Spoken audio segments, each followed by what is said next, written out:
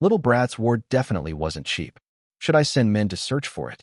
Getting the car to turn around to everyone's search for it was impossible.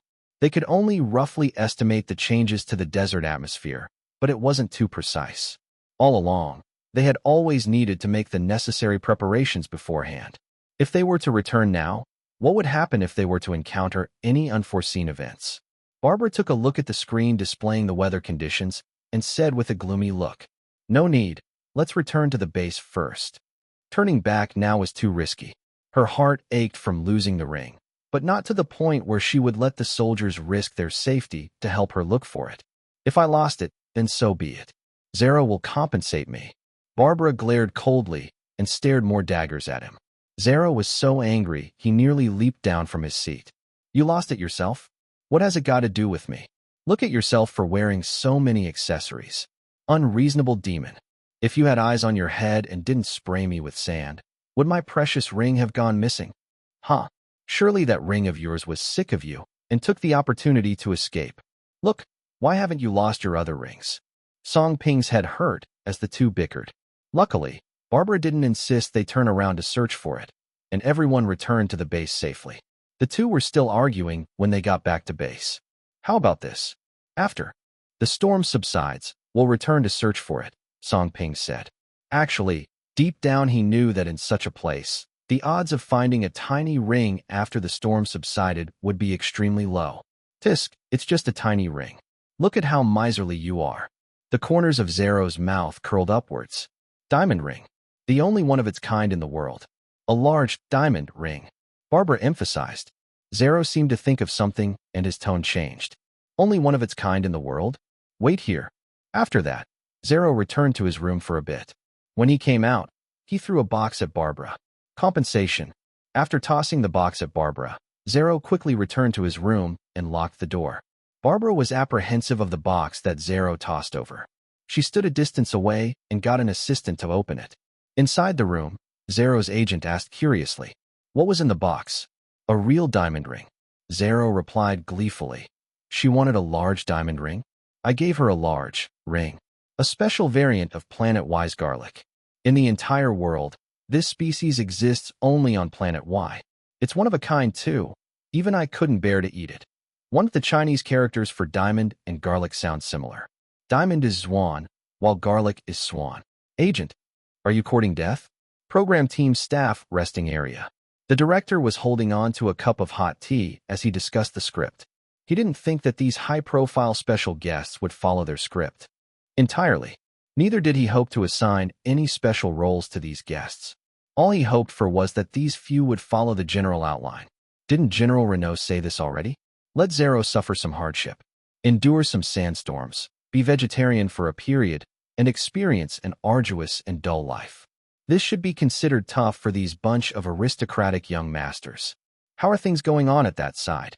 The director asked a staff member. It seems still fine, the person said weakly. What sort of reply is that? Say all right if it's all right, and say no if it isn't. What is seems still fine? The director was displeased with the staff member giving him this sort of reply. That staff member also didn't bother to explain and showed the director the messages he received today. What he saw was a series of photographs. In the first photo, the 5 special guests were surrounding a simple platform as they watched Song Ping dissect a creature. Apparently, that creature was a pest. In the second photograph, the 5 special guests were gathered around a grill. On it were a number of pests that had been gutted and cleaned. It was as if the director could hear the sizzling of oil and the fragrance of roasted meat. Everyone in the program team that spent the day as vegetarians started salivating. Further on were photographs of Zero and the others drifting joyfully in the desert.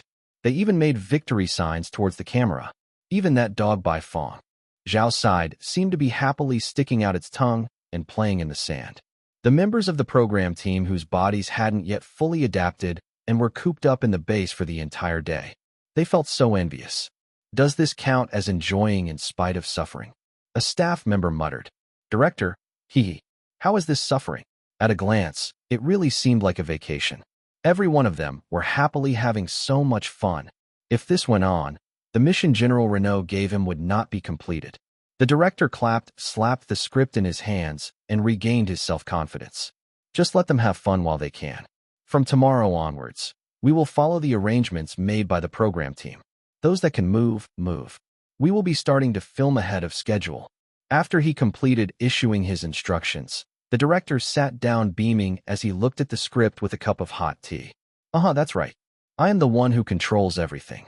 Chapter 386, Causing Trouble. After sending Fang Zhao and the others back to base, Song Ping went and reported to Commanding Officer Flemington. Fang Zhao didn't hear anything useful? This was what Flemington was most concerned with. No, Song Ping replied. Flemington immediately looked disappointed. However, he had already anticipated this outcome. Seems like these rumors were all exaggerated. Flemington sighed and waved his hands dismissively. Never mind, just bring this bunch to have fun. If they have fun, they will be willing to spend. Are they easy to bring along? Song Ping recalled the few special guests' behavior today and reported honestly. They are still all right. A little squeamish, but they don't behave that much worse than others. Zero and Wu Tianhao were really happy while driving the cars and said that they would donate a fleet to us. Haha, that's good. The disappointment in Flemington's heart disappeared in an instant. As long as the special guests didn't cause trouble and were willing to donate more stuff, they would definitely benefit with this collaboration with this project team. Carry out Plan A, Flemington said in a relaxed manner. When the program team came calling, Commanding Officer Flemington had discussed with the other high-level officers of the base and came up with 2 sets of response plans. If the special guests performed well, they would cooperate to the greatest extent, which was their aforementioned Plan A. If the guests threw their weight around and caused trouble, the base would be forceful and let this bunch suffer some hardship in Plan B. Now that everything seemed to be going smoothly, Flemington also chose to take the path of Plan A. This way, the program team could film in peace, and they would all be relaxed as well. Everyone would get what they needed and both sides would benefit. After Song Ping left, Flemington was in a good mood as he browsed through the photos and videos of the 5 special guests that Song Ping had submitted. They had all been taken today, but somehow, as Flemington flipped through them, he felt that something seemed a little off. Weren't the bunch of creatures being laid out like salted fish on the ground the hardest pests to exterminate at the base? Flemington thought that he had seen wrong. He rubbed his eyes and took a closer look at the photograph. There was nothing wrong with his eyes. Those really were the things that caused him so much headache. Just now, Song Ping had said that Fang Zhao's dog that was worth 200 million was a little helper at catching pests. He had thought that Song Ping said it as a joke and was exaggerating, but it was really true. Nightfall descended on the base. Outside, sand and dust filled the sky, and the raging storm had yet to pass. However, the inside of the base was rather peaceful. There were very few entertainment facilities and enriching entertainment activities at the base. There wasn't free internet access either, so many people slept early. Fang Zhao had great pickings today.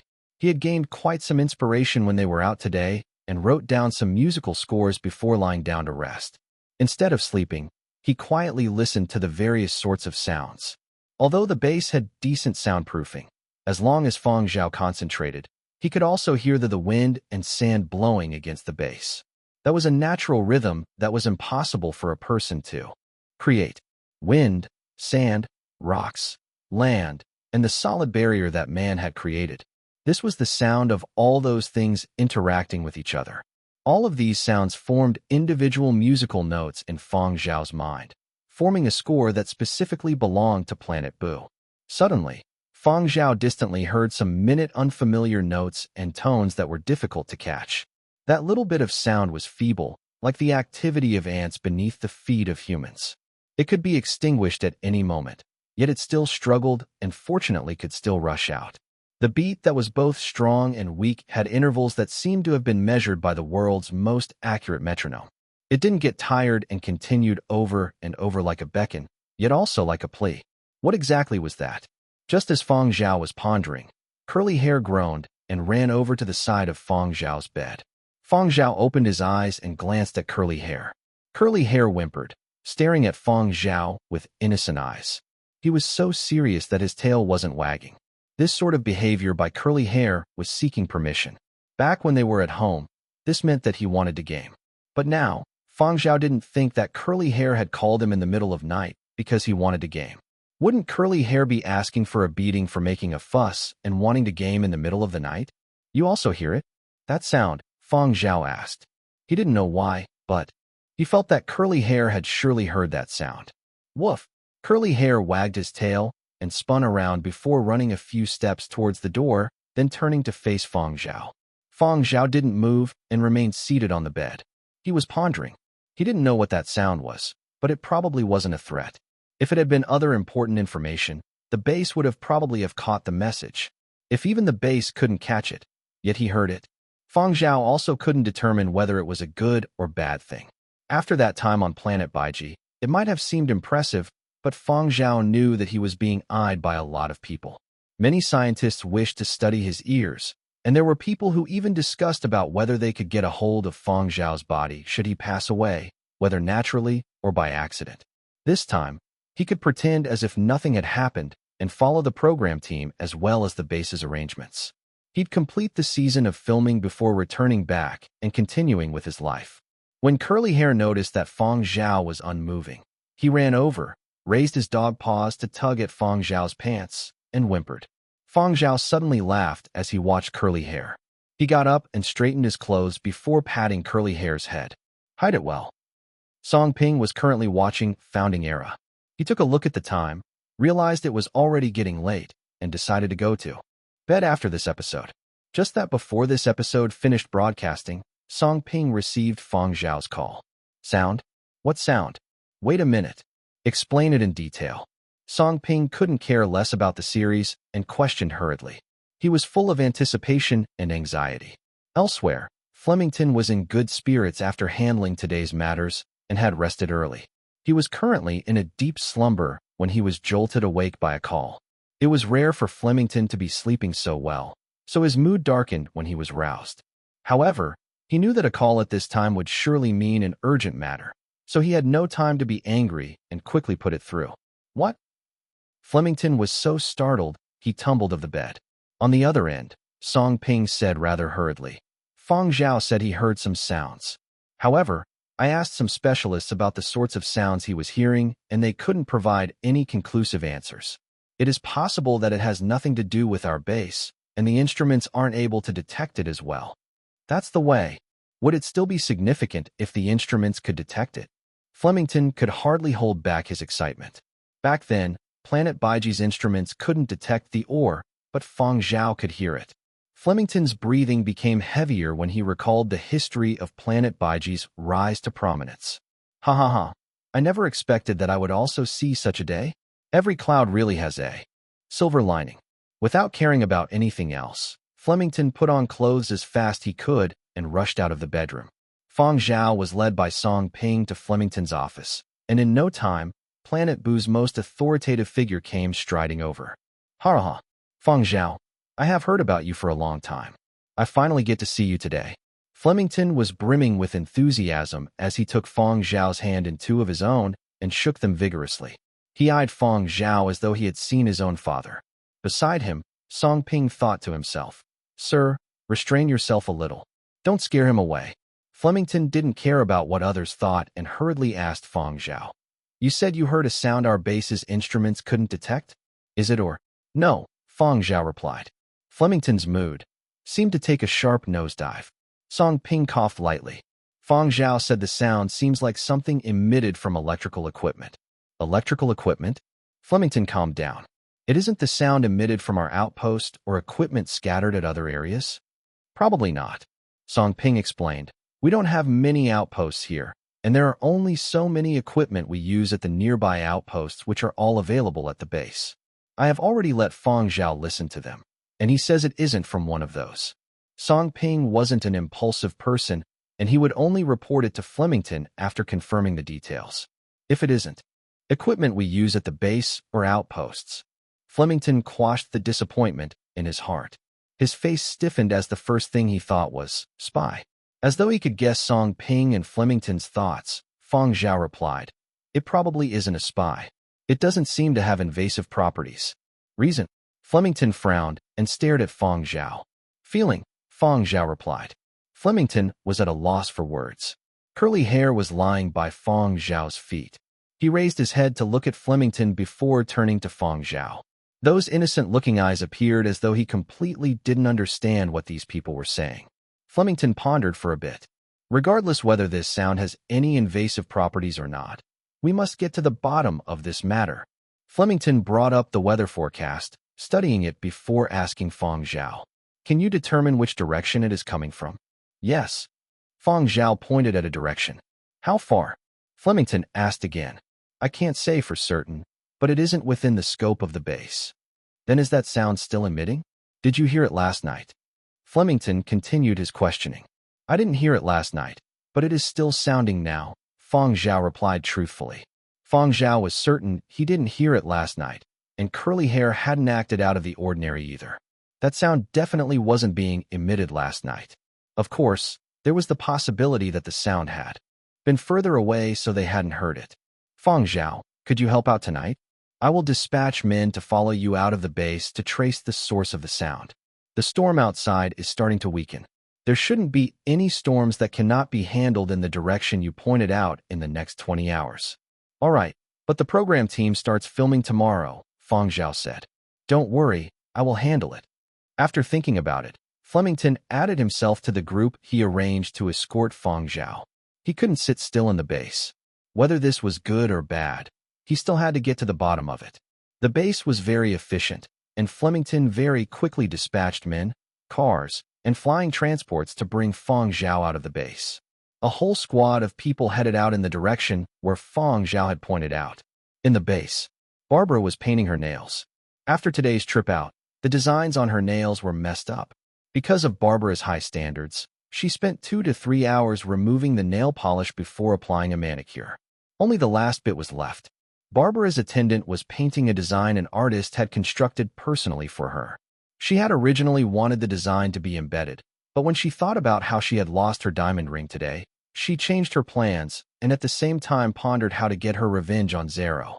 For example, conning him of 100 million?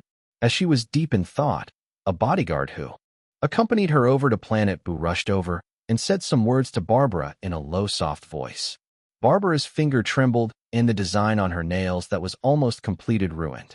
By her side, her attendant hung her head and didn't dare let out a squeak. However, this time Barbara didn't care about her nails and only asked the bodyguard solemnly, Is the news verified? Verified. Flemington has already brought Fang Zhao out of the base. Chase after them. Yes. I will dispatch someone to trail them in secret. The side of Barbara's lip curled upwards. No need. Just go follow them openly. I will personally bring people over. It's too dangerous. Would Flemington try to do anything funny to us outside? Another bodyguard replied worriedly. They wouldn't dare. Barbara didn't want to continue explaining and arranged for her men to borrow a car from the base. She called over another bodyguard and told him, Leave Zhao's side a message. Let him know that Fang Zhao heard something. Flemington is currently bringing him along to search. What about the others? Do we tell them too? The bodyguard asked. No need. Once Zhao learns about it, the other two will also know, Barbara said assuredly. At Zhao's side, Zhao was currently writing out a message at a tremendous speed. His mind was filled with stuff he wanted to grumble and complain to his grandfather about. After he was finished with the draft, he set it to send automatically when internet access became available. Zhao's agent couldn't sleep from worry either. He was thinking about how to face Barbara's wrath tomorrow. An accompanying bodyguard came over hurriedly and told Zhao the information he had just received. For real? Zhao had a look of pleasant surprise. He had been thoroughly engrossed in drafting his message and hadn't completely stepped out from the spoiled and adorable character he used with the Lijo governor. The information is verified. Great. Zhao tossed aside all other thoughts and immediately called Wu Tianhao over to conspire and cause trouble. This wasn't an obligation of friendship. Zhao also didn't analyze things as incisively as Barbara. However, he knew that pulling an extra person along meant more guarantees. It was just like finding someone to share the blame when causing trouble. At the end of the day, if everything went wrong, he wouldn't have to suffer alone. Could it be that he discovered, or again? This was Zhao's first thought. Probably not. This planet doesn't seem to be the sort that has power ores. And even if it did, the ores wouldn't be of a high grade and wouldn't have any extracting value. Then could it be aliens? Zero made another guess. To be precise, we are the aliens to the native organisms of this planet, Wu Tianhao retorted. Then it must surely be some other important matter. I know this fellow Fang Zhao. Although he isn't as handsome as me, his ears are even sharper than a dog's. Perhaps what he heard will be a startling discovery. We mustn't miss out on it. Zero thought that Wu Tianhao was afraid. Wu Tianhao wasn't afraid. He was weighing the pros and cons, yet his brain had some areas that worked in a similar manner to Zero's. After the conspiring, he realized that there was still too much pressure on the two of them. Therefore, they got a hold of Midacy, who couldn't sleep and was preparing to head to the exercise hall. Midacy froze when he heard what the other two said. He then handed his tennis racket over to a bodyguard and made a subtle hand gesture. That bodyguard left with the tennis racket and returned a short while later, whispering something to Midacy. After, Midacy joined Zero and Wu Tianhao in their covert activities. How about we first secretly? Just when this was suggested, they found out that Barbara had already brought a whole bunch of people and left the base with great fanfare. The three. What is there to sneak about? Hurry up, gather men, and set out. The three didn't tarry, and just like Barbara, they borrowed vehicles and flying transports from the base with their entourage in tow. At the area of the other program team members, the director was studying the script intently. He had just discussed it with the screenwriter and added in a few topics to emphasize which could make the entire program better. Full marks. A godly masterpiece. Breathtaking plot, dramatic ups and downs, how thrilling. With 5 high-level special guests alongside such a script, the program would definitely make a comeback. Calling on a few other program team members who couldn't sleep from excitement, the director said confidently, "This time, we will definitely soar." The other members were ecstatic. A pay raise was before them. Tomorrow, we will first.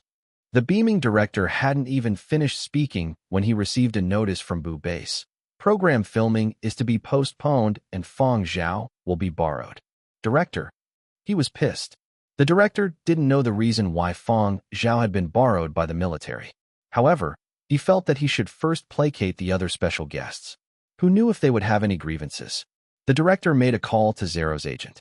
He had yet to say anything when he heard the sound of wind whistling as a motorcade drove across sand. There were also the excited whoops of Zero and Wu Tianhao beside. Director, forget about everything else first. His heart was tired. Chapter 387 Discovery. On the sand dunes, a motorcade was currently moving. There were still a number of flying transports following after in the air. The storm above the sand dunes had yet to subside, but it had clearly weakened. Flemington looked through the weather forecast that was sent over and noticed Fang Zhao staring continuously into the distance. He thought that Fang Zhao was worried about the storm outside, so he reassured, "This storm has already passed and will start to subside rapidly. It's no longer powerful enough to pose a threat to us. Normally, we will still do missions in this sort of weather." Fang Zhao was seated in the back, holding on to curly hair. He smiled upon hearing what Flemington said, but declined to comment. He had been thinking about other stuff rather than worrying about the storm. It wasn't a threat to the motorcade. Instead, he had been trying to analyze what exactly that sound could be. As they got closer to that sound, Fang Zhao could hear it even clearer. Fang Zhao had no way of explaining the beckoning and crying for help meanings he heard from this sound. Even he himself didn't know why he knew this. Is it really in this direction? Flemington scrutinized the map as well as the projected path of the motorcade with a doubtful look. Yes, Fang Zhao said decisively. Flemington's brows furrowed even more, but he didn't let the motorcade slow down. How much further? Flemington asked. With this speed, another half an hour would suffice, Fang Zhao replied. If the direction is right, after half an hour, the place we will be at is part of the outer region. Where the base was at, the areas which were frequently patrolled and areas with installations were classified as the inner region. The so-called outer region was the area outside of this inner region. In layman's terms, it was the area which the military personnel at the base least understood and seldom went. 2. The sand dunes in that area change rapidly, and there is also quicksand. We have to be careful. Flemington picked up his communications devices and got the other vehicles in the motorcade to follow tightly. The lead car was large, but there were less people inside. On it were all sorts of equipment and devices to avoid danger zones. Sir, there is someone following us. An officer reported on the situation at the base as well as the people following the motorcade. Flemington heaved a long sigh. He knew that he couldn't keep it from those people. In any case, they were still descendants of great generals. Were all the kids groomed by these super families all blockheads? Furthermore, even if he kept this from Zero and the others, there would be other people in the base who would pass on this information.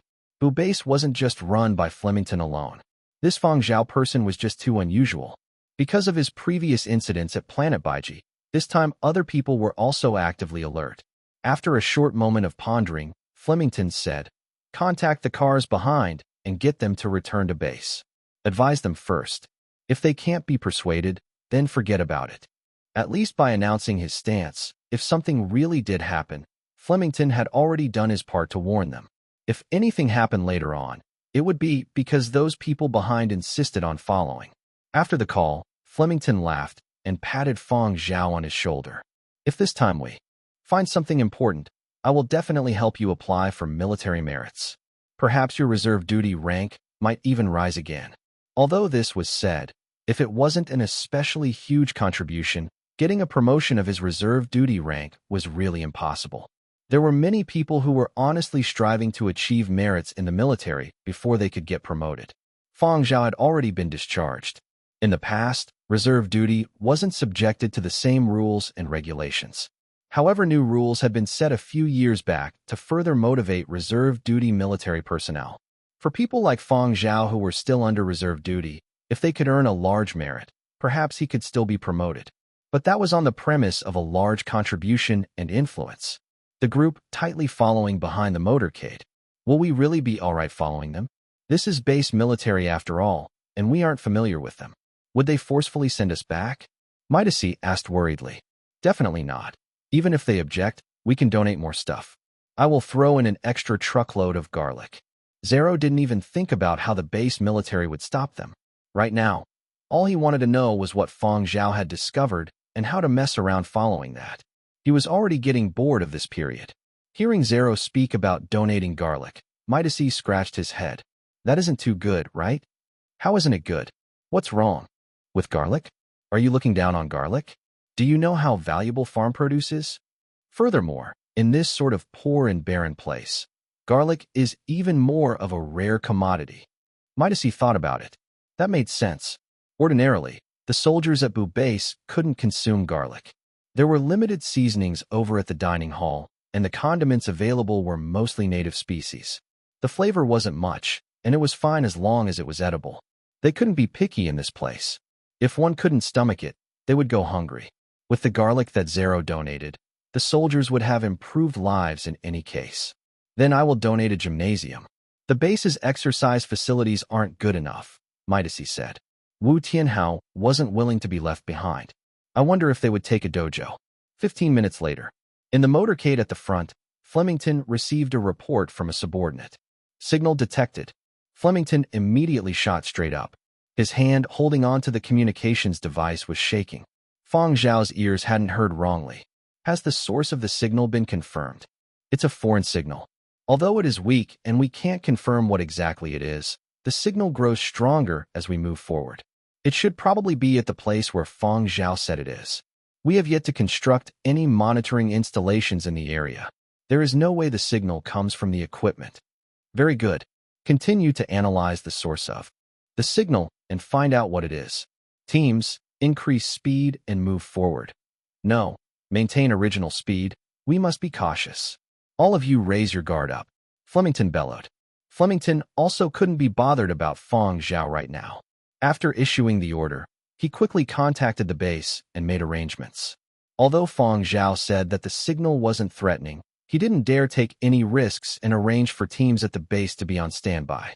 Moving forward, they no longer needed Fang Zhao to point the way. The motorcade had already caught the signal. When the signal became clear, the team arrived at their destination. Flemington studied the map, then glanced at the sand dunes not too far away before pointing. There.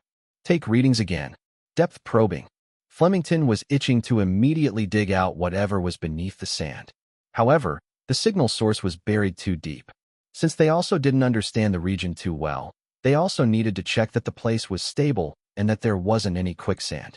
As the surveying crew got busy, Fang Zhao also studied the area as well as the markings on the map Flemington had given him. The large expanse ahead was a large pit. The pit was completely filled with sand. If this sand were replaced by water, it would become a large lake that was over 100 meters deep. The source of the signal was inside the pit. Before Bu Base was constructed, a preliminary exploration of the entire planet was done.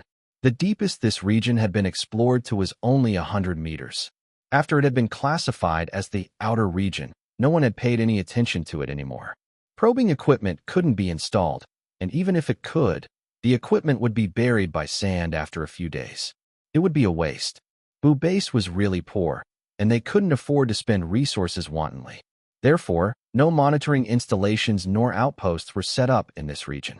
Upon seeing Fang Zhao bring the dog out, Flemington reminded, "Keep the dog on a tight leash and don't lose him. Right now it is still okay since it's nighttime, but don't let him out during the day. His fur is too thick, and he'll be affected by the heat. Make sure to keep him on the car." This dog was worth 200 million.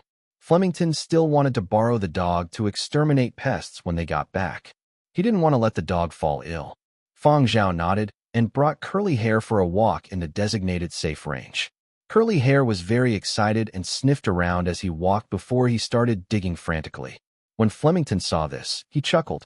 His short little legs are quite energetic. Flemington hadn't finished speaking when the smile on his face faded. He stared fixedly at the hole Curly Hair was digging. A dog's sense of smell was even more keen than a human's. It was said that this dog, which was worth 200 million, had an extraordinary sense of smell. Could it be that it had discovered something? 30 seconds later, an animal like a sand lizard was dragged out in Curly Hair's mouth. Afterwards, it was tossed around by Curly Hair as a toy. Flemington. Disappointment. A short while later, Flemington sensed activity on that side and looked over again. Curly Hair had dragged out yet another animal. Flemington. He silently retracted his gaze. On the third time, Flemington no longer carried any hope. When he looked over, he saw Fang Zhao squatting down to pick up something that Curly Hair had excavated. His squinting eyes widened immediately, and he hurried over. "What did you find?" "A piece of metal." Fang Zhao handed over the metal piece that had been excavated. The piece of metal that wasn't even half the size of his fist seemed as though it was part of a wreckage from a flying transport. After sending it over for analysis, the verdict was that this metal existed even before Bu Base. That meant that this piece was already here even before Bu Base was constructed. "Commander, the probe results of this region are out." A technician transmitted the depth probe's readings over. Flemington rapidly went through the report, and excitement showed on every inch of muscle in his body. Pointing at the huge sand pit, he said, "Dig it up." Bu Base was poor in the past, and they were unwilling to even spend the least bit of money. Now, Flemington, who always took the conservative path, decided to be audacious and try it out. Considering Planet Baiji and Planet Y and how these bases that were on the tail end of the development sequence had flourished, who wouldn't be willing when a chance to change Planet Bu's fortunes appeared? Even if the changes weren't too large, creating some news to attract attention over would also be good. Of course, if there were others willing to share the responsibility, Flemington was also more than willing. Say, for example, those few special guests that were behind. Just as he thought about those special guests, Zero's party arrived. Upon learning that there was something buried in the huge sand pit, Zero visualized all sorts of scenarios. Flying transports from the base also delivered a batch of equipment. Flemington got his men to hand out metal detectors that could be worn on the wrist. Personnel not participating in the excavation would use these detectors to scan for any buried items. The more they dug, the stronger the signals became. Their base was poor and equipment was lacking. Some equipment still required manpower, so Flemington arranged for another team to be sent over. The sky gradually got brighter and the temperature rose. Zero and the others came over, wanting to play around with a few detector probes. "Give me one. I will personally do it myself." Me too, me too." After using it for a while without detecting anything, Zero could no longer endure and his gaze wandered over to the surroundings. What is that?" Zero saw some white granules. Barbara, Wu Tianhao, and Midasi heard activity from Zero's side, so they all gathered around. Zero pinched one grain with his fingers. As he squeezed it hard, the grain turned into fine dust. Zero was amazed. Is this some sort of local specialty desert salt? A soldier beside him answered with an awkward look on his face. That local specialty is the feces of a native desert species. In the distance, a peculiar creature stuck out half a head above the sand. Noticing people observing it, it burrowed back into the sand with a whoosh. Curly Hair's nose twitched. When he took 2 steps towards Zero and the others, Fang Zhao pulled him backwards by his leash. Let them dig the rest out themselves. Chapter 388 Unearthing a Treasure. Wu Tianhao roared with laughter as he made fun of Zero. With a rigid face, Zero slapped away the fine white dust on his hands. Beside him, Barbara avoided him like the plague. Midas stifled his laughter. When he saw Colonel Song Ping, he ran over to borrow excavation equipment and mentioned to him their donation ideas that they came up with on the journey here. Song Ping was delighted. Regardless whether it was garlic, a dojo, or a gym, they needed all of those. When Fang Zhao heard this, he also chimed in, I will take part too. What else does the base lack? Song Ping pondered for a bit before coughing lightly in an awkward manner. How about you contribute a KTV bar? Song Ping wasn't bragging, but when it came to singing military songs, nobody in Bu Base would claim that they were better than him. Just that it was unfortunate that he didn't have a place to exhibit it. Fang Zhao. I will, if it is approved. As they were speaking, Curly Hair, who had been squeezed into a tent by Fang Zhao, stuck his head out and stared over at where Zero and the others were. Zero, who had been just made the butt of a joke, was twitching his lips. He got up, turned on his detector, and changed another spot to survey when he heard a shrill beeping. The few people who had just been avoiding Zero all turned to look back. Zero waved the detector about. There is something beneath the sand here. Hey, what are you doing? Zero squeezed out Wu Tianhao, who had scrambled over and started digging. He then ordered his bodyguards. It's here. Dig. After day broke, the temperature rapidly soared. Everyone had perspiration dripping down their faces, but they were in high spirits and didn't hide inside the tents. A bodyguard held out an opened umbrella to block out the sun, and Zero stood under it. Zero downed a glass of water, wiped his face, and observed the 2 bodyguards digging. This was a metal piece he had detected. When it was out, he could use it as a souvenir and bring it back to show off. Over at Flemington's side, the excavation activities had gone on for some time already, and they had found quite a few metal fragments in succession. Although they existed for a long time, these metal fragments didn't seem to have too severe signs of corrosion.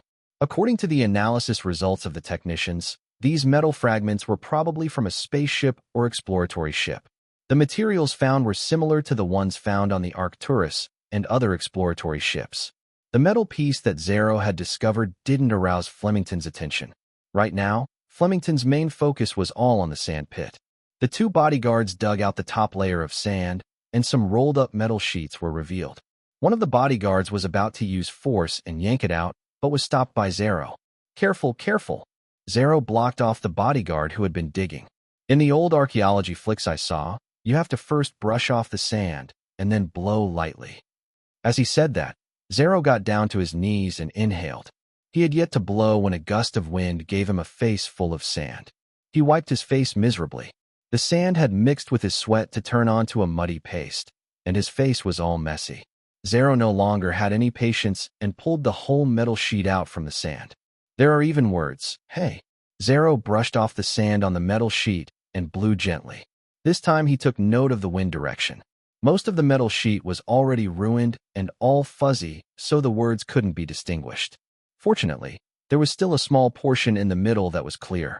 Zero rotated the metal sheet a few times. This should be the right way up. It's a letter N? Midas came over and studied it. Looks like Ada. The right portion is clearly a little longer. Oh, is it? No wonder I felt that something wasn't right. Zero replied.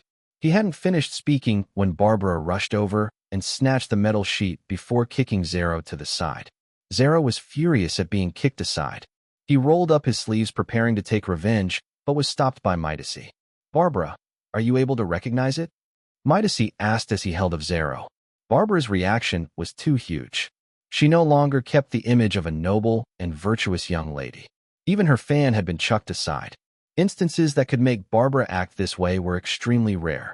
Midasi, who wasn't able to see any useful information, waited for her answer. Hearing Midasi say this, Zero also froze and glanced over. Zero trembled as he saw the twinkling in Barbara's eyes. Had this unreasonable demon gone crazy? There was still quite some sand and a layer of grime on it. At this moment, Barbara couldn't care less about her obsession with cleanliness. Her two hands held the metal sheet firmly as she stared at it. There was shock, fervor, infatuation, and crazed looks in her eyes, as though she had seen a 100 kilograms diamond. The Alcade, the Ada letter imprint. It is definitely the Alcade, there's no doubt about it. What? Flemington's pitch became higher. He had came over unnoticed by the others. He couldn't believe his ears. Oh. His internal organs shuddered when he heard Alcade. With his hand propped to his ears, Midasi had also heard it. His face was similarly filled with shock. You mean to say that the thing buried here is the Alcade, one of the 7 fabled primal interstellar exploratory spacecrafts of Dream Team? Wasn't the Alcade said to have met with an accident in the preliminary stage and was destroyed? Flemington breathed heavily. Contact with the Alcade was lost. Just that no traces of it were discovered all these years, so people guessed that it must have met with some geomagnetic storm in space and was destroyed and vanished from the universe. Zodansero appeared to be at a loss. What was an Alcade? Was there such an exploratory spacecraft? His manager beside him proceeded to give him the lowdown. Many people knew about the Sirius and that it had been one of the pioneers in space exploration in the new era. It represented a new era. And before the Sirius, there was still a primal exploratory team comprising of 7 unmanned spacecrafts that were christened after the stars in the Big Dipper. Primal Exploratory Team Dream Team bore the apex wisdom and intelligence of that time. Barbara said with a fervor in her eyes as she stared ahead at the sand pit, which was being excavated. Alcade, Serial Ada lost all communications during an exploratory mission. To find the Alcade, the Interplanetary Fund offered a reward of 100 billion. 100 billion. For the absolute majority of people, this number was an astronomical figure. A fire lit up in the eyes of those present. The one who started Dream Team was the founder of the Interplanetary Fund. The initial reward was 10 billion, but as the years passed, generations after generations of Interplanetary Fund administrators had changed. But the reward for the Alcade was never retracted and increased continuously. 400 years had passed, and the reward had already been raised to a point that could make Barbara and the others from an aristocratic superfamily background go crazy. In those 400 years, as humanity's footsteps in space increased, many adventurers had tried searching for it, but they all returned in disappointment. Whether it was Flemington, Song Ping, or many others undergoing military service on foreign planets, they would all have dreamt about finding the Alcade. However, the harsh reality had sobered them up. 400 years had already passed, and the reward for the task of finding the Alcade that remained in first place on the rewards board had already become a leisure topic. Could the Interplanetary Fund set the reward so high because they themselves never imagined that the Alcade could be found? Who would have imagined that traces of the Alcade would be found after 400 years? If we really unearthed the Alcade this time, the Interplanetary Fund wouldn't go back on their word, right? Wu Tianhao voiced his thoughts. Definitely not. That is the Interplanetary Fund we are talking about. Barbara refuted. If this was really unearthed, the Interplanetary Fund would definitely not go back on their word. Whatever the case, the Interplanetary Fund had never been fraudulent before this. Whatever was stated was paid out, not a cent less. And it wasn't paid out in installments either. If the offered reward was 100 billion, then it would be 100 billion. So what if they went back on their word? That wasn't permitted. Absolutely not permitted. Not a single cent less. Flemington's smiling mouth was about to crack. He felt as though he could soar into the high heavens. 100 billion. Even if they couldn't claim all of it, their base would surely claim the majority. Even if they couldn't apply for next year's military expenditure, the reward from the Interplanetary Fund would be enough for them to spend. Spaceport upgrade. Base expansion. Entice some agricultural scientists over with high salaries. A full-scale refurbishing of soldiers' equipment. Another 10 motorcades. Flemington had already started to ponder about how to spend this bounty. The teams that were excavating were stimulated as though they had been injected with amphetamine when they heard the information about the alcade. Unlike the others who were going crazy, Fang Zhao was way more calm. He recalled something that he had read up on. There was very little information concerning the first generation of 7 interstellar exploratory spacecraft online. He only knew that the 7 ships that comprised Dream Team were the batch with the best technology. Afterwards, the series belonged to a newer generation, and further on, other exploratory spacecrafts and interstellar spaceships were considered even more junior. Generally, science and technological products that were out of date would only have value in being collected and displayed in a museum or on a display shelf. Reasonably speaking, after so many years of science and technology, there was lots of innovation when it came to the strides humanity took in space. Spaceships and warships had already gone through many rounds of upgrades, and a spacecraft from that generation shouldn't make people go that crazy. However, everyone's reaction was just like an old-era archaeology team discovering a magnificent mausoleum of an ancient emperor. The 7 spacecrafts of the primal exploratory Dream Team that could make the interplanetary fund fork out 100 billion wouldn't be that simple. Furthermore, Fang Zhao took notice of the words bore the apex wisdom and intelligence of that time. Flemington also didn't care about what Fang Zhao was thinking. He directed men to continue excavating while preparing his report to the top brass. As for Zero and the others, Flemington had partitioned some areas from them to play around. Zero and the others were also unwilling to sit at the side and be idle. They waved at Flemington and requested for some excavating machinery. Midas's manager Lucien was currently busy taking photographs of Midas. Zero noticed this and spoke to his agent who was currently drinking some water at the side. Take a look at other people's managers. Take more initiative. Zero's agent, who had just recorded over 3 hours worth of videos.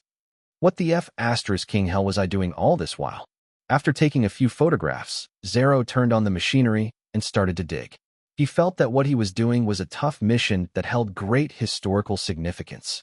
Zero decided that he would write about a book of his travels when he returned. Those days where I used an excavation machine on planet Buddha KTV is a karaoke bar. The 7 stars of the Big Dipper are Alcade, Eta Ursae Majoris, Mizar, Zeta Ursae Majoris, Alioth, Epsilon Ursae Majoris, Migres, Delta Ursae Majoris, Fecta, Gamma Ursae Majoris, Dubhe, Alpha Ursae Majoris, and Merak, Beta Ursae Majoris. Chapter 389 Planet Bus Opportunity. Guangzhou, Interplanetary Fund Headquarters. Flemington had reported the matter about Alcade to his superiors, and the council had immediately convened for a meeting. This wreckage does indeed look like the Alcade we lost contact with all those years ago. The archive files show the same Eta imprint. It is doubtful for now and not confirmed yet. Then shall we dispatch men over? Flemington wants to determine whether our reward is still valid. They are eyeing the 100 billion reward. Only the council could decide when it came to such an astronomical sum. The other small leaders simply couldn't do anything. The reward isn't a small sum. Oh dear. Never expected that the Alcade would really be found. Who discovered it? base personnel? Flemington says that it was Fang Zhao who heard activity. Afterwards, Flemington then dispatched a team to follow the sound through the night before they found traces. Wow, from the map, it seems a long way off. How do Fang Zhao's ears work? No wonder the Academy of Sciences keep wanting to study those ears. Forget about the matter with Fang Zhao for now. Let's discuss what we should do. Inside the conference room, the council members took turns speaking. This wasn't just for show, and the council members had different views they insisted on. The debate was rather intense. The Director General at the head of the table furrowed his brows tightly. He lifted his hands and was about to tap the table when his communications device rang. Afterwards, all the council members in the conference room realized that the solemn and serious Director General had turned all smiles, as though he was having a chat with his own grandchildren. Those arguing also kept their mouths shut. They didn't dare make a ruckus and sat still like obedient primary school kids. Something that could make the Director General react this way was a big deal. The Director General slightly bent his back. Yes. I will arrange it right away, yes. Don't you worry. I will personally see to it. After the call ended, the Director General's expression immediately returned to its old, imposing manner. He said gruffly, set the task of excavating the Alcade as the #1 priority. Immediately dispatch men to Planet Boo to take over the excavation work. The others also didn't press for answers at this time and simultaneously voiced their acknowledgement. Basically, this confirmed that the Alcade was buried there. What? What about the reward? Someone asked. The Director General gritted his teeth. Give it. Once the Alcade is excavated, transfer the money immediately. The full sum. As the Interplanetary Fund team got into action, the Spaceflight General Headquarters didn't fall behind either and sent a team towards Planet Boo. Before the Alcade was excavated, information would be classified and not publicized. The general public didn't know about this matter. Online, many discussions were on how the entertainment program, Up Close Contact, would change its fortunes. During the previous high-profile marketing, everyone in the program team was full of confidence. Furthermore, the invited guests this time each generated their own discussion topics and thread traffic. The program should have started filming by now, right? There hadn't been any official information. In the past, there would at least still be some photographs being distributed. Why wasn't there anything this time? This is standard procedure, deliberately trying to hide and maintain secrecy. Who knows? Perhaps they are still conjuring up a big move. Director, come out and say something. At that moment in Boo Base, the program team director, who was being summoned by the netizens, was looking through the script with a smile on his face. He gathered all the crew for a meeting to pump them up and prepare to go out. Then, he received a notification from the base. Temporary mission, collaboration to be postponed. Director. He started to feel flustered. The director immediately contacted the Feel Special guests and brought up filming matters. Fang Zhao had no objections, but the other 4 guests wanted to apply for temporary leave. The director, when he received these replies, despair, fury, the urge to scold someone. The base isn't cooperating and the guests are going on strike. What will happen to my godly script that I spent so many sleepless nights perfecting? Compensation? All the compensation in the world cannot heal the hurt inflicted on me. The director furiously brought out the contract and decided to get someone to go over it when the news about the Alcade stopped him in his tracks. Alcade, one of the spacecrafts from 400 years ago from the Dream Team. The director's eyes were glowing indescribably. Out of those 7 old spacecrafts, only 2 remained. One was inside an aviation museum, while the other one was at a top-secret research institute. The remaining ones had met with various accidents when out on exploratory missions and were destroyed. The Alcade was a special technological legacy of that time, and if it was really discovered, the significance would be extraordinary. No wonder Boo Base had changed their plans. No wonder the special guests weren't in the right frame of mind to film. This was also an opportunity. The director stared blankly at the script he had poured lots of effort into. After mulling it over for 5 minutes, he finally calmed his wavering mind. We will go to change the script. This program will revolve around the Alcade. The screenwriter was puzzled. Director, we are a poverty alleviation reality show. Overall, the majority of the focus should be on entertainment, not archaeology. This isn't in line with our theme. However, the director had already made his decision and had no intention of changing it. From where we stand, we must know when to innovate when it comes to creating programs. We must follow the current trends and grab the focal points. Besides, if we don't change and follow the previous plan, who knows how long we will have to wait before we can film. Everyone in the program team nodded their heads simultaneously. Makes sense. In the end, they were still forced to follow. The director didn't want to find out what the others were thinking and instructed staffers to follow after. Indeed, after the director had changed plans, Zero and the others also agreed to cooperate. In any case, they were stationed at the sand pit, and filming there wouldn't make any difference. Zero held the metal sheet with the Ada imprint he had personally dug out and wiped it carefully. Delirious with delight, Zero had intended to kiss it, but when he thought about how the metal sheet would have probably come into contact with feces, Zero gave up the idea right away. Zero had gotten his assistant to prepare an exquisite box and placed into it the metal sheet along with some photographs he had personally selected and printed out. He then handed it over to base personnel for it to be brought back to Earth. Today, Flemington had already arranged for men to fly a portion of the excavated metal pieces back to Earth for the Spaceflight General Headquarters as well as the Interplanetary Fund to study, so Zero had gotten them to help out with an express delivery. The box also contained a handwritten letter.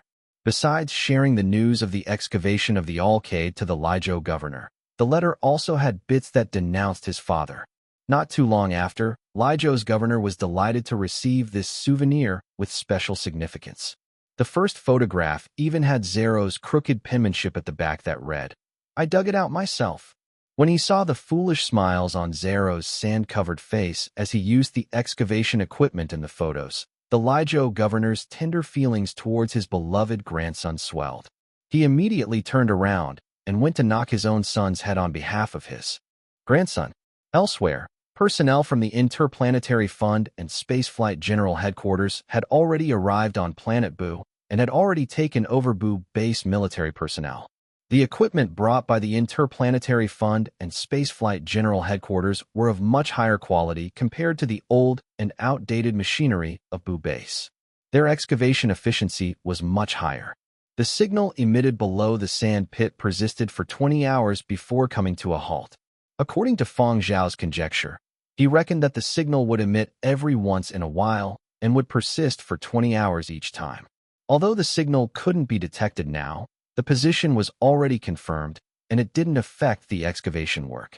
Following the arrival of personnel from the Interplanetary Fund and Spaceflight General Headquarters, fortifications, rest areas, and dormitories were already constructed in the vicinity of the sand pit.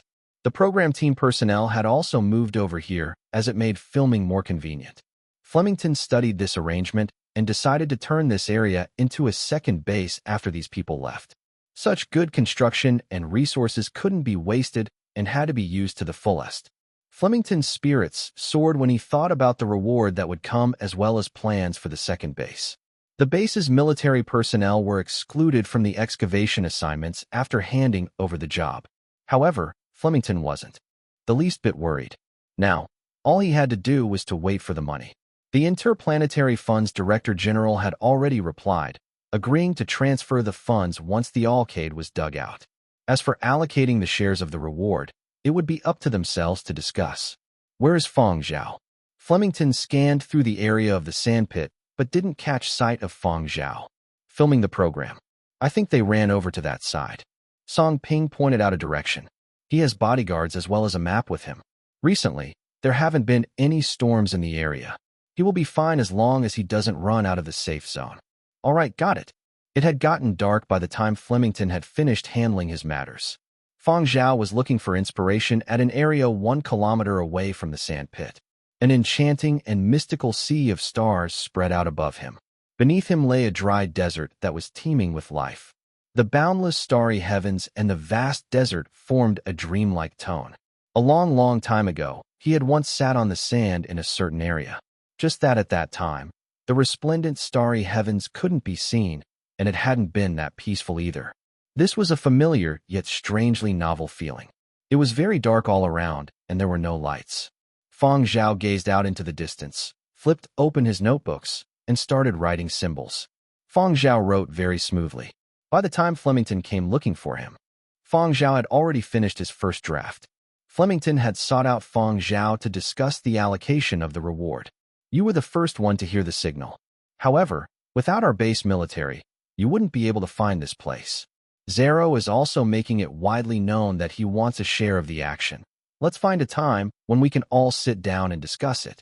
Whatever it is, your share this time definitely won't be small. It is a huge sum, and if you don't know what to do with it, how about using it to support our Boo base's development? Flemington spoke without much thought. Sure. I was just kidding. Flemington suddenly found himself stuttering. I wasn't. Fang Zhao's tone was mild, yet it was also serious. Cough. How embarrassing. Ha ha, then it's settled. Thanks in advance. Flemington lamented deep down. Fang Zhao is a really good kid. However, even if Fang Zhao said this, Flemington also felt slightly embarrassed, and he treated Fang Zhao much more sincerely now. Planet Boo doesn't have the resources like Planet Baiji and Planet Y. This planet is barren, poor, and very arduous. The conditions result in a high turnover rate for base personnel. I will also be transferred away in 2 years. Before I go, I hope to be able to build up the base even more and let the soldiers garrison here live a little better. My heart aches for my own men. I have to strive and fight for more resources before I leave. Not necessarily. Huh. Planet Boo has its own advantages. Fang Zhao smiled. Flemington treated this as Fang Zhao comforting him and returned a smile. What sort of *T advantages does Planet Boo have? After Flemington left, Fang Zhao gazed at the desert beneath the night sky. He hadn't deceived Flemington. Planet Boo really had its own opportunities. Yesterday, he had unintentionally overheard Spaceflight General Headquarters personnel's hushed discussions. In the future, there was a high possibility that Planet Boo would become a strategic location for military affairs. Or perhaps it would become a new science and technology tourism base. Chapter 390 program broadcast begins. Planet Boo was vast, but sparsely populated with lots of dry arid land. Although there were areas with frequent storms, there were also areas with less. Building an aviation test site here was also very convenient. However, Planet Boo didn't have any mineral resources, and this was a reason why Spaceflight General Headquarters never got around to finalizing it. Now, they had selected a suitable site, probably because they were given a push by the discovery of the Alcade. However, Spaceflight General Headquarters hadn't yet officially made the decision, and they merely had people inspecting various areas every day. Because this was done in secret and it wasn't made known, Flemington hadn't been aware of it. Fang Zhao had heard what the personnel from the Spaceflight General Headquarters had said in private, but he wouldn't reveal it. In the few days that followed, Fang Zhao, Zero, and the others participated in filming according to the director's arrangement. The process was still considered rather relaxed. Zero felt that Fang Zhao was a strange person that didn't know what was rest. When they were all sleeping in, Fang Zhao would be writing his thesis. When they were outside digging and playing around, Fang Zhao would be composing. When they were out drifting, Fang Zhao would read. When they played cards, Fang Zhao would do assessments. To prevent Fang Zhao from relaxing, Mo Lang had supplemented quite a lot of assessments and recommended more than 10 books for Fang Zhao to read. Thus, outside of filming, Fang Zhao still had quite a lot of tasks. Zero especially sympathized with Fang Zhao. What a pity, you can't even dodge homework despite coming all the way to a foreign planet. Midas could understand a little. After all, he is still going through advanced studies. Evaluation for these advanced courses are all about assessments, works, and thesis. He won't be able to get the graduation certificate if he doesn't produce all of this. He might even be kicked out if he fails to do so. When he had been a professional tennis player, he would still receive calls from his coach occasionally while he was on vacation asking him to practice and do drills every day. On one of the days, Flemington gathered the few of them to discuss the reward. Zero kept fighting for his share of the reward and put forth ample justification. If I didn't join the team, then Barbara and Wu Tianhao and Midas wouldn't have hopped on either. Without us, the program team wouldn't have done anything large-scale, and they wouldn't have looked for this poor and barren base on Planet Boo to collaborate with. Then, Boo Base wouldn't have willfully contacted Fang Zhao. As a result, Fang Zhao wouldn't have been in the program team and would never have heard the signal emitted by the Alcade. Also, that metal piece with the Ada imprint was dug out by me. Barbara and Wu Tianhao stood on Zero's side this time. They still would have persisted in fighting for it, even if the reward wasn't much. What exactly was it that they were striving for? Money? It was for the records in the scientific annals for the discovery of the Alcade. Very soon, newly published science journals would introduce the Alcade, and the names of the people who discovered it would be shown. They didn't want to have just a bit part in it. Their intention was, we will still donate whatever we promised and not a single bit less. However, we must have a share of the reward, and furthermore, our names must be added to the news and official reports. Flemington wasn't very willing. After Fang Zhao looked for Flemington and talked to him, Flemington gave Zero and the others a bit of leeway during the second round of negotiations. When the reward was conferred, they would be called along to sign their names for the verification of the reward and permitted to take part in the photo taking. The shares of the reward allocated to these few of super aristocratic background wasn't considered much. However, they were very satisfied and agreed to donate even more stuff because they were in high spirits. The Interplanetary Fund and Spaceflight General Headquarters were very efficient, and after the Alcade was completely unearthed, the big shots of the Interplanetary Fund personally arrived. However, the majority of unrelated personnel were removed, and the program team crew were confined to their quarters and couldn't see the live situation. When the program team crew were allowed out again, the majority of the Interplanetary Fund's personnel had already left. The spacecraft's black box was reportedly brought away by them as well. The sound that Fang Zhao had heard sounded again during the process of the Alcade's excavation. The interval between the previous time had been 7 days, and it persisted for 20 hours as well. This was a very rhythmic signal. After the Interplanetary Fund brought the black box away, Fang Zhao never heard the sound again. As for the Alcade, couldn't be transported easily. The Alcade was left there for the time being. Personnel from the Spaceflight General Headquarters said that the Alcade might be dismantled into parts in the future and reassembled at a newly constructed museum where it would be sheltered from the forces of nature. The technological core of the Alcade had already been taken away by the Interplanetary Fund. What remained was just an empty shell. However, even if this was the case, it was still a rather rare bit of experience and history for many people. The program team's director had some ideas and held discussions with the Interplanetary Fund and Spaceflight General Headquarters for quite some time before obtaining permission for filming. However, there was a time constraint, and only one episode could be recorded. So be it if it was just one episode. The director was already very satisfied. This was also a gimmick. With the filming permits, the director suddenly felt as though his own style had been raised. It was just like a person who only had scraps of vegetables in the past, but was suddenly given a new diet of seafood and luxurious meats. He even felt a little unaccustomed to it. The director once again perked up his spirits and directed his crew to prepare for filming. Filming a program inside a spacecraft from Dream Team. How many entertainment program directors ever received this sort of treatment? He was the one and only. Elsewhere, although most of the Interplanetary Fund's personnel had left, there were still some left behind to handle the remaining work, which included the arrangements for the reward. There were also a few authoritative media outlets that had come over to take photographs. Flemington brought Fang Zhao, Zhao, and the others along, and after all the related procedures were complete, the few of them signed on the form for the verification of the reward. The first to sign was Fang Zhao. Nobody had any objections with that. The second person to sign was the commanding officer on behalf of Flemington. No one had any objections either. Following that, the signing order with the remaining 4 was Barbara, Midasi, Wu Tianhao, and Zhao. Naturally, Zhao wasn't pleased to be last, but he couldn't do anything. He only had his luck to blame for drawing the last spot. Cough. I heard that other people still wore masks in photographs where they received a reward. Do we wear our masks later during the photo taking? Midasi asked. Zhao stared at Midasi as though he was an idiot. They had worked so hard to get the rights to show off their faces. Why would they even wear a mask? Midasi was also kidding. With his status, it wasn't necessary for him to conceal his face. During the photo taking, Fang Zhao carried curly hair and stood in the center with Flemington. Zhao and the other 3 were split up on the sides, while the background was filled up with some military officers and part of the program team. After the photo taking, Midasi and the others were extremely surprised when they found out Fang Zhao would be donating his share of the reward to Bu Base. Really donating all? Not a single cent less. Midasi couldn't understand why Fang Zhao would make such a decision. Although Flemington said that he would help Fang Zhao apply for meritorious service, this little bet wouldn't be enough to get Fang Zhao promoted.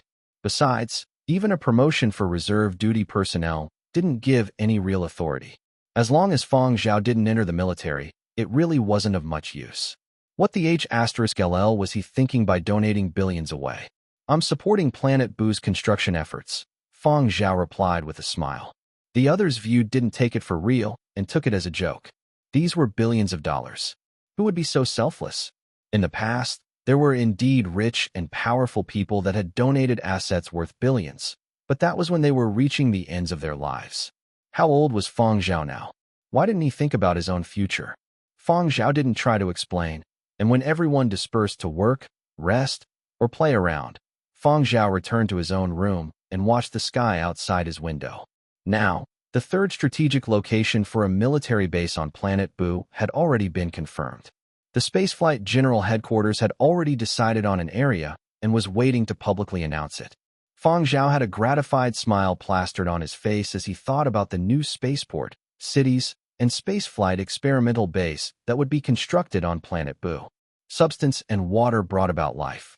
Technology and civilization assured the future.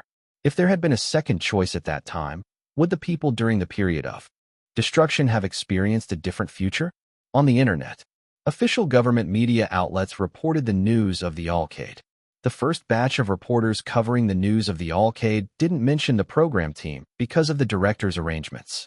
The reporters that came along with the Interplanetary Fund and Spaceflight General Headquarters were all from reputable authoritative media outlets and had a more stringent style. The director had talked over with them to quash any information of the program team for the time being until after the first episode was broadcast. The few official governmental reporters insisted on honest, meticulous reports, but they also agreed to give the program team time. Once the allocated time was up, they would meticulously publish their drafts. The news of the Alcade's discovery gave rise to fervent discussions on the internet. However, many people weren't aware of the importance of it. Since all the official government media outlets were reporting on it, people just followed and talked about it. Compared with the significance of the Alcade, what most people paid attention to was the 100 billion. I just found out from an adventurer friend. The Interplanetary Fund's reward for finding the Alcade is 100 billion. It was found by Boo Base. Boo Base has struck gold. Isn't this basically making a great fortune overnight? 2 days later, the hype had started to dissipate slowly. Netizens that were paying attention to the entertainment section learned that the first episode of Up Close Contact was about to be released. Many people eagerly anticipated the release when they recalled the grand and luxurious guest lineup for the program. Of course, there were also people who felt that it was senseless. What's so nice to watch about it? Wouldn't it be the same old routines again? They're just going to appeal for everyone to provide assistance to impoverished areas, get donations from everyone, and make people willing to donate. First, they will bemoan their poverty and then show how tough and miserable it is by playing the emotional card. There are so many such programs. Do you think they ever showcase places with great investment value on this sort of show? Just take it as doing charity and accumulating karma. Some token donations as a sign of goodwill will do. Netizens thought themselves to be wise and far-sighted for seeing through all the patterns of the program team. The time arrived for the program to broadcast. The first episode of the new season aired, and people tuned in with varying attitudes. The opening sequence was completely different from previous seasons. A grand and biting accompaniment made viewers tremble slightly. A deep and resounding voice, seemingly filled with a vast energy, reverberated. This was humanity's greatest adventure. The scenes cut to precious images, videos, and sound clips from 400 years ago. Rocket thrusters in. Order. All systems green. Countdown starting. 10-9. Ignition. 3, 2, 1. 7 spacecraft rose into the sky at daybreak. The 7 spacecrafts were like stars lighting up the heavens as they began their own journeys into space. The spectacular scenes and the extremely embellished accompaniment music stirred up the hearts of viewers. Yet, the audiences who reckoned themselves as wise and far-sighted had dumbstruck looks on their faces. They logged out and checked the directory of the web page. This was the entertainment program, Up Close Contact. There was no mistake. They clicked and re-entered the video page. Where was the promised poverty alleviation program? Where was the said entertainment reality show? With such a solemn opening, King thought that I had clicked on some documentary on a History Channel platform. 5 minutes later, the comments section for the program exploded. So this time the program team's target for poverty alleviation was the military base on planet Boo that just received 100 billion. Seeing this setup, it seems that when the program team went to planet Boo, it was still a poor place. Boo Base only discovered the Alcade after the program team went over. Did the program team bring along the god of wealth? From a certain angle, this also counts as poverty alleviation. I just want to know how much share of the reward the program team got. Then do we still donate this time around? I feel that the whole nature has changed. This cannot be called donation anymore. Perhaps to be more festive, it can be said that we are giving red packets. Very quickly, the bottom of the program's web page for donations to Planet Boo's military base became red. Red packet, congratulations on Boo Base receiving an overnight windfall. Red packet, celebrating Bu Base's upward rise. Red Packet, joining in the festivities. Hope I strike the lottery. Red Packet, paying my respects to the god of wealth.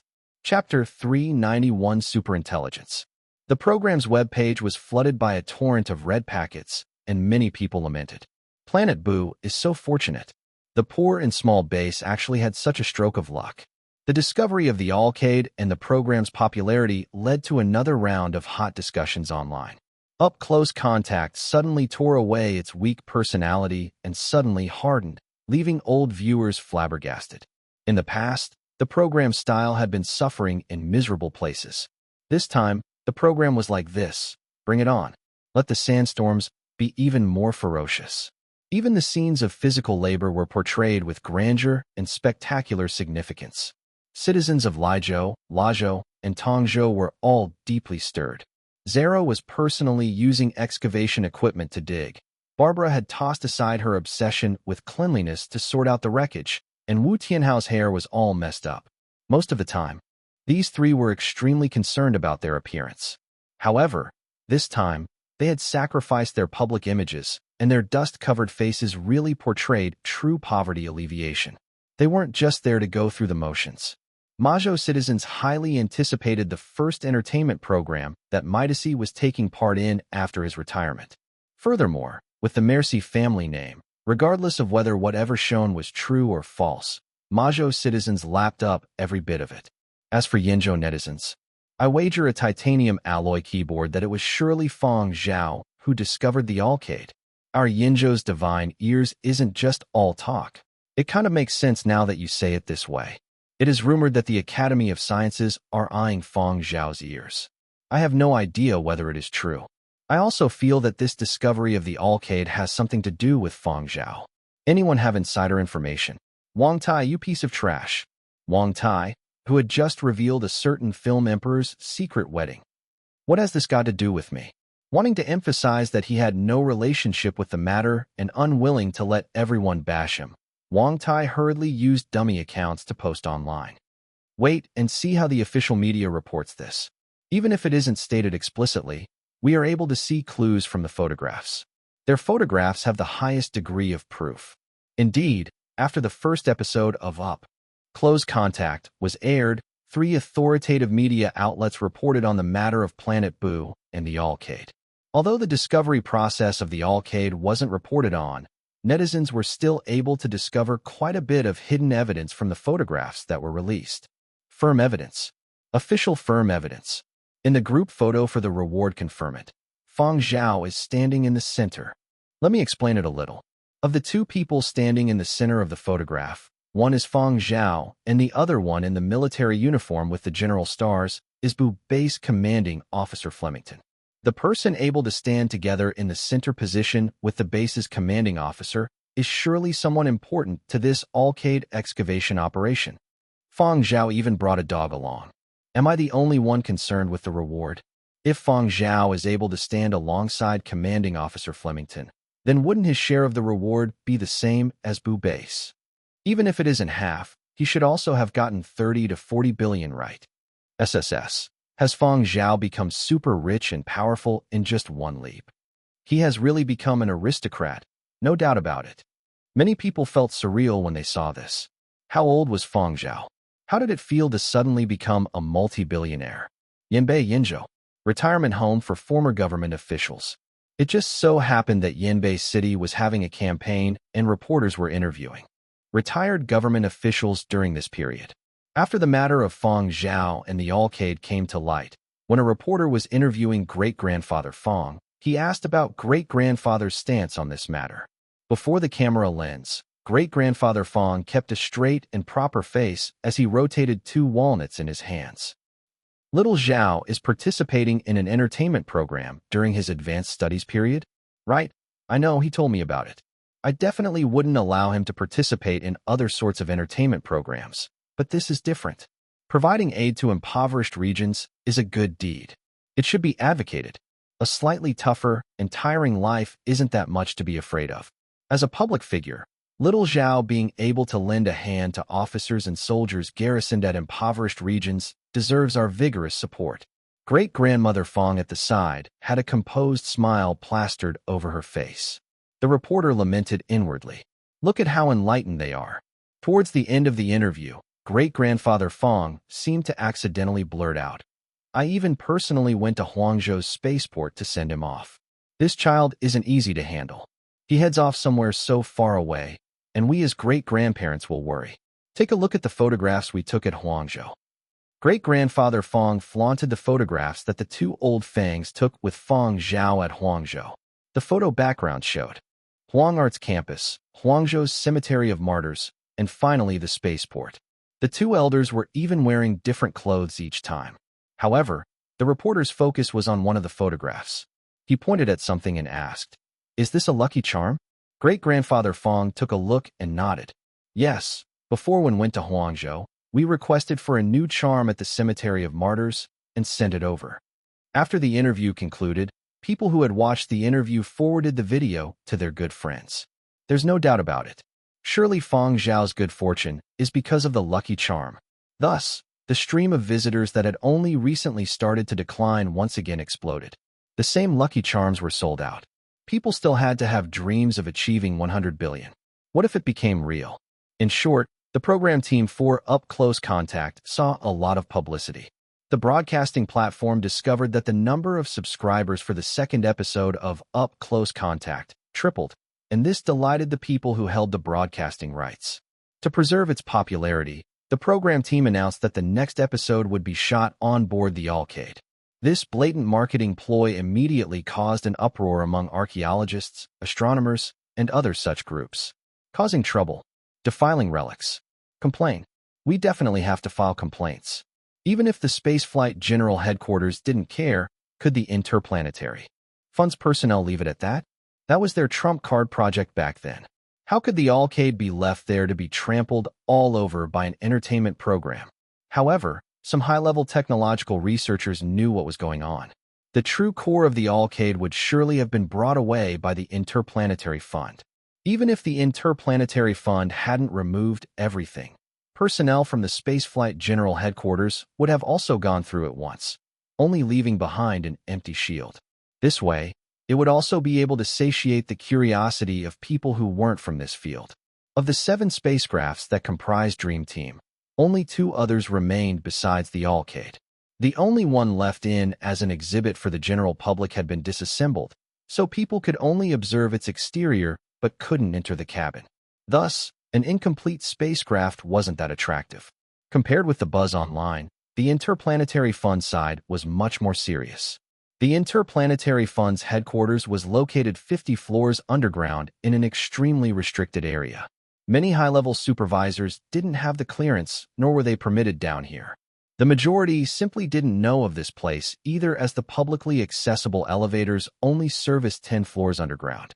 Many people also didn't know about the floors beneath Basement 10 even when they left the Interplanetary Fund. Currently, at Basement 50, the atmosphere was grave and stifling. There were close to 50 people here. There were some seemingly young, and there were also some with a head full of white hair and wrinkles strewn across their faces. Among them was the Interplanetary Fund's current Director General, Mesh Assis. He was standing together with a few other council members. They might have seemed very impressive most of the time when outside, but right now, all of them were like well-behaved grandkids. Even the sounds of their breathing was cautious, as though they were all skating on thin ice. A very young-looking lady was heading the meeting. Her 2 hands were holding a round metallic object as she walked over unhurriedly towards an oval cabin-like device that was slowly rising up. The round metallic object and the cabin-like device had a fierce bear head design on it. After verifying her identity, a circular hole appeared in the oval cabin-like device, and the young lady placed the metallic object in. Hiss! Frigid cold air dispersed out from all sides of the cabin-like object. After the white mist dispersed, everyone clearly saw the person standing there. It seemed to be a slightly chubby young boy about the age of 10.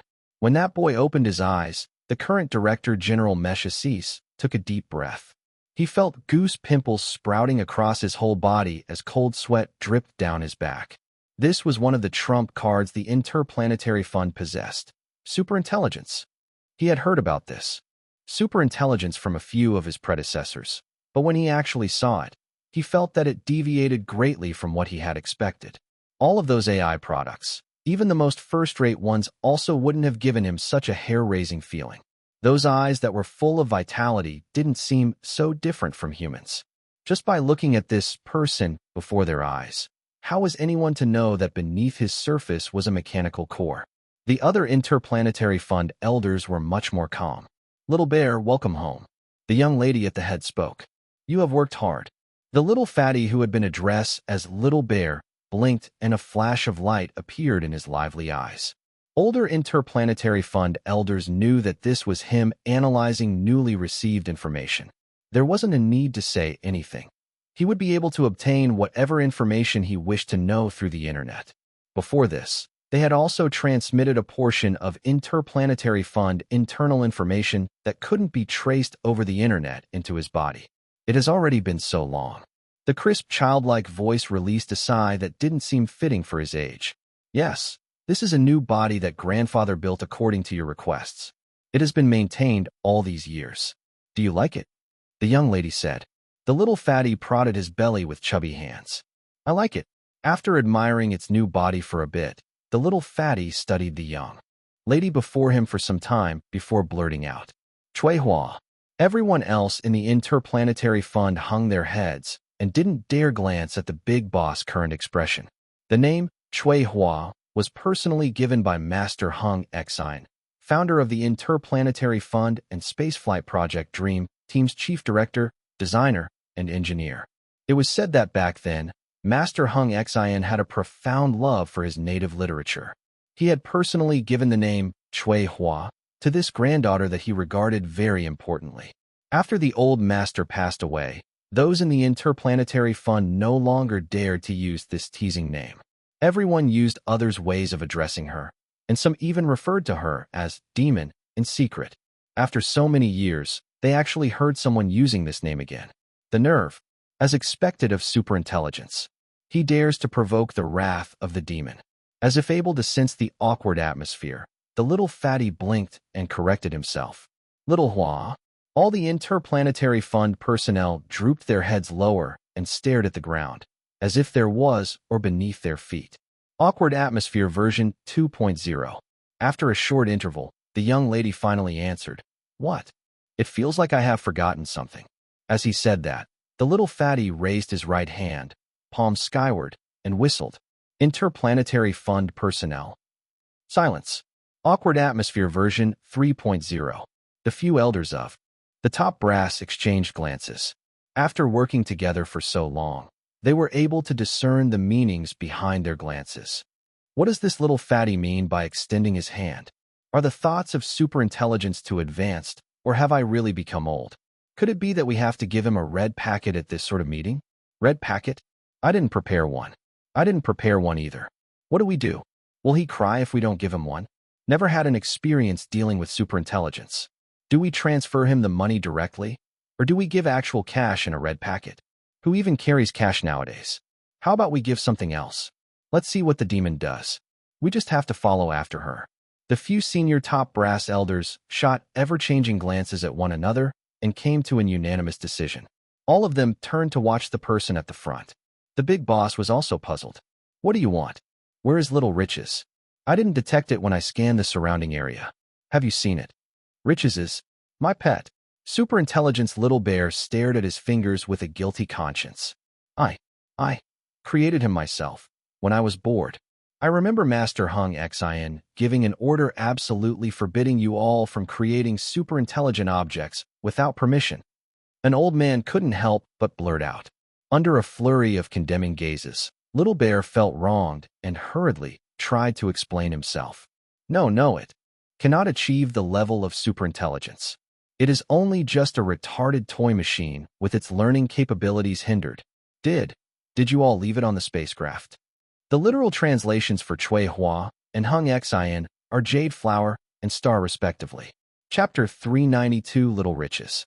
Interplanetary Fund viewed an intelligent object created by superintelligence with great importance. A group of high-level executives went to work straight away. Little Bear was led through a search of the depot as they investigated step by step. confirming that this so-called Little Riches wasn't among the objects on board the Alcade that was brought back, and that it wasn't lost in the process of transporting the items back. HHH. I have lost Little Riches. Little Bear had a panicked look. Should I head back to Planet Boo to search? After a brief discussion between the Interplanetary Fund's personnel, the big boss transmitted the sound of Little Bear's whistle to their personnel that had remained on Planet Boo. If Little Riches heard this signal, it would appear. What if it doesn't appear? Would it have been captured by other people? We have to guard against Spaceflight General Headquarters personnel, as well as Boo Base personnel. An old man raised his thoughts. That won't happen. As he said this, the panic on Little Bear's face subsided. Little Riches possesses more than 300 escape methods. Furthermore, the material it was created from is special. Generally, it is impervious to blades and guns. If it awakens and discovers that I am not around, it will immediately seek out nearby organisms as a cover. Small animals that are harmless and have low intelligence are prioritized. That's good. All of the Interplanetary Fund personnel gradually relaxed.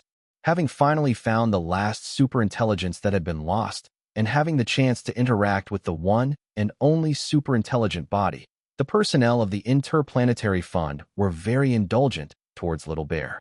Little Bear first went to pay respects to his already deceased owner and founder of the Interplanetary Fund, Master Hung Xian. Back then, he had already made his preparations before taking on this mission and leaving the planet. Thus, Little Bear wasn't too overly sentimental when he was paying his respects. After returning back here after 400 years, Little Bear wanted to first familiarize himself with the environment.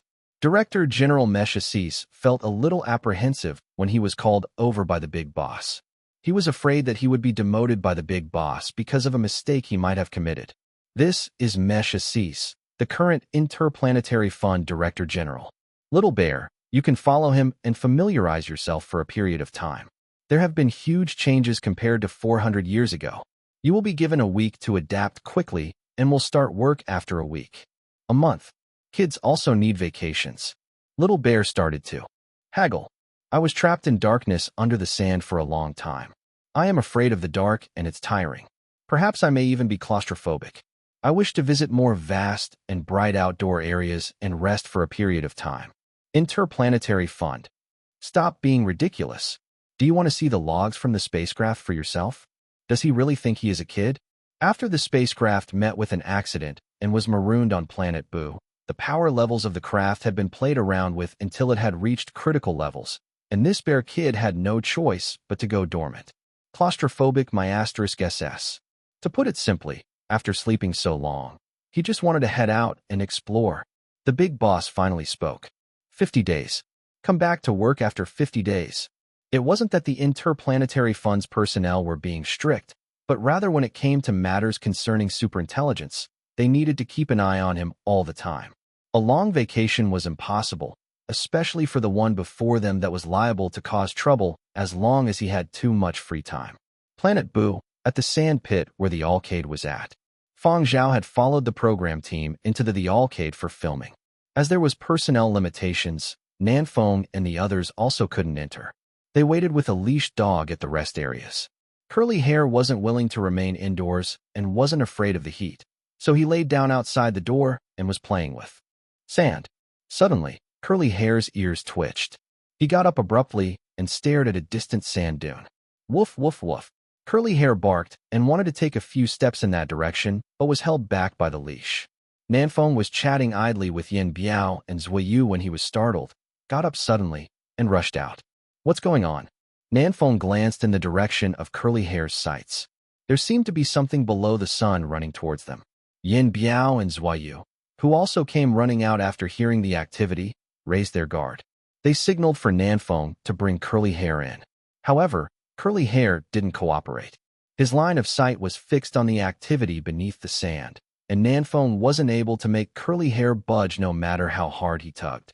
Seeing the thing get closer and closer, Nanfeng was at a loss at being unable to make a dog budge and shielded Curly Hair behind his own body. Sha sha sha sha. The thing beneath the sand finally showed itself. It was a flat, black oval-shaped bug of some sort. It had quite a number of legs and had two long feelers protruding from its front. As its head peeked out, 3 black holes of gun muzzles were pointed at it. The black bug's feelers stiffened, and with a whoosh, its legs and feelers were retracted, and the bug curled up into a black ball about the size of an orange. Nanfeng and the other 2 stared fixedly at this black ball and detected no sign of activity from it for quite some time. Curly Hair ran over and swatted it with his paw, and the black ball rolled forward. Seeing this, Curly Hair excitedly scrambled to chase after the ball. Nanfeng, who was holding onto the leash, ran along as he was pulled. "Hey, Curly Hair, stop! Don't run!" Having caught up to the ball, Curly Hair raised his paw and swatted it again, and the black ball shot forth once again. Curly Hair was even more excited now. At another rest house not too far away, someone watched through the windows as Nanfeng was being dragged along by a dog. Disdainfully, he said, "Look at our neighbor Fang Zhao's trash assistant. He can't even hold on to a dog." After Fang Zhao finished his filming assignments aboard the Alcade for the day and came out, he saw Curly Hair, who was chasing the ball, and Nanfeng on the verge of tears from being dragged along. "What are you all up to?" Fang Zhao berated. Curly Hair's ears twitched. He didn't control his paw strength too well, and the black ball was sent flying in another direction. Midasi had also just finished filming and was dripping with perspiration. His assistant was holding an electric fan aimed at him, but Midasi felt that it wasn't strong enough. He held up a commemorative alloy fan that Bu Base had given him. He had only fanned himself for a short while when someone shouted, "Careful!" Noticing the black ball flying over, Midasi instinctively swung his fan. His posture and lightning-quick reflexes were the mark of a true professional. The black ball that was flying over was hit and sent flying away. Midasi's eyes lit up. All tiredness from filming disappeared instantly. "Hey, this ball isn't shabby at all." His hands had been itching for quite some time. Midasi turned to his assistant and said, "Go fetch my racket." The ball flew in the direction of where Wu Tianhao was at. When he saw Midasi's actions, he perked up, flipped open his own commemorative Bu Base alloy fan, and used it as a racket to strike the ball back. Having already gotten a hold of his racket and seeing the ball being returned, Midasi shouted, "Great return!" Thwack! The black ball was accurately returned once more. Wu Tianhao had difficulty catching this ball and shouted, "Zero, come over quickly. This Midasi fella is playing for real. Us amateurs have to work together. Hey, take a look at my skills." Zero gleefully picked up his own fan and joined in. Seeing this spectacle, the program team director shook his head and chuckled. "Ah, young people." The cameraman didn't need to be told and started to record this rare, friendly match in the desert. At the end, Midasi struck a shot that Zero was unable to receive, and the ball flew all the way over to an area where a spaceflight general headquarters officer was patrolling. Frowning, he picked up the black ball and squeezed it. The ball was rather soft. Nearby, Curly Hair growled twice, came over, and stared at the ball in the person's hands. Raising his head to see what the ruckus was all about, the person from Spaceflight General Headquarters reprimanded them with a stern face. "Do not randomly throw the dog's toys around." Nanfeng promptly apologized. Sorry. I will take note." The other managers and agents came over to make clear that they would not in the future. The officer from Spaceflight General Headquarters eased up when he saw that these people were apologetic and that Zero and the others were no longer creating a ruckus. He squeezed the black ball once more before handing it over to Nanfeng. He couldn't help but ask, "Where did you buy this ball?" Nanfeng stammered, I don't know either." The officer didn't get angry, even though he didn't get the answer he was looking for. Forget it. It wasn't anything important either. He could search for it on the internet once he got back. He waved his hands dismissively and let them leave. After Nanfeng received the ball, Curly Hair tugged on his trousers, wanting the ball. Curly Hair was very obedient once he had the ball in his mouth. Wagging his tail, he followed Nanfeng back and refused to lend the ball to Midasi and the others along the way back. After returning to their rest area, Nanfeng recounted the matter about the black ball to Fang Zhao. Fang Zhao took the black ball from Curly Hair's mouth and squeezed it. It was really soft indeed, and Fang Zhao couldn't determine what it was made of. Curly Hair had struck the ball so many times, Midasi had hit it around as a tennis ball, and Curly Hair had then carried it around in his mouth. Yet its appearance remained glossy, like it was new, and there weren't any scratches on it at all. An organism from planet Boo? No. Fang Zhao had a feeling that this wasn't any ordinary living organism. Curly hair whimpered at the side as he turned to Fang Zhao before staring at the ball miserably. It seems like Curly Hair especially loves this toy. Nanfeng realized that he had also been fooled after he said this. This wasn't a real ball. It was a bug. Fang Zhao considered for a bit before returning the black ball to Curly Hair. He then instructed Nanfeng and the other two. Let's keep it for now. Watch it properly. Yes, boss. Elsewhere, the Spaceflight General Headquarters officer on patrol was thinking to himself. I wonder what material that little black ball is made of. It feels really good in the hand. I've got to buy a few for the kids and dog at home when I return. As he mulled it over, he saw someone walking over and his face stiffened. Aren't you headed for the base?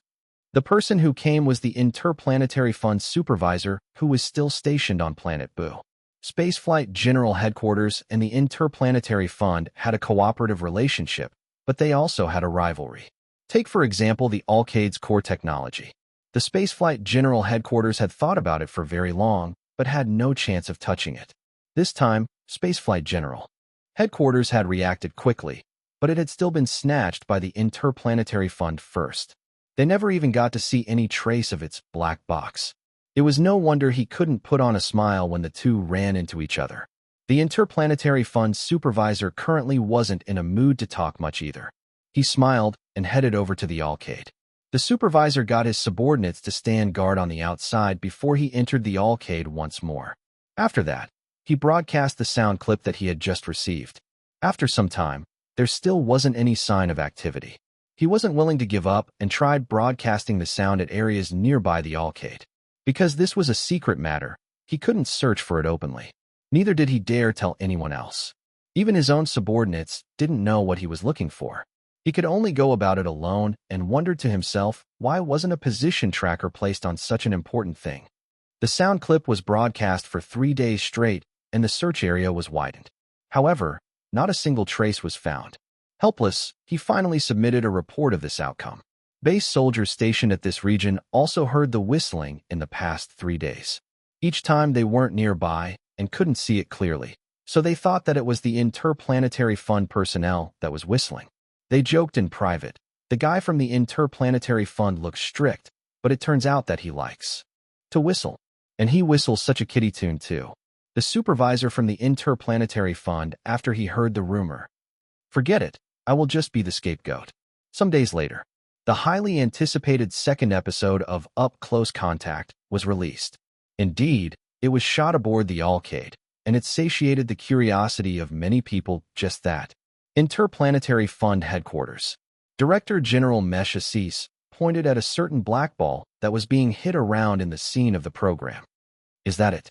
Little Bear said with an equally stunned face and widened eyes. Yes.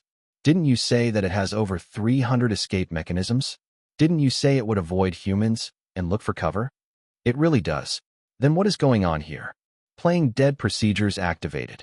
Before many doubting eyes of the Interplanetary Fund, Little Bear explained himself. Simply put, it is just like many animals that play dead when they meet with danger, shutting itself down in a defensive state.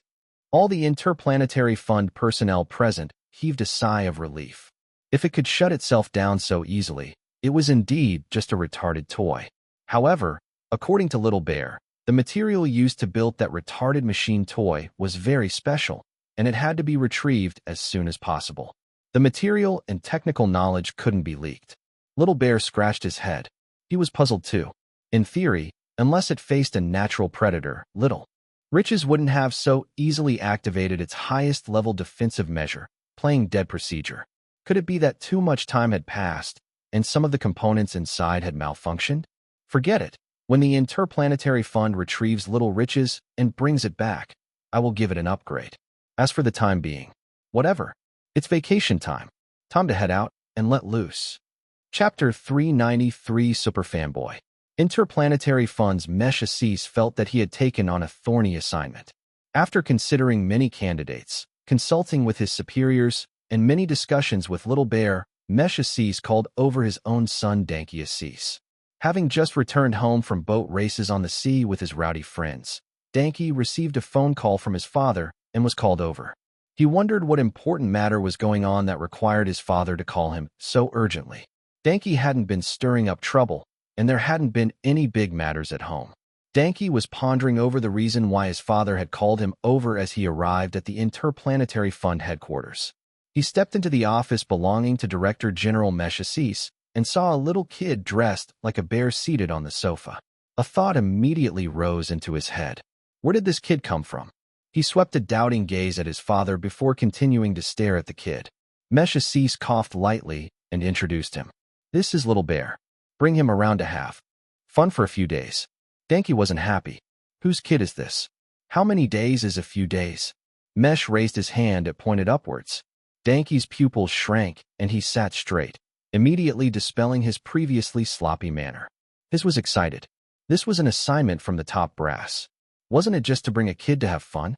He might not do for other stuff, but when it came to having fun, this was his specialty. Being given this assignment meant that the top brass had taken note of him. Perhaps he could enter the core management level even earlier. His siblings hadn't even managed to squeeze in yet. Take him along for a week first. Bring him anywhere he wishes to go, Mesh said. Just 1 week? Not a problem. Danke glanced at the little kid on the sofa watching him and accepted this assignment right away.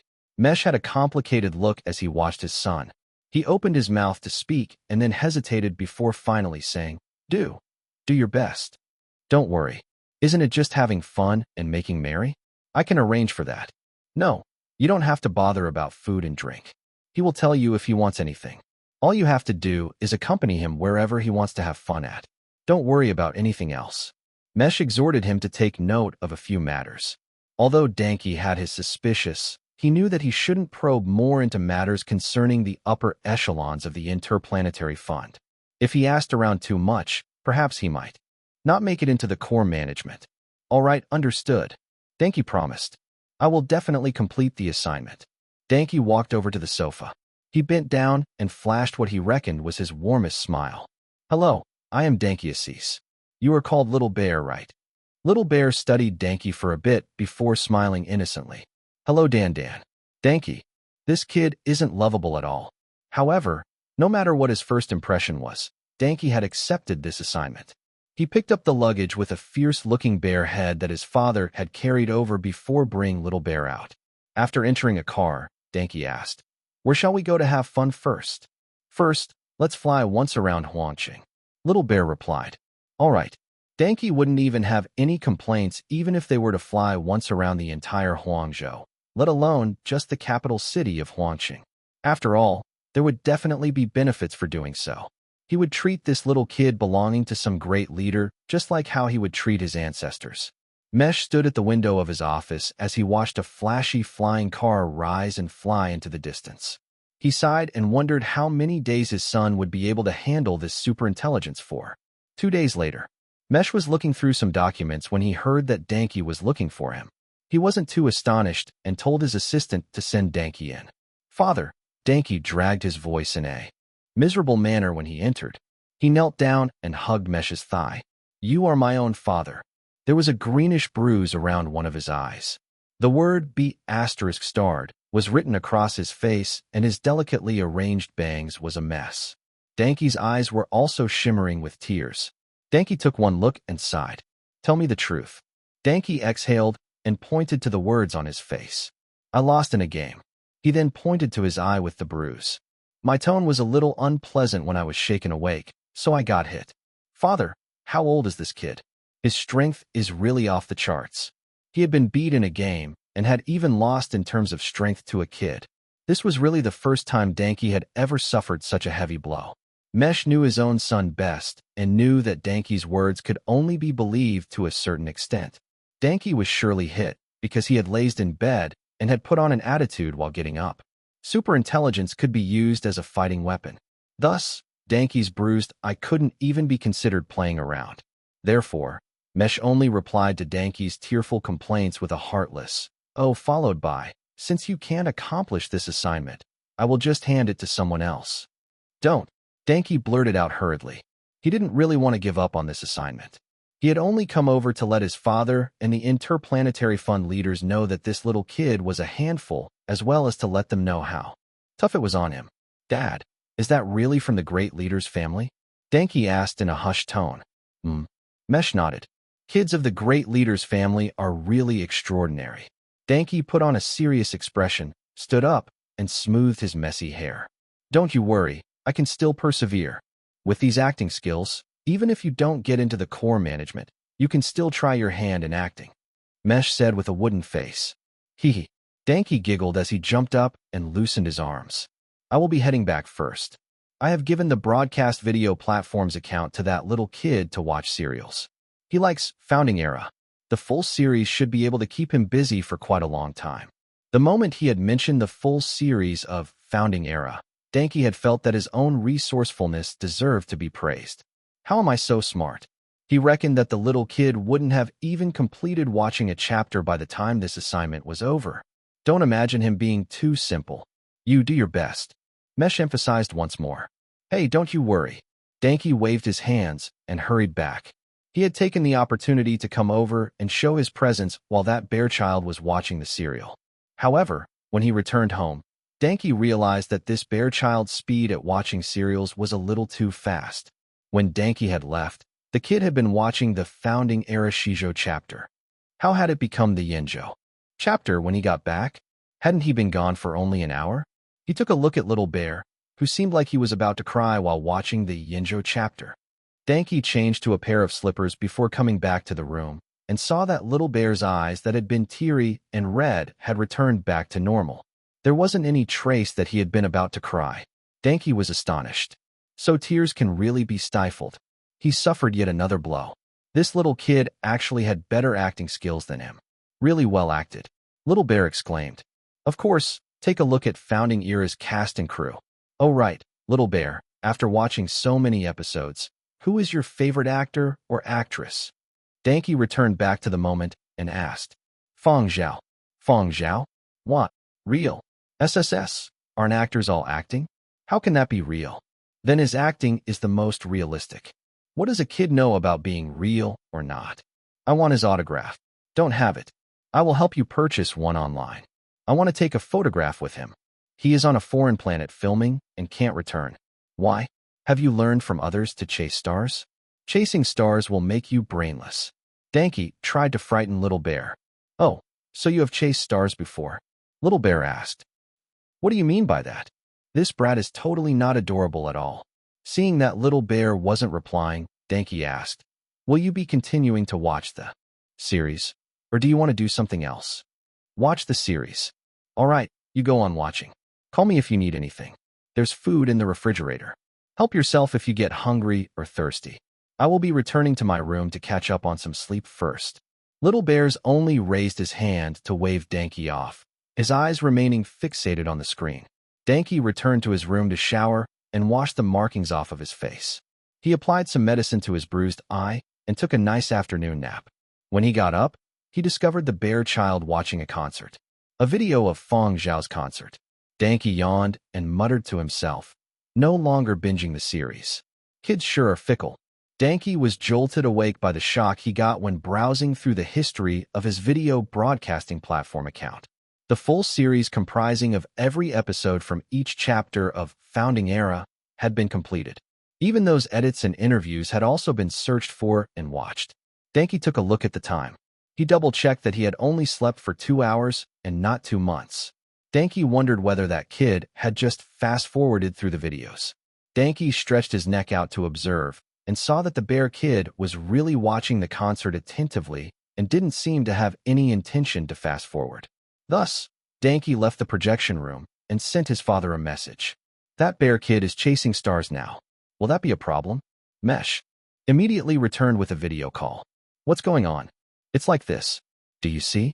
He is currently watching Fang Zhao's concert video and even said that he wants Fang Zhao's autograph and a photograph with Fang Zhao. I reckon that he will want to find Fang Zhao when he returns back from filming. Dad, what's wrong? He's just chasing a star. Why does it seem like it scares you so? On the other end, Interplanetary Fund Director General Mesh Assis, who had been entrusted with this important assignment, turned pale and broke out in cold sweat. He didn't reply to Denki's question immediately and sent a message after ending the video call. Don't let him get close to Fang Zhao during the assignment period. No, Make him stay far away. Don't let him get close. Mesh was worried. Little Bear looked human, but he had the kernel of a superintelligence. Mesh was worried that Fang Zhao's ears would detect something if he were close enough. Danke frowned when he received his father's message. He studied the little figure in the projection room a few times. ***, Little Bear, let's change a star to chase. What do you think of that? News just came out. Fang Zhao donated tens of billions to Bu Base. Little Bear blurted out abruptly. What? Danke was so stunned by this news that he totally forgot what he wanted to say. After searching online, Danke discovered that this news was true, and various authoritative media outlets had already reported on it. There were two news items regarding Bu Base. One was that Bu Base would become the third strategic military location and that the planet was being sealed for developments. The second was that Fang Zhao had donated the entirety of his monetary reward for the Alcade's discovery to Bu Base. Is this person stupid? Is he soft in the head? The monetary reward was so much, and he donated every single cent to Planet Bu? Couldn't he exchange it for something more valuable? Danke just couldn't understand. Was it worth it? At the same time in Yinzhou's Yanbei retirement facility, great-grandfather Fang had also seen this news. His hand, twirling the walnuts, trembled. His lips quivered and his mind was filled with thoughts that little Zhao had been pressured and swindled. Great-grandfather Fang, who chose to be mindlessly biased, cried, "My little Zhao has surely been wronged. He has been tremendously wronged. Bad intentions. They all have bad intentions." Chapter 394 Crazy Test-Loving Monster. Great-grandfather Fang wasn't the only one who thought this way. The first thought that came to many people's minds when they first saw the news was whether there were any behind-the-scenes deals. Otherwise, who would so readily give away tens of billions that were recently acquired? This was tens of billions. How many things could be bought with that sum? Besides, Fang Zhao's primary status currently was an artist. What was the point of donating so much money to Bu Base for? Construction? Firstly, he wouldn't receive any additional rights, and secondly, his rank also wouldn't rise. What exactly was he scheming? Shouldn't he set aside a certain portion for himself? However, no matter what people thought in private, the various authoritative media outlets were very willing to report on this news. They needed to shine the light on this exemplar model. Take a look at how others are so enlightened. Was this something that most people could do? The internet was abuzz with discussions. On Planet Bu, the black ball Little Riches had been returned. Interplanetary Fund personnel had come knocking when they had seen the new episode of the variety program. Fang Zhao didn't say much and had returned the black ball. Without anything to play with, Curly Hair searched for toys in the desert. His targets were all sorts of lively creatures in the desert. After playing with them for a while, Curly Hair would secretly eat them up. In the period that followed, besides filming, composing, and working on his thesis, Fang Zhao also applied for piloting credentials for various fighter aircrafts, military flying transports, armored tanks, and other such vehicles. Back when they were filming on board the Alcade, Fang Zhao had been very interested in the piloting system of the Alcade. However, given his current status, he was unable to apply for this grade of piloting credentials. Despite his contributions as well as repeated donations, Fang Zhao's rank wasn't promoted, but his meritorious service was remembered. Thus, the auditing for Fang Zhao's applications were put through a fast track, and those that could be done were released within an hour. Following that, Fang Zhao would find time to attend related theory lessons with soldiers from the base, as well as practical piloting lessons. Bu Base personnel found out that whether it was theory or practical applications, Fang Zhao picked things up extremely quickly. Other people saw that Fang Zhao was talented in these aspects, but the reality was that Fang Zhao had experienced a lot during the period of destruction. Back then, things weren't so advanced, and smart systems weren't so ubiquitous. Back then, credentials and applications weren't needed. Those with ability would just do it, and those without ability had to force themselves to do it in order to survive. Human potential was harshly extracted in this way. However, other people didn't know this. Bu Base Commanding Officer Flemington lamented many times, "It's too much of a pity. A talent like Fang Zhao should stay in the military and develop instead of being an artist. A waste of talent." The three salted fishes Nan Feng, Zuiyu, and Yin Biao watched impatiently as Fang Zhao took all sorts of driving and piloting licenses. They had also applied for these. However, The auditing was slow, and they encountered many more restrictions. Yin Biao said enviously as yet another squadron of fighter crafts flew by. Back then, we weren't so privileged on Planet Baiji, so I was never able to touch these models. By the time Planet Baiji developed, I had already been discharged. I never imagined a day where I would come so close to these new models. We should get word of our applications within these 2 days. However, we surely won't receive as much clearance as Boss, Nanfeng said. Different models of military flying transports and fighter crafts had different piloting setups. The military would differentiate it even more meticulously, and the audit would be stricter. So you thought of something. Our boss takes the tests for all these various credentials here. So shouldn't Bubase be the issuing party? Bubase will become the 3rd strategic military location in the future. The issued credentials' worth will increase with Bubase's development. This cannot be compared to ordinary private and commercial licenses. After a substantial silence, the 3 spoke in unison. I'm so envious. How many licenses has our boss obtained up to now? Nanfeng asked. The 7th was just received today. Yin Biao remembered this clearly. Say, how many do you think boss will have once the program filming is completed? There are no limits to taking tests. Our boss is addicted to earning licenses. I even saw him perusing a book on engines. Will he try for a technician license? What a crazy test-loving monster. Nanfeng decided how he would introduce his boss to people in future. My boss is an artist that is fond of taking tests. As for now, better to walk the dog first. After Fang Zhao got down after a round of flying, he was stopped by Flemington for a chat. Recently, Flemington was in high spirits and glowed with vigor. He was excited that Bubase being built into the 3rd strategic military location. He also didn't want to be transferred away and would fight to the bitter end if anyone tried to transfer him away. This was the 3rd strategic military location. At that time, the big boss here wouldn't be him. However, his position wouldn't be low either. He would wield even more authority and power at that time. Flemington was satisfied with everything else except Fang Zhao here. Flemington wanted to convince Fang Zhao to stay here and develop. As the incumbent base commanding officer, he still had power, but Fang Zhao rejected him. Having seen the exceptional results of Fang Zhao's piloting practices, Flemington persisted and personally came to try to convince him. Flemington drew a circle in the air. In the future, an experimental flight center will be built here. Countless new models of fighter aircrafts and flying transports will take off and land here. Construction for the new spaceport has already started, and at that side, Flemington brought Fang Zhao to see the desert and the sky. He talked about life and ideals from fighter aircraft's armaments to spaceships, all in a bid to sway Fang Zhao to join the base. However, Fang Zhao's dedication to music was still unchanged. Having discussed so much with Fang Zhao, Flemington felt that this youngster really had great skill and strategy. A talent. How can he think about being a music artist? It's too much of a waste. There were people who couldn't become winners even with 10 golden fingers. And there were some that would soar through the clouds with just one opportunity. In Flemington's eyes, Fang Zhao was of the latter sort. Unfortunately, his ambitions laid elsewhere. Flemington sighed as he walked and sat on a rock that had been eroded by the wind into a bizarre shape. As he watched the sand flying afar, Flemington asked, Fang Zhao, what are your feelings about this trip to Planet Boo? What is it that you think is the most fortunate about this trip? Flemington imagined that Fang Zhao would say that it was the monetary reward of the Alcade. Fang Zhao smiled. Living. I still don't know what marvels the future holds.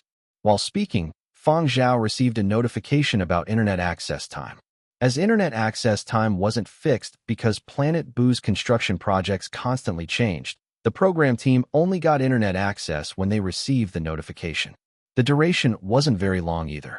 Naturally, since Fang Zhao had received the notification, Zero and the others had received it too. Fang Zhao watched as the few of them who had been looking for entertainment outside scrambled over to the base soldiers to borrow cars. Flemington could only shake his head as he observed them. This bunch is really lively. Fang Zhao finished. Flemington. Lively. Then so be it. Fang Zhao got up to take his leave and also returned to the base. He wanted to speak to great-grandfather and great-grandmother Fang when there was internet access. Otherwise, the 2 elder Fangs would surely be worried.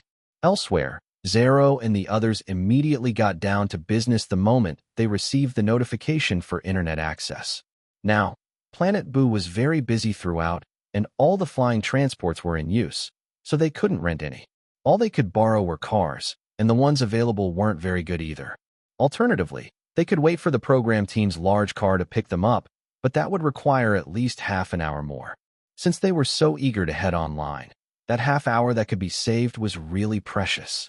Barbara borrowed a small-sized desert buggy used for patrolling from a team of soldiers and got her assistant to hurry and drive off. Zero and the others who were slightly behind were met with an unfeeling no. Wu Tianhao stomped his feet. Damn it, isn't this sexual discrimination? Zero was furious. Barbara surely seduced them. Midacy went up to reason with them, but the soldiers had looks of helplessness. There really isn't any more. Our team is only able to lend out that one car. We just loaned it out to whoever came first. What this meant was, you can only blame yourself for being slow. There aren't any more cars. Zero, who had been close by but hadn't been able to run faster than Barbara. Pissed. Midacy, who could run fast but had been quite a distance away. Gloomy. Wu Tianhao, who had been having too much fun that he forgot to react in time. Sullen. How about you all try asking other teams? That soldier suggested. Zero turned around, wanting to look for another squad of soldiers when he realized that Midacy and Wu Tianhao had already started to sprint after the dune buggy that Barbara was on. It had only just started and hadn't yet picked up speed. The two of them ran quickly and forced out Barbara's assistant and bodyguard when they caught up, taking their places. Wu Tianhao was driving with Barbara in the front passenger seat and Midacy in the rear trunk area. Zero, who had been left behind. This plastic brotherhood had simply been unable to even withstand a single blow at this time. Zero looked around him, and his eyes glowed. He started running and waving his hands frantically. Fang Zhao, take me. Nanfeng and the other two bodyguards occupied one dune buggy. On Fang Zhao's end, he was in the driver's seat while Curly Hair sat in the front passenger seat. The rear compartment was still empty. Zero had wanted to sit in the front passenger seat, but when he saw Curly Hair bare his teeth, Zero hesitated before turning and heading to the rear compartment. Fasten your seatbelt. Fang Zhao said. There aren't any seatbelts. Zero looked around. He saw a rope for fastening goods and tied it around himself. Done. Fang Zhao shook his head and smiled. He tossed a helmet to Zero in case the wind and sand damaged his brain. When they got back to the base, Fang Zhao first sent great-grandfather Fang a call request. Because of new guidelines, the program team members were not allowed to use video projection and other methods for online calls to their friends and relatives. Only voice calls were allowed. Great-grandfather Fang expressed his understanding towards these rules. Due to Planet Boo's plans to become the third strategic military location, the entire planet was going through a closed-off period and the degree of confidentiality was raised. Thus, voice calls were implemented to prevent the program team from inadvertently leaking too much. Of course, this wasn't what great-grandfather Fang focused on. Little Zhao, tell me, who over there has wronged you? Great-grandfather Fang was worried that Bu base personnel had employed some schemes and that Fang Zhao was being bullied. When great-grandfather Fang spoke with Fang Zhao over the call, other retired veterans of the facility came to visit in succession. There were some who were worried, some who came to join in the fun, and even some who were bored and wanted to find something to do. They were still chatting as they entered, and upon knowing that great-grandfather Fang was current speaking with Fang Zhao, they ceased their chatter and their ears pricked up. They were also very curious as to what Fang Zhao was currently thinking. The worry on great-grandfather Fang's face lessened when he heard Fang Zhao's explanation. Really? You have already gotten the license for so many fighter aircrafts? Hey, do you have, whatever that's called, over there? Great-grandfather Fang rattled off the names of new model fighter aircraft that had recently been reported in military news. Fang Zhao said that he had tried out 2 among those new models. And because Planet Boo was still in a developmental phase, there were less types of aircrafts and transports there. Fang Zhao first started with the licenses that were available. Knowing that Fang Zhao was obtaining all sorts of licenses and learning that Fang Zhao had flown new models of fighter aircraft, the sides of great-grandfather Fang's lips continuously curled upwards. Good, good, good. You even got to pilot a submarine? Not bad, not bad. Right, and those new models of combat equipment? In the future, they will all be moved to Planet Boo. Even if you can't get the qualifications for those, you can try your hand at whatever is available. You can't get a pilot license for a warship? It doesn't matter. There's no rush. Take it step by step. The other old fogies that were watching great-grandfather Fang talk about various firearms, fighter aircraft, and submarines felt their hearts itch. From what they saw, Fang Zhao's donations actually brought about quite some benefits. Fang Zhao's applications for credentials would surely be approved quicker.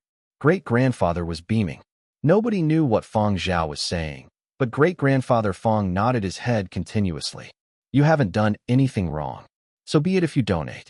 We also can't have any peace of mind when spending all that easy money. Being able to get all those credentials is more than worth it already. Great-grandfather Fang almost seemed like a robot with how he approved and nodded his head at everything Fang Zhao said. As for the massive monetary reward, he just treated it as though a large gust of wind had blown past and had swept all the money away. Take more photographs. Oh, you can't randomly take photos now? All right. I feel way more at ease knowing that you weren't being bullied over there. Great-grandfather Fang only reluctantly handed the communications device to great-grandmother Fang after exhorting him a little more. After that, he turned around, wanting to find targets to share Fang Zhao's accomplishment with. Hey oldly, let me tell you guys, where's everyone?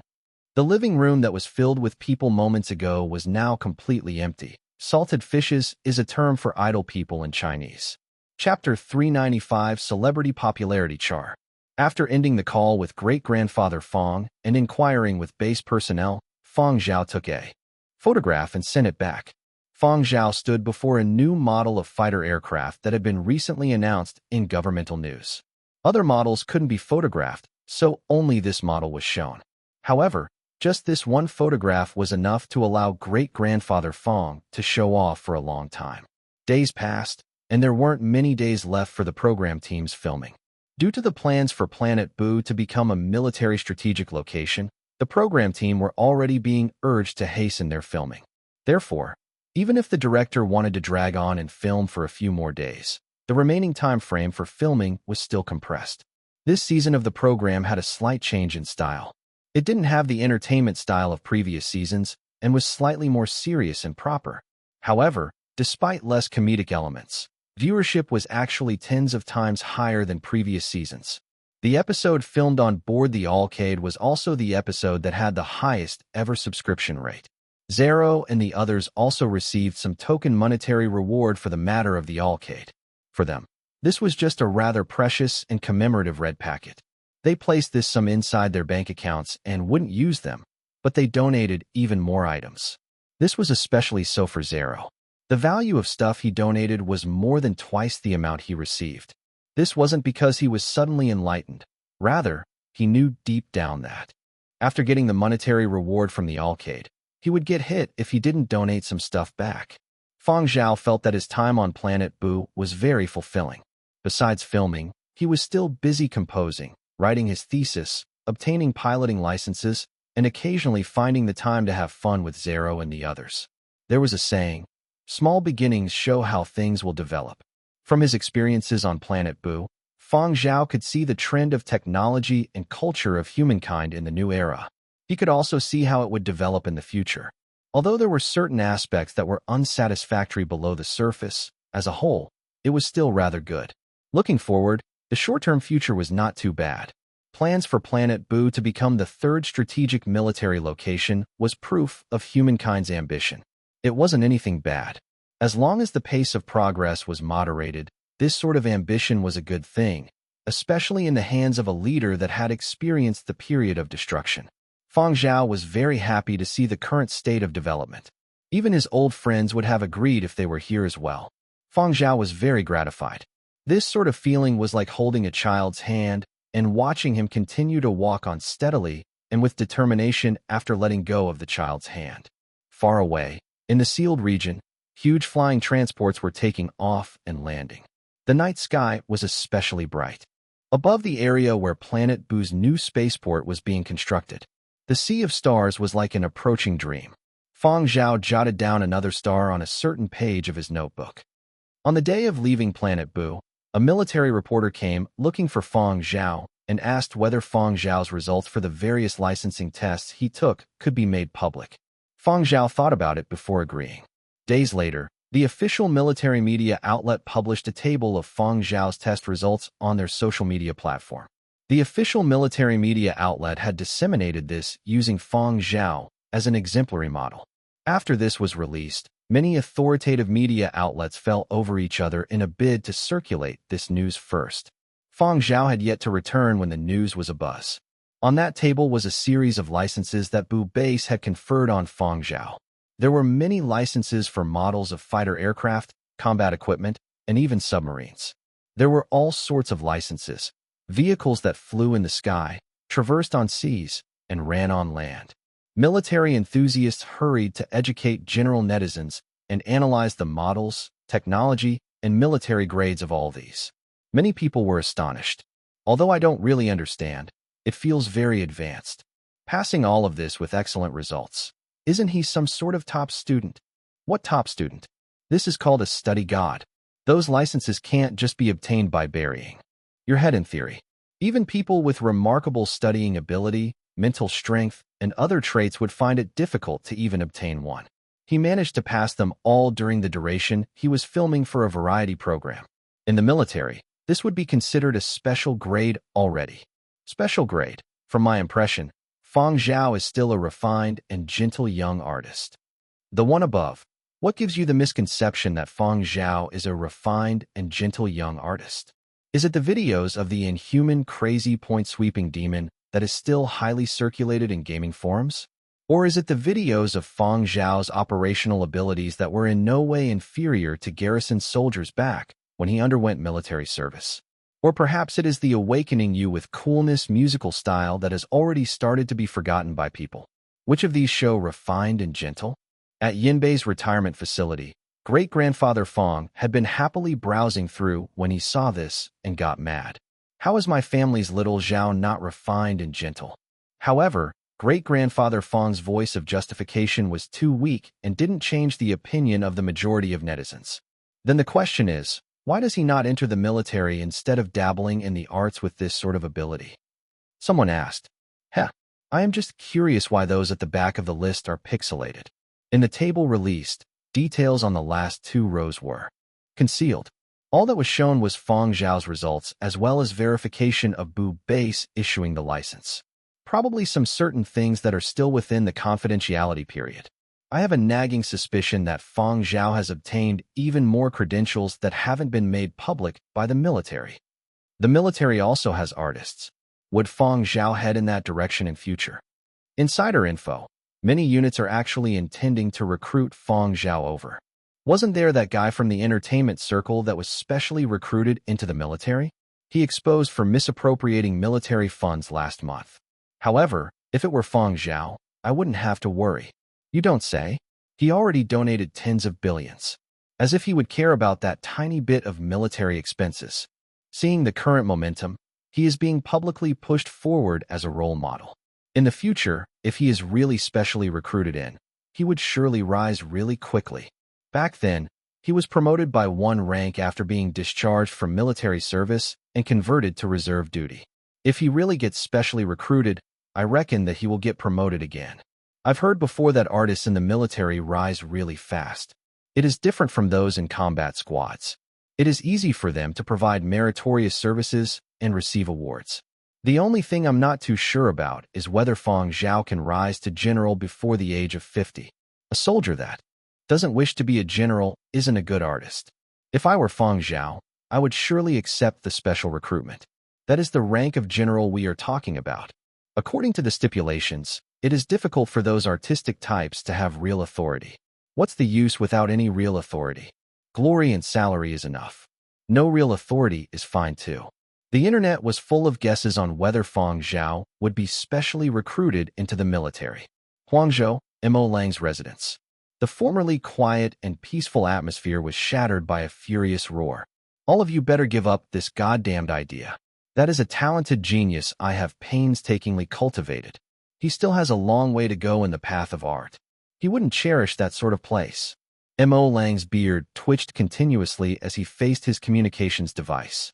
The person on the other end of the communications device saw Mo Lang being so worked up and hurriedly tried to explain, as he worried that something might happen to this treasure of an old artist. However, the more he explained, the angrier Mo Lang got.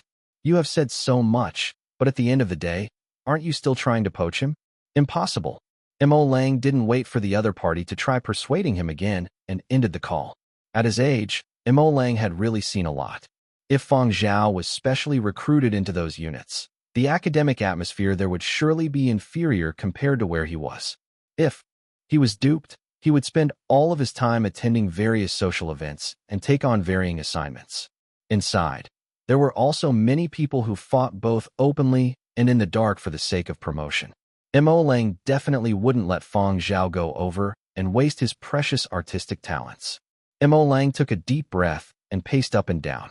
No, I need to read a few theses to calm down. His assistant hurriedly sent over 2 thesis papers and a newly composed work that Fang Zhao had submitted.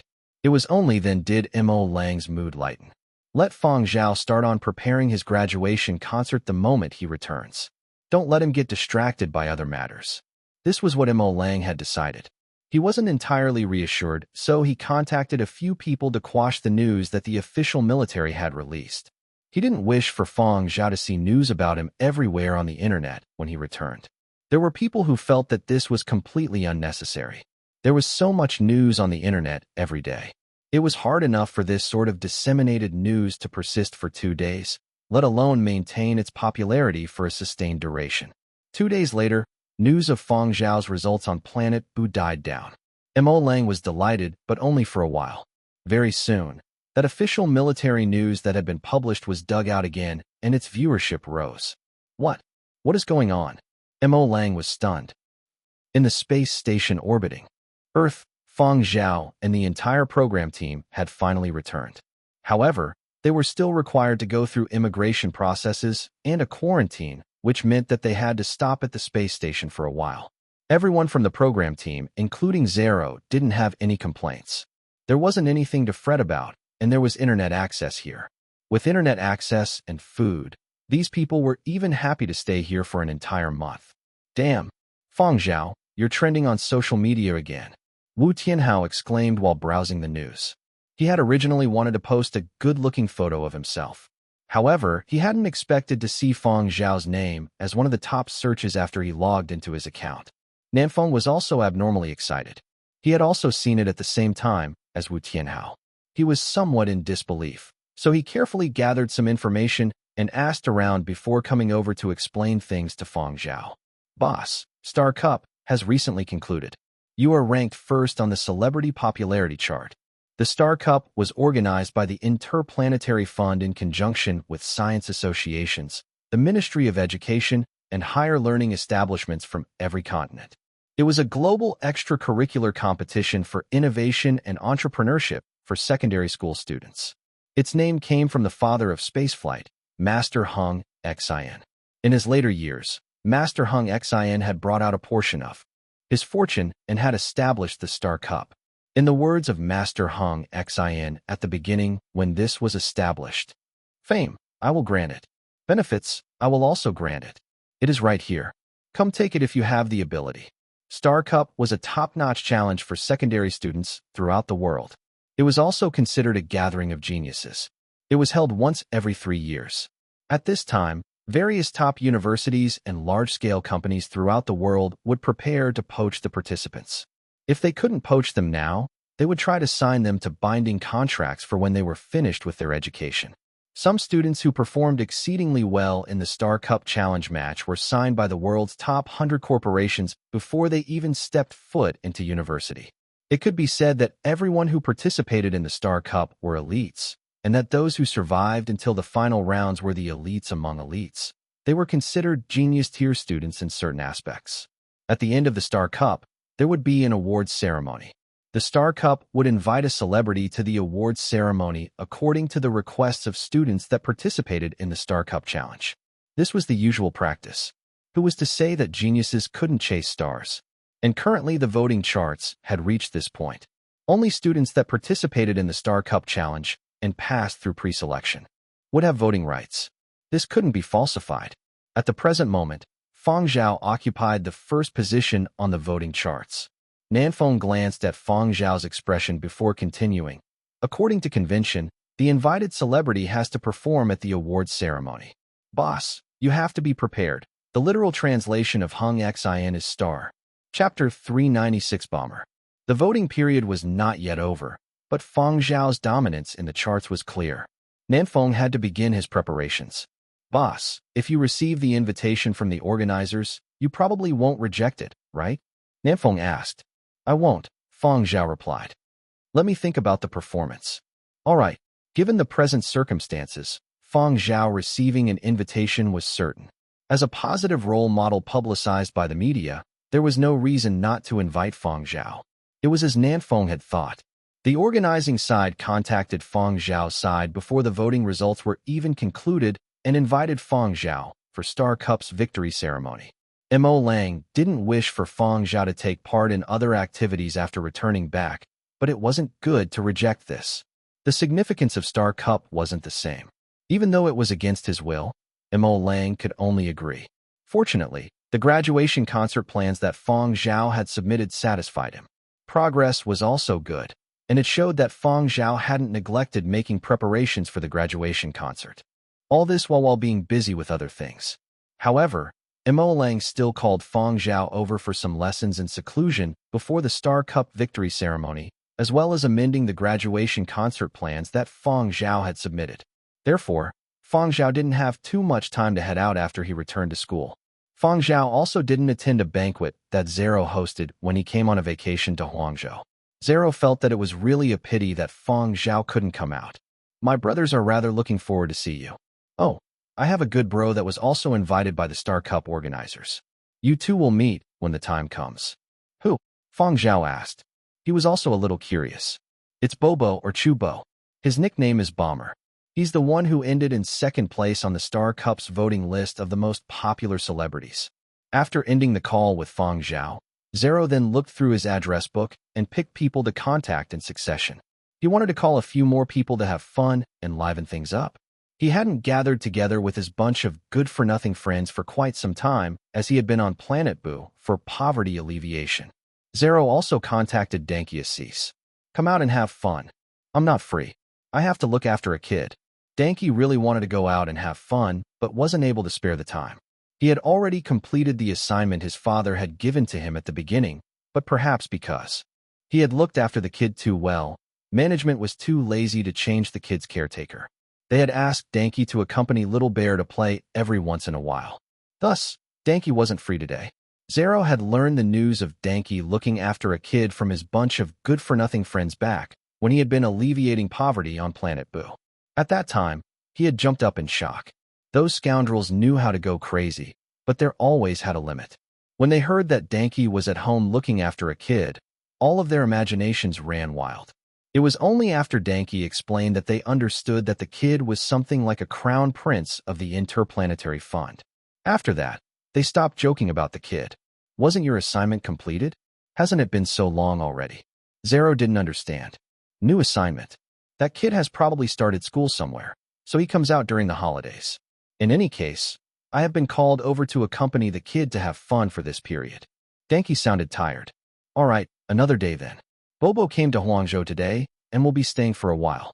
Let's schedule another time to hang. Zero had his own private residence in Huangcheng, and this was the place he would call his friends over to every time. A little while after he ended the call with Danky, the Bobo that he was talking about arrived. Chu Bo was a member of Jianzhou's super aristocratic Chu family and a descendant of a great general. He had a status that was similar to Zero's status in Lijiao. Their personalities were also similar in some aspects. Both were relentless in their verbal attacks. The difference was that Zero straightforward in his verbal attacks. Whatever methods were used against him would be directly used back in a counteroffensive. If someone attacked him on social media, Zero would use social media to directly criticize them in return. It was different for Chu Bo regardless of whatever methods were used by others to scold him. Chu Bo loved turning whatever he wished to say into song lyrics and verbally criticized the offending parties back in song. Chu Bo had blinding gold hair which was dyed. He scanned the area after arriving at Zero's place. Nobody came? They are on the way. Denki can't make it. He has to stay home and look after a kid. You know the one. Still, Chubo didn't really care though and asked, what about Fang Zhao? Is he coming? He can't come. His teacher has shut him in for lessons. Are the teachers of 12 tones that strict? That didn't happen back when I was studying. Chubo went online and searched. That's not right. Isn't his academic advisor Professor Carter? Professor Carter is giving lectures away from Huangzhou these few days. Who is the one giving lessons to Fang Zhao today then? Professor Carter?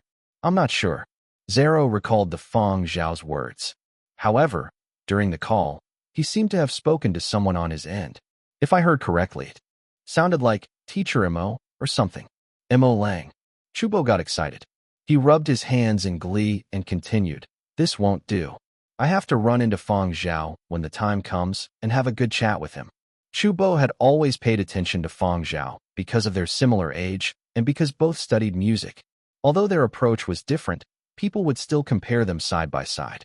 This had been especially so during the voting where Fang Zhao had been a dominant first while Chubo was second. Chubo didn't feel that it was unacceptable. Rather, he became more curious of this Fang Zhao. He originally thought that they would meet today. He hadn't expected that the 12 Tones Advanced class would supervise him so strictly. Fortunately, they were both invited by the Star Cup organizers and would get the chance to meet. Hey Zero, you interacted with Fang Zhao for quite a long time during your stay on Planet Boo. What is he normally like? Are those credentials published by the official military media outlets real? Chubo asked. While Chubo was asking about Fang Zhao, on the other side, Fang Zhao was at Mo Lang's place for lessons. He was resting in the study after listening to Mo Lang's assessment and evaluation of his thesis. Mo Lang was already quite old and couldn't spend too much time and energy giving Fang Zhao lessons. He would normally go rest after teaching Fang Zhao, and more often than not, Fang Zhao would stay behind after that. There were all sorts of professional books and works in the study, as well as Mo Lang's own manuscripts that couldn't be found anywhere else. After straightening out his thesis, Fang Zhao did an online search for information of Chubo. Before this, Fang Zhao had seen video recordings of Chubo's concerts as well as various entertainment reports of Chubo online. Chubo was from the family of a great general. Chubo achieved overall excellence all the way from kindergarten to university, yet he wasn't the sort of well-behaved student as he had an arrogant and obstinate character. Afterwards, he managed to get into Jianzhou's best university with exceptional grades. During university, he formed a band for fun, and 2 years in, he realized he loved singing even more. Having suddenly found his true passion, he spent another half-year to complete his studies in advance before getting into the next door music academy, which was also Jianzhou's best. Back then, this matter became the headlines for Jianzhou's various media outlets. There were people who said that he was willful, but he had the ability to be willful. There were also some who said that his personality was like a student going through adolescence, and they loved this sort of person who took the road less traveled. Chubo liked to use incisive lyrics to sing about his innermost thoughts under powerful electronic beats. He didn't care how others saw him. At the beginning of last year, an extremely aggressive punk track full of dissing was popular among many punk enthusiasts. However, shortly after, Chubo then revised a rather famous punk track into rock and roll. Although it sold extremely well, he was boycotted by many punk fans and caused them to turn from admirers into detractors. He liked to add insightful critique to his song lyrics about various happenings and would improvise and change lyrics for songs to verbally criticize people during his concerts where the atmosphere was at its highest. He had also written a song with a positive and bright outlook for a young fan prone to suicidal tendencies and had once composed a rock and roll style requiem to honor the victims of a terrorist attack. There were some people that said he exploited the terrorist incident to show off and gain popularity. However, 7 days after the incident, Chubo released a powerful song with a strong anti-terrorism agenda. The evaluation of a well-known person in the music industry was this: with fury added in it, a song triumphs a gun. After that, it was rumored that Chubo was placed on a certain hit list because of this anti-terrorism song. Chubo's family kept him at home for a month before he was allowed to step out. When he finally did, he was surrounded by many more bodyguards. However, There were also people who said that the reason Chu Bo always had many bodyguards with him was because his daring mouth had offended many people. He once did an improvised rap during a concert criticizing a rather popular film emperor, and lots of people wanted to beat him up, let alone terrorists. As long as he couldn't control that mouth of his, he would be smothered sooner or later, even if he wasn't assassinated. Some people hated him till their teeth hurt, but there were people who absolutely adored him. Secondary school students in particular loved him. Chu Bo's popularity among secondary students had never fallen, and if the scope was only in Jinzhou, the most voted celebrity among secondary school students would definitely be him. In the eyes of the entire world, academics didn't really like Chu Bo's style.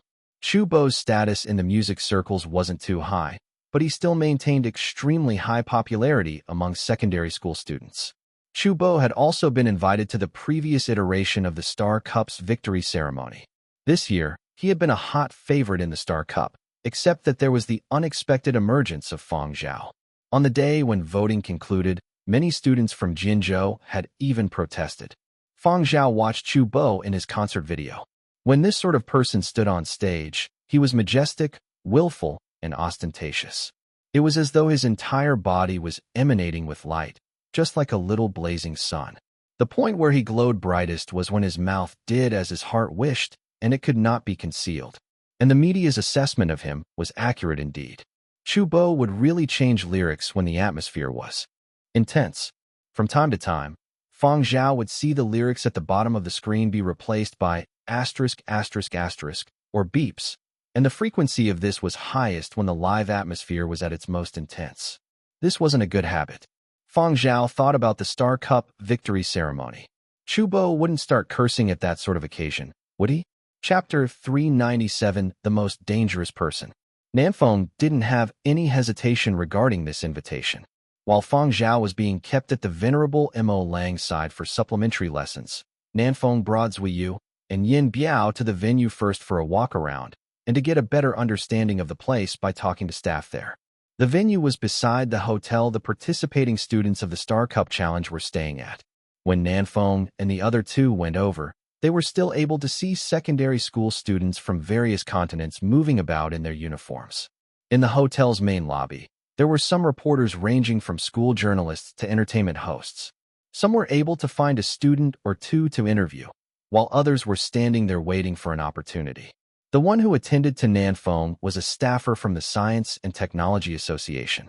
Since Fang Zhao didn't need to stay at the hotel, Nanfeng got the other party to show them the venue directly. Nanfeng's main focus was on the organizers' arrangements and any requests they had. For Zuiyu and Yinbiao there, focus was to survey the venue. They needed to familiarize themselves so that they could ensure Fang Zhao's safety when he came. It had to be said that the organizers of Star Cup also placed great importance on the safety of these genius students. While Zuiyu and Yin Biao surveyed the venue, Nanfeng had already gotten the victory ceremony arrangements and schedule from the staffer and was making notes.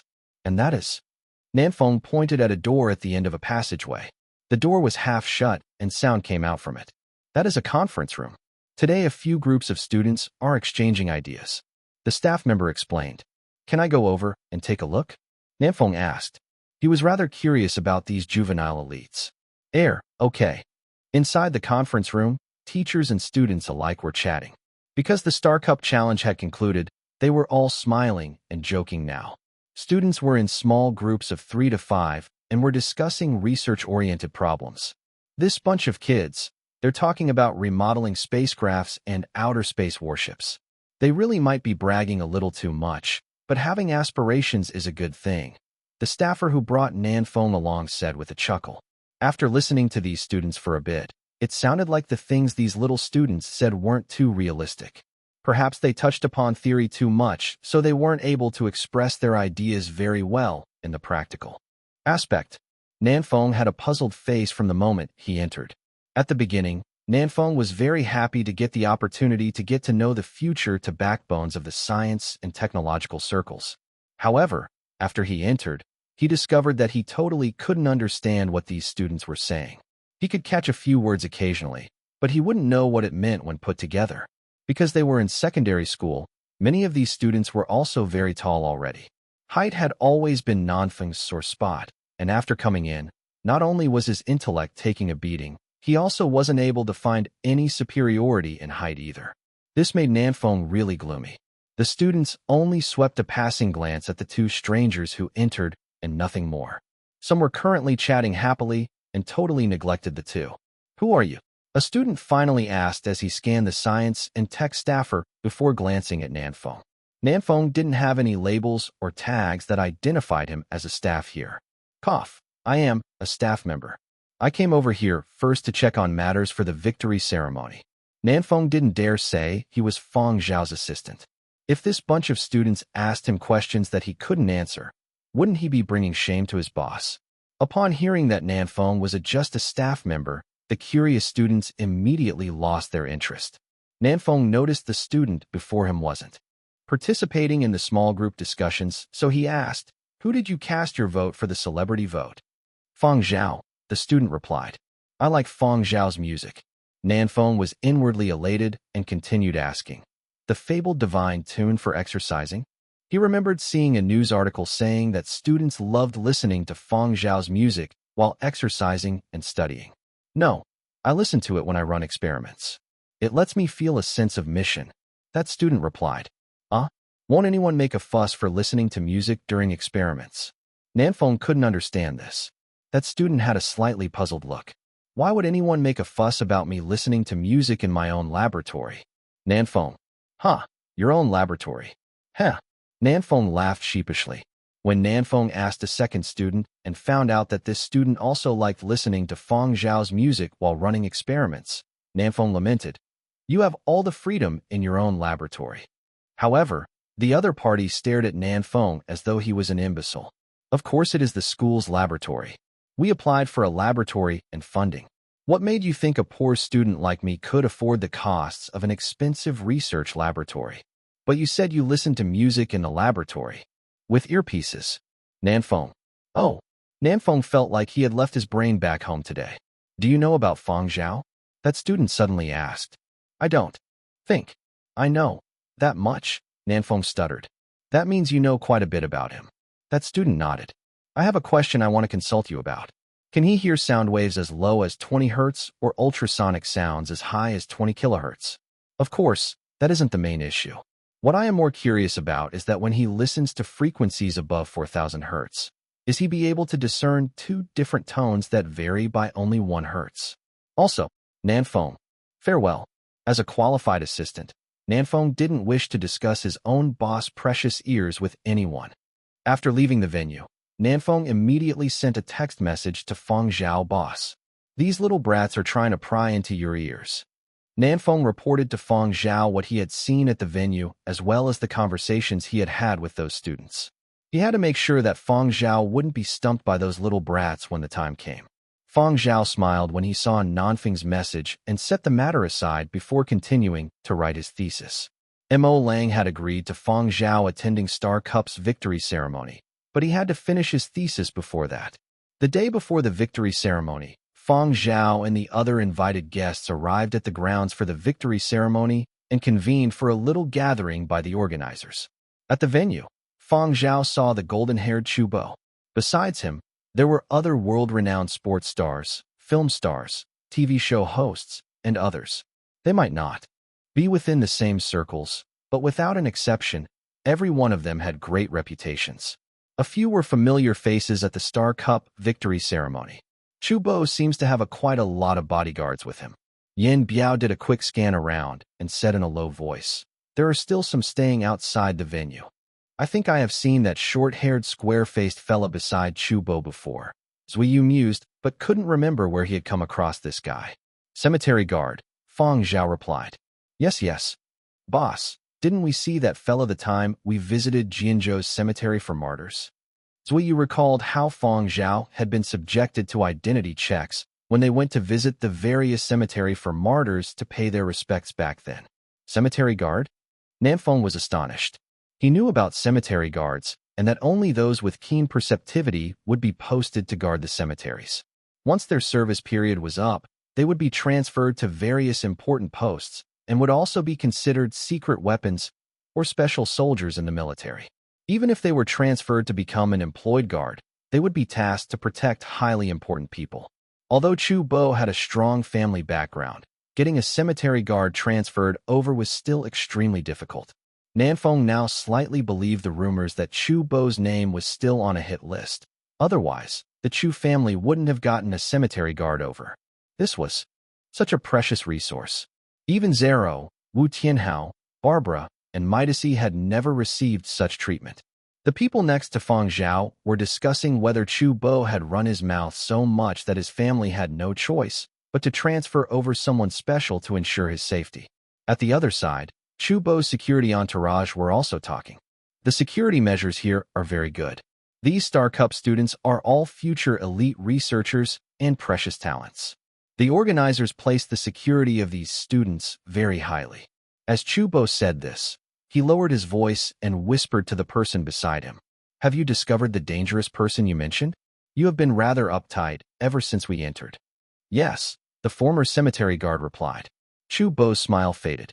He tried to keep his expression neutral, but it was clear that he was a little tense. Coming through all the layers of security checks outside was no easy task. Chu Bo had originally wanted to go greet Fang Zhao, but wasn't in the mood to do so after hearing what his bodyguard had said. Where? Chu Bo's words were stiff. Same row as us, seat number 05 on the left. Chu Bo pretended to casually glance around the room and froze. He then reconfirmed what he had seen and said in disbelief. The one in seat 05 in the same row as us, Fang Zhao.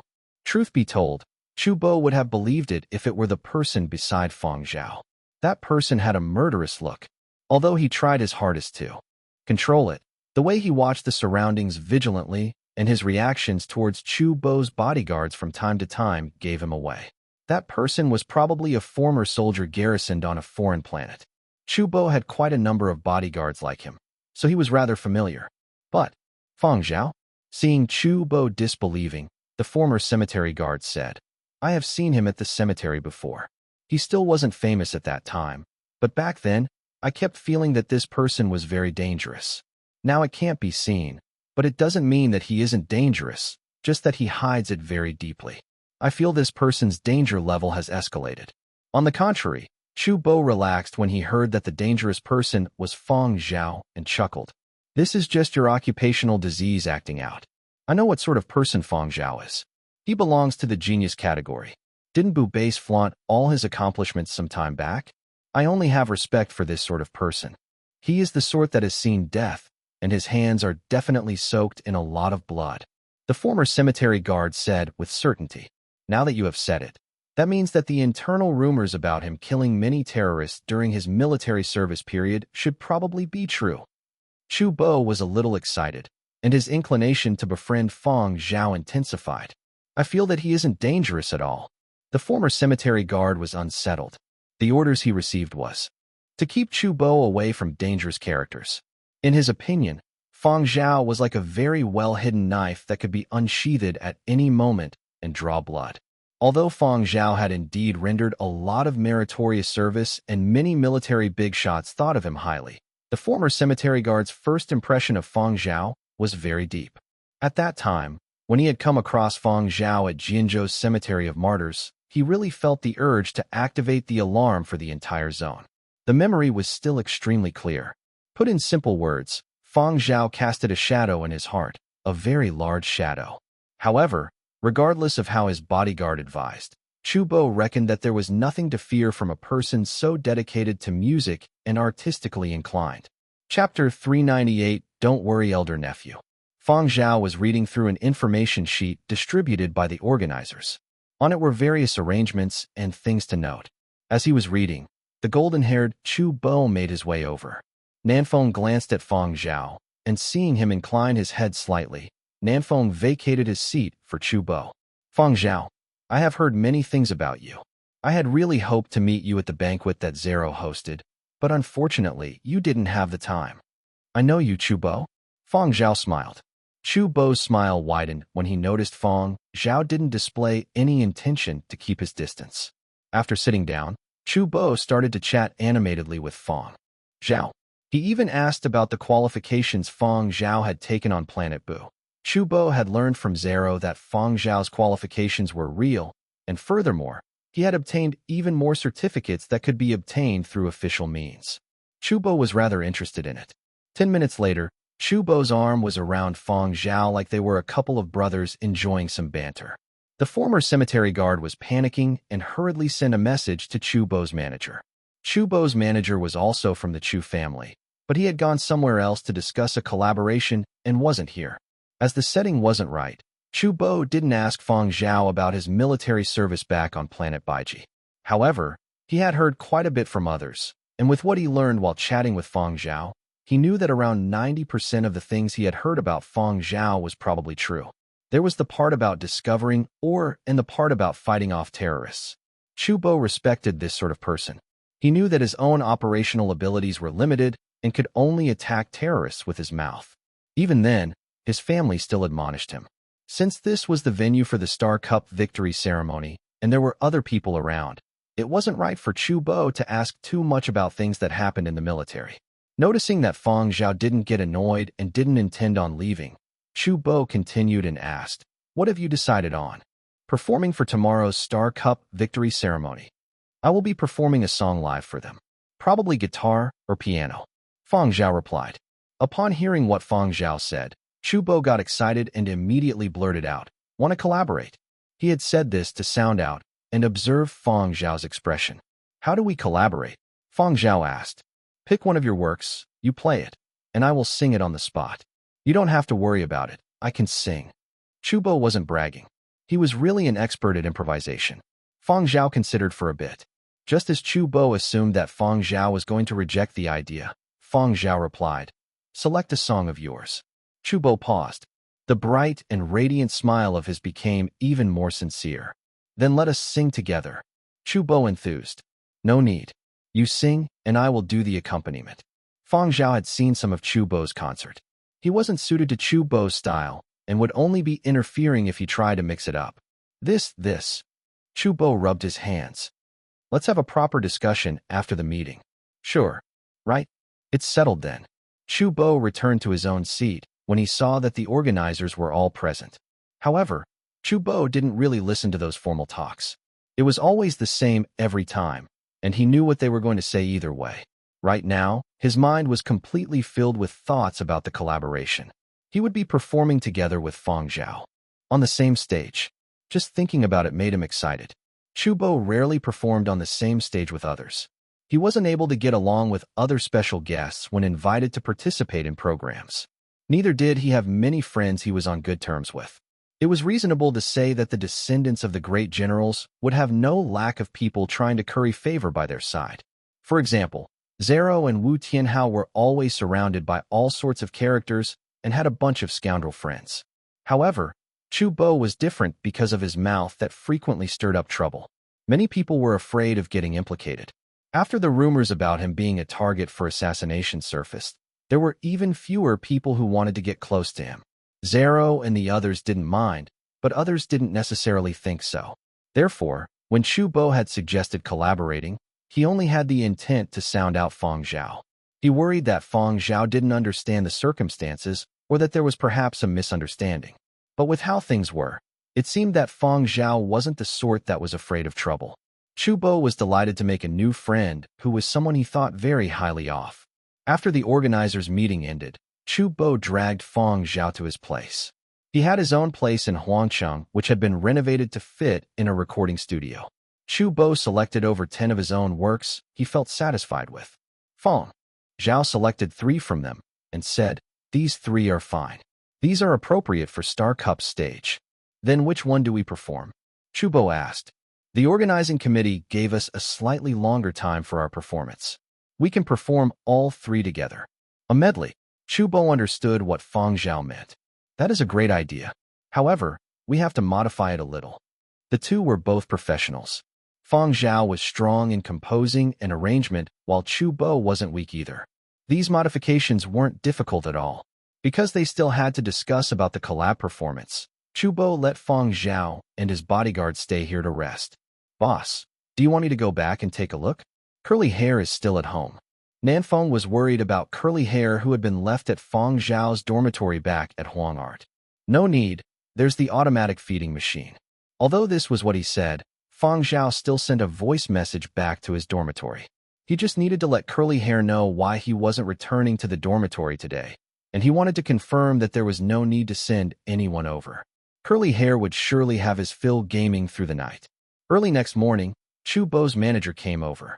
"This is my manager and also my elder nephew, Chu Yang," Chu Bo introduced. Chu Yang was slightly older than Chu Bo and was also from the Chu family. However, his seniority in terms of generation was lower than Chu Bo, so Chu Bo addressed him as elder nephew. Chu Yang appeared rather steady. After greeting Fang Zhao and his group, he took a look at the repertoire for Chu Bo and Fang Zhao's collab performance. He seemed rather satisfied. There shouldn't be any trouble if they stuck to this, as it wouldn't be easy for Chu Bo to let fly when he started singing this. There was no choice. He had to be worried.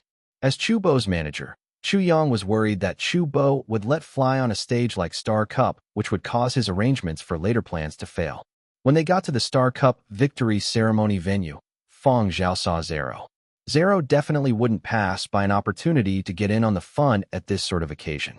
He hadn't been invited, but he donated a laboratory to the organizers and obtained a spot at this event.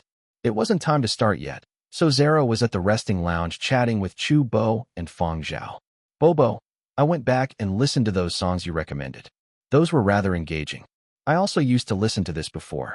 Our continent has Alexei, whose style's similar to yours." Chu Bo appeared as though he had been dealt a huge slap to his face. "Our styles are clearly different. Alexei mainly sings nu metal. Although I also sing nu metal, my style is more diverse. Besides, Alexei's songs are wilder and more extreme." Chu Bo went on and rambled a whole list of his differences with Alexei, from musical style to lyrics, and even the core of the songs. After he was done talking, Zero still had a foolish look on his face. Sighing deeply, Chu Bo pondered for a bit before saying, "Simply put, we are both attacking others. My songs are 'Come at me, bro. Bring it on if you have the guts.' Whereas Alexei's ones are, 'I will bring you to hell along with me.'" "Oh yeah." Zero clasped his hands together. "Oh, got it." Fang Zhao smiled while watching them from the side. Fang Zhao also knew about that Lijo singer Alexei that Zero was talking about. He also sang nu metal, and his songs were also rather wild.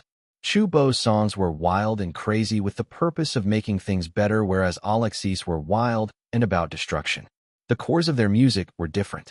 However, those who didn't like taking a more in-depth look at the lyrics wouldn't be able to hear much of a difference, especially for people like Zero who weren't really interested. As they were chatting, Chu Yang came in. As a manager, he was even more anxious than Chu Bo. Seeing the others in the lounge, Chu Yang gestured with his finger indicating that he wanted to speak with Chu Bo in the next room. "You guys chat first. My elder nephew needs me." Chu Bo got up to leave. Seeing Chu Bo head over, Zero tiptoed over and placed his ear on the door of the next room, trying to eavesdrop.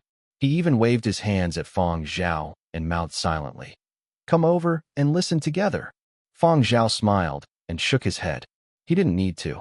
In the adjacent room, Chu Yang told Chu Bo about the results of him heading all over these few days. As Chu Bo really liked to shoot his mouth off when he was really immersed in singing, the lead of the cultural departments of various continents were prohibiting his live concerts. Out of the 12 continents, 9 didn't allow Chu Bo to hold live concerts there. If you can't watch your mouth, you won't be shown any face. However, if Chu Bo wanted to increase his global reputation, he still had to think of ways to perform worldwide. This would be just like gaining experience and qualifications in the music circles. Being popular online didn't really account for much. So what if he was very popular among secondary school students? Weren't others from the same industry laughing behind his back? Just like how Fang Zhao had also needed to use the methods of holding concerts, Chu Bo also needed to have live performances to progress. Chu Yang had already negotiated with some partners. As long as Chu Bo's performance at the Star Cup victory ceremony was good, they would be accommodating. "MHM, I understand." Chu Bo nodded, indicating that he knew. He exclaimed excitedly, "For this collab with Fang Zhao, we have picked 3 popular songs for a medley. We rehearsed yesterday, and it turned out really well. This Fang Zhao is really something. No wonder he could get into the fabled God-level advanced course." "Chu Bo, what? I haven't finished talking. Do you remember what I said?" "You said, oh, watch my mouth. Watch my mouth. Watch my mouth." I remember. Chu Bo made successive pledges. Chu Yang placed his arms on Chu Bo's shoulders and stared into his eyes before flashing an encouraging smile. He said gently, I don't care whether you are singing your medley or whatever, just make sure you perform properly. If you don't learn this time, after the victory ceremony concludes. Elder nephew, I will turn you into barbecued pork. Chu Bo. Under Chu Yang's rather pressuring gaze, Chu Bo solemnly said, Don't worry, elder nephew. Chapter 399 Lapse, and let it rip. The cultural departments of various continents rejected Chu Bo from holding concerts there because they were worried about the influence of his troublemaking mouth. Many people poked fun at Chu Bo's habit of going into a tirade when he grew excited while singing. There were always people who watched his concerts to catch the moment he started mouthing off. This time, many reporters also tried all sorts of ideas to enter this event since the Star Cup victory ceremony wouldn't be broadcast live. Most videos released after the event would be edited with various highlights cut out. Many reporters felt that these edited videos wouldn't be as satisfactory as the originals. Thus, even reporters who weren't invited tried all sorts of methods to get into the venue. Jinzhou entertainment reporters especially used all their skills and abilities to obtain an entrance pass. Those without entrance passes would find it difficult to get in as security was extremely strict. Students were particularly excited today. Even those who were normally serious were also smiling. A reporter took a few photographs inside the venue and then complained to his colleague. There isn't any program schedule. Can't be helped. Those students suggested it themselves. In the first few years of the Star Cup, the victory ceremony actually had a program schedule. However, in later years, participating students had felt that there weren't any surprises with a program schedule. After they had suggested the change to the organizers, this had been the format ever since. Of course, the invited guests had all prepared their own items and just had to follow according to the organizers' arrangements. Fang Zhao and Chu Bo's item was scheduled as the fifth item, which was somewhere in the middle. Before it was their turn, Chu Bo practiced with Fang Zhao for a bit. Chu Bo always brought his own band when performing, and most bands couldn't keep up with his tempo. Concerts would always have live accompaniment instead of recorded accompaniment. Chu Bo wasn't used to recorded accompaniment as live ones provided more feeling. Most importantly, in his own words, pre-recorded accompaniment was too restricting and it affected his creativity and emotions while singing. As for lip-syncing, there was no lip-syncing with Chu Bo. On the contrary, many people hoped that he would because when Chu Bo took stage, nobody could control him. Every single one of his performances couldn't be replicated, just like how the target of his tirades changed each time. Many famous people in Jinzhou, from celebrities to politicians, were all called out by him. He criticized those that others called out, and also those who others didn't dare condemn. And he would always be spot on. With an eye on the time, manager Chu Yang exhorted once before Chu Bo took the stage. Watch your mouth when on stage. Got it, got it. Chu Bo heard a stage technician telling him get ready, so he nodded his head hurriedly and checked himself in the mirror. After carefully inspecting everything from his hair to his shoes and feeling that he was especially handsome, Chu Bo took a photograph of himself to flaunt on social media platforms. Compared to Chu Bo's typical ostentatious style, Fang Zhao was much more reserved. Chu Bo fussily scanned Fang Zhao and said, Your outfit will be overshadowed by my dazzling appearance. Do you want to change? I brought quite a few sets of clothes over. Nanfeng nodded his head silently at the side. Previously, he had suggested to Fang Zhao to dress a little brighter. His attire appeared suitable now, but it was still much less eye-catching next to Chu Bo's. No need. This will do just fine, Fang Zhao replied. At the venue, the world-renowned football star sang a tune and interacted with the audience before his stage time was up. Two lucky students who were selected to go on stage for an activity received signed jerseys. They carefully folded the jerseys when they got back to their seats and intended to purchase exquisite cases for the jerseys once they got back to the hotel. I wonder who is going next on stage. There are only 5 performers left. Reporters were also discussing in muted voices. When will Chu Bo be going? Do we have insider info?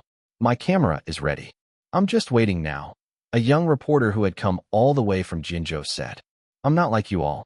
My main objective is to photograph Fang Zhao. Chief's orders. As they were speaking, the lights dimmed and the stage curtains were drawn. Bluish-gray lights lit up a circle on the stage. Inside this circle, a man sat before a piano.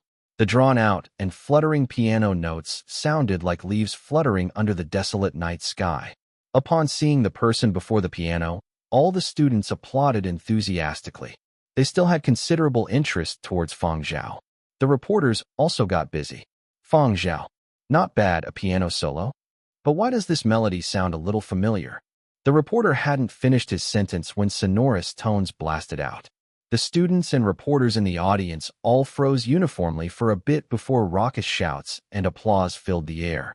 This unique vocals. Who else could it be but Chu Bo? Chu Bo. A joint performance. Fang Zhao and Chu Bo are actually having a collaboration. I really can't imagine it. Why are these two collaborating? Jinzhou reporters were especially shocked. They thought that their ears were playing tricks on them when the vocals started. Otherwise, why would they hear Chu Bo's voice during Fang Zhao's performance? They couldn't be blamed for being so astonished. Chu Bo had always performed solo. He was rarely seen performing on the same stage as others. For the few times he did, there was always some complicated arrangement for Chu Bo to cooperate and go through the motions. However, a stage like Star Cup was much more formal. Generally, during more formal appearances, Chu Bo didn't perform with others.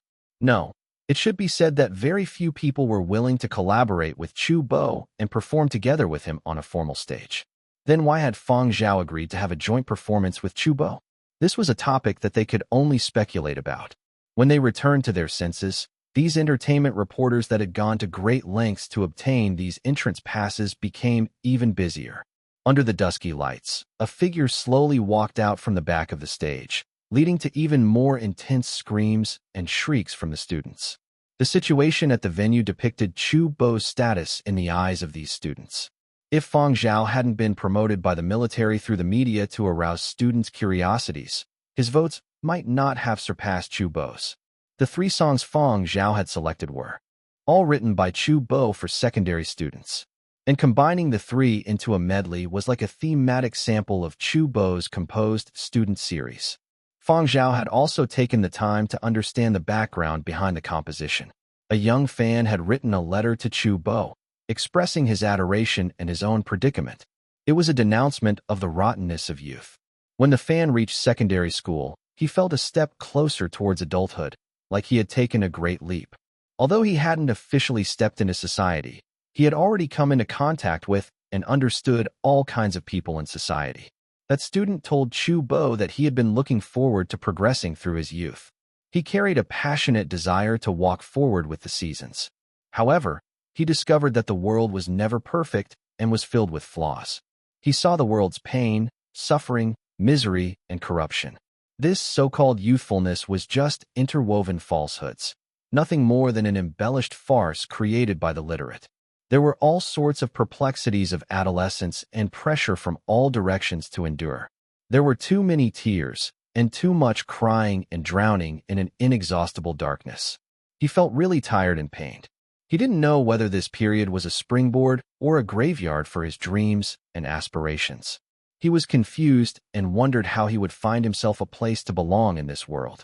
He also wondered whether he could persevere and walk down the path that was originally planned out. He talked to his parents, but they couldn't understand. He disliked, no, loathed, everything about the world, including himself. After that, Chu Bo composed the few songs that had come to be jokingly called the Secondary School Student Series. The three songs Fang Zhao had selected had been rearranged together as a medley. The first segment was like a train making its way through a faint, misty fog on a railway track stretching for miles.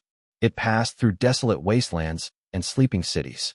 The many people in the carriage watched the world outside the windows and were filled with a sense of independence and glee. The second segment resembled a starry sky at the beginning. Luminous, glowing yellows in a dark sky, creating a psychedelic spectacle that magnified all sorts of desire and longing in all who saw it.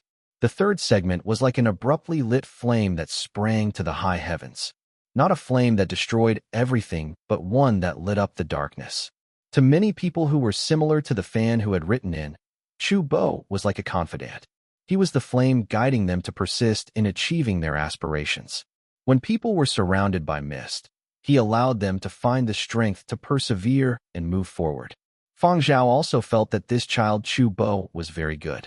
Most of his songs had an energetic dynamism, just that he had a misbehaving mouth. Elegant notes became more fervent, and the lights alternated with the rhythm. Murky gray lights turned into agitated light beams before becoming blazing flames on the large electronic screen in the backdrop. When the medley entered the third segment, Fang Zhao stood up from the piano and picked up the electric guitar that was placed behind. The guitar belonged to Chu Bo originally.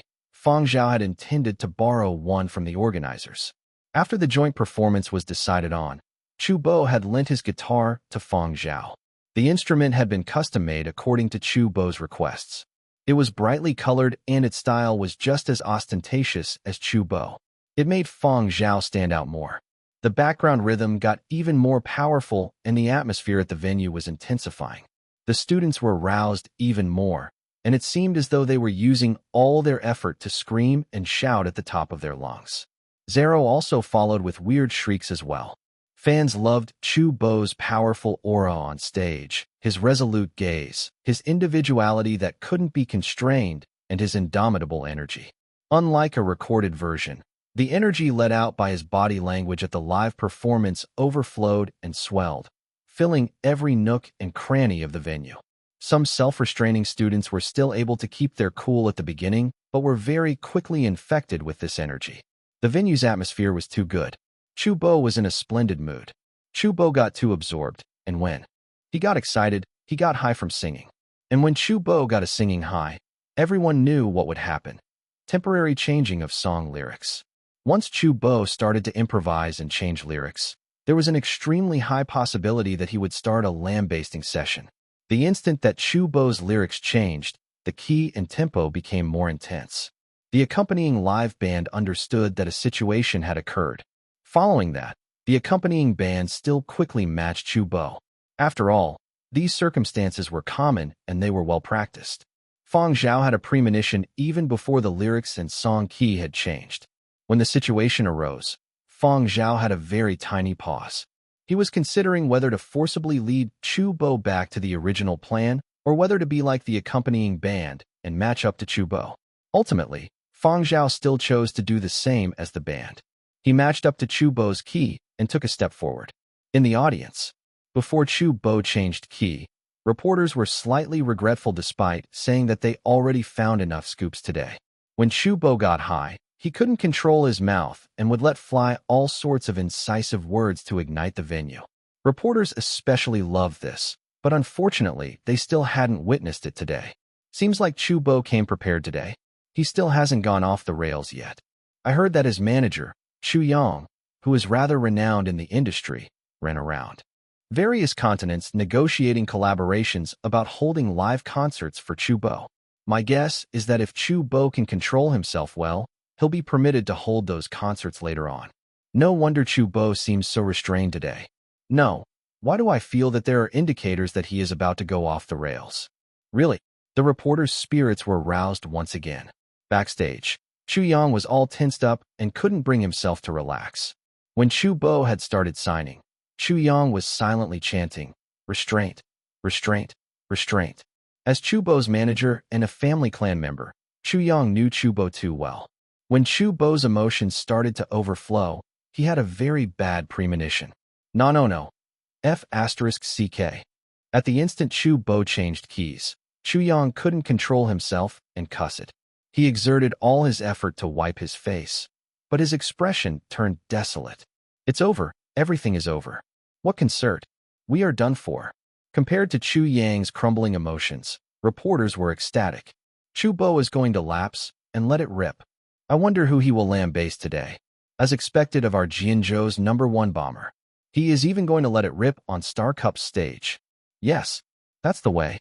Show them how a wild bull off its reins will fly. Let the hairs on everyone's arms stand. Chu Bo was totally oblivious to everybody else and was really high from singing. He was excessively high, and once he entered this state, he completely forgot everything else. He had already tossed his manager's words to some far-off corner of his mind. He had even forgotten that he was on the stage of Star Cup's victory ceremony. But Just as he sidestepped and did a vigorous arm swing, Chu Bo caught sight of Fang Zhao standing a short distance away from himself. When he met Fang Zhao's gaze, he felt that his tongue was tied. The obscenities he had been about to spout were silenced by this momentary pause. The reporters who had been rubbing their hands in glee. Chu Yang stared in shock at the stage as though he had just witnessed a miracle. Chu Yang's eyes were brimming with warm tears of joy. He did it. He actually King did it. Seems like Chu Bo still remembers what I said. Chapter 402 Frightening. Actually, a long time ago, Chu Bo's style hadn't been this way. He had been just like Zero, blunt and direct. If anyone verbally attacked him, he would immediately reply in kind. When Chu Bo released his first album, his family members told Chu Bo, "You are now considered a public figure. You have to watch your image and think about your own profession whenever you encounter anything." Chu Bo went back and pondered, "They are absolutely right. I am an honorable recording artist. Artists should use artistic methods to attack back. Just like the ancient saying, a gentleman uses his mouth and not his fists. If we are at odds with each other, I will neither hit you nor call you out on social media. Instead, I will write you into my song lyrics." Through practice, Chu Bo found that this sort of venting was rather satisfying. Afterwards, it became a habit. Every time he got excited and lost himself in his good spirits, he would let out all the words he kept stifled in his heart. Chu Bo had also prepared for this Star Cup victory ceremony. Actually, Chu Bo was aware of his bad habit. Therefore, when Fang Zhao had chosen these 3 songs to form a revised medley, they had made adjustments to the tempo and style. Although the core was still rock and roll, the accompaniment at the beginning was much more emotional. The changes were even greater in the first and second segments to be more suitable for Star Cup stage. More importantly, they also created a cooling effect for Chu Bo.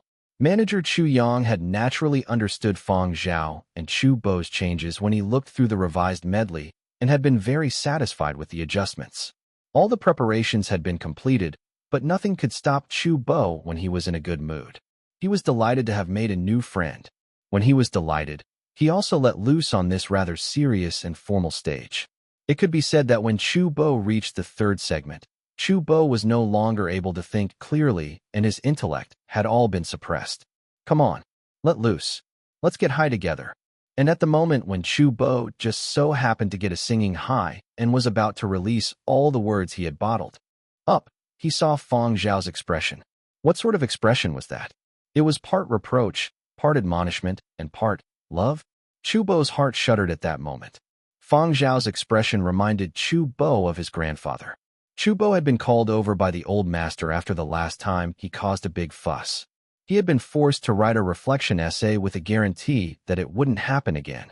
Furthermore, he had been shut away from the public for a period of time. Chu Bo involuntarily fell silent. Just imagining his grandfather standing beside him when he was high caused his hairs to stand and his tongue to get stuck. It was a natural reflex. Luckily, Chu Bo was rather proficient with singing and had sufficient professional ability. The swear words he had been about to release faded away as his rationality returned. The original lyrics flowed out smoothly instead. Chu Bo returned to his senses quickly and continued singing. Seeing that it was Fang Zhao beside him instead of his grandfather, Chu Bo felt that his eyes must have played tricks on him. However, he was now clear-headed from the scare. Luckily, the third segment was close to ending. Chu Bo controlled the rhythm and directed the derailed song back to its original key before smoothly completing the performance. At the same time, the students didn't find anything too strange. Even if they noticed his artificial silence, they didn't think too much about it. They liked Chu Bo and his songs. As for the reporters, every one of them had flabbergasted looks on their faces as though they had just witnessed the sun rising from the west. Reporters familiar with Chu Bo's character had been inwardly delighted when they saw Chu Bo starting to get high. They were just waiting for Chu Bo to enter his spouting mode and let curses fly. Yet who knew that Chu Bo would have gone silent? Was that just a harmony? Or did I not hear any lyrics? A reporter thought that he had hallucinated, hadn't managed to catch the crucial moment. I heard exactly the same as you. The reporter beside him also had a shocked look on his face. How many people had felt that they heard wrongly? Even harder to believe than Chu Bo getting high and mouthing off on the Star Cup stage was Chu Bo actually managing to control his mouth and remain silent. This was simply something miraculous. Having made his first performance so many years ago, if Chu Bo had had this sort of ability, his status in the music world wouldn't be like this. Otherwise, would his manager run all over the place making pledges in order to find a venue to host his live concerts? None of the reporters were thinking about anything else. The reporters who had been writing their drafts had put everything aside to listen carefully. They wanted to see if Chu Bo's silence was by chance or from self-control. However, all the way until Chu Bo finished, reporters didn't hear Chu Bo explode. Is Bomber a dud today? Perhaps there are Chu family elders seated in the audience, so he doesn't dare cuss.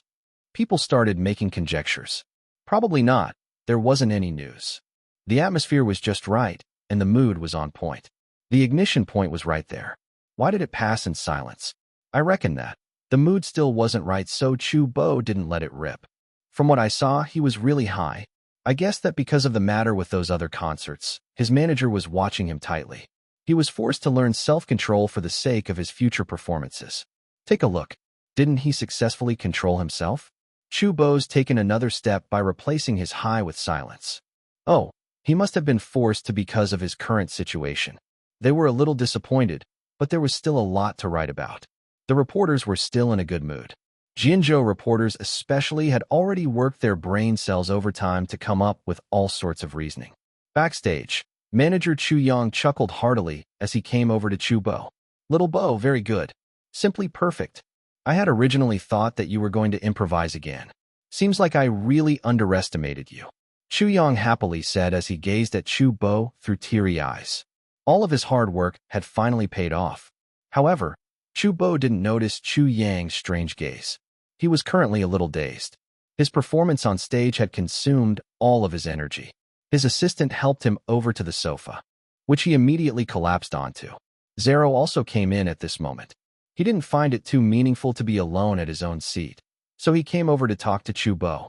He gave a thumbs up when he saw Chu Bo and complimented. What dedication! Despite jumping around on stage, you were still able to sing so quickly without tripping over any words. I now know that singing can be really tiring. Look at all that sweat. Chu Bo gave him a glance, but didn't reply. He was still panting, and his legs were still shaky. Zero continued. Hey, Chu Bo, this won't do. Didn't you say that you'll be visiting various continents to hold live concerts? There are so many songs at one concert. Look at how exhausted you are after just one song. Even if this was a slightly longer medley of 3 songs, it's still way shorter than a regular concert. If you have the time, you better train up more. Look at me. I slogged away on Planet Boo to help alleviate poverty, and now my abs look so much more defined. Chu Bo took a towel from his assistant and wiped the sweat off his neck and face. Naturally, he didn't need Zero to tell him all of this. Concerts required sufficient physical endurance, but he wasn't this way normally. Normally, he could sing 10 songs without collapsing, let alone just one. But that song he had just performed was a psychological battering. He had spent a lot of effort to continue the song normally and hide his problems. It had been more tiring than 10 songs. Not stuttering had already been difficult enough. Hey Bobo, how do you make that hand gesture while singing? It's rather cool. Teach me if you have the time. Zero tried to copy the gesture. MMHM. Chu Bo finally took notice and grunted a reply. Also, you were supposed to hold a joint performance with Fang Zhao. Even if you think that Fang Zhao doesn't sing well, you still should have let him sing at least a verse. It should be fine as long as you're leading, right? Just like how we normally sing karaoke together. Zero felt that Chu Bo didn't show much respect for Fang Zhao and only cared about getting high himself. Currently, Chu Bo was highly sensitive to the name Fang Zhao. Hearing Zero mention Fang Zhao, Chu Bo had an embarrassed look on his face. How could he bring himself to tell others that he had mistaken Fang Zhao for his own grandfather, which nearly caused a huge mistake? As for singing together, Chu Bo shook his head with all his strength. My legs are still King soft. At this time, Fang Zhao walked in. Chu Bo quickly glanced over before retracting his gaze. He looked back again as if wanting to find something and had a troubled look. Chu Bo thought to himself, actually, now that I look at Fang Zhao, he doesn't really look alike. Everything is just a misperception that I'm scaring myself with. Luckily, the performance had ended well. However, the psychological shadow it had cast on Chu Bo's heart couldn't be removed in the short term. Whenever he came across Fang Zhao, Chu Bo would remember his first time that he had recovered after going off the rails during a performance. In any case, Chu Bo had no intention of telling anyone else. He would totally lose face if anyone knew. He also decided that he wouldn't have any more joint performances with Fang Zhao until he got rid of this psychological scar. He might have been able to continue singing this time, but what about the next? Fang Zhao didn't know anything about this. However, he could see that Chu Bo was somewhat afraid of him. Although it was well hidden by Chu Bo, Fang Zhao was still able to make out some subtle signs. Actually, Fang Zhao had the mindset of an elder in his performance with Chu Bo. He didn't intend to steal the limelight, but as Chu Bo got a little too high from singing, Fang Zhao increased his presence. His purpose was to let Chu Bo know that he was still standing there. He wanted to remind Chu Bo not to get too absorbed and forget where he was. Fang Zhao never imagined that he would have scared Chu Bo in such a manner. Thus, he hadn't come over immediately after the performance to allow Chu Bo some time to calm down. But even now, it seemed like Chu Bo hadn't completely calmed down. Am I that scary? Fang Zhao was puzzled. Seeing the situation, Fang Zhao didn't say much before leaving. Ever since he had entered, Chu Bo's face was rigid and wasn't natural at all. Fang Zhao didn't want to put him on the spot. Fortunately, Chu Bo hadn't spouted any obscenities, so his venue applications wouldn't be rejected immediately. After Fang Zhao left, Chu Bo loosened up entirely. He turned to his bodyguard/former cemetery guard and said, "You were right. This Fang Zhao person is really too frightening to actually cause me to hallucinate." Former cemetery guard. He didn't understand. It is just a performance. How did you come to such a deep realization? Chapter 4:01 Song in the Night. Star Cup's victory ceremony wasn't broadcast live, so many people waited for the media news release after the victory ceremony concluded. No one was disappointed, especially those in Jinzhou. The reporters had dropped a bomb. Chu Bo knows how to mute himself. He didn't explode after getting high from singing, and he even finished the song. All people from Jinzhou who saw this news didn't believe it. It wasn't just them. Even the Chu family couldn't believe it either. After contacting Chu Yang for confirmation, the Chu family saw Chu Bo in a whole new light. What sort of shock did he suffer to learn how to censor himself? Chu Bo's mother was rather curious. Was he really forced to concede? Chu Bo's father stroked his chin and pondered all sorts of possibilities. He knew that Chu Bo's requests to hold concerts in other continents had been blocked by the various cultural departments, but he hadn't paid too much attention to it. Chu Bo's grandfather was beaming with satisfaction. "Not bad. Seems like my teachings were effective." In the old master's opinion, he was certain that his efforts in forcing Chu Bo to reflect on the error of his ways had borne fruit. Indeed, this old man is great at educating kids. As for many Jinzhou fans, we don't believe it. Impossible. How could our Jinzhou's #1 merciless bomber learn to censor himself in such a short span of time? Definitely fake news. False rumors. When the Star Cup organizers released the edited videos of Chu Bo and Fang Zhao's joint performance, many people went to analyze it meticulously. They really weren't able to find any instances of Chu Bo hurling obscenities. That spectacular singing also meant that it couldn't be a fake Chu Bo. Among Jinzhou fans, some had mixed feelings about Chu Bo's change. Others were skeptical, thinking that it might have been a kind of once-in-a-blue-moon thing. The remaining people, "We won't believe. We won't listen. The organizers have definitely doctored it. This is censorship. Our Jinzhou's #1 insult hurling machine wouldn't just go offline like this. We won't accept it." Regardless of what others thought, manager Chu Yang had already started to busy himself. Since Chu Bo had controlled his mouth at Star Cup's victory ceremony stage, applications for future performances and concerts would be much easier to negotiate. After the evening performances, there was still a short meet-and-greet session to allow the students some closer interaction with Fang Zhao and the other guests. The students posed a lot of questions, but Fang Zhao only chose to reply to a few. He told whatever he could to the kids and didn't touch upon anything that involved military secrets. Besides this, Fang Zhao discovered that many students were actually very interested in his ears. He wasn't upset, but he didn't talk too much about it either. The rest of the time was spent signing autographs, taking photos, and exchanging contact details with the other special guests. By the time Fang Zhao returned back to his campus dormitory, it was already close to midnight. Fang Zhao let Nan Feng and the other two rest and walked back to his own dormitory block.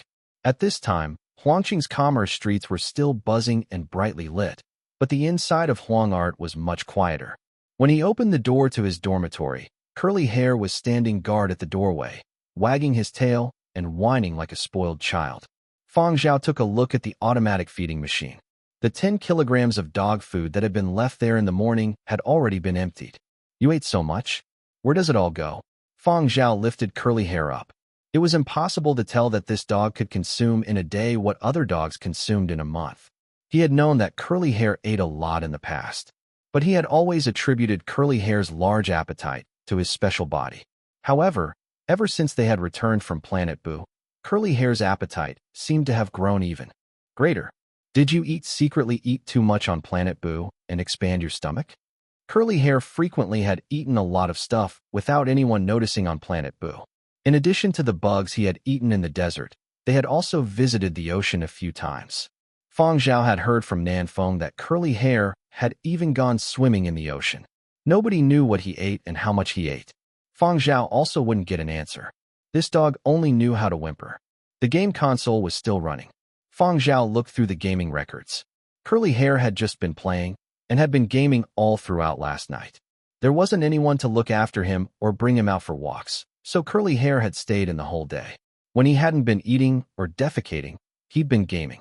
Somehow, he still seemed rather alert and looked as though he could pull another all-nighter. The games that Fang Zhao had previously downloaded for Curly Hair were all completely cleared. Now he was playing a new game that featured different stages, a leveling up system, and monster battles. Curly Hair was addicted to it.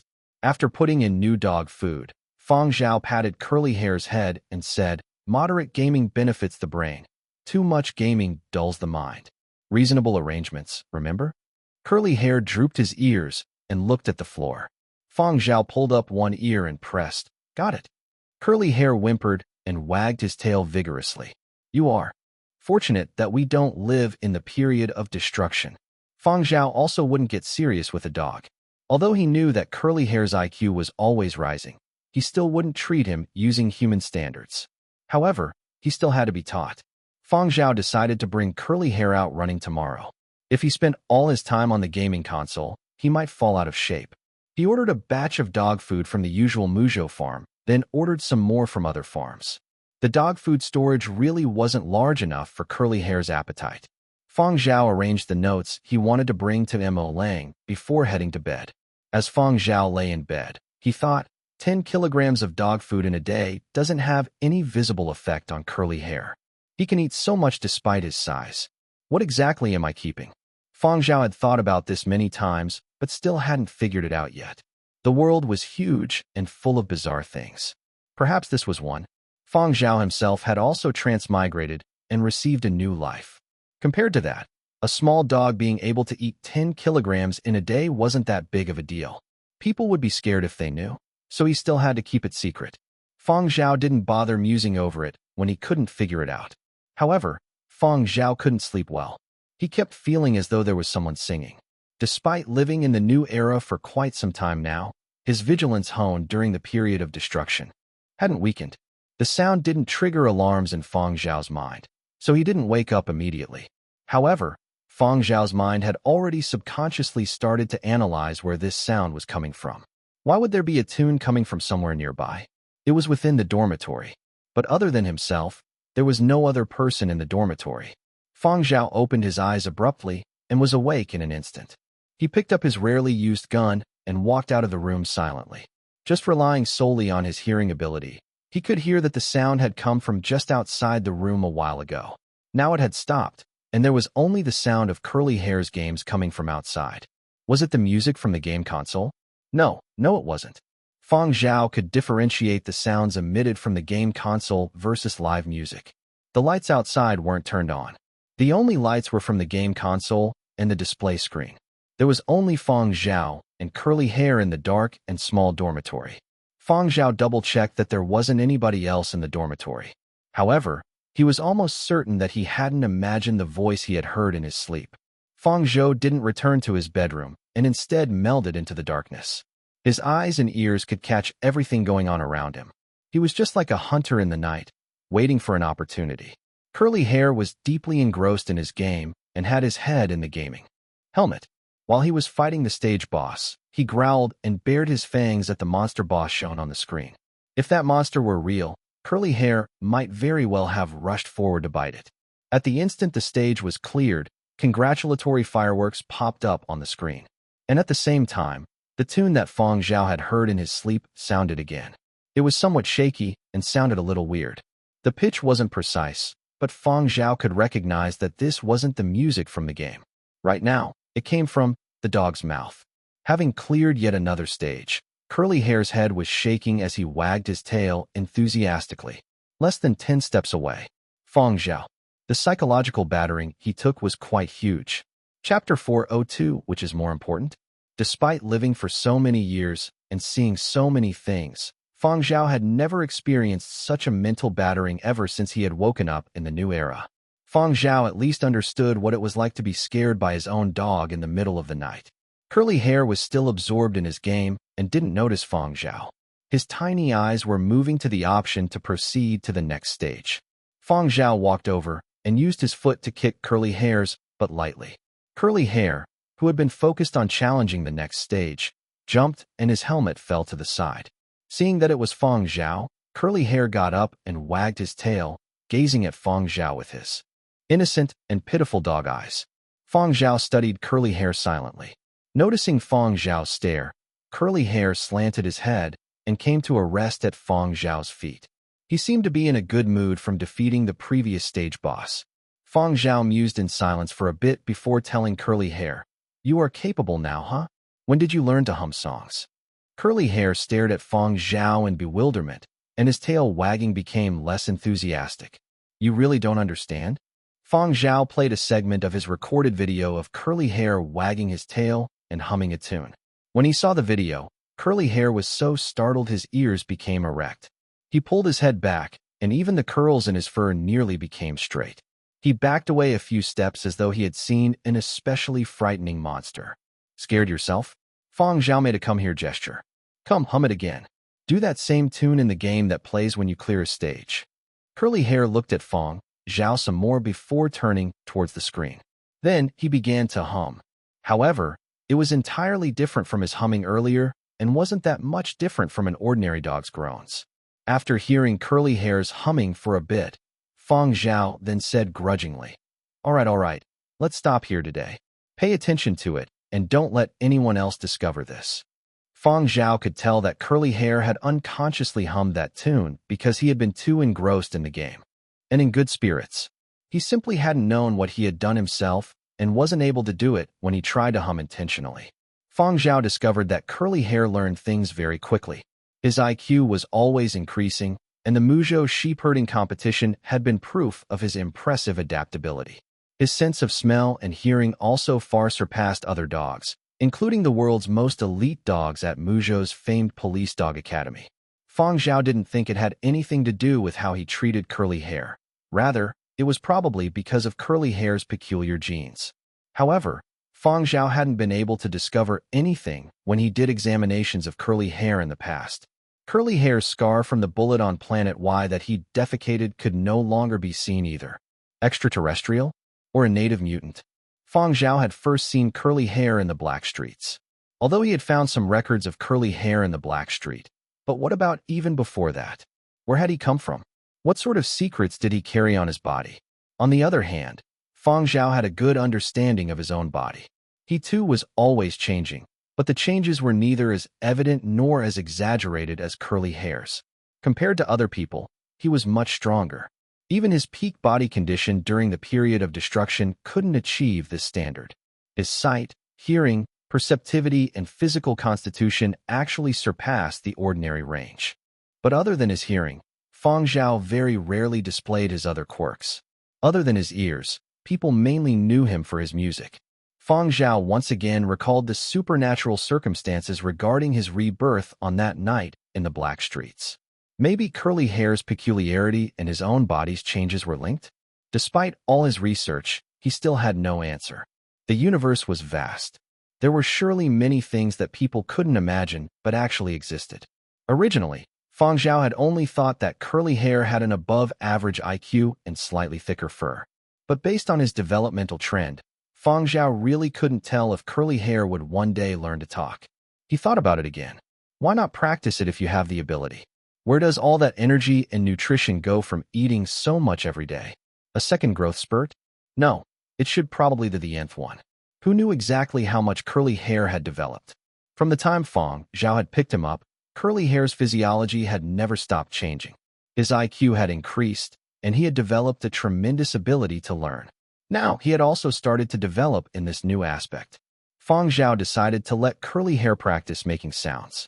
He guided curly hair to some educational videos on how to hum and produce sounds other than dog sounds. He wanted him to practice making sounds that humans made. After all, with curly hair's current IQ, he probably could understand easily what was being said in those educational videos.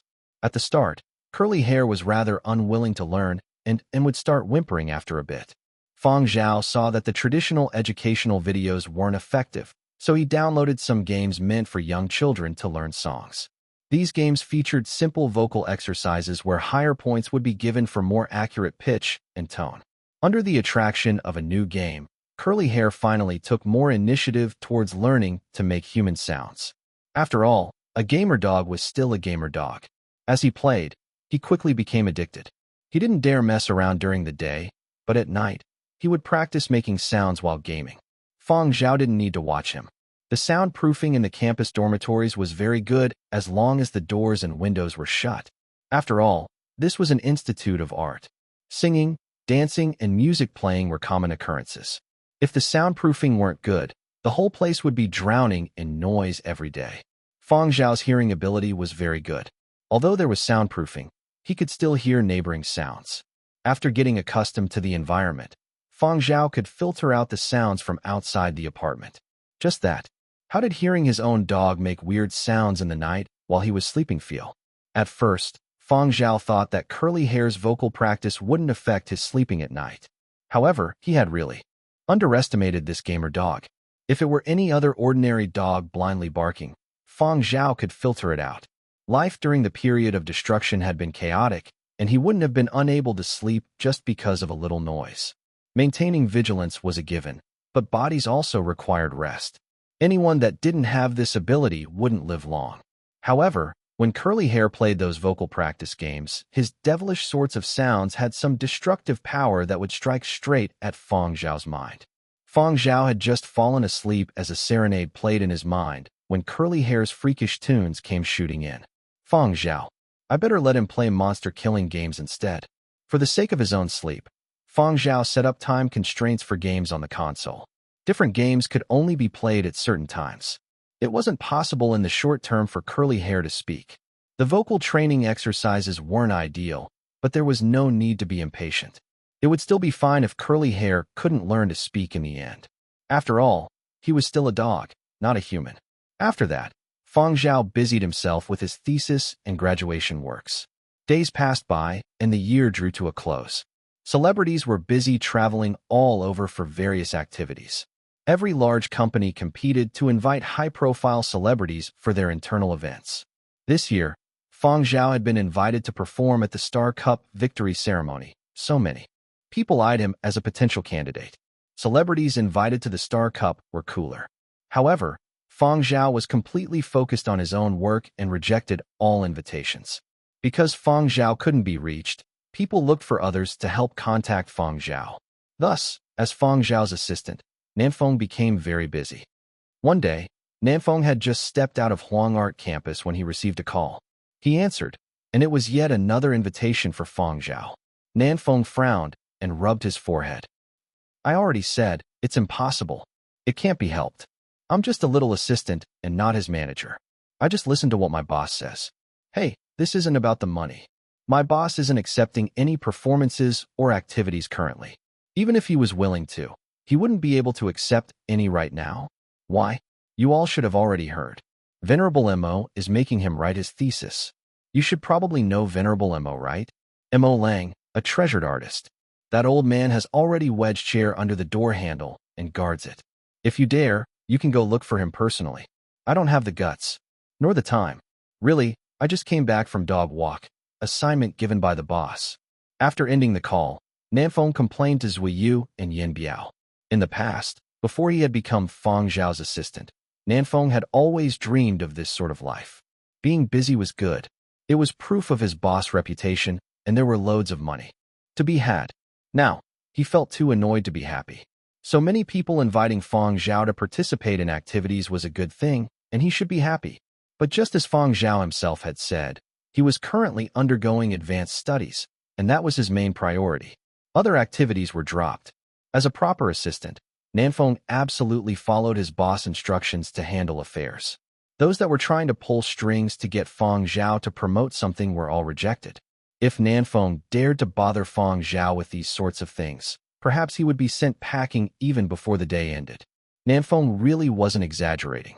Old Master Mo was really guarding the house and letting Fang Zhao write his thesis in the study. To smoothly graduate from Huang Art's 12 Tones Advanced course, the thesis needed both quality and quantity. Is a thesis or performing more important? Firmly reject all unnecessary commercial activities. Television programs, movies, corporate annual meetings, advertisements, and all other sorts of other activities can dream on. It wasn't that Mo Lang wanted to meddle with all of Fang Zhao's affairs. The old master had experienced many things. Naturally, he wouldn't really force Fang Zhao to reject all other activities. There were quite a number of his students who had gone all over for year-end performances. Even Fang Zhao's official mentor Professor Carter was also busy with non-academic activities. Many other teachers and students of Huang Art were the same. However, Mo Lang believed that it was best not to dabble in too many things before graduating during the advanced studies period. He hoped that Fang Zhao would place more efforts on the art of music. Such a promising seedling shouldn't fall to the wayside. Fang Zhao himself also approved of Mo Lang's view. He had cooperated during the last 2 days and had stayed at Mo Lang's place to write his thesis. Curly hair was handled by Nanfeng and the other two. They brought him out for walks every day. In the first-floor hall of the Mo residence, Mo Lang held a cup of tea as he looked at the thesis draft that Fang Zhao had given him today. He let out a satisfied sigh. He believed that there wouldn't be anyone daring enough to steal Fang Zhao away now that he was personally standing guard. Chapter 403 Draft Notice. The news about Mo Lang personally guarding Fang Zhao as he wrote his thesis had been circulated by Mo Lang himself. This was to warn others to back off. Fang Zhao also wasn't someone unable to tell good from bad. He could understand Mo Lang's earnest thoughts, and he was also willing to focus his efforts on music composition. Thus, he was extremely cooperative. Mo Lang had just finished going through the thesis draft that Fang Zhao had given him. Looking at the time, Mo Lang reckoned that there probably wouldn't be anyone coming over today, so he decided to head upstairs to rest. Just as he got up, the doorbell rang. Mo Lang's face fell immediately. Old Master Mo, it's Professor Carter and the others, an assistant said. Mo Lang's face loosened up when he heard who it was. Let them in, Mo Lang said. He could guess why Carter and the others had come. Professor Carter brought along 2 apprentices and 3 of Mo Lang's other disciples. Originally, I didn't have any intention of troubling you, but I ran into your disciples, who are also stuck on a few problems. We can't quite get around them, so we decided to try our luck at this time, Professor Carter explained. Professor Carter took a look around and asked, Is Fang Zhao still in the study? How is progress with his thesis? Officially, Fang Zhao was his student after all. He ought to show some concern. He's all right. His efficiency is also higher without anyone to disturb him, Mo Lang said. The end of the year is when people are most restless. I have to stand guard. If it isn't convenient for him to decline, or if he can't bear to reject requests, I will do it on his behalf. One of those who had come together with Carter hurriedly added, With Venerable Mo standing guard, other people can forget about trying to disturb him. They also wouldn't have the guts. He hadn't finished his sentence when Fang Zhao came over from the study. Teacher Mo, I wish to apply for leave. While in the study amending his thesis, Fang Zhao had received a draft notice asking him to bring curly hair to a designated location within 3 days for a test. Although people part of the military reserve were given a lot of freedom and weren't bothered too much by military regulation, once they were given the order from the top, there could be no refusing unless there were special circumstances. From what Fang Zhao knew about current trends, The next important military activity would be the upcoming Whale Island Conference. Various military districts, bases, and cooperative representatives would gather on Whale Island for a conference centered on military science, strategic arrangements, and various other matters. This conference was held every 5 years and held a high importance. It was reasonable to say that Fang Zhao wasn't qualified to participate in it. The shows and performances during the conference period would be for people of Professor Carter's level to jointly arrange. Professor Carter had also been busy with performance activities concerning the Whale Island Conference. However, the draft notice Fang Zhao received was clearly different from the ones Professor Carter and the others had received. Shortly after receiving the draft notice, Fang Zhao then received a call from Y Base Commanding Officer Hui. He had just arrived in Huangzhou the previous day and would be participating in the Whale Island Conference. Have you received your draft notice? You seem to be in good spirits. Just received it, Fang Zhao replied. I recommended you to the Whale Island Conference inspection team. This is a very high-level conference, and I can only recommend people. I don't have the rights to the final decision. Whether you can stay depends on your test results. However, I have faith in you. Fang Zhao, for these sort of things, the allowance during the mission period won't be much, but your record will be filled up with merits. It is a good thing for both you and Curly Hair. You have to prepare for it earnestly. Which was more important, a thesis or the Whale Island Conference? This was simply a no-brainer for Hui. In the face of the Whale Island Conference, what were performances? What was a thesis? All of those should be pushed back. Fang Zhao was also rather curious towards the Whale Island Conference. At his level, he simply wouldn't have any way of being there. Hui had fought for a spot for him, so Fang Zhao wanted to express his thanks and try for the spot. Even if he would only be part of the inspection team, the experience would already be pretty worthwhile. After making his decision, Fang Zhao went to look for Mo Lang to apply for leave. Upon hearing Fang Zhao's request, Mo Lang didn't say anything and only stared at Fang Zhao with a frown. Because there were other people present, Fang Zhao didn't say anything and went over to show Mo Lang the draft notice. Immediately, Mo Lang's face became rigid. Even an artist with a high status like himself had no choice but to give way. The second amended version of the draft has already been completed and sent to your inbox. I will take 1 day of leave first and go take some tests tomorrow, Fang Zhao said in hushed voice. All right, Mo Lang said resignedly. What else could he have said? Professor Carter and the others were still there. Fang Zhao called out his greetings before taking his leave first. Carter and the others who remained behind took a look at Mo Lang's gloomy expression and shrunk back. Indeed, today wasn't a good time. They shouldn't have come over. When Fang Zhao returned to his dormitory, he called Curly Hair over. Come, let me tell you how to go about the test tomorrow. The next morning, Fang Zhao brought Curly Hair to the designated location indicated in the draft notice. The test was divided into a preliminary and secondary test with the focal target for evaluation being Curly Hair. First, the tests evaluated Curly Hair's physical condition, his temperament, and his ability to follow instructions. All of these were part of the preliminary evaluation and were the most basic requests. After the preliminary tests, there would be a search and detect test. Fang Zhao also had his own examinations. These included a physical checkup and mental evaluation. All of these were rather simple and were completed in less than half an hour. Curly Hair's tests took over 2 hours. After all the tests were completed, Fang Zhao's results were all outstanding. Curly Hair's test results were also considered to be among the best, and his evaluation results placed him at overall ranked. Third, Fang Zhao had undergone military service on planet Baiji and had received many military commendations, so there was no issue. Curly Hair also had service experience during his time on Planet Y. Generally, inspection dogs needed 1 year of service experience before they were allowed to take these examinations.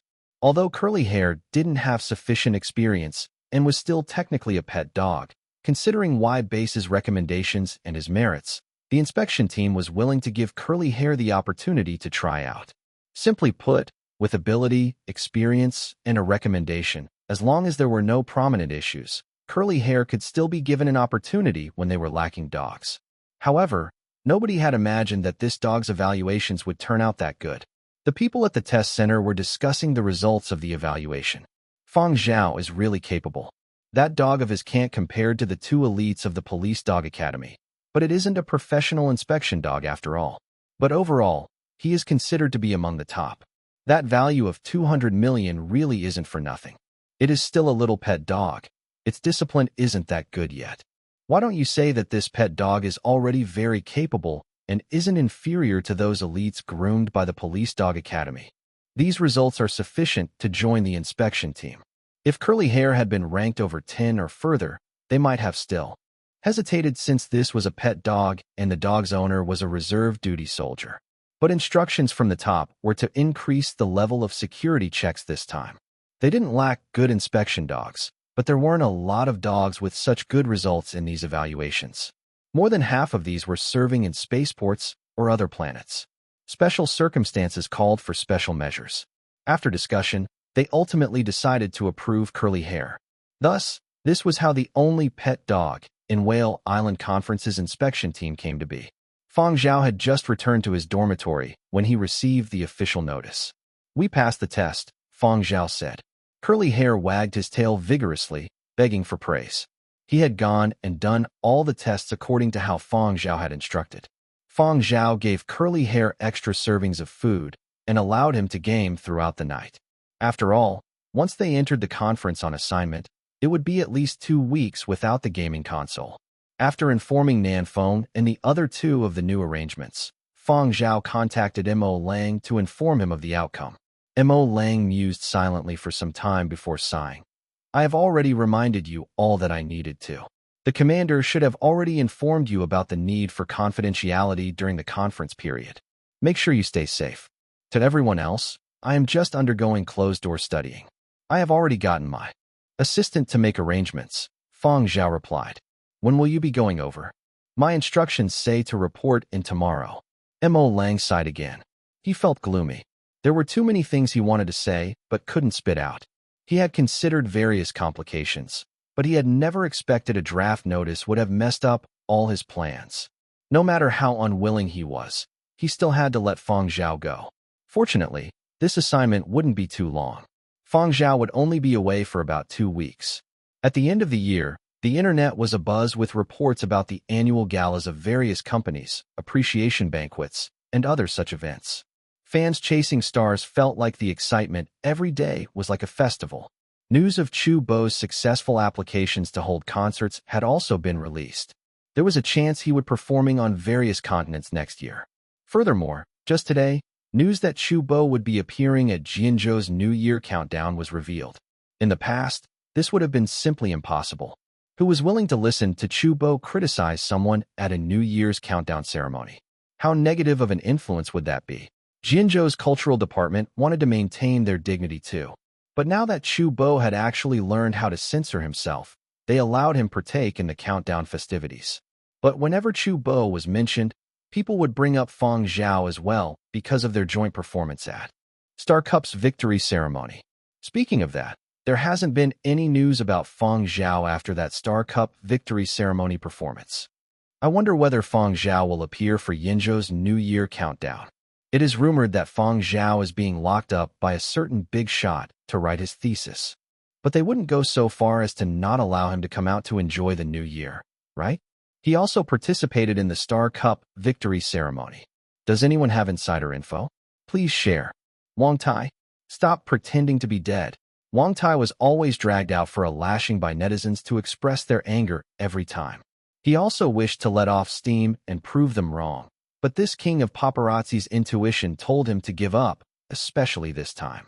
Forget it. He would release juicy information about a famous film actress to divert people's attention away tomorrow. Many messages concerning Fang Zhao were posted to Yinzhou's Silver Wing Media's social accounts. Hey, where's your Fang Zhao? Bring him out from time to time. In any case, Fang Zhao is a Yinzhou person. He should come for our Yinzhou's New Year countdown.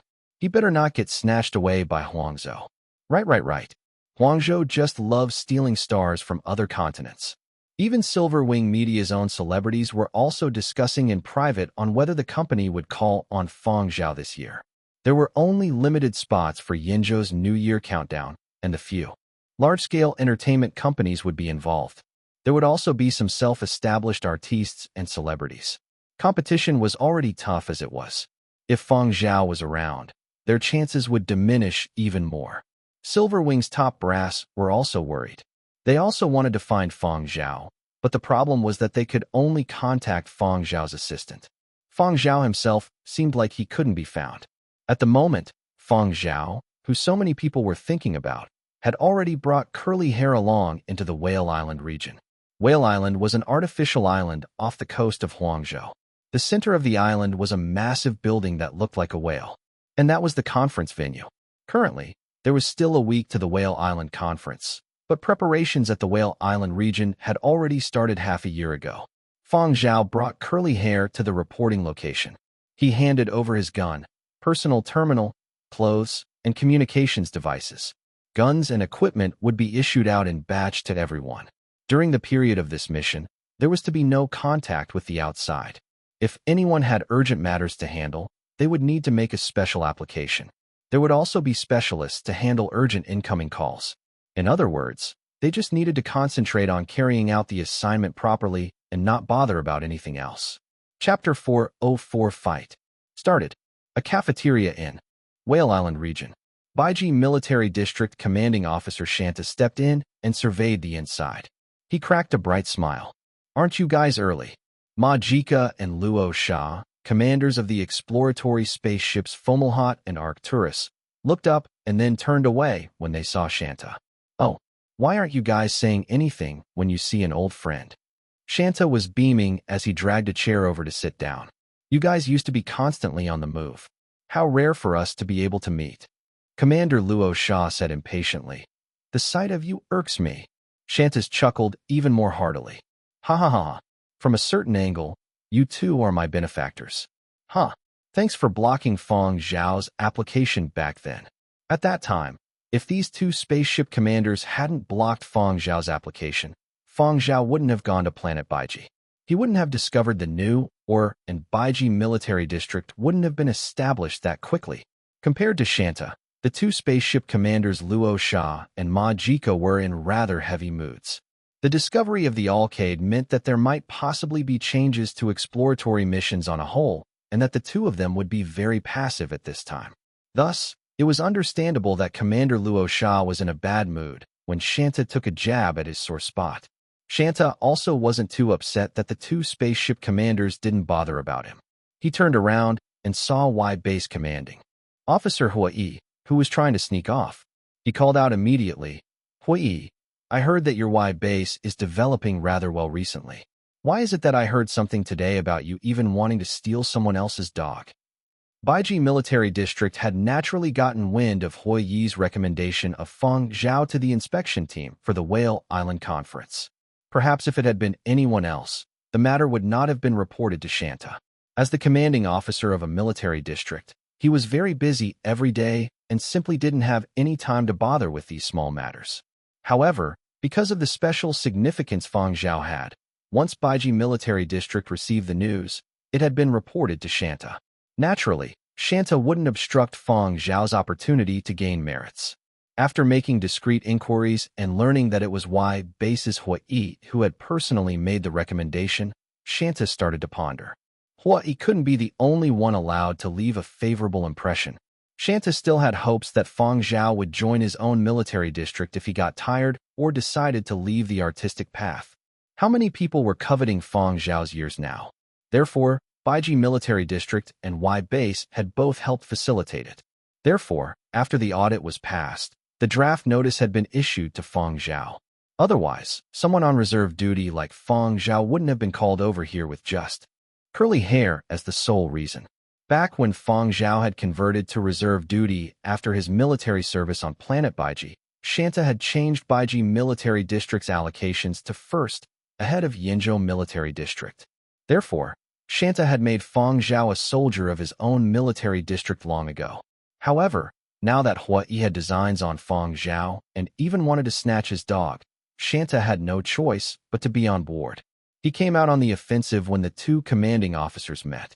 Hui might be able to be a figure of authority and might before others, but he could only quake before Shanta. With an insincere smile, he said, "How can we compete with thee or you have? Our lives on our side aren't so good." Our spaceport facilities can't keep up, and we have limited power. All we can do is find other means to attract a few more dogs. Not too far away, Base Commanding Officer Flemington's face twitched as he heard this exchange.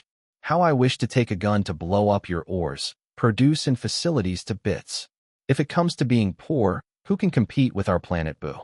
If not for Fang Zhao heading over for poverty alleviation and discovering the Alcade, we would still be eating dirt at Boo Base. There were already 7 or 8 high-ranking military officers in this small cafeteria. There were exploratory spaceship commanders, commanding officers of garrison bases on foreign planets, and special forces officers. To put it simply, these were all people that had left their home planet to work and earn some benefits. There were quite a number of such cafeterias in the whole Whale Island region. In the next few days, they would serve as a place for military officers, technicians, engineers, and other participants to relax when they arrived. The security works and processes in the entire Whale Island region were also frantically underway at all times. At a certain spot in the Whale Island region, Fang Zhao took his own allocated items into the dormitory. This building was a specifically constructed residence for members of the inspection team. The furnishing within the dormitory was really good, and the facilities for dogs were in no way inferior. Standing beside the window, Fang Zhao could see specifically installed training and activity facilities for dogs in the yard. There were instructors currently playing with dogs. After tidying up a little, Fang Zhao called Curly Hair over, who had been checking out the dormitory. Let's go down and meet our team members. They first went down to the inspection team captain Zhao Chao's office. Zhao Chao was previously from Huangzhou Spaceport's Anti-Smuggling Bureau and had assumed the post of this conference's inspection team captain. Zhao Chao was familiar with the public figure Fang Zhao. However, he was even more curious towards Curly Hair. He was able to place in the top 3 with his test results despite only being a pet dog, and he was really rather small. But now wasn't the time to ask about random stuff. Zhao Chao gave Fang Zhao a simple brief about the current state of the inspection team. We have many team members, but only 35 inspection dogs. Curly Hair makes it 36. Everyone gets along rather well. He hadn't finished speaking when someone came in. Captain, those two are at it again. Zhao Chao paused for a bit. He then said to Fang Zhao without so much as a flinch, there are 2 exceptions. Let's go over and take a look first. As they walked over, Zhao Chao explained the situation between the two. Due to the Whale Island Conference, outstanding military and police dogs from various places had been transferred over. Currently, close to half of the dogs in the team used to be on anti-smuggling assignments. All of these canine elites from all sorts of places and posts had gone through a period of familiarization and had started to get used to their new working environment. They were also getting along decently, except for 2. His name is AK, but we normally call him K. Of course, he'll be happier if you call him King. Smart, daring, confident, has a great attitude towards instructors, compliant to instructions, and can carry out missions independently. He once independently detected an explosive and had a nose that was especially sensitive to prohibited items. K has the bloodline of a hunting hound. He is a large-sized dog, can climb trees, leap over walls, and even parachute as well. He can even catch fish in water and can carry out many missions with high difficulty on dry land. He is a naturally gifted fighter and a workaholic. The other dog, Thornhead, is also a large-sized dog. He is also very smart and capable, just that he has an explosive temperament. Most of the time, Thornhead is very active in anti-smuggling and other police dog work. Because he received bodyguard training, Thornhead is very fierce towards strangers and won't listen to anyone but those few trainers he is familiar with and accepts. He is quick and efficient in operations and adapts well to the environment. He has a bloodline of a military and police dual-service dog. Thornhead is one of the most outstanding police dogs currently. He really is very intelligent, just that his temperament is slightly unstable and has intense changes sometimes. From Zhao Chao's tone, Fang Zhao could tell that Zhao Chao really liked these 2 dogs even though they were causing him some minor headaches. However, Fang Zhao could determine that Zhao Chao slightly favored Thornhead. Thornhead had been on many assignments at various large spaceports. Thus, Zhao Chao had naturally interacted with him much more than K, so the bias was understandable. If placed in the period of destruction, these 2 would be guard dogs with great combat ability. The new era had seen continuous changes in breeding, and the appearances of these dogs were somewhat different now. However, whether it was intellect or ability, all of this had evolved for the better. Zhao Chao also lamented with a frown. These two are also the kings of their own domain. Kings do not meet other kings in ordinary times. At most, they'll have some short encounters during exchange matches or competitions. Now that they are in the same team, the atmosphere isn't so good every time they cross paths despite being on Whale Island together for so many days. Zhao Chao hoped that the dogs in the team could get along amicably. What would happen if there was a situation which required several dogs to coordinate and carry out a mission? Therefore, he hoped that all the dogs in the team would get along like comrades before the Whale Island Conference officially began. Only then would any missions be completed perfectly. Therefore, even if those two couldn't get along, Zhao Chao still got their instructors to lead them along to interact. Luckily, those two didn't fight for real too many times. Both had lots of training and discipline, and the instructors were available at the side to separate them. While talking, Fang Zhao had already seen the two dogs in the passage up ahead. Even though he hadn't seen the two dogs before, he could tell who was who the moment he saw them. In the passageway, the one facing Fang Zhao was K, rugged yet not cumbersome. He had the physique of an all-purpose hunting hound. He seemed extremely perceptive, and his eyes were clearly glowing with an ominous glint. And the one with his back to Fang Zhao had short black fur. He was muscular and imposing. There was a small tuft of fur that was slightly longer on his head. It looked like a little thorn. This was Thornhead. During the tests Curly Hair took before entering Whale Island Conference's inspection team, the two dogs that Curly Hair had ranked behind were K in first place and Thornhead in second. In terms of comprehensive ability, Thornhead was slightly weaker.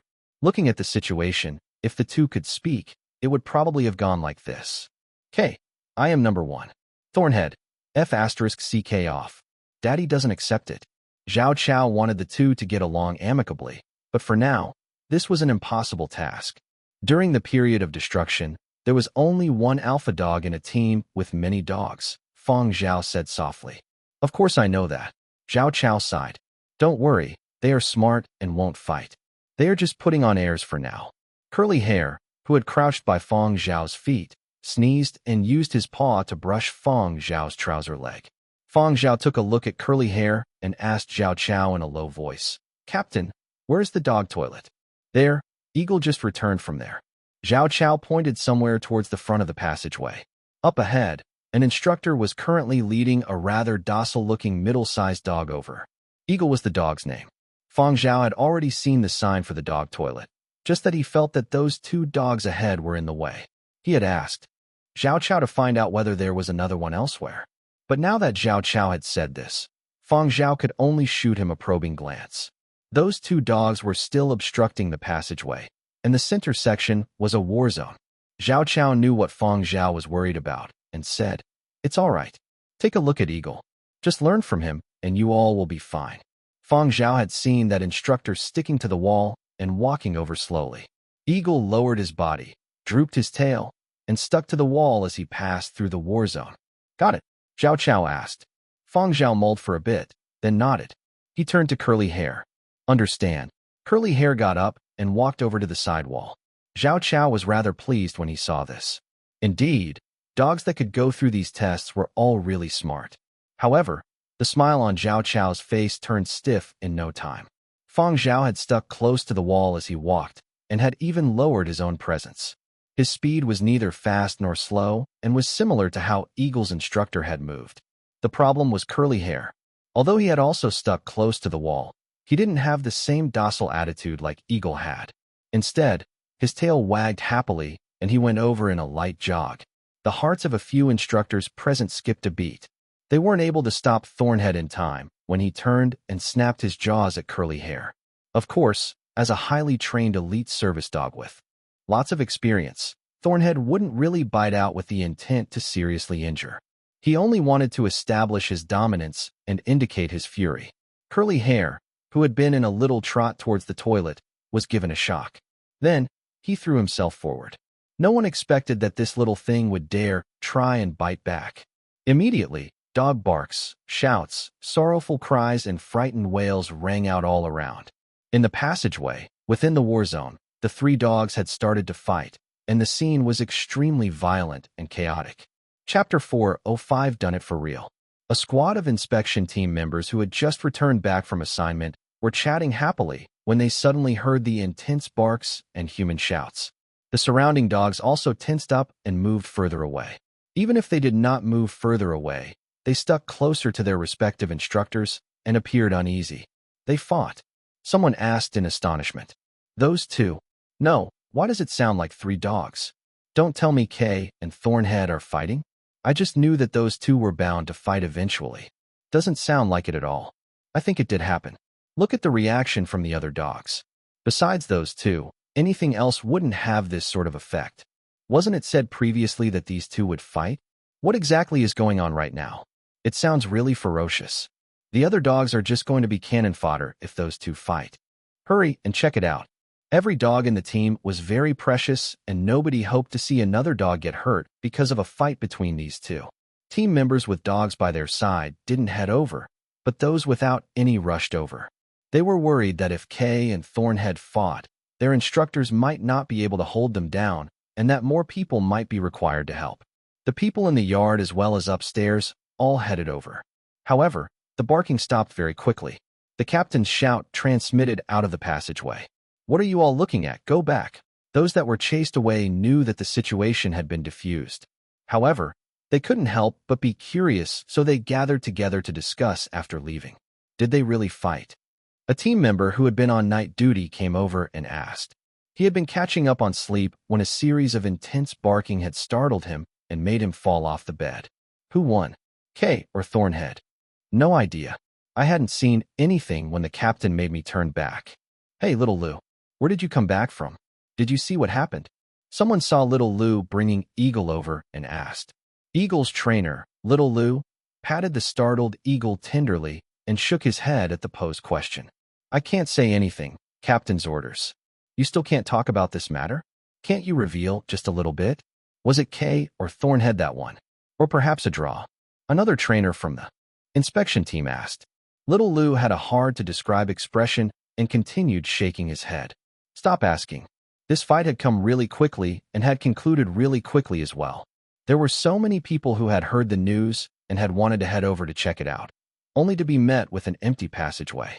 In a certain room upstairs, Thornhead, who had been brought back to his dormitory, was currently lying on the ground.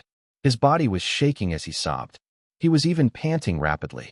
At this moment, Thornhead seemed to be completely 180 degrees from his normal majestic self. This wasn't anger, fury, or being hurt. He had no other way to vent except by sobbing. The trainer most accustomed to Thornhead's temperament was also helpless. The blow he had received today was also too large.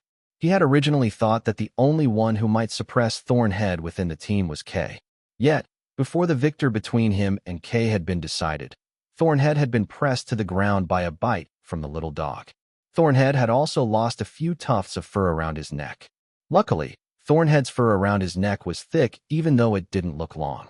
However, he wouldn't be recovering anytime soon from the psychological blow he had received today.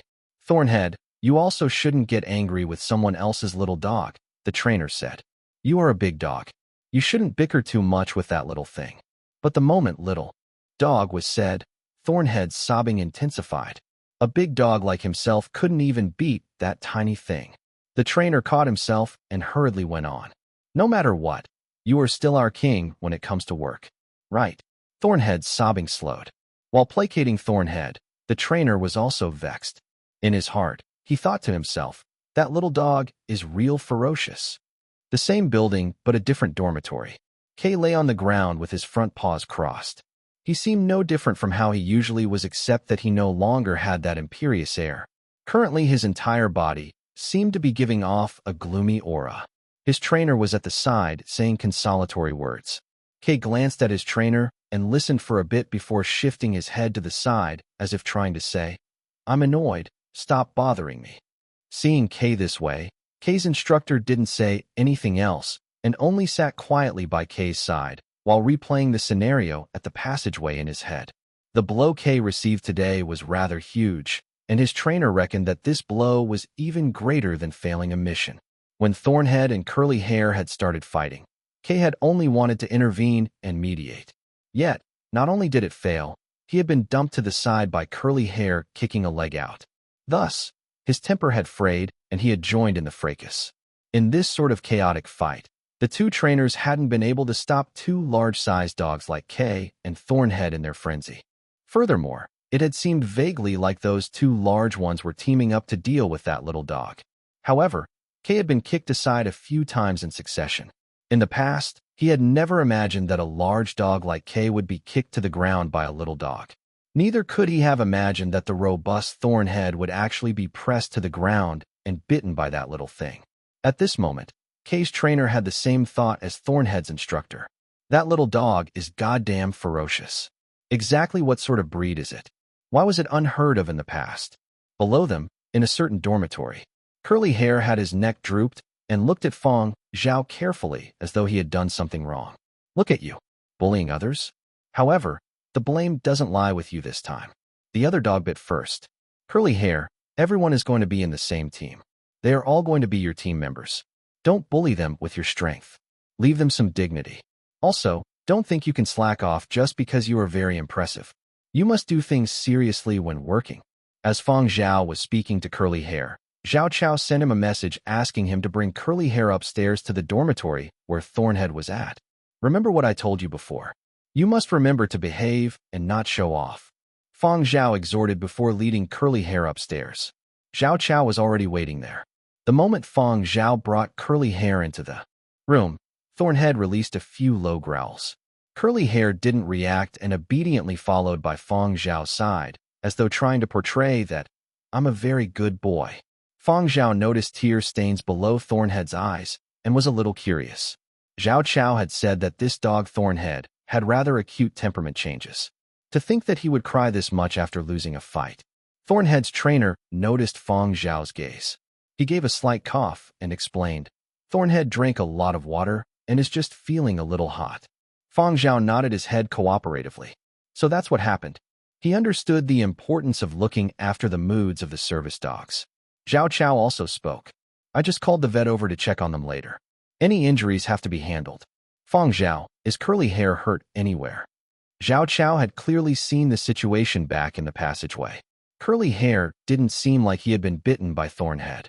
As for Kay, he had been kicked aside by Curly Hair each time he had tried to get close, so he never had any opportunity to bite.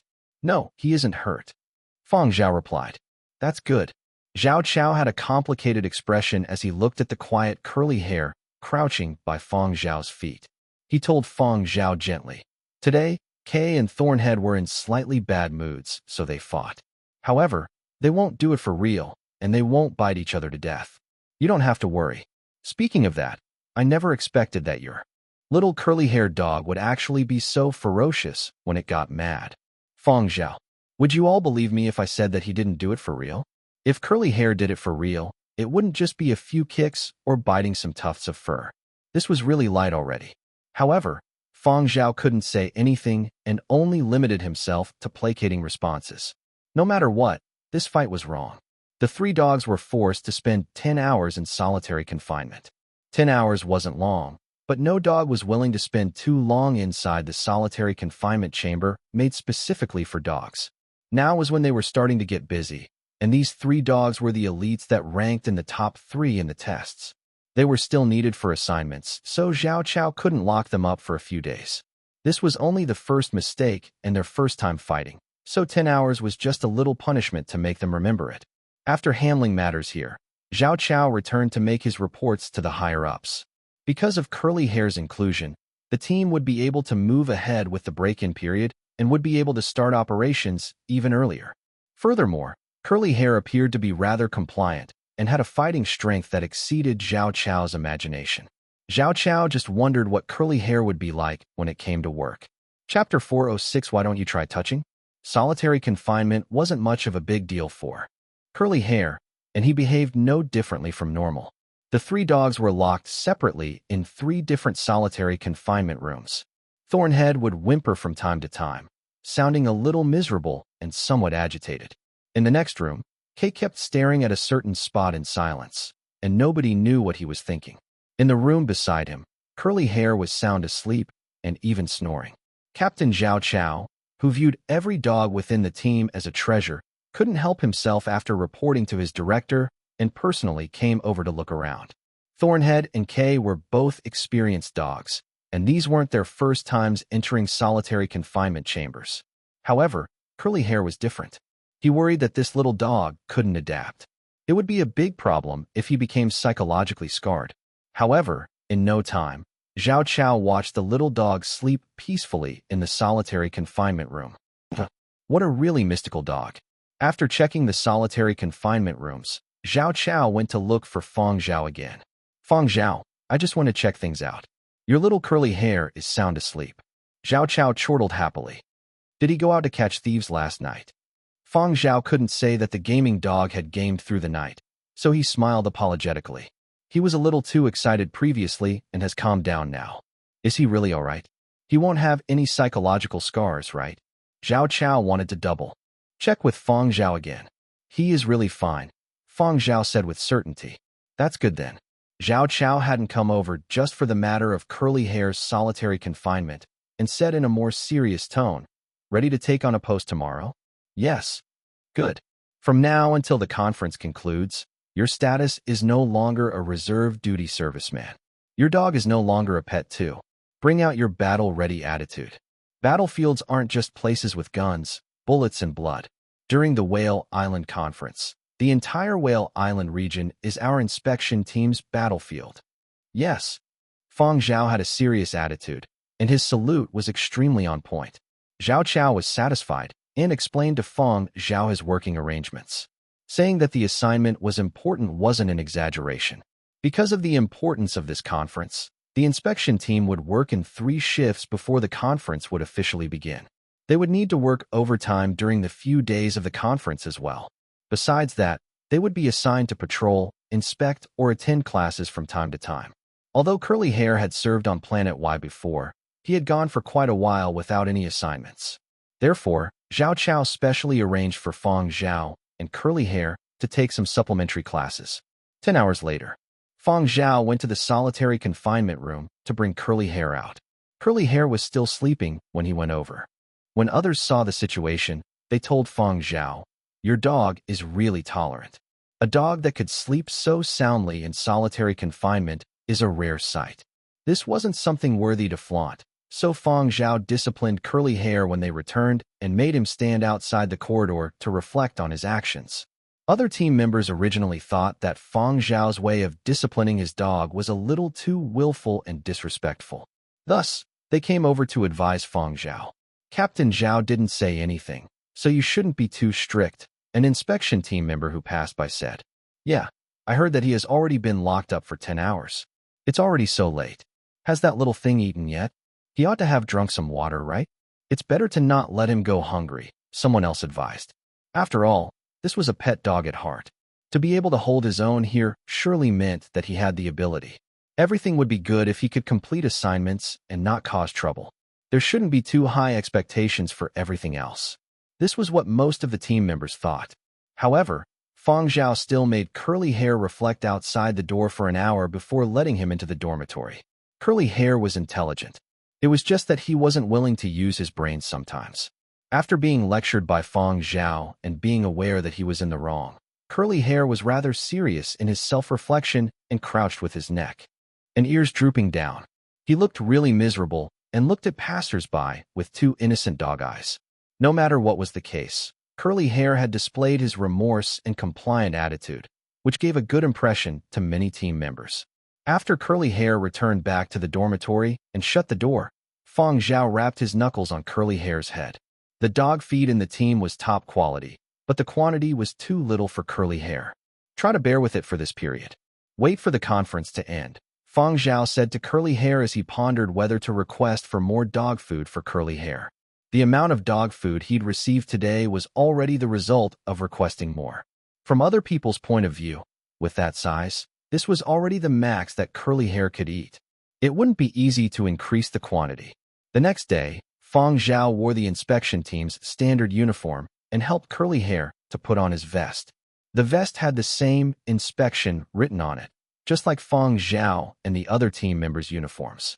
It also had the Whale Island Conference insignia printed on it, perhaps from having slept enough or from recalling his time in service at Planet Y Spaceport. Curly Hair was rather enthusiastic on his first day at his post. Zhao Chao also praised Curly Hair when he saw this. Great condition, keep it up. The first duty on the job was day shift.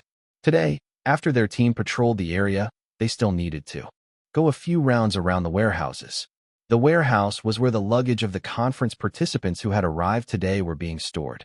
After going through them with the inspection apparatus, they still needed a round of checking by the inspection team dogs. It wasn't that much different from the procedure at the spaceports. When entering Whale Island region, all participants' luggage were subject to security screening. A third of people who came from Muzhou could recognize Curly Hair right away. As for the remainder, either they didn't take notice or were too afraid to say anything because of the words Whale Island Conference Inspection emblazoned across his vest. No matter where they went to work, watching sheep herding competitions to understand the current state of their homeland was something the majority of Muzhou people liked to do. Therefore, a dog like Curly Hair who had forced Muzhou to change their sheep herding rules left a deep impression on many Muzhou people. Fang Zhao didn't mind the gazes of those Muzhou people. He concentrated all his efforts onto the task at hand. Not every participant of the conference was content with their lot. There were bound to be some who set off frantic searches and checks because of their curiosity. These were the sort that vexed the inspection team the most. You have no idea what kind of bull's asterisk tea fills their heads, an inspection team member told Fang Zhao. Not too far off, a pair of reporters, one young and one old, had just arrived at the Whale Island region and were waiting at the designated spot to collect their luggage. Master, those must be the Whale Island region's inspection dogs, the young reporter whispered. They seem rather meek. Look, there is even a small dog. It is kind of cute. The old reporter didn't even look up and replied in a low voice. Lovable and meek-looking dogs also aren't meant for you to touch. Noticing his young apprentice still looking at the dog, the old reporter patted his young apprentice's shoulder and pointed at the warehouse. Do you see the handlers by their sides? Yes, those with the words inspection on their backs. Those people who are wielding guns. Why don't you go over and try reaching out to touch their dogs in front of them? The young reporter shook his head immediately when he heard the words, wielding guns. Seeing that his young apprentice was afraid, the old reporter let out a satisfied smile. Listen more, see more, talk less. All right, our luggage is out. The young reporter hurriedly went to collect the luggage when he saw someone. With widened eyes, he exclaimed, I said not to make unnecessary noises. Go back home if you can't watch your mouth. The old reporter came over and hurriedly told him off in a low voice. The young reporter still wished to say something, but was forced by the old reporter to look away. Before coming, I already told you this. No matter what you see or hear in the Whale Island region, do not blindly shout out. The little reporter used a lot of effort to close his hanging mouth. He then dragged the luggage and followed the old reporter to their designated accommodations. After shutting the door, the old reporter surveyed the room once. He knew that there wouldn't be surveillance cameras installed in the rooms at the Whale Island region, but it was his professional habit to personally scan through his place. Only after finishing the scan did the old reporter finally relax. Say, what was that all about just now? The young reporter was full of zeal when this was mentioned. Master, I saw Fang Zhao, the one who acts. No, the composer, that Fang Zhao who was commended by the military a short while back. His eyesight was quite good, and the young reporter didn't reckon that he had been seeing things. Furthermore, there was that dog of Fang Zhao's. He had seen information on Fang Zhao through internet searches and also knew about that dog. That little dog had been wearing a little vest with the words inspection emblazoned on it. The old reporter definitely knew who was Fang Zhao too. He calmed down after his initial astonishment. So what? We are a proper and earnest newspaper, not some wanton and devious entertainment reporters. Why would Fang Zhao be here? Before coming, I saw people online saying that Fang Zhao would be appearing at Fiery Bird's year-end customer gratitude ceremony. But today, I actually saw Fang Zhao in the inspection team. The young reporter was flabbergasted. All right, keep your exuberant curiosity in check. It took us great pains to receive approval to be among the participating reporters of this conference. Don't get us kicked out. Let me remind you once more. There will be quite a number of big shots in the Whale Island region during this period. Don't go looking like an ignorant idiot, even if you run into someone with a general star on his shoulders. There are many high-level military officers here. In this place, major generals are everywhere and lieutenant generals are as many as cough. In any case, it's a lot. Pay more attention. Understood. The young reporter nodded. He was just very curious as to what would happen to Fiery Bird's year-end gratitude ceremony, since Fang Zhao was actually here in the inspection team. The news outside had been circulated as though it was official. He had really thought that Fang Zhao would appear at Fiery Bird's year-end customer gratitude ceremony. Huangzhou, Fiery Bird headquarters. It was nearing the end of the year, and Fiery Bird was indeed making preparations for their year-end customer gratitude ceremony. Celebrities endorsing their products had all been contacted except for, what about Fang Zhao? Why isn't Fang Zhao on this? Was he informed, or has he rejected us? The person in charge of the year-end customer gratitude ceremony trembled as he held the name list. In the end, Fiery Bird was still a commercial company with a focus on commercial benefits. Among high-end products, Fang Zhao was also an important ambassador that drove a lot of sales. His name shouldn't have been omitted from the list of invited guests at the year-end customer gratitude ceremony. No, Fang Zhao has already explained to us that he can't spare any time at the moment and sends us his apologies. I heard that he is in the middle of composing with no disturbances permitted. I even heard that old Master Mo Lang is personally keeping an eye on him, someone from the planning team said. You all also believe that? He participated in Star Cup's awards ceremony and doesn't have the time to attend our year-end customer gratitude ceremony? He can't even spare a single day? Now that he is famous, he thinks he can do as he pleases. Humph, is he that confident that we won't change our endorsers? The room fell silent. The manager in charge knocked on the table hard and said coldly, "Contact him again. Right now? Call his personal number. Air, uncontactable. Continue calling. Call until he picks up." Chapter 407 Changing Tune. The first call wasn't successful. As before, it reached an automated reply. There wasn't an automated reply for the second call. It was diverted to Nanfeng. "Hi, this is Fang Zhao's assistant. May I know who?" Nanfeng had already received many calls looking for Fang Zhao during this period and had become well-practiced. The manager's face turned dark as he snatched the communications device. "I am the person in charge of Fiery Bird's year-end customer gratitude ceremony. Put Fang Zhao on right away." Nanfeng's tone became much more serious when he heard that this was Fiery Bird's personnel. He explained, "I'm really sorry, Fang Zhao is. I'm not listening to that. Put Fang Zhao through. Sorry, he really has no way." Beep. The call hung up even before Nanfeng finished his sentence. Nanfeng used his hand to wipe away the sweat on his forehead. He felt slightly worried for Fang Zhao. That was Fiery Bird. If his explanation wasn't good, who knew if he would his endorsement deals next year? It might even affect future collaboration with Fiery Bird. However, Fang Zhao's team really had no way of explaining. He couldn't divulge anything right now and could only wait for the conference to end. If anything was leaked, Nanfeng could almost guarantee that there would be news of Fang Zhao getting kicked out of the Whale Island region before the end of the day. To offend Fiery Bird, or to be kicked out of the Whale Island region. There was no need to ask Fang Zhao. Nanfeng had already made the choice. Sigh. Best to let boss complete his assignment before going over to explain. My words carry no weight, and people won't listen. Nanfeng's friends were acting pretentious as they ran around to all sorts of events with their own celebrity bosses. Nanfeng's heart also itched, but he couldn't flaunt anything. Elsewhere with the Fiery Bird year-end customer gratitude ceremony planning team, the manager's face turned rigid for the third time. He was thinking that if the third time was the same as the previous two times, he would advise the higher-ups to change the endorser next year. Yes, Fang Zhao's ears were very special. He had also been commended by the official military media outlets and had achieved high-level artistic awards. However, that didn't mean he could behave like that. Was it acceptable to act so self-important before Fiery Bird? Less than 5 minutes later, the third call was made. The third call didn't receive an automated reply. Neither was it diverted to Fang Zhao's assistant. Instead, an unfamiliar voice answered the call. "Hello, may I know what you are inquiring about?" A gentle yet unfeeling voice answered in a formal manner. The manager's brows twitched. "I'm looking for Fang Zhao. Put Fang Zhao through." Fang Zhao currently has matters to attend to and isn't free. If you have any urgent matters, I can help you relay the message. The manager took a deep breath and said furiously, "Tell him, in half an hour. No, he better return the call in 10 minutes. Otherwise, don't even dream about endorsing Fiery Bird next year." Bam!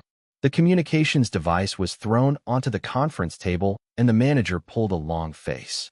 He was in an extremely bad mood, and the others involved in the planning were slightly fearful. 10 minutes later, a call had yet to come. The manager's fury ascended to another level, and he sent a message to the Fiery Bird headquarters for Deputy Director Tang Can. The message explained Fang Zhao's disappearance and rejection of Fiery Bird's year-end customer gratitude ceremony. He also recommended kicking Fang Zhao out of next year's collaboration list. Tang Can was also very quick to send a reply. "Just handle the year-end customer gratitude ceremony well. Don't ask me about this matter. Anything else will be discussed at a later time." Alas, for this matter, Fang Zhao has indeed. Elsewhere, Tang Can and a few other senior executives of the headquarters had arrived on Whale Island. He didn't say too much in his hasty reply to the planning team. Right now, his focus was on the Whale Island conference. He had no time to bother with the year-end customer gratitude ceremony and left it all to the manager of the planning team. "All right, I'm busy on my side. I'm afraid that I won't be able to manage the year-end customer gratitude ceremony. Don't contact me unless there are especially important matters." With that, Tang Can ended the voice message and stepped out of the flying transport along with the few other company executives. As some of Fiery Bird's product parts were used in military projects, those fortunate would be able to come and gain experience. One could forget about having dreams of continuous career advancement without attending a few of these conferences. This was Tang Can's second time participating in the Whale Island Conference.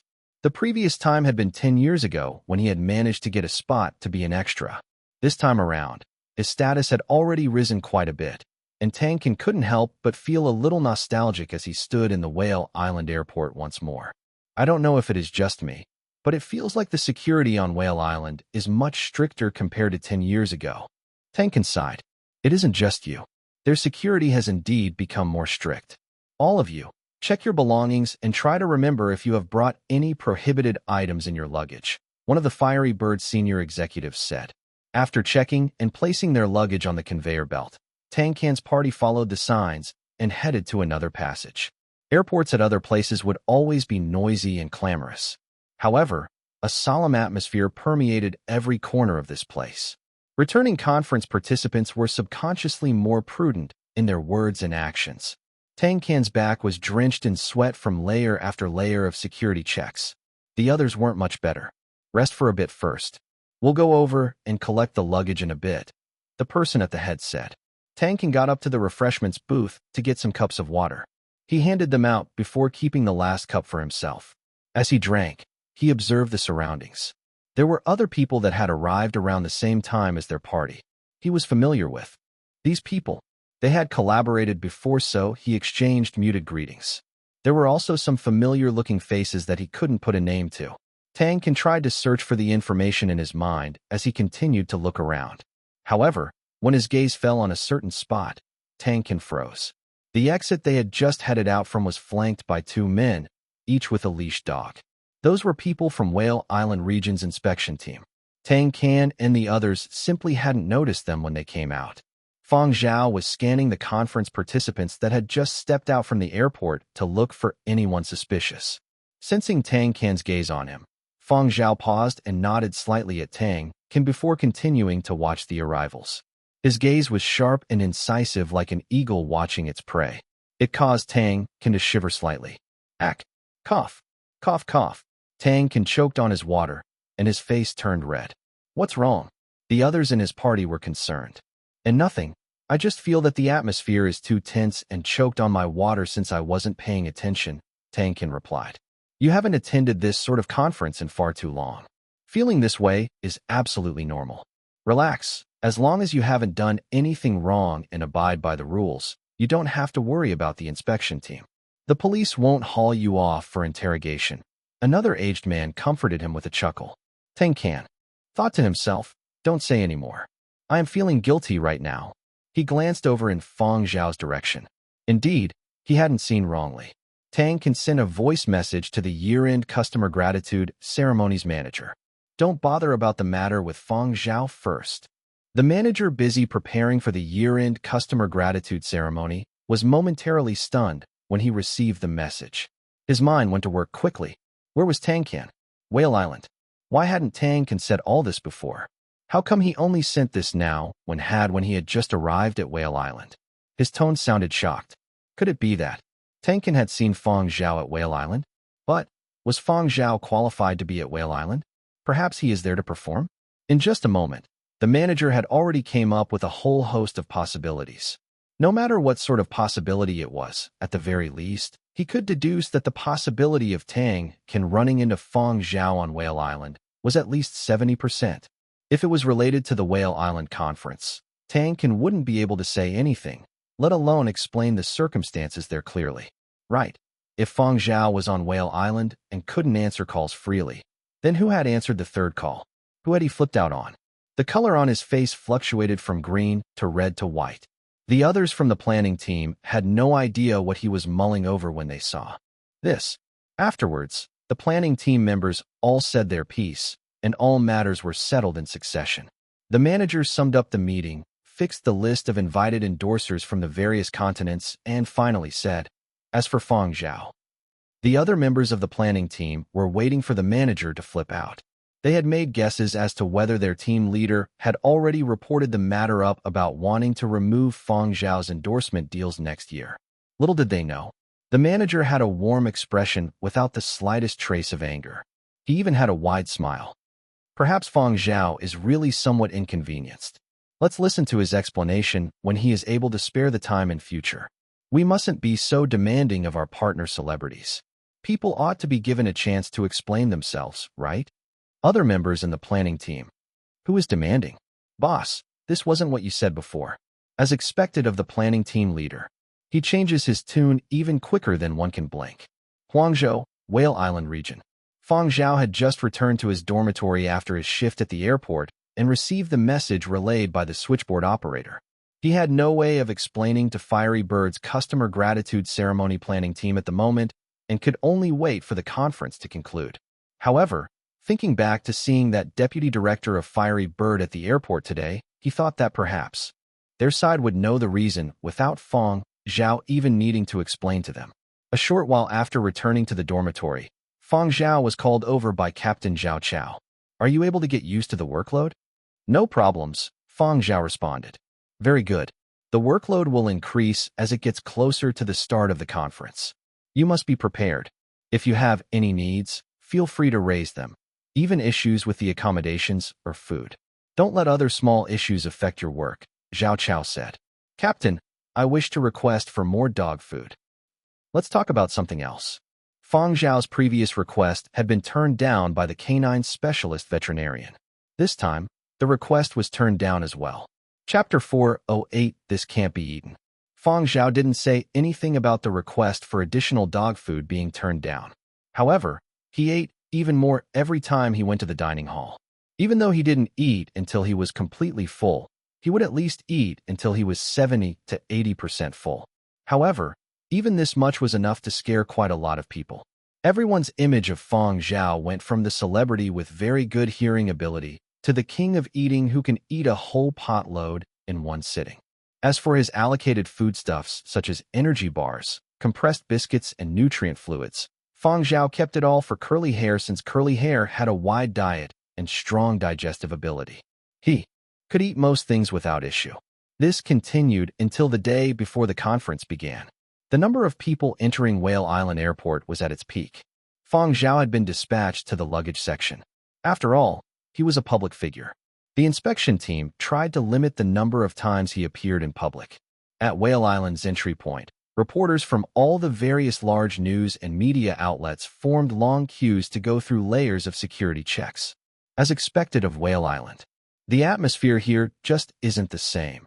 A reporter on his first time here said nervously while taking deep breaths. The security checks are really strict. Even tea leaves can't be brought in. Luckily, I didn't try to sneak stuff in. Prohibited items absolutely mustn't be brought. Take a look around. There are specially trained staff, high-tech equipment, elite sniffer dogs, and even some special military dogs. How can anything pass them so easily? Someone said as the reporters were discussing quietly. A group of people had just arrived at the airport and were several hundred meters away from the media channel. The passage that these people took had different procedures from the ones the members of the media had to go through. They also weren't separated from their luggage, and quite a number from this party were holding suitcases. A major general walked over and greeted. "Guests from the Interplanetary Fund, please come with me." As he spoke, the major general's gaze fell on a kid slightly ahead of the group. That kid was dressed in a shirt that had a bear head printed on the front. He was playing with a black elastic ball. That should be an elastic ball, right? As if sensing his gaze, the little kid flashed a childlike smile at the major general. Deep down, the major general's vigilance soared. He forced out a stiff smile and turned around to lead the way. Superintelligence Little Bear didn't bother about the curious glances he received from the soldiers. Rather, he was curiously checking out the surroundings and occasionally evaluating the security facilities and installations. Much stronger than before, but still not good enough. Luggage inspection area. Fang Zhao and Curly Hair were standing by the conveyor belt. If there was anything suspicious among the luggage, Curly Hair would find it. The service dogs here each had their own areas of expertise. There were dogs adept in detecting explosives and combustibles, while others were more sensitive towards suspicious allergens. Also, the team had passed through the break-in period smoothly. Curly Hair was the catalyst after that allowed the team to calm down after stifling the two other top dogs. However, every service dog would be graded by results. After the Whale Island conference concluded, the service dogs would also get merits logged into their files according to their results. Therefore, there was still competition among them. There was starting to be overtime, and Fang Zhao was temporarily posted to the night shift team. He would be on duty until 8 a.m. the next morning before being relieved to get some rest. In between luggage checks and night patrols, Fang Zhao found some time to feed Curly Hair some extra food. Otherwise, who knew what this little thing would eat behind his back once he got hungry? As the sun rose on the second day, the overtime was completed. It was already close to 8:30 a.m. after a short debrief and change of shifts. Fang Zhao and the other team members who had done overtime left the warehouse together. With this sort of workload, both the team members and inspection dogs were very tired. Curly Hair seemed a little dejected, but not from being tired. This amount of work might have tired the other inspection dogs, but it really wasn't a big deal for Curly Hair. He appeared somewhat listless, just like the other dogs, but only because he was hungry. "I'll make something for you when we get to the dining hall later," Fang Zhao whispered as he patted Curly Hair's head lightly. Curly Hair wagged his tail, but didn't seem overly happy. He wasn't just hungry. He hadn't gotten to play any games for many days. There were many dining halls in Whale Island region. Fang Zhao followed the other team members to the nearest dining hall to eat. The inspection dogs had also finished their dog food, but Curly Hair only perked up after Fang Zhao found time to slip him a snack. "Let's go. We have to head back and rest. There is still work to do when we wake up." The team member leader took a look at the time and instructed the other team members. It was rare for people to have free time at Whale Island region. Besides the building where the inspection team stayed, the other most common sites were troops and convoys. The little night shift team left. As Fang Zhao and the others were leaving, they saw some kids following their teacher into the dining hall. The whole conference would last at least 3 days. They couldn't hold the conference for the entire time, though. They needed to liven up the atmosphere as there had to be both tension and relaxation. There would be performances of all age groups ranging from kindergarten kids to elderly performance troops. These little stage performers were just like all the others who were at the Whale Island conference to perform. Many of the kids looked over curiously when they saw the inspection team's dogs. Fang Zhao even heard a little boy turn and shout towards his fellow students behind. "Look, even the dogs are so orderly. How can we lose to dogs?" When returning from the dining hall to their accommodations, they passed by Whale Island region's central public square, where the Guard of Honor contingent was standing in position. At the stroke of 9 a.m., music filled the air. String instruments, flute music, and military drums created a bereaving melody that also carried inspiration and hope. It sounded like a mild wind that seemed to signify the peace and tranquility after war. Flags of the 12 continents and the emblems of various military bases were raised along with the music commemorating the longest fight for survival in the history of mankind. It honored those who had sacrificed their blood so that others could see the dawn of the new era. When the music started, the small overtime team stopped walking and held a salute until the music ended before continuing to make their way back. The Whale Island Conference had officially started, and in the next 3 days of the conference, the inspection team's tasks would become even greater. Thus, after returning back to the dormitory, nothing much was said. Sleep came first. They had to make the most of the little time they had to replenish their energy. After waking up, Fang Zhao's next tasks were to patrol some buildings. There were special rest areas for inspection dogs at the first level of every building. There were special dog toilets that included automated cleaning, massages, and other services. All it required was a scan of the work badge hanging from the dog's collar. The treatment of service dogs was really good here.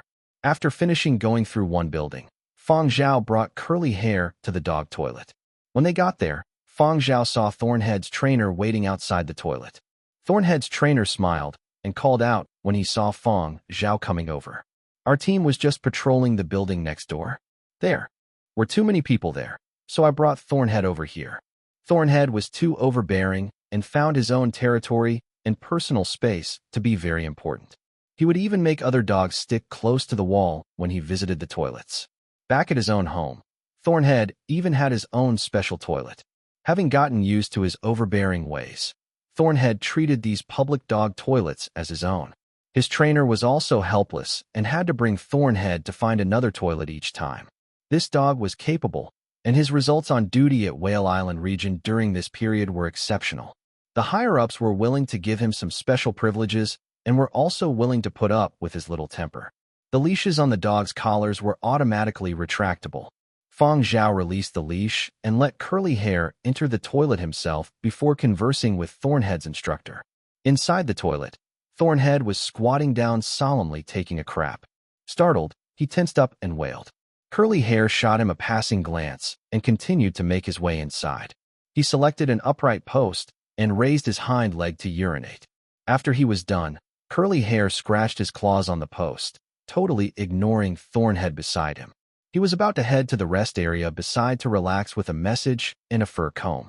Suddenly, Curly Hair's nose twitched and he turned around. He moved closer to the wall and started sniffing meticulously. The trainers waiting outside rushed in when they heard Thornhead's wail. When they saw that they didn't fight, they stood by the door and kept an eye on them. What has he caught scent of? Thornhead's trainer asked. Fang Zhao was also watching and saw Curly Hair use his paws to make a hole in the wall. Curly used his mouth to take out a cylindrical-shaped object. The trainer, who was about to lambaste the shoddy construction work of the toilet, was immediately startled. Deodorant. Curly Hair placed the cylindrical object at Fang Zhao's feet. Thornhead's trainer fished out an apparatus and gave it a quick scan. No reaction. He then looked at Thornhead at the side and didn't see any special response from the dog either. Only then did he let down some of his vigilance. What is he biting deodorant for? Could it be that he doesn't like deodorant? Or does he dislike the mechanical sound it makes when it sprays? Thornhead's trainer didn't really understand. That trainer had barely finished speaking when Curly Hair bit open the outer shell of the cylindrical deodorizer. Thornhead, whose eyes had been firmly fixed on Curly Hair, now turned to stare at that deodorizer with its casing broken. Meanwhile, his trainer's apparatus, which hadn't been shut off, flashed red. Urgent beeps sounded from it, with red flashing. Without further ado, Fang Zhao hurriedly contacted the inspection team captain and reported the situation here. The other trainer stared at the small cylindrical object as though it was a bomb and said to Fang Zhao, "This thing shouldn't explode right away. However, the stuff inside is something that shouldn't appear here. We shouldn't disclose this until the person behind this is caught. For now, we have to deal with this thing. How do we deal with it?" Fang Zhao had just finished asking this when he saw Curly Hair's mouth moving closer. Curly Hair was trying to bite the cylinder. "This can't be eaten." Fang Zhao stopped him. "Don't touch it." That trainer had shouted at the same time as Fang Zhao. His face had turned white. Although it likely wouldn't explode straight away, there was always a chance. What if there were other unknown substances inside? What if it exploded when subjected to force? Curly Hair's professional ability was really very strong, but he wasn't experienced enough. How could he try to bite something like that? And what is "this can't be eaten"? Fang Zhao's command was totally wrong. It could cause service dogs to make errors. That trainer had a whole lot of things he wished to say, but now wasn't the time. He would wait until the matter at hand was settled before speaking to Fang Zhao in private later on. After quietly handling the matter here, Fang Zhao and the other trainers brought their dogs out as if nothing had happened. Investigation personnel on Whale Island had also been mobilized to deal with the matter and find the culprit. Fang Zhao continued to patrol the buildings. When nobody was paying attention, he pried open Curly Hair's mouth to check that there weren't any suspicious substances or debris in his mouth. He exhorted once again, "Don't eat anything randomly." Chapter 409 Graceful Scaling. The job of the inspection team was just to detect and report threats. The follow-up actions didn't concern Fang Zhao and the others. Whale Island region still had their internal police department and relevant personnel to handle the next step of the investigations. Fang Zhao learnt from inspection team captain Zhao Chao about the culprit being apprehended only the next afternoon. The cylinder that had been found by Curly Hair was separated into 2 compartments. One part was deodorizer while the other was filled with a substance that could be used to manufacture explosives.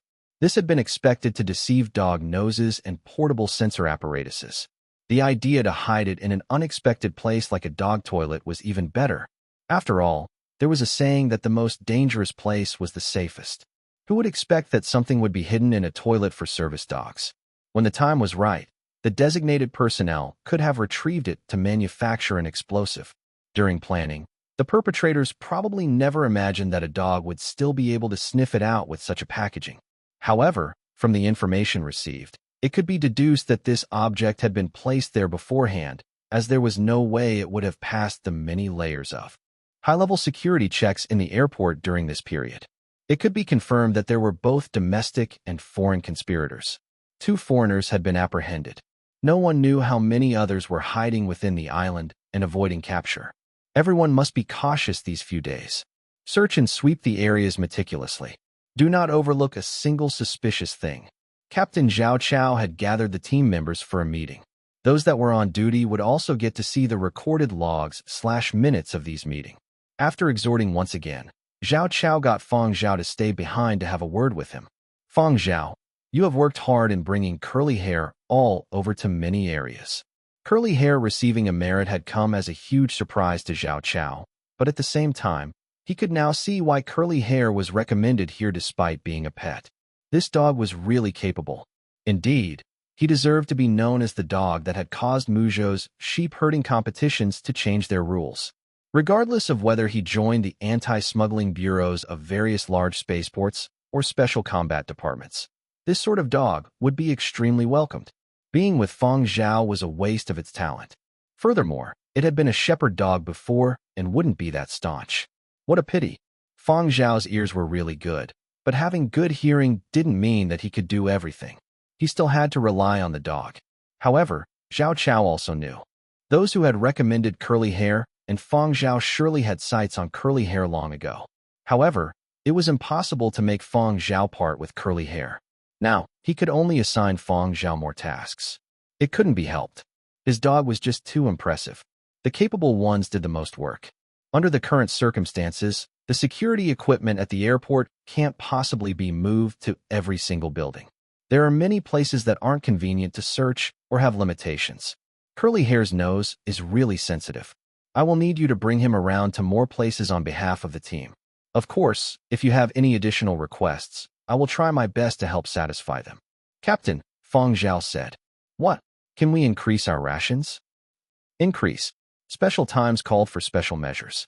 With gritted teeth, Zhao Chao went over the team's vets and approved additional food for both dog and human. After, Zhao Chao was still a little uneasy and reminded Fang Zhao, I know that you can really eat. However, your dog might not necessarily be the same as you. If you ever find that he is unwell, make sure you send him to our vets right away. Understood. Fang Zhao nodded. Also, watch him carefully and don't let him eat everything he wishes to. Not all food that we eat can be fed to dogs. Even in small amounts, some things are harmful to dogs. Got it. I will watch him carefully, Fang Zhao replied. It's all good if you know. Zhao Chao recalled that Fang Zhao had kept this dog for quite a long time already. He probably already understood all the fundamentals of keeping a dog. Seeing that Fang Zhao already seemed aware of all the information, Zhao Chao felt more relieved. In addition, people who could enter Whale Island region weren't bumpkins. They wouldn't litter or toss random things around. There wouldn't be that much that Curly Hair could eat indiscriminately. Thus, Zhao Chao relaxed. The specially approved additional food arrived quickly, and Fang Zhao gave his own share to Curly Hair. He could go to the dining hall when he got hungry. With the increase in food, Curly Hair's mood improved, and he no longer stared at the bowls of other dogs. Instructions from the top were to give Fang Zhao additional assignments. Before Fang Zhao even accepted, Zhao Chao had already transferred 7 men over. Among them, 5 were similar in age to Fang Zhao, and the other 2 were somewhat older. Zhao Chao had his own considerations when deciding on such arrangements. Fang Zhao didn't have too many qualifications, but leading young team members was all right. However, he wouldn't be able to lead a more experienced and older team. Zhao Chao had also transferred in the 2 older members because he was worried that the youngsters in the team lacked experience and might not know how to react in tough situations. On the second day of the Whale Island Conference, at around 3 p.m., Fang Zhao was working overtime leading the squad to patrol buildings when they received a group notification from Zhao Chao. Suspicious person spotted at the southeast corner, currently headed in the direction of Block 15. The area Fang Zhao was situated at was in Whale Island's southeast region. The inspection team members that received the message hurriedly headed over. The suspicious person Zhao Chao mentioned was able to infiltrate Whale Island, avoid monitors and Whale Island guards, and successfully evade capture. In short, he had some ability. What Zhao Chao meant in his messages was for the inspection team personnel on duty in the southeast region to head over to assist the Whale Island guard in capturing the suspect. Fang Zhao's small squad wasn't the closest, but they were within range. They had already completed their patrol of the few blocks without finding anything out of the ordinary, so they headed in the direction where Zhao Chao had said. After running for a short while, Fang Zhao's squad came to a fence that had been temporarily set up for the conference period. Taking a straight path to where the suspicious character was spotted wasn't considered far, but going around the fence would take up quite some time. One of the older squad members pointed towards the left decisively. "Let's go around this way." He hadn't finished his sentence when he saw that Fang Zhao had already climbed over to the other side. In the blink of an eye, Fang Zhao had scaled the 5-meter-tall perimeter fence and was already on the other side. 2 young squad members behind Fang Zhao also started to follow and climb, but they slid down when they tried. Other squad members who were following behind and about to climb. Is there equipment? This sort of defensive perimeter fence is really difficult to climb. One of the squad members that had slid down exclaimed. If he hadn't tried it for himself, he would really have thought that it would be a breeze to scale this sort of fence. His fingers had nearly snapped. The design of the fence and the paint used makes it really difficult to climb. Even a temporary fence like this couldn't be so easily scaled.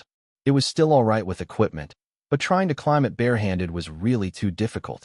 Perhaps a few older squad members would be able to succeed after trying it a few times, but nobody could guarantee being able to climb over the fence so smoothly like Fang Zhao. Those transferred to Fang Zhao's squad were slightly younger. They could still train dogs, and their individual abilities were considered above average. The 2 older members had more experience, but were slightly weaker in individual ability. Furthermore, even if they could climb, they also couldn't be like Fang Zhao and leave their dogs behind to operate individually. Having already gotten to the other side, Fang Zhao told his squad members, "I will head over. You guys go around and catch up."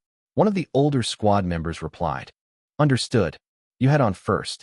I will help you bring your dog." He hadn't finished speaking when the squad members discovered that Curly Hair had already tunneled his way through a narrow crack at the bottom of the fence. Curly Hair was already standing beside Fang Zhao. The other squad members. Who designed this perimeter fence? Why is there a crack at the bottom? Only a small dog like Curly Hair could manage to squeeze through that narrow crack. It was really too difficult for the other squad members. Even if they were small enough to squeeze through, they couldn't leave their dogs behind. In this small squad, all of them had medium or large-sized dogs. Now wasn't the time to be rueful. They still had to go catch a suspect. Because they could neither scale the fence nor squeeze through the crack, the squad members could only quickly make their way around. At least this was still more efficient than trying to force their way through the fence. But how had Fang Zhao scaled the fence so skillfully? Wasn't he a youngster who mainly dabbled in art? Chapter 4:10 Those ears of his. When Fang Zhao found Zhao Chao, the captain was standing before a building on a call. His expression didn't seem so good. Surrounding the building were personnel from the Whale Island Guard. Fang Zhao only went over after Zhao Chao ended the call. The person went in? Fang Zhao asked. Zhao Chao kneaded his own forehead. It's a comprehensive laboratory. Animals outside the laboratory aren't allowed in more than 70% of the areas inside. The guard have already sent in some men, and we have already contacted the staff inside to cooperate. Now this building is locked down. People can enter, but nobody can exit. Laboratories were the places that inspection dogs were least willing to go. Even if they were permitted inside, their mental states would be affected. The atmosphere and smell inside made inspection dogs nervous. Fang Zhao first got curly hair to stay outside with another inspection team member before following Zhao Chao in. The laboratory facility was divided into 3 different subunits, and the target had entered from Unit 1. Thus, after the building had been locked down, the focus of the search was at Unit 1. Staff within the facility had already received the order to stay in their respective offices or labs without avoid moving around too much, and to keep an eye out for any suspicious characters. When Fang Zhao and Zhao Chao entered, they were met by a person wearing a white suit. The tag he wore on his breast indicated that he had considerable status here. His face showed no sign that he was worried or uneasy. Instead, he had a slight look of disgust. This look wasn't targeted at Fang Zhao and the others, but at the infiltrator. You all must increase your efficiency. The person still hasn't been caught. Can you imagine the consequences of this sort of sterile environment being contaminated by bacteria and germs from the outside? Zhao Chao paused, but didn't reply. Instead, he introduced the person to Fang Zhao. This is the person currently in charge of this comprehensive lab facility's Unit 1, Biochemical Virus Specialist Professor D.M. Nicholas. Here, the unit manager of this laboratory building wasn't like the caretaker of a student dormitory. It was entirely different. His status was similar to a CEO of a company. Many of the experimental projects within this facility were presided over by this person. Personnel from the inspection team and the Whale Island Guard also required his authorization in order to search the interior of this facility. Of course, under the current circumstances, this unit manager was still rather cooperative. Surveillance footage showing the inside of the facility was handed over, but he wasn't too satisfied with the efficiency of the search. You can just call me Professor Nick. Unit Manager Nick was only in his 50s. This was considered rather young in the science and research domain. Being able to possess such status at his age meant that his research abilities couldn't be doubted. However, what Zhao Chao didn't say was that Unit Manager Nick was indeed very impressive in terms of research ability. Given his ability and research accomplishments, he could have already taken charge of many important projects and become a unit manager in Whale Island Region's research facility 10 years ago. As for why he had only just become a unit manager, at this time, this individual had offended too many people. Professor Nick didn't know what Zhao Chao was thinking. He had previously explained to personnel of the Whale Island Guard about the laboratory facility's layout, and once again gave Zhao Chao and the others a simple introduction. For the conference period, there are at least 3 types of highly dangerous pathogens that are deposited at our facility. But don't worry, please have trust in our security system. Furthermore, the pathogens that can be brought in have already been handled. Professor Nick was very animated as he talked about the projects he handled. Biochemistry and toxicology had always been popular spheres of research. This wasn't only because of the catastrophic period of destruction, but also because the immigration plan required manufacturing vaccines and antidotes to raise defensive ability. As a result, these research spheres were able to garner a lot of funding, groom many talents, and attain accomplishments that were admired by many. Biological organisms and substances that could be made into weapons were forbidden from being used. However, humankind had never stopped studying them. Because of the catastrophic period of destruction, people were fearful when they talked about these things. But they needed to be overcome. Professor Nick rambled on and on. It appeared that he got more excited the more he talked. It seemed like he wouldn't stop, so Zhao Chao interrupted him. They didn't have the time to listen to Nick's rambling. They only needed to know the general situation inside. The personnel from the Whale Island Guard that had previously entered to search had yet to apprehend the suspect. Surveillance footage had only shown the target entering a section inside the building before all traces of him were lost. Not every part of the laboratory facility had surveillance facilities. Some places didn't have surveillance facilities installed because of its sensitive nature. And clearly, the suspect was also a person adept in evading surveillance. This was indeed a thorny situation. Looks like the aid surveillance footage can provide is limited. Zhao Chao furrowed his brows. Professor Nick spread out his hands and shrugged. I have already done all I can to help. I am really anxious now. Please be understanding towards a toxicology researcher's obsession with cleanliness. Zhao Chao glanced at him. Just solely from his expression, Zhao Chao could notice a clear look of disgust, but not a single hint of worry. However, Zhao Chao also fretted about the situation at hand. He had contacted the Whale Island Guard captain that had led a squad over. They hadn't been able to discover any clues on their end either. The suspect was definitely within the building. As for where exactly, it was still difficult to pinpoint in the short term. The facility was so big. How long would they need to search? Each minute wasted was another minute of uncertainty and danger. I think we should let the dogs in to search. When machinery was unreliable, Zhao Chao thought of dogs. Nick didn't give an immediate reply. He pondered for a bit before saying, there are a few floors within the building that require special attire to be worn. There are also all sorts of sterilization procedures required. These procedures might not affect humans, but I can't be sure for dogs. We don't have specialized attire for dogs here. If you people can't find a more effective way, you can bring the dogs in, but the risk is yours. Also, there are many places with self-cleaning procedures. Even the most exceptional inspection dog might not be able to sniff out anything. Fang Zhao was listening to Unit Manager Nick's exchange with Zhao Chao while his eyes were fixated on the surveillance display screen. At this point, he said to Zhao Chao, curly hair is outside. The inspection squad nearby should have reached here as well. You can get them to search the floors which don't require too many complicated procedures first. At the same time, you can let me try listening to any audio surveillance. My hearing ability isn't too bad. A member from the Whale Island Guard shook his head. We have already tried analyzing the audio recordings of the surveillance footage. There is just too much noise, and it is really difficult to determine the suspect's path. There were too much sounds from the various apparatus and equipment in operation. Even if there were layers of filters, it was impossible to determine which were the sounds produced by the target's movements and which were just noise. I can try, Fang Zhao said. Zhao Chao considered for a short moment and agreed. Zhao Chao got the squad outside to bring the inspection dogs in and search the few floors that didn't require any complicated procedures. At the same time, Fang Zhao used the audio surveillance to try to track the target's movements from the point of infiltration. This wasn't Fang Zhao's first time doing such a thing. It wasn't just in his previous life either.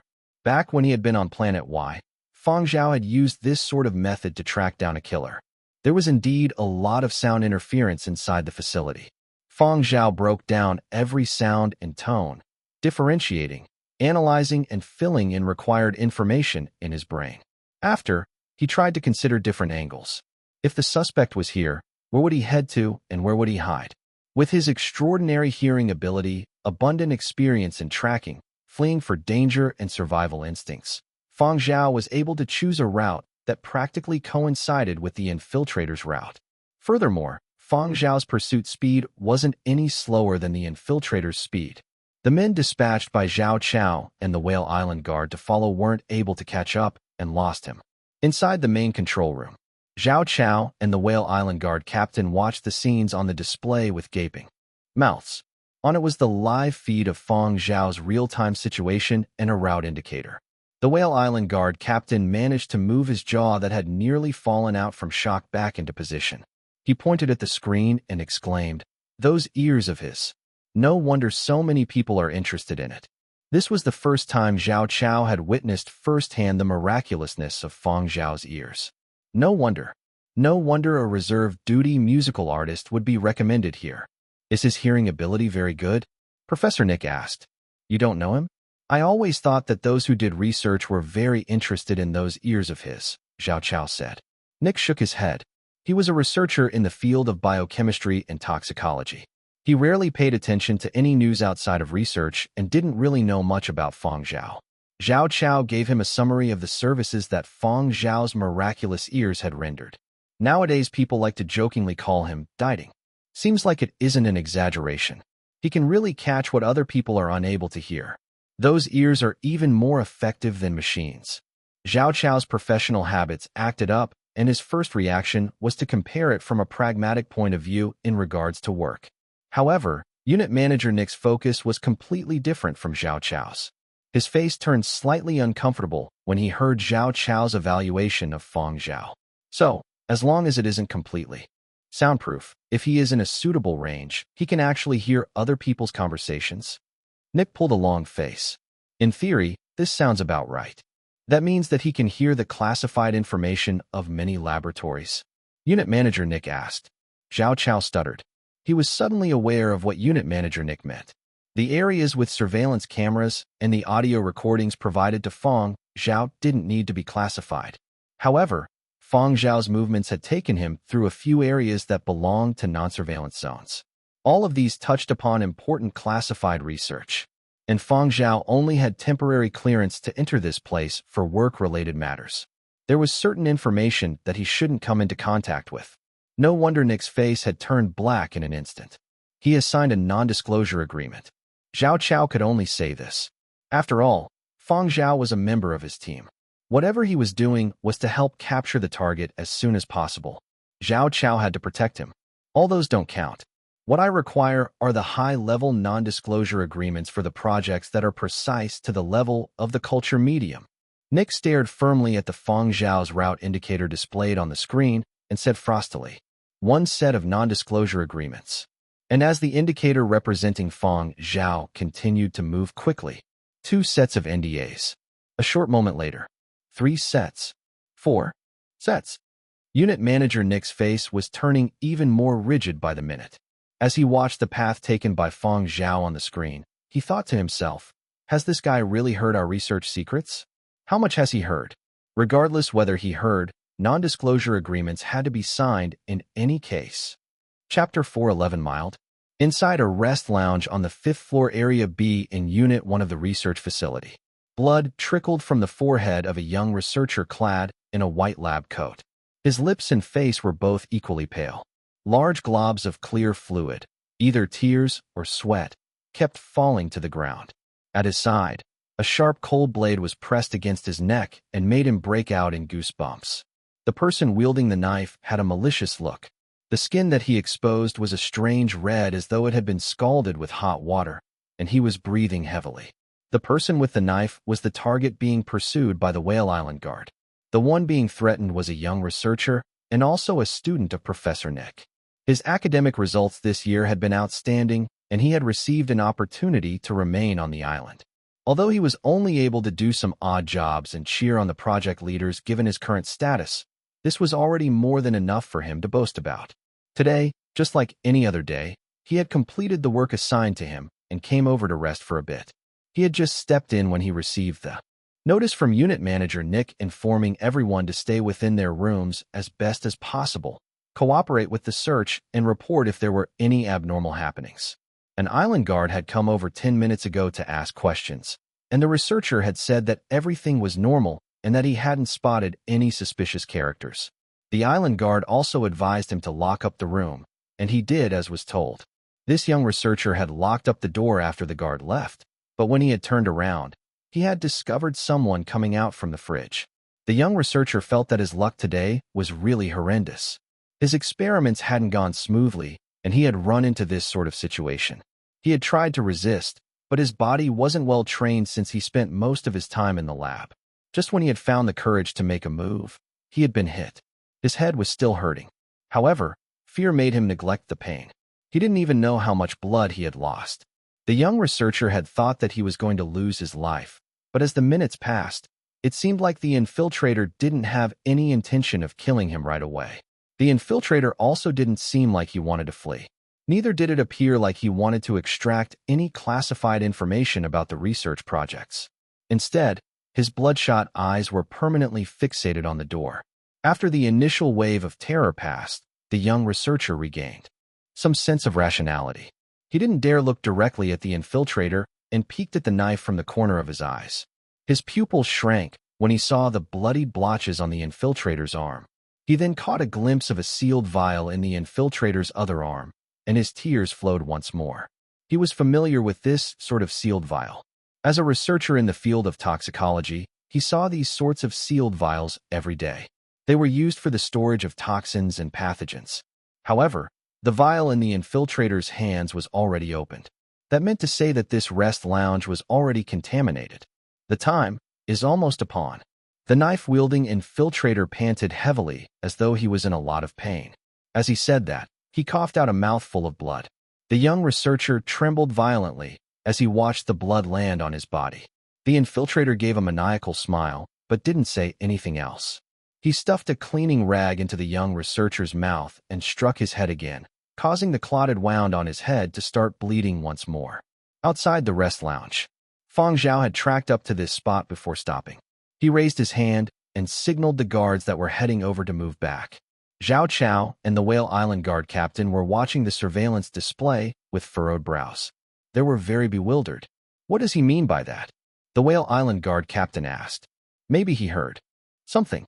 Zhao Chao had just said this when he received word from Fang Zhao, and his expression changed abruptly. The Whale Island guard captain had also broke out into cold sweat and contacted his men that were following after Fang Zhao to keep their distance and await instructions. At the same time, he quickly dispatched a hazmat squadron over. They won't make it in time. Unit manager Nick activated that floor's isolation and quarantine procedures. At the next moment, the door to the rest lounge before Fang Zhao was opened. The young researcher was already in a slight daze and couldn't see clearly exactly what was going on. He knew that he was being held hostage at knife point and that the door to the rest lounge had been thrown open. In his heart, he was very worried. He knew about the consequences of the pathogens vaporizing. He wanted to shout and tell everyone what had happened to get unit manager Nick to activate the quarantine procedures, but he was unable to. He could only see a vague figure in front of him. Then, bang! The young researcher felt the vice-like grip on his back loosen. Behind him, the target of the inspection team and Whale Island guard was dead with his eyes wide open. There was a bullet wound through his head. Inside the facility's control room, the two captains had just decided to deploy snipers when they saw Fang Zhao raise his gun through the display screen. A voice sounded through Zhao Chao's earpiece. Reporting in, Captain. Target has been shot dead. Zhao Chao, Whale Island guard captain. The inspection team that Zhao Chao led generally only assisted in apprehending suspects. Most of the time, the Whale Island guard would take action first whenever there was a situation. Very rarely were there circumstances where other parties acted even quicker than the Whale Island guard. And in the situation that had just occurred, taking action required immense courage and precise judgment. Old-timers in the Island Guard might have known to shoot the target dead right away if there was an opportunity. However, those from the inspection team were slightly milder. Even if they had good aim, they might have hesitated to shoot because of the researcher in the front or might have considered leaving the target alive in order to follow up with interrogation. Once the opportunity was missed, the damage would have been even greater. The squad leader of the Island Guard stood a short distance away and had witnessed the scene of Fang Zhao shooting so decisively. He thought to himself, mild. But no matter what everyone was thinking, the target had already been shot dead.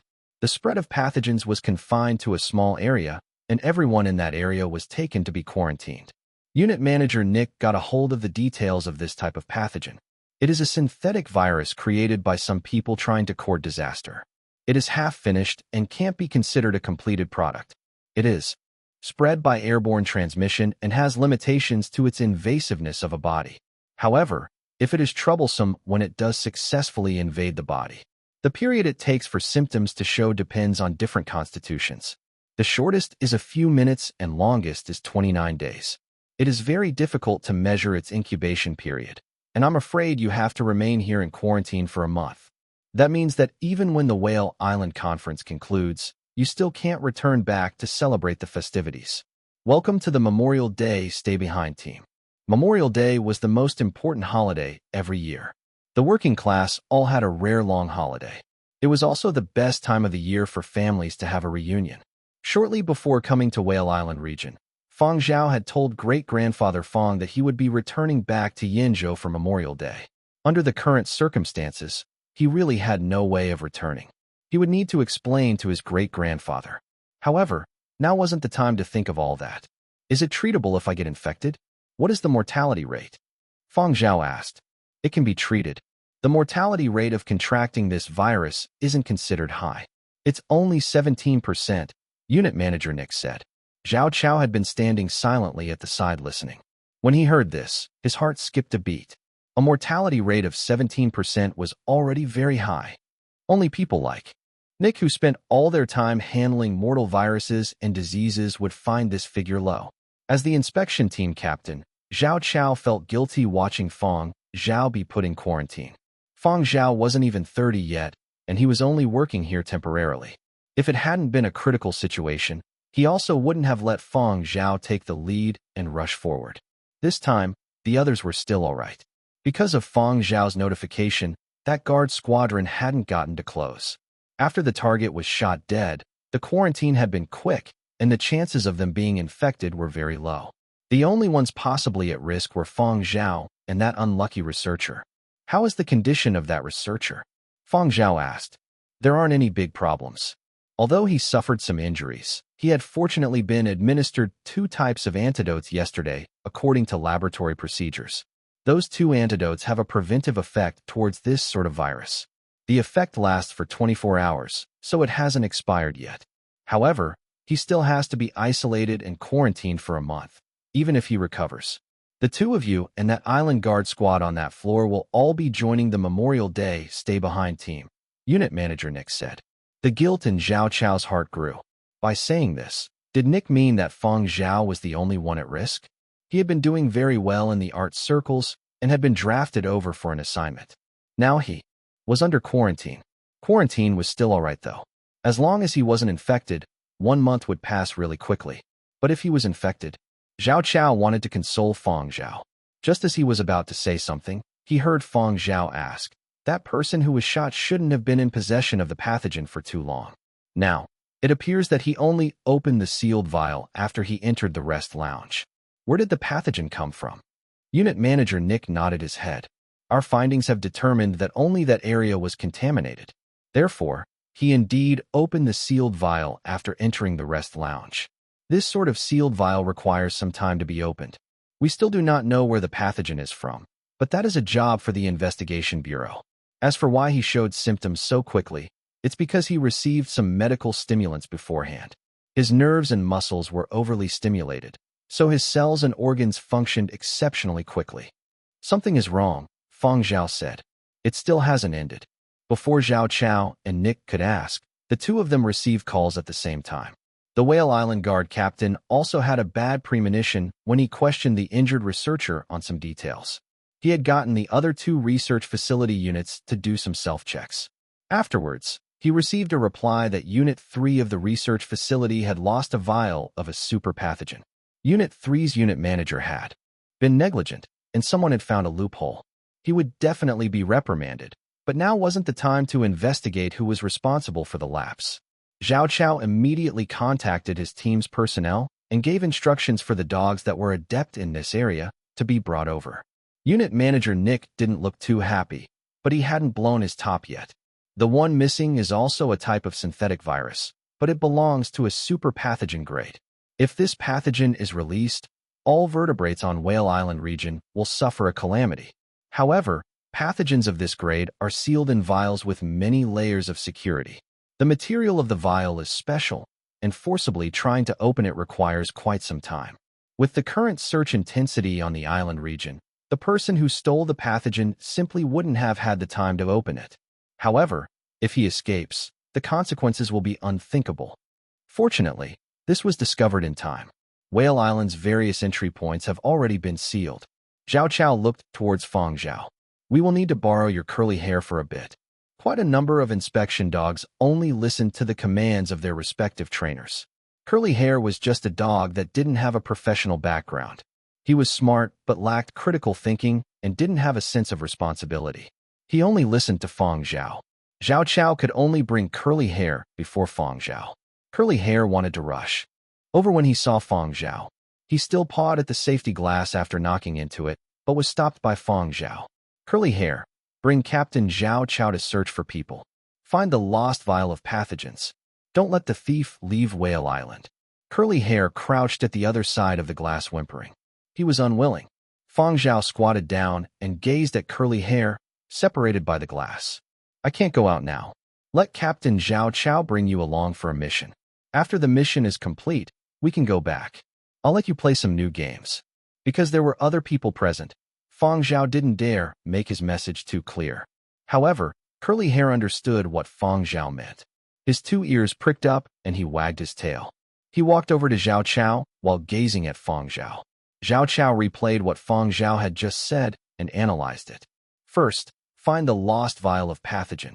Second, don't let the person who stole the pathogen leave the island. Nothing was left out. Everything should be fine. Chapter 412 It knows. After Zhao Chao brought Curly Hair away, Fang Zhao sat down in his quarantine room to quietly think about the matter. There were other quarantine rooms not too far away housing the island guards, who were also kept in quarantine. However, compared to Fang Zhao's calm, the atmosphere there was much more agitated. How could they sit still knowing that there were still dangerous extremists hiding on the island with a stolen, super-grade pathogen? They frequently handled these sorts of matters and knew all too well the consequences of those pathogens being released. But no matter how anxious they were, all they could do was sit still in the quarantine rooms and worry. Slurp, slurp, slurp. Unit Manager Nick carried a bowl of instant noodles over and sat in front of the quarantine rooms watching them.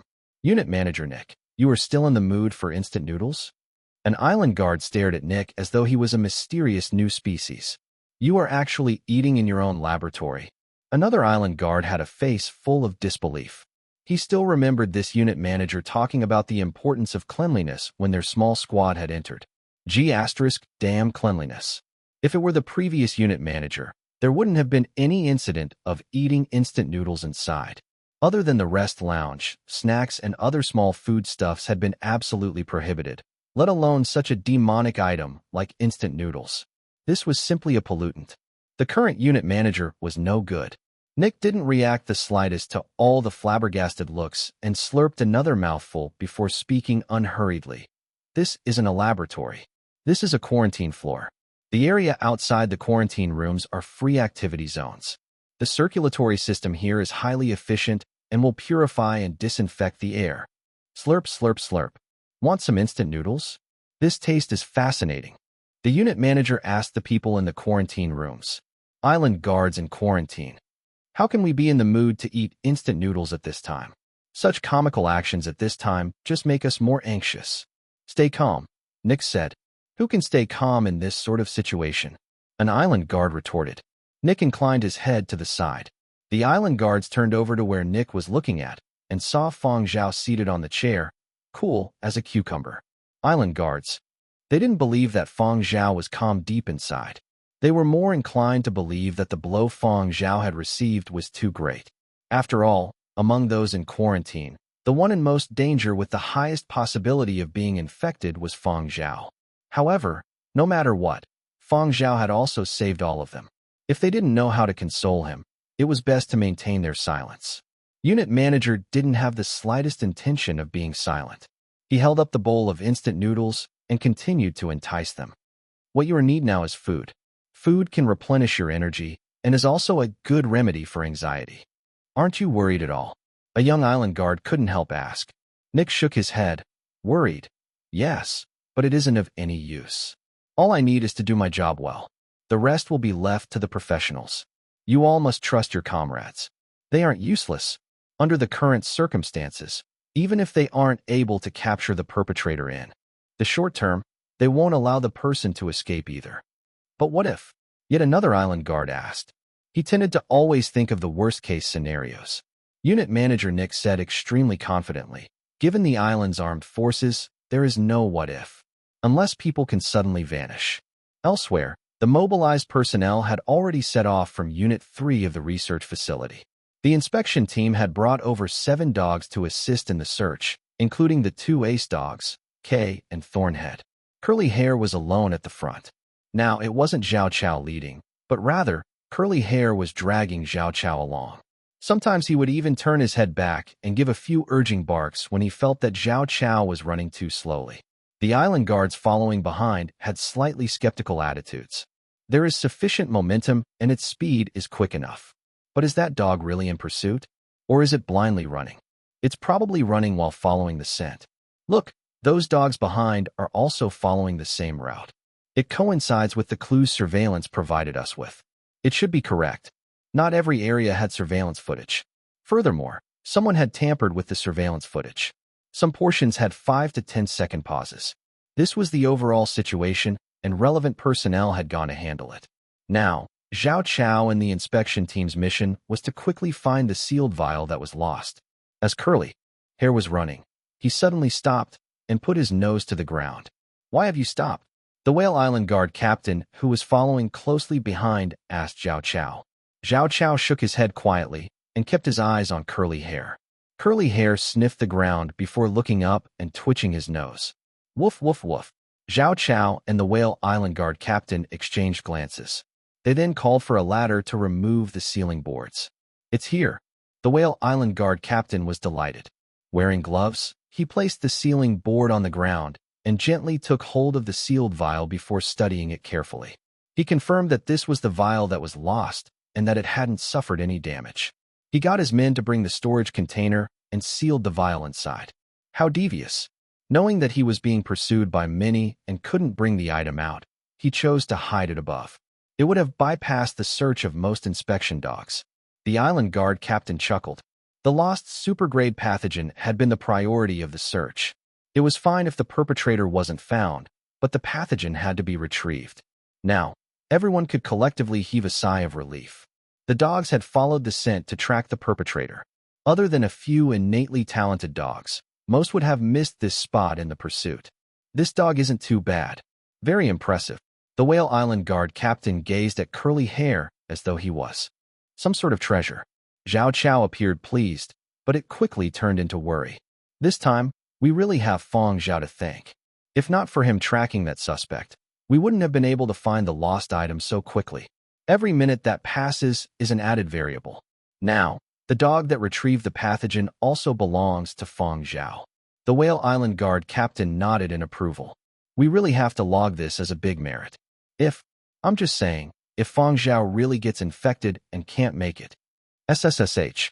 Zhao Chao hurriedly made a gesture to keep silent while his gaze was on the dog beside his feet. Curly Hair was originally crouching at the side. His 2 ears stood up when he heard what the Whale Island captain said and glanced at the two captains. He whimpered, then stood up, wanting to run back in the direction they came from. Zhao Chao dragged the leash. "Stop, Curly Hair." The Whale Island guard captain also helped hold the leash back. "Hey, what is it trying to do?" "What else?" "It wants to return." "Don't think that dogs can't understand human speech. You said that his master might get infected and die. Of course he would surely want to run back." Zhao Chao exclaimed. Being in contact with many intelligent dogs, Zhao Chao knew that some smarter dogs that were trained from a young age or animals that frequently interacted with humans could understand human speech. They might not be able to fully comprehend, but they could at least understand. Some. The two ace dogs, Thornhead and K, belonged to the group that could understand quite a bit. Previously, he had seen Fang Zhao speak to Curly Hair. He had never expected Curly Hair to fully understand. Fang Zhao had said a lot, and Curly Hair surely wouldn't remember everything. At most, he thought that Curly Hair would only remember the important words. But now it seemed like Curly Hair could really understand a lot. Besides understanding quite a lot, Zhao Chao hadn't expected Curly Hair to have so much strength. He hadn't been able to hold Curly Hair back alone. "Curly Hair, stop. This is an order. Don't forget the mission that Fang Zhao gave you hasn't been completed." Sensing less force on the leash, Zhao Chao put in more strength. "The orders Fang Zhao gave you are to find the pathogen and find the perpetrator. We have only found the pathogen currently. We still haven't apprehended the perpetrator." Curly Hair stopped and looked at Zhao Chao.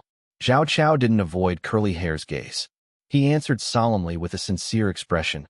"Curly Hair, Fang Zhao is still very safe. He hasn't been infected yet. We have to continue with the mission. Come, let us catch the person who stole the pathogen." Zhao Chao pointed ahead as he spoke. The one who stole the pathogen had run in this direction. They had stopped over here because of the discovery of the sealed pathogen, whereas the others had continued on with the pursuit. Curly Hair's ears drooped, and he trudged over to Zhao Chao's side. His little eyes were pitiful, and Zhao Chao's heart softened when he saw it. Sighing, Zhao Chao stooped down and planned to pet him tenderly. But before Zhao Chao's hand reached his head, Curly Hair suddenly bit out. He didn't bite Zhao Chao, though. Instead, he pulled the leash out of Zhao Chao's hand. After that, he started running forward. This time, he didn't run back and instead started to pursue the trail. The Whale Island guard captain standing beside him was stunned. Zhao Chao cursed silently and stood up to whack the Whale Island guard captain's shoulder. "What are you looking at? Hurry up and chase." Curly Hair, who had forcibly seized back his leash, was simply like a wild dog. The two captains exerted all their efforts to chase, but only discovered that the gap was continuously widening. Very quickly, Curly Hair surpassed the teams ahead that were in pursuit. Personnel from the island guard and inspection team only felt a gust of wind. They glimpsed a figure passing by in a flash and couldn't stop it. Was that a professional racing dog? An island guard asked. No, that was a former shepherd dog, current interim inspection dog, and full-time pet dog, an inspection team member explained. In a certain basement, a figure was traveling quickly like an agile monkey, avoiding obstacles. A voice continuously spoke through the micro receiver in his ear, feeding him instructions on where to flee and how long he had for each path. Suddenly, the receiver in his ear made sputtering noises as if there was interference. The sounds of static became even more obvious, and the words transmitted through the receiver were no longer clear. The change had been sudden, and it was intensifying rapidly. He only felt a buzzing in his ear which seemed like it had intensified tenfold, then 100-fold. Time seemed to slow down, and his perception and senses felt sluggish. Behind him, there was something rapidly closing in. His mind was blank. His vision turned dark abruptly. Zhao Chao's face turned pale when he and the others caught up to this spot and saw Curly Hair lying on the ground. Fortunately, Curly Hair was still breathing and his heart rate was normal. Curly Hair woke up very quickly and he looked around puzzled. The other dogs were also circling on the spot. The scent disappeared here, an inspection team member said. No one was satisfied with this outcome. To actually be able to vanish from this many layers of encirclement? Investigate thoroughly. Why did this whole area of surveillance suffer a 10-second malfunction just now? Why were all communications suddenly cut? Did the perpetrator use some sort of secret weapon? Or perhaps something unknown to the world? Everyone was livid. With the pursuit being fruitless, Zhao Chao could only get his team to return. They hadn't been able to apprehend the perpetrator, but fortunately, the pathogen had been found. What exactly happened just now? How can a fully grown human just suddenly vanish? Zhao Chao just couldn't understand. Perhaps it knows. The Whale Island guard captain pointed at Curly Hair at the side. As if knowing that he was being talked about, Curly Hair raised his head and glanced at the Whale Island guard captain. Facing those limpid, innocent eyes, the island guard captain shook his head. Never mind. It's useless to ask it anyway. Curly Hair drooped his head and continued walking, this time obediently following the team. He released a belch as they walked and stuck his tongue out to lick his snout. Chapter 413, Where is the person? Seeing that Curly Hair had already run off once, Zhao Chao was particularly mindful of Curly Hair this time. Zhao Chao mentally associated Curly Hair belching with the scene of Curly Hair lying on the ground and said in worry, did it eat something previously? Could it be possible that someone tried to poison him? He suspected that Curly Hair had eaten some drug bait that someone threw to the ground and fainted. After observing Curly Hair's mental state and running posture, a trainer in the team shook his head and said, nothing seems out of the ordinary. However, it's still best to have a proper checkup when we get back. Inside a certain building that was arranged to serve as accommodation and office for interplanetary fund personnel. In one of the buildings, Little Bear had been watching the news out of boredom. He had already finished the Founding Era series as well as concerts, movies, and other shows he wanted to watch. Also, internet access within Whale Island region wasn't freely accessible. Because Little Bear was special, his movements were restricted. Other than watching the news every day, the only other thing he could do was play with his pet, Little Riches. While playing, this superintelligence and his so-called retarded pet paused uniformly. Little Bear's hand trembled as tried to meticulously analyze this strange sound he was hearing. As for Little Riches, it had once again turned into a ball and deactivated itself. After 10 seconds, Little Bear didn't check on Little Riches in its defensive state. Instead, he scuttled over and knocked on the adjacent room's door. Chuihua, this place is too dangerous. I think we should leave. Comprehensive Research Facility Unit 1 Quarantine Room. Others didn't really react, but Fang Zhao, who had been deep in thought, had heard it. It was a strange sound, yet it felt strangely familiar. Fang Zhao had also observed the other people, but couldn't see any changes in their expressions. Unit Manager Nick also didn't receive any urgent calls either, so Fang Zhao decided to observe first and see if there were any changes. A short while later, Unit Manager Nick received a call from Zhao Chao, and his facial expression was somewhat strange. The pathogen has been found, but the person who stole it wasn't caught. It was like he suddenly disappeared. Suddenly disappeared? The island guards in isolation were also shocked by this news. Just as Unit Manager Nick had said, with the island's armed forces and layers of encirclement, even if they weren't able to catch the perpetrator, at the very least he shouldn't have been able to escape without any trace. The island guards were all full of doubt, but Nick didn't intend to explain too much. He wasn't too interested in all this. Everything was fine as long as the pathogen was secured. As for the rest, he would let the investigation bureau mull over it. All right, Fang Zhao. Nick turned back towards Fang Zhao and said with a chuckle, Captain Zhao said that Curly Hair has rendered meritorious service again. Fang Zhao's heart skipped a beat. Right now, he was more surprised than delighted. However, he didn't show how he was feeling like deep down. When Zhao Chao brought Curly Hair over, Curly Hair ran over to Fang Zhao, who was wagging his tail. He couldn't enter the quarantine room, so he crouched in front of the safety glass separating Fang Zhao and grunted vigorously. Fang Zhao didn't notice any clear injuries on Curly Hair, and he seemed to be in high spirits, so Fang Zhao turned towards Zhao Chao. Zhao Chao was panting. Fang Zhao, this dog is rather strong. I had intended to let the vet do a detailed checkup, but Curly Hair wasn't cooperating and kept wanting to run over here. I wasn't the one pulling him. Rather, he was dragging me. After briefly talking about Curly Hair's service rendered, Zhao Chao also mentioned about Curly Hair lying down there for an unknown reason. Zhao Chao was speaking to Fang Zhao from the interview booth at the side of Fang Zhao's quarantine room.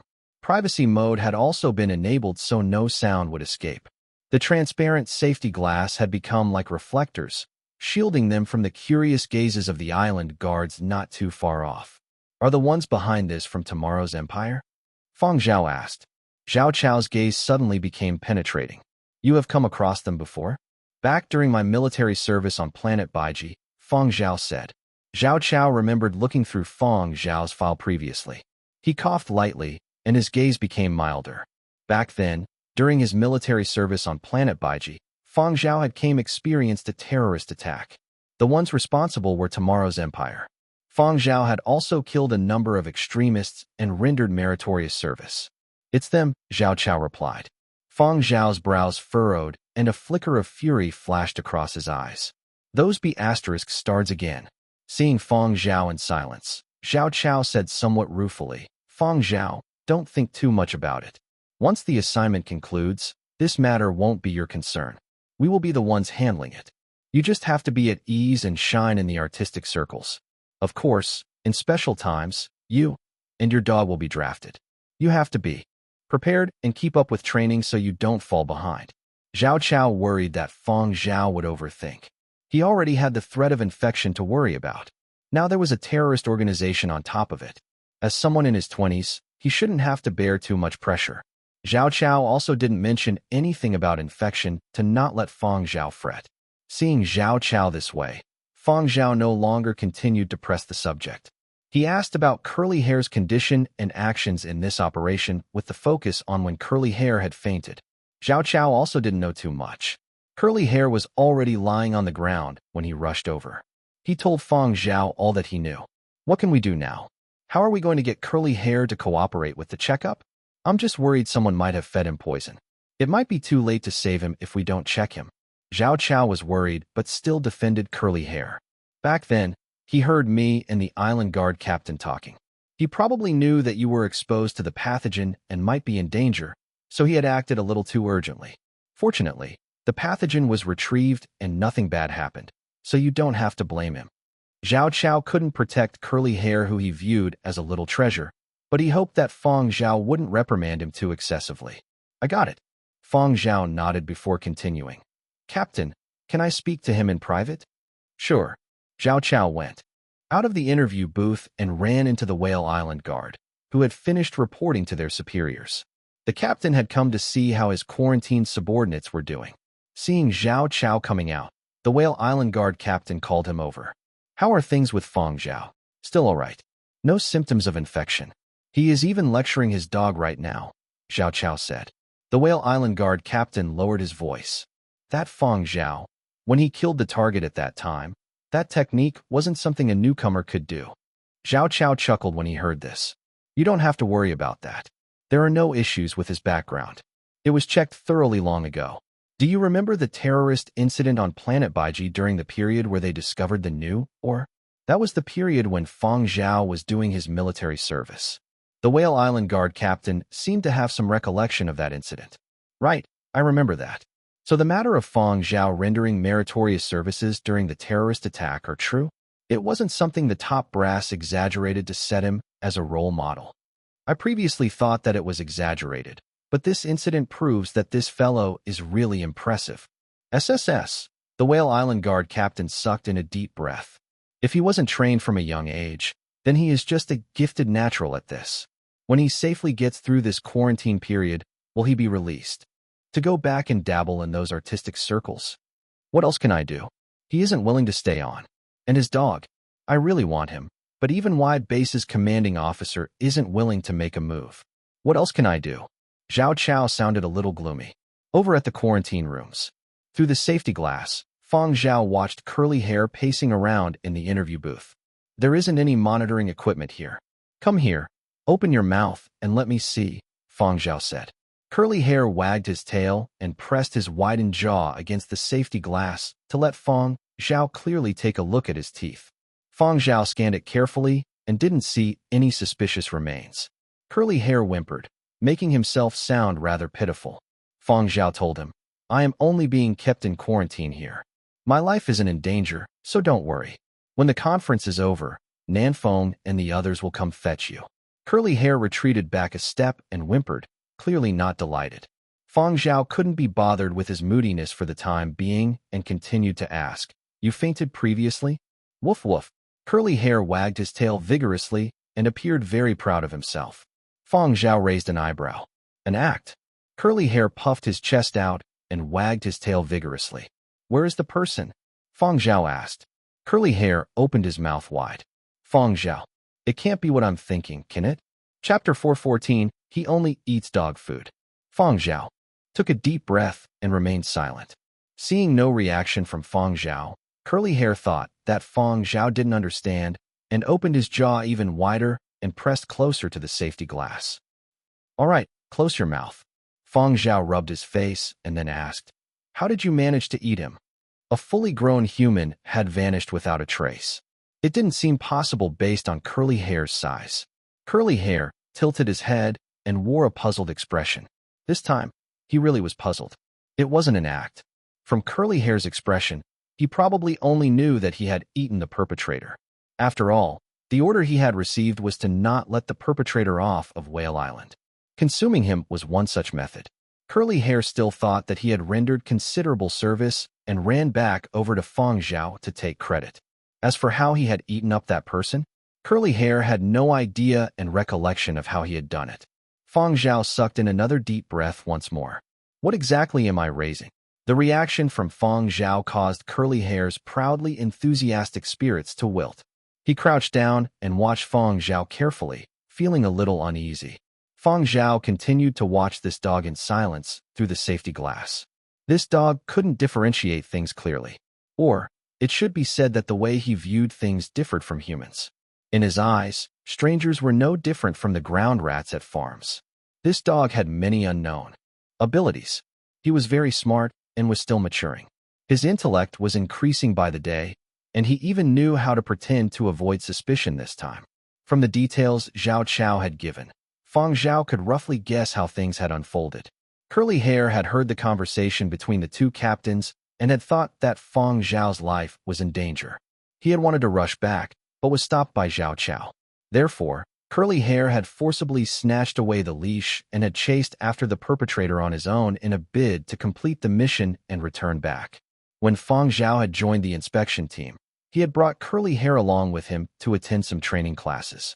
The instructor had told Fang Zhao that on Whale Island, the moment any situation involving extremists were discovered, island inspection team, island guards, and other authorities could immediately kill them dead. Personnel equipped with guns would have the authority to handle urgent matters as they saw fit. Not cooperating with security checks at the island's entry points alone could already warrant shooting, much less an incident involving pathogens and a terrorist organization.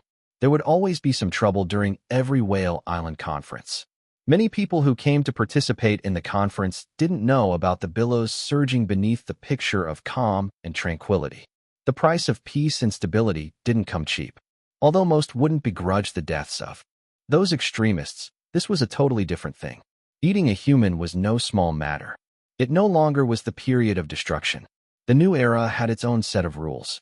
Fang Zhao was now clearly aware of one point. This dog Curly Hair was capable of doing anything when he got excited. It wasn't too convenient for Fang Zhao to say or ask too much while still in quarantine. Zhao Chao also wouldn't give him too much time to speak with Curly Hair. Fang Zhao knocked on the safety glass and spoke to Curly Hair in a serious tone. From now on, you aren't allowed to eat anything other than dog food and water until my quarantine ends. Fang Zhao talked to Curly Hair for a little more before Zhao Chao came back over. Have you spoken to him? Zhao Chao asked. The veterinarian was sending reminders.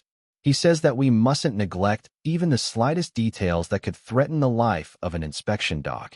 Fang Zhao quashed all sorts of misgivings he had deep down and said, Captain, can you get the vet to come over here and do the checkup? Curly Hair was too special. Fang Zhao had to watch him to prevent any unforeseen circumstances. Fang Zhao was also worried that the checkup would discover some hard-to-explain results. It would be better if he was present. Before getting a reply from Zhao Chao, Fang Zhao asked another question. Will his blood be drawn too? Yes. Zhao Chao nodded. Fang Zhao said, he is afraid of needles. Curly Hair gazed at Fang Zhao with those innocent eyes of his. Fang Zhao's expression didn't change. Zhao Chao chuckled. No wonder you are always beside him whenever blood needs to be drawn. I understand. Many dogs are like that. They require that their owners be at their side to cooperate. Otherwise, they will throw a fuss. Ignoring Curly Hair's whimpers, Fang Zhao shot Zhao Chao an apologetic look. Sorry for the trouble. The vet had already been waiting and brought his equipment over the moment he received Zhao Chao's notification. He performed the checkup on Curly Hair in front of Fang Zhao. The drawing of blood also went very smoothly. With Fang Zhao watching, there wasn't an instance where the needle bent when pricking Curly Hair. Fang Zhao kept his eye on the vet's actions and waited for the results of this checkup. There aren't any major problems, except that he has high levels of certain rare metals, the vet said.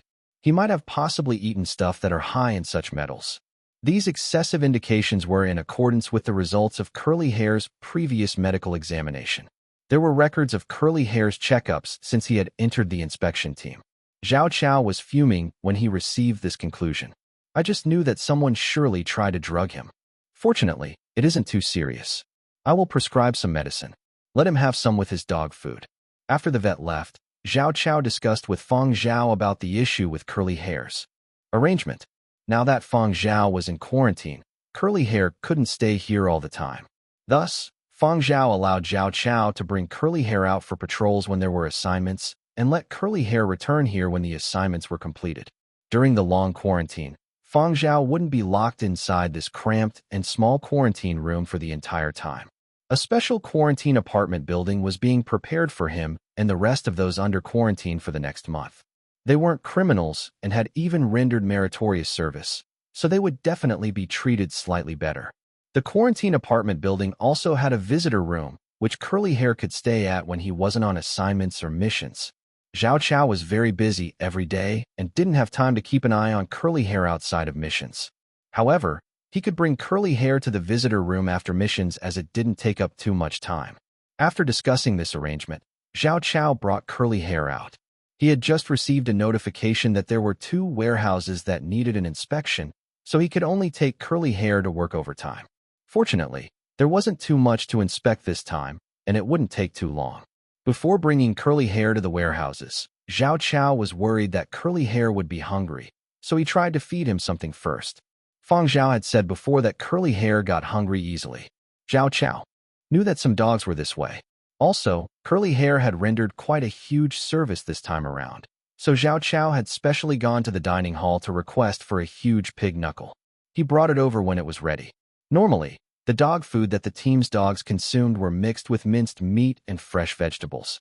There were both dry and wet rations. However, besides dog food, they were also given some rewards for good performance.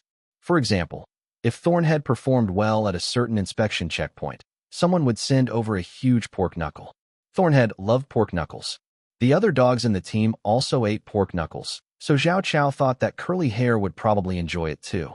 However, when Zhao Chao brought the pork knuckle over, Curly Hair only squatted beside the bowl and looked at it. Zhao Chao gave it to Curly Hair, but Curly Hair only stared at it and made groaning sounds. He didn't eat it. At first, Zhao Chao thought that Curly Hair wouldn't eat anything that was given to him by anyone other than his owner. However, when Zhao Chao switched to dog food, Curly Hair ate it all up. Zhao Chao felt that he had found the reason. When he was chatting with other team members, he mentioned, "I heard before that some pet dogs only eat dog food. I never imagined it to be true until I gave Curly Hair a huge pork knuckle, and he wouldn't eat it. That shouldn't be." A few days back I saw Fang Zhao giving him some biscuits. An inspection team member said, "Those are minor occasions. Besides, if the owner is the one feeding the dog might still eat a little even if the dog doesn't like it." "Have you seen Curly Hair eat a lot of biscuits?" Zhao Chao asked. "Not a lot. But isn't there also pork knuckle inside our team's dog food? Doesn't Curly Hair eat pork knuckles when he consumes the dog food? Does he really not touch it?" Another team member voiced his doubts. Perhaps it's because Curly Hair is a small-sized dog. Perhaps he can't gnaw on it with his small mouth, so he doesn't know how to eat it. The small pet dog at my aunt's place is like this. It doesn't have the patience to bite on food that is too big. At most, the dog only tries a few nibbles for fun. The food still has to be cut up into smaller pieces before the dog eats. Pet dogs are all rather pampered. The inspection team member continued. From their point of view, Curly Hair was brought up as a pet dog most of the time. Although he had some experience herding sheep in Muzhou, that had only been temporary. He had been a pet dog for much longer. Curly Hair's inspection dog status was also only temporary. When the Whale Island Conference concluded and the missions were completed, he would return to being a pet dog. Therefore, everyone's expectations of him weren't that strict. Zhao Chao felt that it made sense. Pet dogs were willful. Curly Hair would also dawdle when doing an inspection, unlike how military and police dogs complied with orders. He was also afraid of needles and was a little timid. However, as long as he had the ability and could complete missions, being a little willful didn't matter. Zhao Chao then placed the cut-up pork knuckle into Curly Hair's bowl, but Curly Hair still didn't touch it. Afterwards, Zhao Chao broke the pork knuckle down into even smaller pieces and mixed it into the dog food. This time, Curly Hair ate it. Thus, everyone in the inspection team knew this. Fang Zhao's dog only loved dog food. That dog absolutely wouldn't touch any other larger pieces of food. Chapter 415 My Little Zhaoa. After Fang Zhao had been kept under observation and isolation for 2 days, he and the others were shifted to the quarantine apartment. Someone will come every day to check up on each room. The checkup might be a little different from what you are used to. You can work in here and book timings for your 3 meals. You can also leave a message in advance if you do not wish to be disturbed. Fang Zhao and the others had already heard some of the matters and procedures before, and now the quarantine apartment supervisor was briefly reviewing some of the points. "Let me know if you need anything." The quarantine apartment supervisor looked towards Fang Zhao. "A paperback notebook and a pen," Fang Zhao replied. Military work was military work, while art was art. Even if he were kept on Whale Island for an entire month, Fang Zhao would still have to complete his unfinished thesis. Otherwise, if he couldn't complete the assignments old Venerable Mo had given him, Fang Zhao's graduation would be delayed. Just that. The supervisor asked in astonishment. "They will do for the time being." "All right, someone will deliver them over within 10 minutes. The supervisor made a mental note of Fang Zhao's request and went to the next room. It didn't even take 5 minutes for a staff member to deliver the things Fang Zhao had requested. It was a whole set of stationery that was specially made for office use on Whale Island. The Whale Island insignias were even printed on both the notebook and the pens. There were even rulers and other stationery inside the bag that formed a complete set. The room wasn't large. It was about the size of a single room in a hotel, except that there was also a small gym and a small guest room attached. When Curly Hair completed his assignments, Zhao Chao would bring Curly Hair here. The room had simple electronic entertainment installations, but there was limited internet accessibility here. The computer in the room could only access the intranet. Upon a closer look, there was the full series of Founding Era inside the media files. The guards who hadn't caught up with it could watch this during the quarantine. During the conference period, communications to the outside needed to be audited. However, once the Whale Island conference concluded, those restrictions would be relaxed. However, calls would still be monitored, and the personnel being quarantined had all been informed. The Whale Island conference lasted a few extra days more than the original plan. After the conference concluded, Fang Zhao contacted Nanfeng to bring Curly Hair back to his dormitory at Huangart. Each day, Nanfeng just needed to go over and take him for a walk. As for everything else, Fang Zhao had already spoken to Curly Hair alone. Curly Hair knew where the feeding machine was. There was still quite a lot of food stocked up in the dormitory. Fang Zhao had also specially exhorted Curly Hair to not eat anything else in the dormitory. No eating the rabbit. Otherwise, no playing of games. On the day Curly Hair left Whale Island region, Thornhead cried again. Thornhead didn't cry because of their camaraderie. Neither did he cry because he didn't want to see Curly Hair go. After the conference concluded, the results and merits of the service dogs were set. Because Curly Hair's performance during the conference period was exceptional and he had rendered quite an amount of meritorious service, his comprehensive score was very high. Kay had also performed slightly better than Thornhead as well. Therefore, Thornhead was relegated to the third spot and cried in anger. Streaks of tears were still visible when he went outside. His trainer explained to others, "Cough, he is grumpy again." The other members also came to the quarantine apartment to visit Fang Zhao before they left Whale Island. As the days of the quarantine passed, the chances of Fang Zhao being infected were continuously lowering. Thus, the mood was much more relaxed when everyone came to visit Fang Zhao. After matters at Whale Island were complete, personnel continued to leave the island, and the island's sealed state was lifted. It also became easier for Fang Zhao to contact the outside world, but there were still certain restrictions. First, he had to contact Mo Lang. "There are still some matters here, and I'll only be able to return after another half a month." Fang Zhao couldn't give the explicit details as some information was still confidential. Mo Lang didn't press him for answers. There were things an experienced old man like him would understand. The old master was very happy as long as Fang Zhao was safe. He was also reassured that Fang Zhao was spending a lot of his time on the thesis and his work. That's fine. You can consider it a change of environment for seclusion. Nobody would dare to disturb you. There still had been many online topics concerning Fang Zhao recently. Huangzhou entertainment reporters had been trying to find traces of Fang Zhao. Some gutsy reporters even camped outside Mo Lang's residence. Fang Zhao couldn't access the internet and didn't know too much about what was going on outside. Nanfeng had said it wasn't serious and told him not to worry, so Fang Zhao didn't pay any attention to it. On the internet, there were many people talking about Fang Zhao. The countdown. Events of various continents received a lot of publicity. Celebrities and stars of various continents had shown their faces, but no one had seen Fang Zhao at all. There were people who guessed Fang Zhao was absent from Yinzhou's countdown gala. Could it be that he went to Whale Island conference? Fang Zhao rendered a great service with the discovery of the Alcade. Perhaps he obtained clearance to participate. Previously, there had been rumors that a certain internet celebrity had gone to Whale Island to participate in the conference. This was followed closely by rumors of certain actors and singers performing at Whale Island conference because they had rejected the invitations for their own continent's countdown events. At a glance, all things seemed to point that Fang Zhao had really gone to Whale Island. However, since this touched on Whale Island conference, people didn't dare discuss it too much online. Many posts elicited no response, so the majority of people didn't know anything about the Whale Island conference. Very quickly, as the countdown events of various continents continued, The embargo on dissemination of Whale Island Conference information was lifted.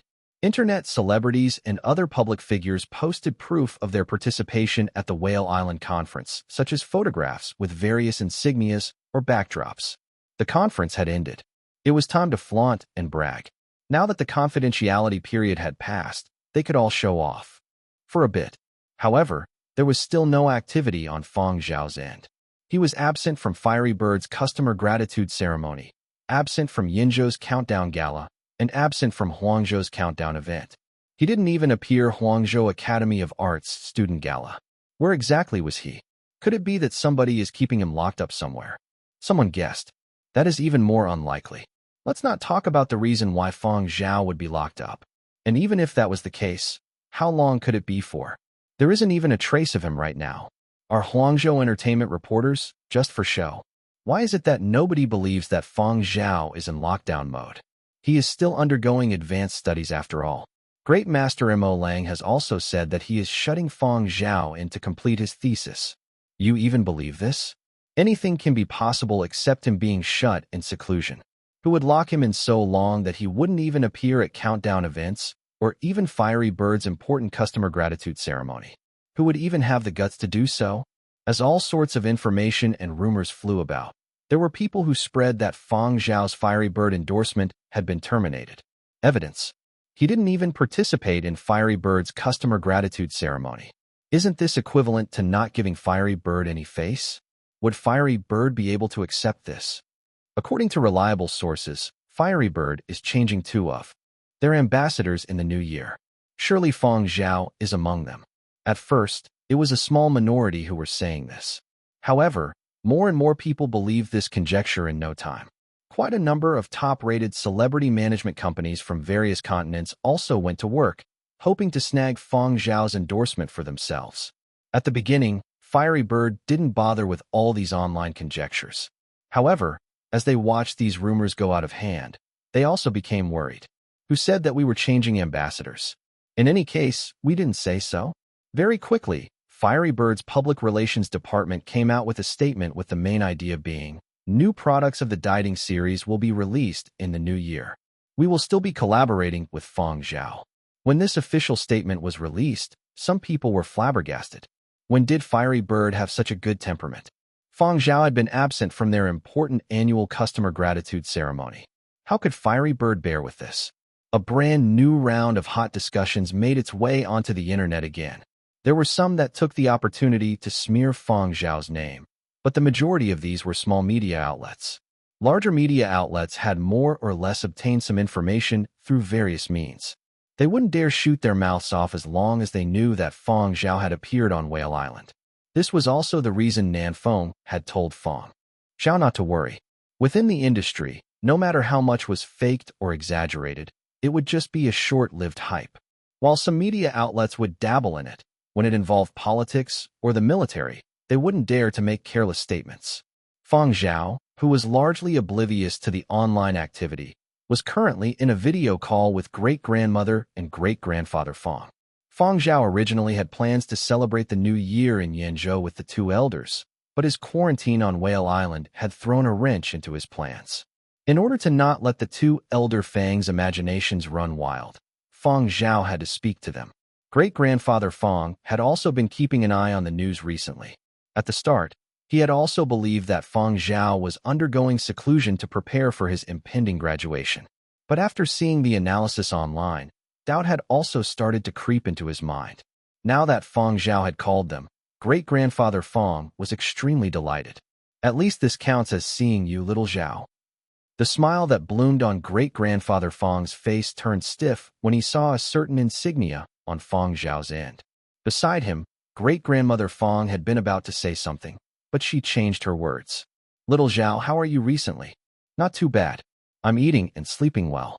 Fang Zhao even stood up to let the two elder Fangs have a good look to show that he wasn't hurt in any way. Oh, then that's good. Great-grandfather's voice was a little shaky. When can you come back? I still have to stay for 20-something days. I'm sorry that I won't be able to return and spend the new year with you too. It's all right, it's all right.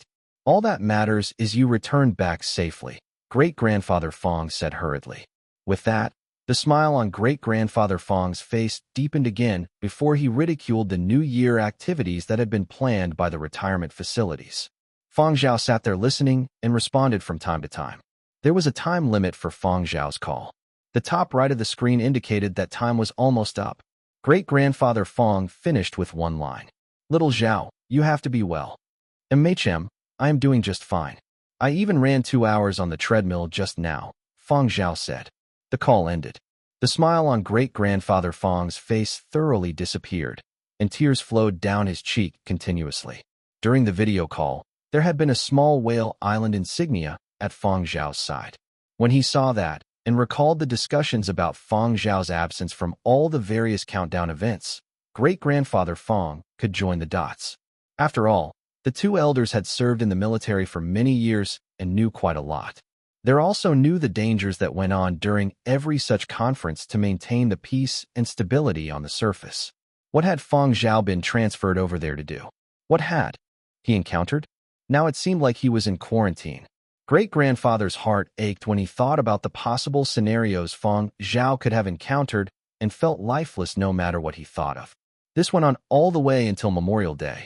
The entire retirement facility was filled with cheer and joy as families came to visit their elders. Every year, this time was the most festive and joyous period. When descendants came over to visit the two elders, great-grandfather put on a smile, but he was actually down in the dumps. Every time this year, little children would compare how much red packet money they received. Older kids would compare their school results, while adults would talk about their career and business. Hearing someone mention Fang Zhao, great-grandfather's eyes welled up with warm tears, and he started to cry. "My little Zhao," great-grandmother Fang coughed. "It's the festive period. Why are you crying?" Great-grandfather forcefully suppressed his crying. Chapter 416 Afraid of Dogs. After hearing that Fang Zhao wouldn't be coming back to celebrate the new year with the two old Fangs, many veterans in the retirement facility guessed that Fang Zhao's absence was the reason why great-grandfather Fang appeared so listless. Elsewhere, Fang Zhao didn't have much hope from keeping the truth from the two old Fangs. After all, those two were experienced with this sort of situation. The two old Fangs had pretended to not know, so Fang Zhao had also played along. There were many things that couldn't be spoken explicitly, but the simple understanding was good enough. Going into details would just cause excess worry. In the 1 month of quarantine on Whale Island, Fang Zhao wrote his thesis, amended his compositions, and made preparations for graduation. He had also read quite a few books recommended by Mo Lang. After completing each book, he had jotted down his afterthoughts. Because he was isolated from all the various online disturbances, an extremely peaceful month passed by for Fang Zhao. For him, this month hadn't been tough at all. When Fang Zhao came out from the quarantine apartment, he was called over for a meal by the other Whale Island guards who had been released to celebrate getting over this hurdle. Those who had spent their quarantine period watching Founding Era also wanted autographs and photographs with Fang Zhao. "You are very lucky," Research Facilities Unit 1 Manager Nick said when he saw Fang Zhao. Many people felt that Fang Zhao had been really fortunate not to have been infected despite being in such close proximity to the contagion. Whale Island region was already much emptier, and the restrictions had been relaxed. Tourist and sightseeing areas had opened up again. In order to avoid tourists, Fang Zhao left Whale Island through an exit point. Nanfeng and the other two were already waiting for him there.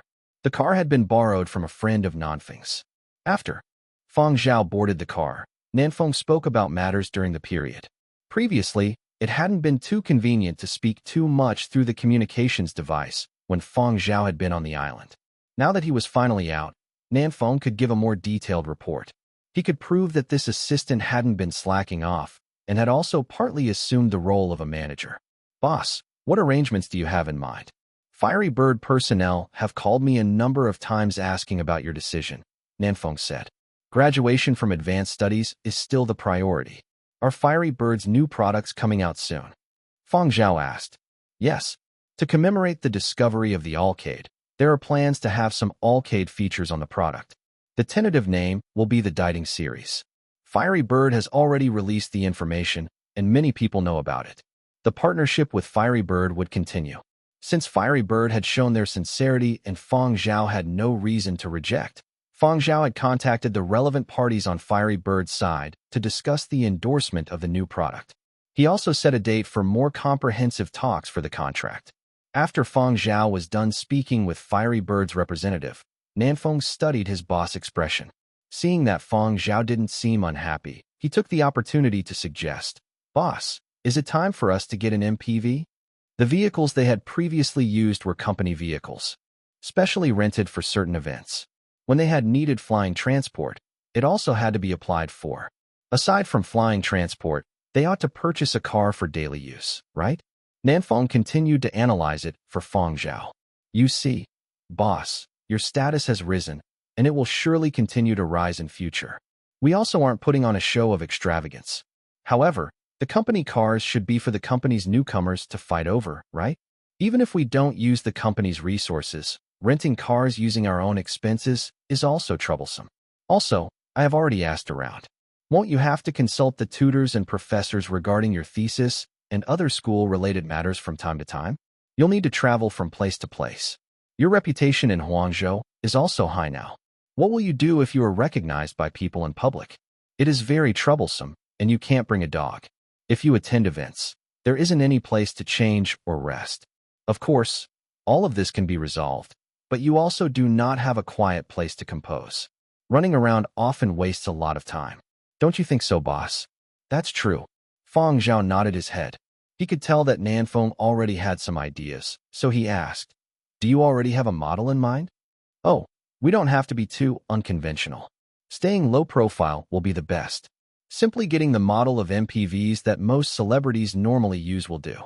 I have a friend whose team specializes in licensed and lawful modifications of cars and flying transports. All right, we will check it out after negotiations with Fiery Bird are done." Fang Zhao first returned back to Huang Art. His dormitory was still the same as ever, just that the dog feed was empty. Curly Hair rushed over and whined. First, he was very happy to see Fang Zhao. Secondly, he wanted to remind Fang Zhao to order more dog food. Finally, he wanted to remind Fang Zhao about his unfulfilled promise to let him play new games. Fang Zhao surveyed his dormitory once. The rabbit was still alive and well in its water tank. Fang Zhao went online to order dog food and contacted Muzhou's farm to send another batch of food over. On his first day back to school, Fang Zhao didn't leave the campus. He downloaded a few new games for Curly Hair, discussed issues on composition with a few teachers, submitted his thesis to Mo Lang, and submitted his application for graduation. Fang Zhao was the first person in his cohort to submit his application for graduation from the advanced course. An application had to be submitted before the graduation certificate could be received. Only with the qualitative works and a satisfactory thesis would the application be successful. Fang Zhao's quality of his thesis and works were already sufficient, so it gave considerable pressure to the others in the same batch as him. After the application was accepted, a time would be arranged for the student to defend their dissertation. There would also be a graduation concert. However, all of these were matters that would happen in June. The earliest Fang Zhao could defend his dissertation was at the end of May. It was only February now, and there seemed to be sufficient time. Still, Fang Zhao would need a lot of effort to prepare for his concert, especially since the academy would be more stringent for Fang Zhao given his reputation. On the second day, Fang Zhao didn't have any classes, so Fang Zhao set a meeting with the relevant Fiery Bird representatives to discuss the collaboration terms. Fang Zhao would be the ambassador of their new line of Dieting series products. Besides this, Fiery Bird also hoped that he would advertise it during his graduation concert. The concerts of graduating Huang Art Advanced Studies students always had an advertising area.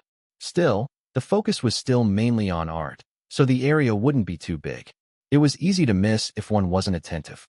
However, many people had their eyes on Fang Zhao's graduation concert.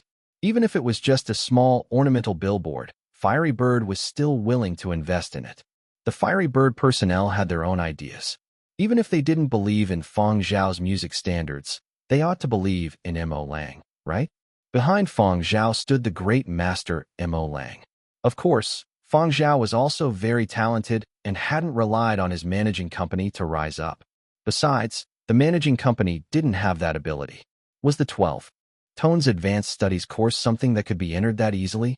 Also, it was important to consider the strength of the professors of the 12 Tones Advanced Studies course. There were many mentors to seek guidance from. Those great master-ranked artists and mentors wouldn't withhold any knowledge as long as the student wanted to learn and improve. The student could learn much more in this 1 year than the majority of people did in their entire university life. However, the 12 Tones Advanced Studies course was difficult to enter and difficult to exit. There were qualifying tests to enter, and a good dissertation and a sufficient number of quality works were needed to obtain the graduation certificate. Staying for too long was also useless. The great master-ranked tutors and mentors only spent 1 year with the student. After a year, only students having joint projects with them would still have much contact with them. Others who weren't able to smoothly graduate wouldn't receive the same treatment from before. After discussing the details with Fiery Bird, Fang Zhao returned back to his dormitory to put his files away. Then, he brought Curly Hair to the place where Nanfeng's friend did vehicle modifications. Nanfeng had already bought the car. Just as he had said, the exterior of the car didn't seem special in any way. At any film set, 8 out of 10 cars used by actors and actresses would be this model. This model of MPV was frequently seen a lot on the roads and was also frequently used for delivering goods or moving furniture as well. At the moment, Nanfeng's friend was confirming the modification requirements with Nanfeng. We will do modifications for the engine, chassis, and other parts according to your requirements. Take a look at the additional items. These haven't been confirmed yet. Also, you said that you will purchase your own sound system, right? You have to let us know what sort of system you are getting. If you haven't gotten it yet, inform us of the type. We have to have a rough plan in order to make the appropriate modifications. Sound system?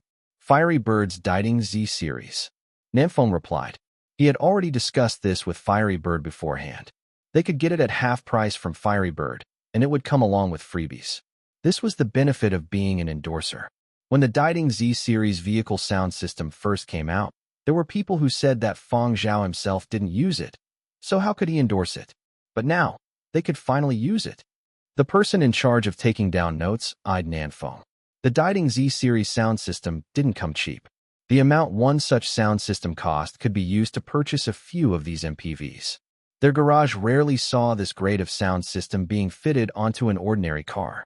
Nanfeng's friend had some insider information, so it wasn't out of his expectations. He continued asking, what about the grade of bulletproofing? Fit it with the highest level, Nanfeng answered. What does your boss do that requires such a high grade of bulletproofing? The friend asked with a laugh. The worries of a celebrity, Nanfeng said jokingly. Of course, he couldn't disclose the truth. As they were speaking, a luxurious car drove in from the outside. A youngster with dyed gray hair got out of the car in a distressed manner. Mend the dents on the car. The flashy luxury car was full of dents, probably because something had smashed into it. A kid wearing a bear-printed shirt came out from the back seat, playing with a small black ball. He said nonchalantly, "You were the one who said I could play any way I wished. You said your car was sturdy enough." The son of the Interplanetary Fund General Director, Danke Assis, was full of regret at the moment. He had thought that the bear child was only playing with a squishy elastic ball. Little had he known that it would cause such dents. His beloved car, disfigured just like this. At this time, yet another car was driven in. It didn't get close and stopped at the car park. The car door opened, and Curly Hair jumped down from the seat. His fur bristled as he studied the surroundings curiously. Little Bear's unbridled attitude disappeared instantly. He jumped behind Danke and observed Curly Hair carefully. When Danke saw this, he laughed deep down. This little kid normally acts like he isn't afraid of anything in the world. So it turns out he is afraid of dogs. Even though he was delighted deep down, Danke put on a caring and protective front. Don't be scared. What is there to be afraid of? This dog doesn't eat humans. Fang Zhao, who had just gotten out and heard this. When he saw the person who came out, Danke's smile gradually froze. He remembered that his father had said to keep this bear child far away from Fang Zhao. Chapter 417, Are You Even Human? Danke was starting to perspire from his anxiety. Wasn't Fang Zhao supposed to be in seclusion? He had been missing for so long without any sign of activity. Why had he suddenly appeared here? Guangzhou entertainment reporters are really nothing more than a bunch of trash. Danke had even asked a few entertainment reporters he was on good terms with and confirmed that Fang Zhao hadn't appeared before heading out. This was the only reason why he had dared to bring little fatty bear out to play. But what was he supposed to do now? After getting down from the car, Fang Zhao glanced at Danke. Then, his gaze lingered on Little Bear. This kid was a little strange. Little Bear flashed a bashful smile when he sensed Fang Zhao's gaze. His eyes were filled with delight and excitement, and he wanted to run over right away. However, when he saw curly hair, the legs that had inched forward were quickly retracted. At the same time, Fang Zhao heard a sound. It was a sound that he had first heard when he was on Planet Boo, the signal that had originated from the arcade. Fang Zhao raised his eyebrows. The signal appeared for a short moment before stopping. This time, it wasn't a request for help, but more like a probing one. After confirming the answer, it had stopped. Little Bear appeared even more excited, but when he looked at curly hair beside Fang Zhao's feet once again, Little Bear shrunk back once more. Fang Zhao handed the leash to Zhuyu to bring curly hair to the side. Zhuyu tugged on the leash, but curly hair didn't budge. Fang Zhao bent down and gently patted curly hair's head twice and indicated for curly hair to wait at the side with Zhuyu first. Only then did curly hair leave grudgingly. Once curly hair walked away, Little Bear, who had been hiding behind Danke's back moments ago, sprung out and ran over to Fang Zhao. "Hello, I am Little Bear." "Hi, I am Fang Zhao." Fang Zhao found a chair and pulled it over. "I know you. I finished watching Founding Era, which you starred in. I also watched your concert. I've also seen your gaming videos and variety programs." Little Bear sat on the chair that Fang Zhao had passed over. He swung his legs around and looked delighted. Danke, who had been immediately forgotten and left at the side. Little Bear was currently in fanboy mode and bragged about all of Fang Zhao's shows and concerts he had watched. Fang Zhao replied to Little Bear from time to time while analyzing this. Person? No. Was this a real person? His body temperature, pulse, breathing, heartbeat, and other expressions were similar to a real person. Although the disguise was close to perfect, it was still different in the end. Fang Zhao could hear some discrepancies. He looked like a real person, but this was actually a mechanical body. However, he was too much like a real person, especially with the minute details and his changes in expression. If it weren't for Fang Zhao's impressive hearing ability, he really wouldn't be able to discern it immediately. At most, he would have just thought that this person was a little weird. Was this the person on board the arcade that the Interplanetary Fund had brought away? Back then, the Interplanetary Fund had only revealed that they had taken away some core technology that couldn't be disclosed to the public, possibly the spaceship's black box. Even Fang Zhao hadn't thought that it would be a person like this.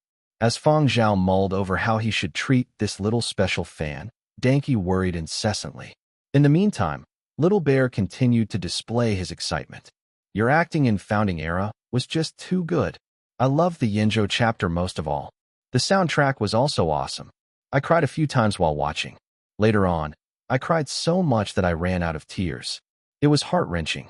Fang Zhao paused. Drink more water? You have to replenish your fluids if you run out of tears, right? Yeah. Pure adulation was written all over Little Bear's face. Danke. Kid, your IQ has fallen. You even believe this nonsense. Drink more water if you run out of tears? Can you produce tears just by drinking water? Shouldn't tears fall as a result of emotion? However, Little Bear still continued on. I will definitely bring a few more bottles along with me next time. Are you alright? From crying too much? Fang Zhao asked. I'm fine. This is also a method for me to experience enriching emotions. Even so, you still have to maintain it at acceptable levels. You can't always specially carry a few bottles of water everywhere you go, Fang Zhao said. Of course, I have reserves. I will specially drink more water before heading out. Don't worry, Little Bear said in a really pleased manner. Danke, who had been entirely forgotten and left behind, looked like he was about to crumble. I can't go on listening to this retarded conversation. Are they nuts? Little Bear wasn't aware of Danke's frustrations and continued speaking to Fang Zhao. I heard that you will still have a graduation concert after your advanced studies is complete, right? I also want to listen too, just that I do not know whether I will have the time then. I will have lots of tiring assignments. However, I will overcome these difficulties. Danke, listening in over at the side. More crap. Yesterday, Danky had seen Little Bear watching the television and had asked, "Have you finished your assignments? I heard that you have quite a lot of assignments every day." However, Little Bear had replied with a disdainful piece of cake. "And now? Have you eaten up all the words you said yesterday?" Not only did Little Bear express his fanboy sentiments to Fang Zhao, he even talked about his little pet. "Here, this is my pet, Little Riches. You two should have met before. You can rub him this way, pat him in this manner, or pull him like this." Little Bear showed Fang Zhao the various sorts of methods of playing with Little Riches. "Danky, I have King brought you out to play so many times, and you don't even let me touch that black ball. What do you mean? Little Riches can't be handled over and touched by other people randomly. You meet Fang Zhao for the first time today, and you voluntarily deliver Little Riches into his hands? Is our friendship and interaction over such a long time incomparable to Fang Zhao, who you just met for the first time? Such a difference is totally cold and ruthless. Are you even human?" Danky felt that he couldn't stay any longer. When the repairs for his beloved car were done, he dragged Little Bear away. Back in the car, Danky still felt outraged by this injustice and criticized Little Bear for forgetting about a brother upon meeting his idol. "Do you really like Fang Zhao that much?" Danky just couldn't comprehend. "He is a good person," Little Bear replied. "You have only known him for such a short while. How would you know that he is a good person? Many people act one way in public and another in private. Word online might make Fang Zhao out to be very impressive, but you do not know how he really is." "He is especially impressive," Little Bear interjected. "His is indeed impressive, but that has no relation to whether he is a good person or not." Danky wanted to go on, but he saw Little Bear's eyes quickly starting to brighten when talking about Fang Zhao. Danky quickly swallowed whatever else he wanted to say. Forget it. Discussing how bad an idol before a die-hard fanboy would only be causing myself trouble. Little Bear caressed the ball-shaped Little Riches and said, "Truthfully, I think it is a little like imprinting." When Little Bear had laid dormant in the arcade deep under the sands of Planet Boo for so long, it had been Fang Zhao who had detected his SOS signal. Little Bear had finally been freed, and the arcade had finally seen the light of day. Fang Zhao could be considered his benefactor. Although Little Bear had been in a dormant state at that time, everything that had occurred around him had been recorded. Every organism and every machine had been converted to data. Fang Zhao was the first person in many years to fish out the arcade's distress signal. As for Curly Hair, Little Bear had sensed a natural enemy signal coming from Curly Hair's body. He couldn't bring himself to get close. "There wouldn't be the current me without Fang Zhao," Little Bear lamented. However, upon hearing this, Danky's only thoughts were, the F***CK? Unbelievable. Danky's mind started to think about all sorts of far-fetched plots he had seen in dramas.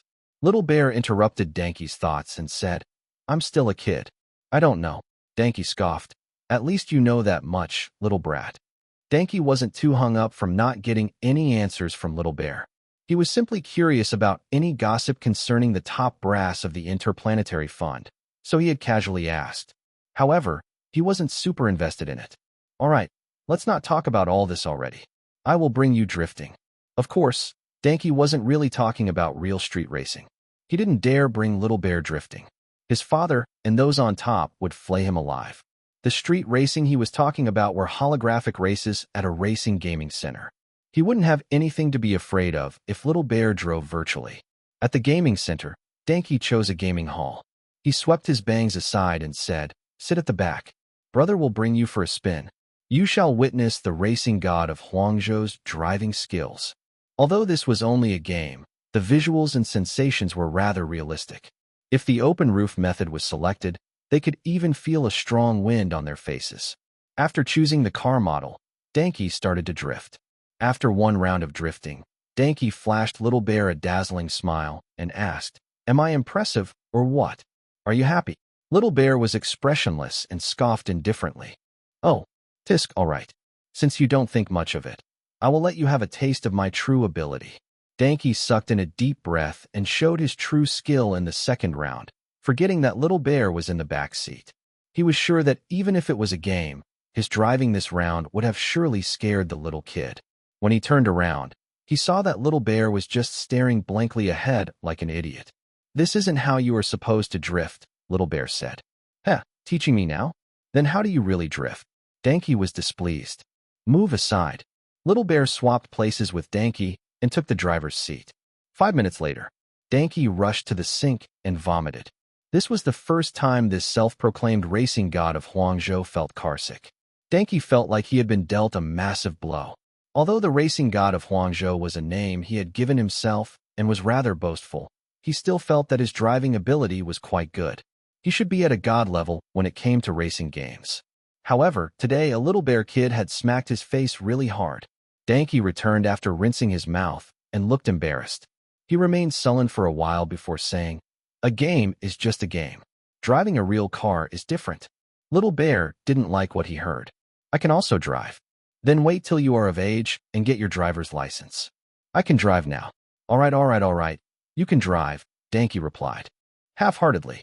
"Not only can I drive, I can even fly a spacecraft."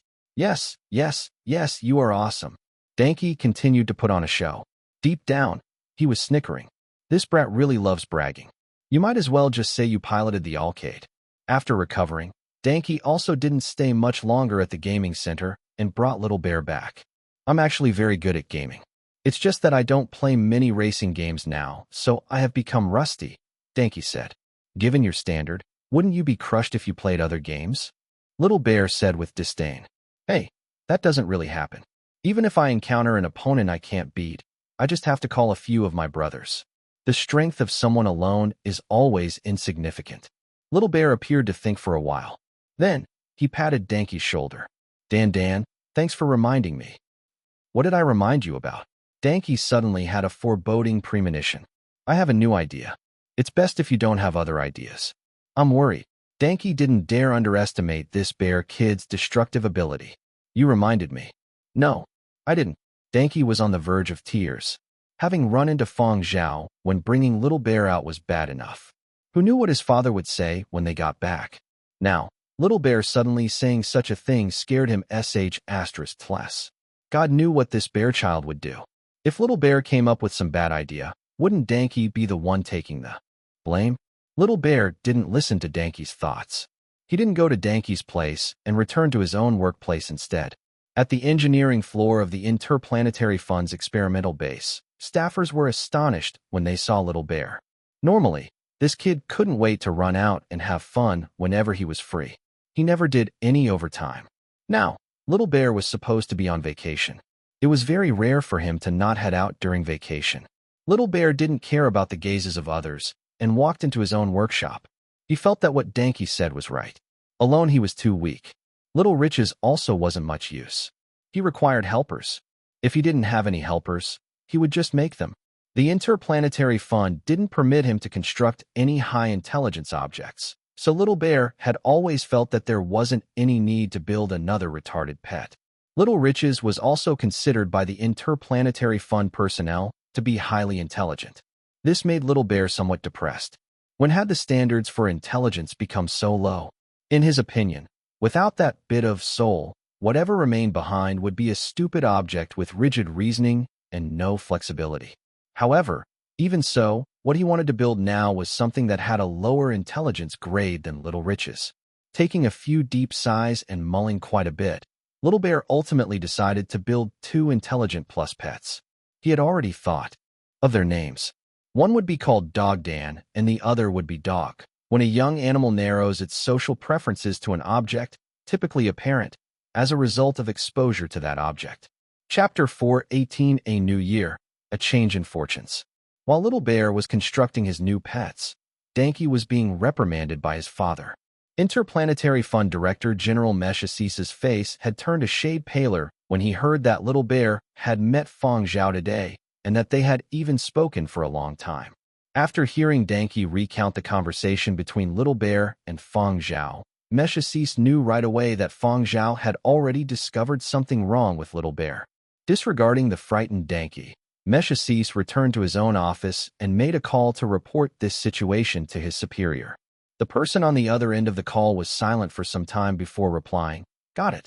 Although his superior never said the matter would be looked into, the Director General could rest a little easier.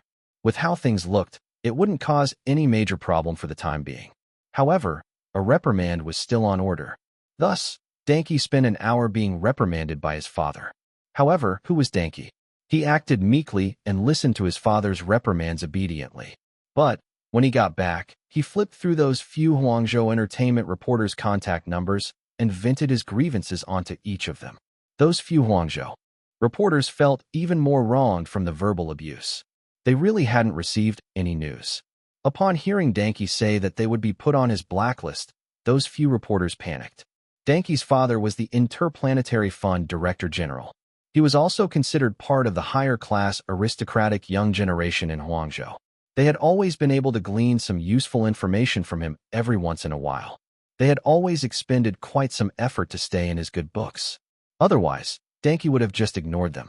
Now, they couldn't accept just being blacklisted like this. You want to find Fang Zhao's whereabouts? Then wouldn't all that we need to do is find him? Knowing there was a limit to their own abilities, a few entertainment reporters even contacted a few collaborative partners from other continents. Yinzhou. Wang Tai was browsing through his bank account and wondering what to invest on using his money. He was rather astonished when he received a call from a Huangzhou cooperative partner. Wang Tai was in rather good spirits after viewing his bank account and answered the call in a rather relaxed manner. Which big star is your target this time? Fang Zhao. The other end replied. No. Wang Tai simply didn't wait for the other party to continue speaking and immediately disconnected the call. Fang Zhao hadn't shown up at Yinzhou's New Year celebration events a short while back, and there wasn't any accurate news concerning Fang Zhao online. Many people online had looked into and asked Wang Tai for answers, but Wang Tai had played dead. Besides having suffered at Fang Zhao's hand before, Wang Tai had also obtained information that Fang Zhao was on Whale Island. At that time, he hadn't even dared dig for more information. Why would he put himself in a disadvantageous situation now? But Wang Tai rubbed his chin. With people from Huangzhou contacting him, could it be that Fang Zhao was coming to Yinzhou? Wang Tai decided that he wouldn't step outdoors in the next week. The truth was just as Wang Tai had surmised. Fang Zhao had applied for 2 days of leave to return back to Yinzhou to handle some matters. He visited Yinzhou's Fiery Bird branch to discuss some stuff and returned to Silverwing Media for work-related matters. Fang Zhao was still signed to Silverwing Media under a composer contract. He still had to discuss with the company regarding his Huang Art Advanced Studies and other issues related to his graduation. This time, Fang Zhao kept a low profile on his return. There were only a few people on Silverwing's side who knew that Fang Zhao had returned to the company. After company matters were settled, Fang Zhao went to call upon the few industry insiders he was close to in Yinzhou. When it got dark and night fell, Fang Zhao returned to his Yinzhou Qian City residence. When he saw the outside sign, "Ferocious beasts inside. Please keep away unless invited," Fang Zhao was in a complex state of mind. He kept feeling that the effectiveness of this warning wasn't enough. It seemed like nothing more than a joke. Curly hair wouldn't just bite. If he was worked up, he might even swallow a person whole. However, he only had 2 days of leave and wouldn't be spending too much time at home. He would be heading to Yinbei City to visit the 2 old Fangs tomorrow and returning back to Huangzhou the day after. The sign would be left as it was temporarily. He could change it later. Curly hair also wouldn't be left here, so it would probably be fine. Speaking of curly hair, Fang Zhao thought about that little bear again. Little Bear had been very afraid of curly hair. Why was that so? Was it because he was afraid of dogs? Or was he scared of curly hair's mysterious powers? These were things Fang Zhao couldn't figure out for the time being. After mulling over this for a bit, Fang Zhao contacted the 2 elders in Yinbei City. He hadn't been able to return during Memorial Day, so he definitely would visit them during this short break. At the retirement home for former officials in Yinbei, great-grandfather Fang twirled walnuts in one hand while holding a chess piece in the other. He was currently playing chess with a few of the other old fogies in the retirement center. Great-grandfather's communications device rang. He frowned and squinted at it. Seeing that the call was from his own wife, he grumbled, "Why is she calling me at this time and disrupting my train of thought?" Although he was complaining, great-grandfather Fang's speed at answering wasn't slow. He knew that his wife calling him at this time would surely mean it was something important. "Hello, what is it?" "I am playing chess." "What?" Little Zhao called. Great-grandfather was so surprised he nearly fell off the chair. He was grinning with delight. Some words were said on the other end, and great-grandfather Fang nodded his head. Right. We should go over. Don't let little Fang come. He is also tired." Upon ending the call, Great-grandfather Fang was no longer in any mood to continue playing. He tossed his chess piece aside. I'm not playing anymore. My family's little Zhao returned to Yinzhou today. He said that he wanted to visit us two oldies, but we rejected him. This kid has too many responsibilities and doesn't take enough vacations. He really is too busy running all over the place. We will be heading straight to Qian City tomorrow morning. The weather has been nice recently, and walking about more will also be good. Great-grandfather Fang's spirits had been stirred up, and his face was glowing with vigor upon finding out that Fang Zhao had returned to Yinzhou. How would he still be in the mood to hang around with the old fogies of the retirement center? Was playing chess or seeing his own great-grandchild more important? Furthermore, it was his favorite great-grandson. He had been hoping for so long. Finally, Fang Zhao had returned. That child has such a heavy school workload. He even appeared to have lost weight the last time we had a video call. I have to go over and look after him properly. Actually, great-grandfather Fang had already discussed with great-grandmother Fang when Fang Zhao had been kept in quarantine on Whale Island. The conclusion they had come to was, this child Fang Zhao's luck wasn't good. In the new year, they would have to get rid of his ill fortune. And in the two elders' opinion, there was only one sacred place to seek blessings, rid ill fortune, and change one's luck. Qian City's Yinzhou Cemetery for Martyrs. Thus, on the second day, Fang Zhao was helplessly brought by the two elders to Yinzhou Cemetery for Martyrs to pray for blessings. Upon arriving at Qian City, the two elders didn't go anywhere else. After a simple meal, they dragged Fang Zhao to the cemetery. Memorial Day had already passed, and the place's popularity from founding era had waned considerably. However, there were still many people coming to the cemetery to pay their respects in the period just before and after Memorial Day. There were still groups of people coming to pay their respects whenever they were free. Since it was currently the working hours, the interior of the cemetery didn't have too many people. To seek blessings, great-grandfather Fang brought Fang Zhao to the graves area. You weren't able to come during the Memorial Day period, so you have to make up for it now. Great-grandfather Fang pulled Fang Zhao along and said, also, your great-grandmother and I reckon that your luck is a little poor. Take a look at yourself. You were still locked up for quarantine during your advanced studies period. Great-grandfather Fang lowered his voice when entering the core cemetery area. Speaking too loudly here was disrespectful to the martyrs. The two elders looked solemnly at each and every grave and bowed. After bowing, great-grandfather Fang dragged Fang Zhao over to martyr Fang Zhao's grave. Quick. Come over and pay your respects. You have to be sincere. Fang Zhao. Sighing in his heart, Fang Zhao put on a solemn expression and bowed before his own grave. Bow a few more times. The more the better. Great-grandfather Fang urged softly. I don't think there is such a need. Fang Zhao replied. What do you know? An old friend of mine from Muzhou told me that a Muzhou Su family child once kowtowed so many times that his forehead turned red before this great person. After that, his fortunes changed when he returned. Great-grandfather had originally wanted to make Fang Zhao kowtow like that child from Muzhou. But he loved Fang Zhao dearly. Seeing that Fang Zhao was unwilling, great-grandfather Fang didn't force him. You must be sincere about it deep down. Great-grandfather Fang said. This way, this great person can bless and watch over you. Fang Zhao. The two elders stood there watching him closely. So Fang Zhao still bowed many more times until great-grandfather Fang was satisfied. After Fang Zhao moved aside, great-grandfather Fang carefully approached martyr Fang Zhao's grave as though he wanted to have a private word. He whispered to the grave, Old master, this is little Fang. I have come again. Beside me is my family's little Zhao. I have told you about him before. He is a worshipper of yours. He portrayed you very well in founding era. There is a whole lot of praise online, and he even won an award. Great master, you must definitely watch over and bless my family's little Zhao. Oh, this child, he loves music and is gifted at composing. It can even treat illnesses. Of course, while in his pursuit of art, he hasn't forgotten to contribute to society. He is also very hardworking too. Many people say that I am biased, but how can I not be when my great-grandson is like this? Anyone in my position would be biased. If you are here, great sir, you would surely have the same thoughts as me, right? Fang Zhao, standing just beside. After great-grandfather Fang finally finished all that he wanted to say, The three of them exited the core cemetery area. Great-grandfather Fang even explained to Fang Zhao, "I know that there aren't any ghosts in this world. When people die, it is just that. However, little Zhao, you have to remember that what is buried here is faith and belief. These are mystical things. So mystical that it can change your fate in an instant." As great-grandfather Fang pulled Fang Zhao along and left the cemetery, he told Fang Zhao some stories about the two elders' time in military service.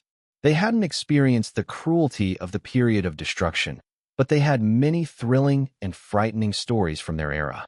Great-grandfather Fang took a look back in the direction of the graves when they got out of the cemetery and muttered, "So many people come to pay their respects every day. I wonder if that great old master heard my words." Fang Zhao. Sigh. Chapter 419 Ferocious Beasts Inside. After returning from the cemetery, both great-grandparents took a short rest before going to visit old friends. They had quite a number of old friends in Qian City. A gathering was in order since they had come all this way.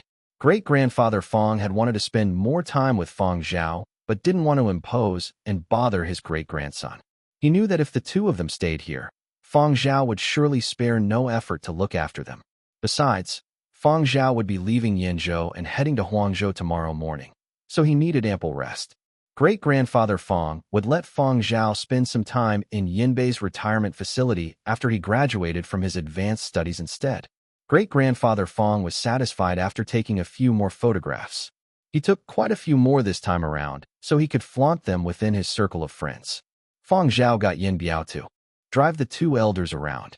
During his quarantine period on Whale Island, Fang Zhao had given Zuiyu and Yin Biao some time off. Both of them had spent Memorial Day back with their families, so they didn't need additional leave upon returning to Yanzhou. Zuiyu was sorting out things. "Boss, should these gaming helmets be placed in the cabinet or?" Zuiyu looked towards Fang Zhao with a slightly awkward expression. There were 3 new gaming helmets. The first had been given by Fiery Bird when he had been at Fiery Bird's Yanzhou branch the previous day. It was considered a late New Year's gift. It was a limited edition, so it had some collector's value. The second was a present given to Fang Zhao by everyone in Silverwing Media's professional gaming team. This was a prize they had won for a challenge match last year. There were only 2 of these helmets worldwide. The only one in Yanzhou belonged to Fang Zhao. On it were the autographs of everyone in the team sending their regards. The third gaming helmet was a gift that many of Fang Zhao's gaming fans had chipped in to buy. It had been sent directly to Silverwing, and Fang Zhao had received it when he had gone to the company. Accompanying the helmet was a handwritten letter which contained the fans' hope of seeing Fang Zhao return to competitive gaming. It was signed by over 100 fans. This was only the paper copy. In the email version, the number of signatures had hit more than 10,000 and was still increasing. Curly Hair had been fixated on this third gaming helmet ever since Fang Zhao had brought it home. Now, Curly Hair wanted to bite this helmet and hide it in his own little storage space. This put Zuiyu in a difficult spot. Curly Hair's storage space really wasn't big, and it wasn't convenient to store things there. Furthermore, it wouldn't be good if this sort of commemorative edition gaming helmet was scratched or damaged. Thus, Zuiyu hadn't let Curly Hair bite and drag it away. So Curly Hair was now staring at Zuiyu and baring his fangs. Fang Zhao saw the situation and said, "Place it in the cabinet." At the same time, he flashed Curly Hair a warning glance. Curly Hair whimpered, "That's right. This sort of precious gift should be placed in the cabinet where it can be displayed and be safely guarded against theft. If any item on the display cabinet is removed, it will show on your personal terminal." Zuiyu pointed at its electronic screen. The screen displayed the number of items in the cabinet, as well as the temperature and humidity levels. After carefully placing the gaming helmet in the display cabinet, Zuiyu turned his head and realized that Curly Hair was lying at the side with his head raised, staring at the display cabinet. Why did it seem like this dog's eyes were glowing even brighter when staring at this gaming helmet than when looking at a bone? Could his belly be filled just by staring this way? Zuiyu scratched his head. He just couldn't understand it. Perhaps that dog had a hobby for collecting stuff? Little did Zuiyu know that in Curly Hair's heart, those 3 gaming helmets belonged to Curly Hair himself. Fang Zhao rarely touched games when he was home. Besides, Fang Zhao's greatest love was still music, and he didn't really like games. In this case, these things would naturally belong to Curly Hair. Curly Hair only stopped staring at the display cabinet after Zhuyu left. He wagged his tail as he started to game. There was still a spare for the gaming helmet that had been brought to Huang Art. Curly Hair spent the whole night playing a new game that Fang Zhao had let him play. In the morning, Curly Hair was pulled back into reality by a tug on his ears from Fang Zhao. Fang Zhao wasn't going to let him play without rest.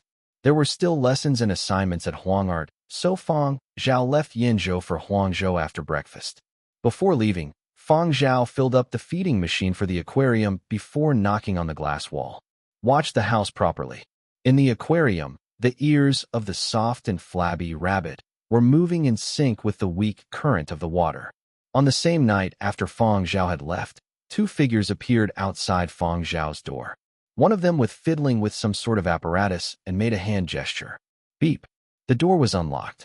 However, the two of them didn't enter immediately and instead looked at the signboard hung above the door. Ferocious beasts inside. Please keep away unless invited. The two exchanged glances and snickered silently before entering quickly. After confirming that the interior surveillance and alarm systems were disabled, the two unloaded their equipment. Easy peasy, the skinnier and more agile of the two said with slight disdain. An old building at the top floor. It's not very noticeable, the shorter and stubbier man said as he surveyed the surroundings carefully. Fang Zhao had purchased this apartment from Xue Jing some time back. Perhaps back then when he had just bought the place, this building's installations could still be considered top-notch. But as the years went by, this place also became an older building. Its hardware installations were already starting to be outdated and had many loopholes that weren't difficult for professionals to exploit. So Fang Zhao stays here? It doesn't feel like it matches his status. The other person had taken out a miniature camera and was starting to take photos of the interior.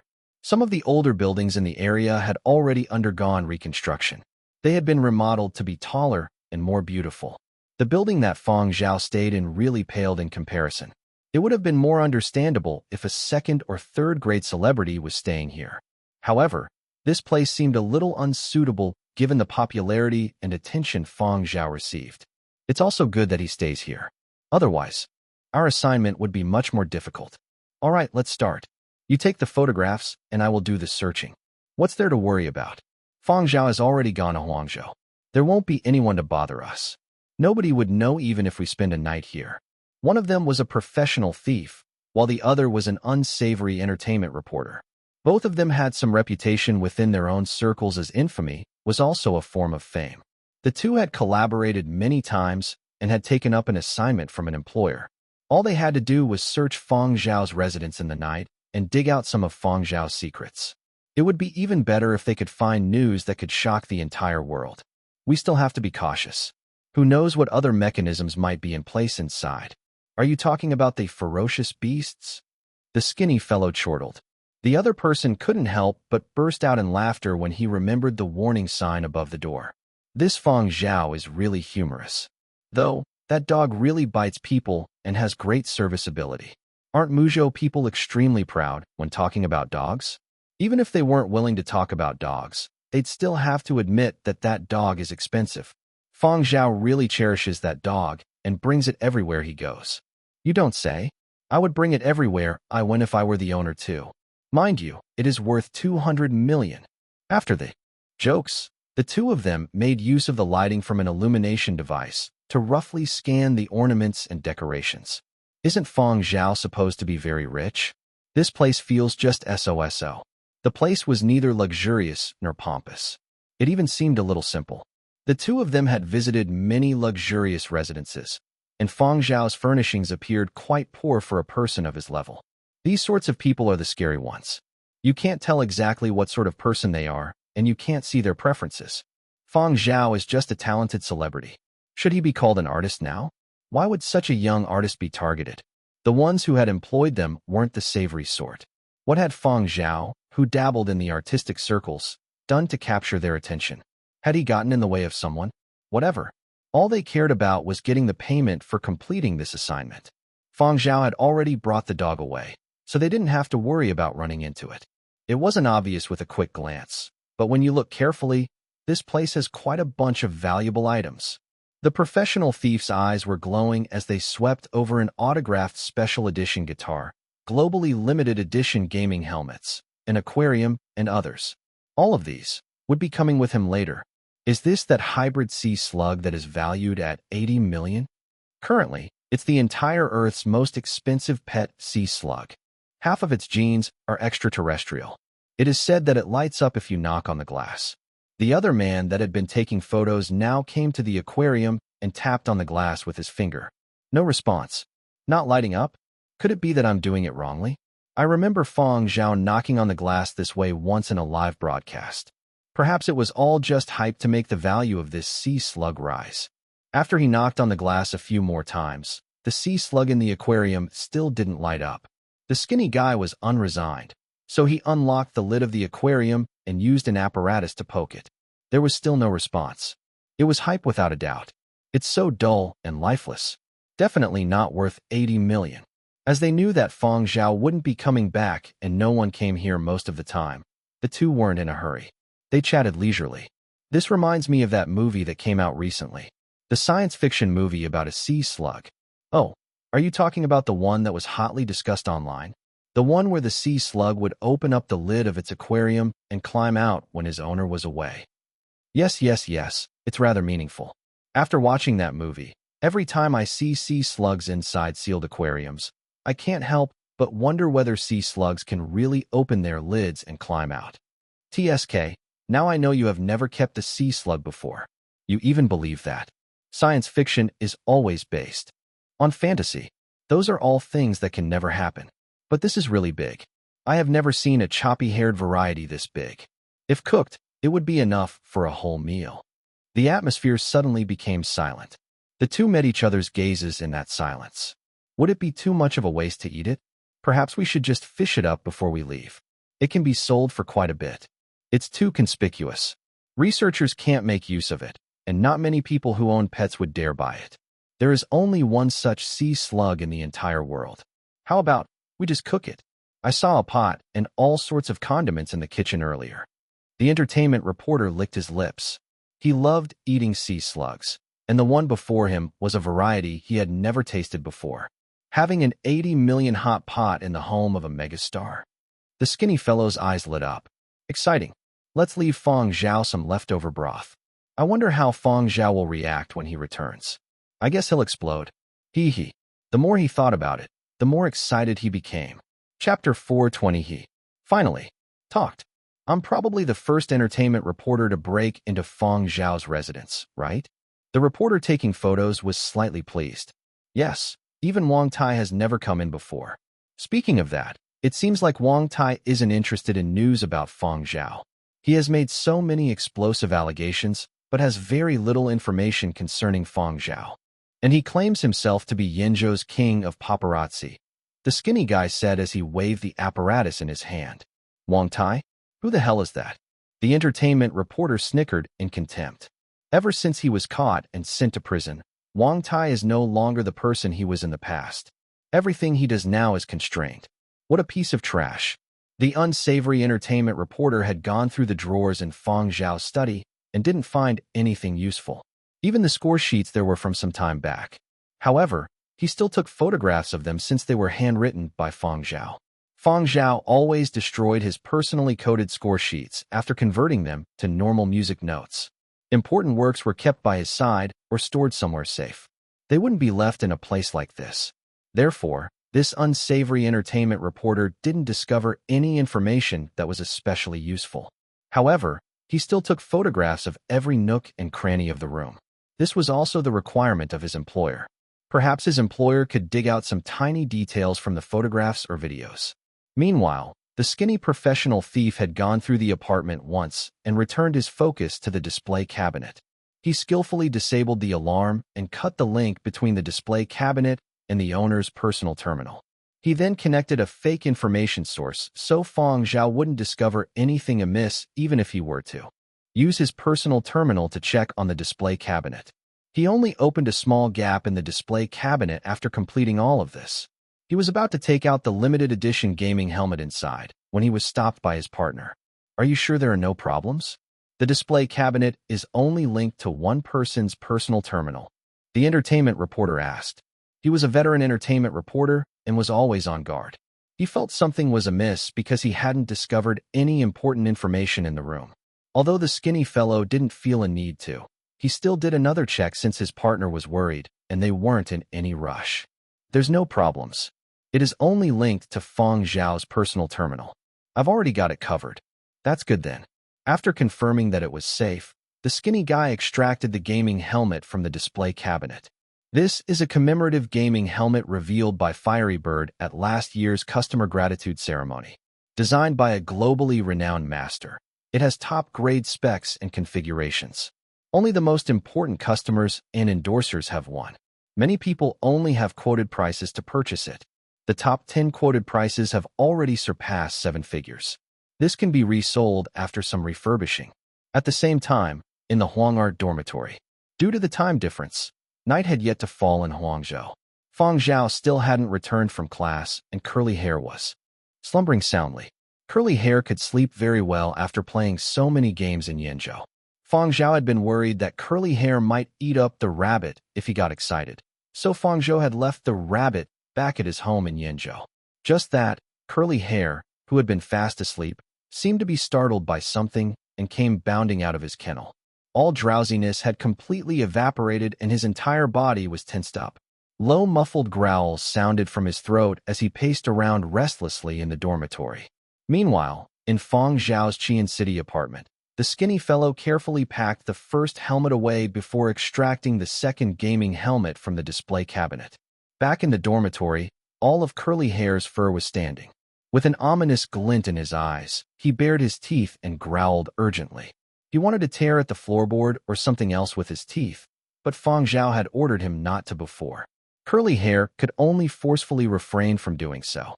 His attacking stance, shaking body and bared teeth displayed his extreme rage. Click. The dormitory door was opened. Fang Zhao had returned from his lessons. Upon seeing Fang Zhao, Curly Hair rushed over to Fang Zhao and howled nonstop. Fang Zhao closed the door and looked at Curly Hair, puzzled. What's wrong? Woof woof woof ayo ayo. Curly Hair, who was in a state of distress, bounced around and wailed before Fang Zhao as though he was eagerly trying to inform Fang Zhao of something. However, Fang Zhao couldn't immediately understand what Curly Hair was trying to say. Curly Hair's fury definitely wasn't targeted at him. But what exactly had happened for Curly Hair to react this way? Don't panic, slow down. What are you trying to say? The more flustered Curly Hair was, the more difficult it would be for Curly Hair to express himself. Fang Zhao could only calm him down so that Curly Hair could properly express himself. At this very moment, in the apartment in Yenzhou, the skinny guy had already taken out the third gaming helmet. Curly Hair, who had just been slightly placated by Fang Zhao, once again bounced up anxiously. Ayo woo woof, whine whine. If Curly Hair was a person, this would be the equivalent of him starting to speak incoherently. This was the first time Fang Zhao had seen Curly Hair this way. Surely something big had happened. But because of the language, Curly Hair's ability to express himself was limited no matter how smart he was. Furthermore, he was currently flustered and had lost his cool. Fang Zhao really didn't know what that "Ayo woo woof whine whine" meant. There was no time to waste. Fang Zhao decided to bring out the gaming helmet. Curly Hair could play games, and under Fang Zhao's training, Curly Hair had learned some common words used in gaming. He could recognize part of the alphabet.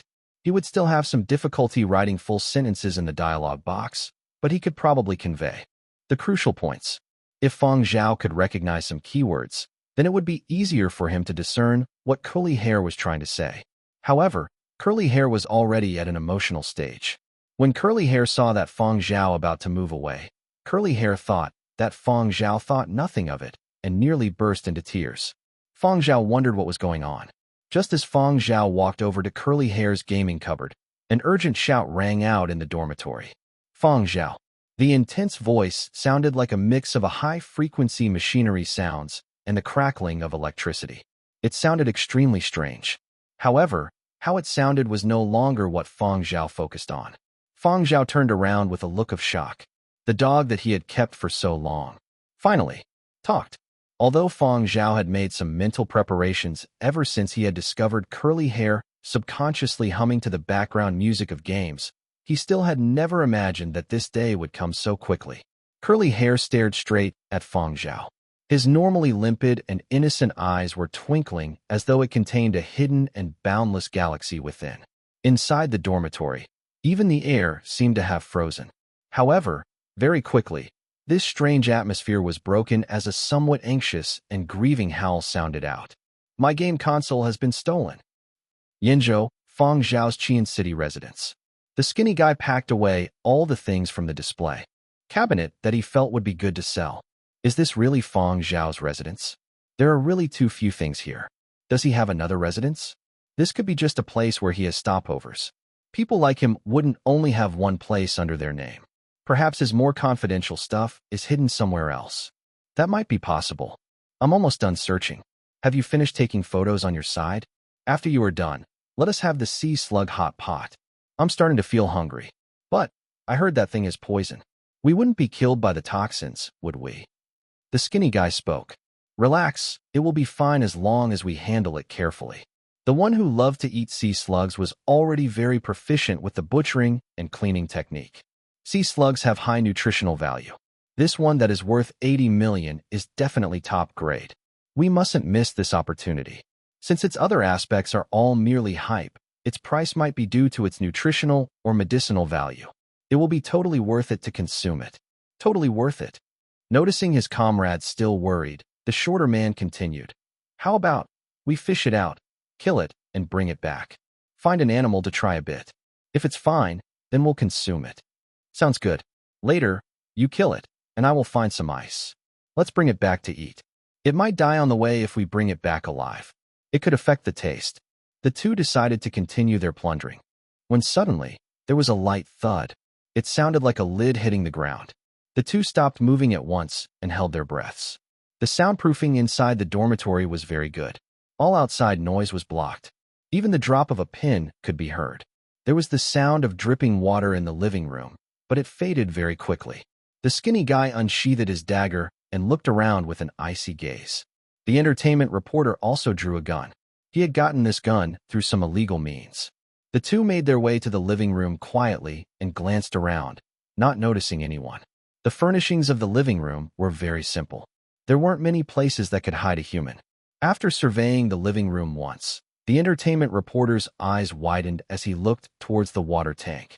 Where is the sea slug? As the two of them looked towards the water tank, a large ball of fury appeared on a plant at the side. Acute pain shot through their nerves. Arg! Two sharp shrieks of pain rang out simultaneously. There were miserable shrieks, groaning, and then a soundless stupor. In seconds, the two were already on the ground. The room fell back into silence once again. Meanwhile, the large ball of fury that had appeared shrunk at a speed visible to the naked eye until it returned to its original size. The sea slug that had been inside the water tank had done a jailbreak once again. When it had sensed danger, its normally soft body, that could be held with bare hands, swelled to a large size with spiky hairs pointing outwards. In order to avoid leaving any traces, the two intruders were wearing gloves, masks, long-sleeve shirts, pants, and even bulletproof vests inside. Although the bulletproof vests protected some areas, the other parts covered by gloves, masks, and clothing could be easily pierced. The intruders' hands, arms, and face had all been stung. Everything had happened in a flash, and the two were caught off guard. Blurry vision, intense pain and numbness set in as the toxins spread rapidly. The dagger and guns held by those two fell to the ground as they lost control of their limbs. After a few flops on the ground, the intruders lost consciousness. After a while, the rabbit, hidden in the ornamental plant, slid down and climbed up onto the body of one of the intruders. It extended its two probing ear-like feelers before clambering onto the other intruder and doing the same. Uninterested by these two bodies, it then left to gnaw on the bonsai in the living room. During the period where Fang Zhao had brought it to Huangzhou, the leaves of the bonsai plant had grown luxuriantly once again. Two pots were even flowering. As for the two unconscious intruders, they had been stung once more when the rabbit had gone to investigate them. Chapter 4, 21 Paramour in a Golden Mansion. Huang Art Advanced Studies Student Dormitory. Nanfeng, Yin Biao, and Zuoyu were all at Fang Zhao's dormitory. Fang Zhao had already told them about the thieves' visit to his Yinzhou house and had contacted Silver Wing. Silver Wing knew how to handle this since they were experienced in these matters. And, with Fang Zhao's status, the company didn't dare be negligent. Fang Zhao believed that he would get a reply shortly. It would also take quite a while for Fang Zhao to go home. Fortunately, there hadn't been any classified documents or shameful things left there, so he didn't need to worry about the outcome. Silver Wing's personnel had asked Fang Zhao whether he would like the matter to be handled in secret or openly.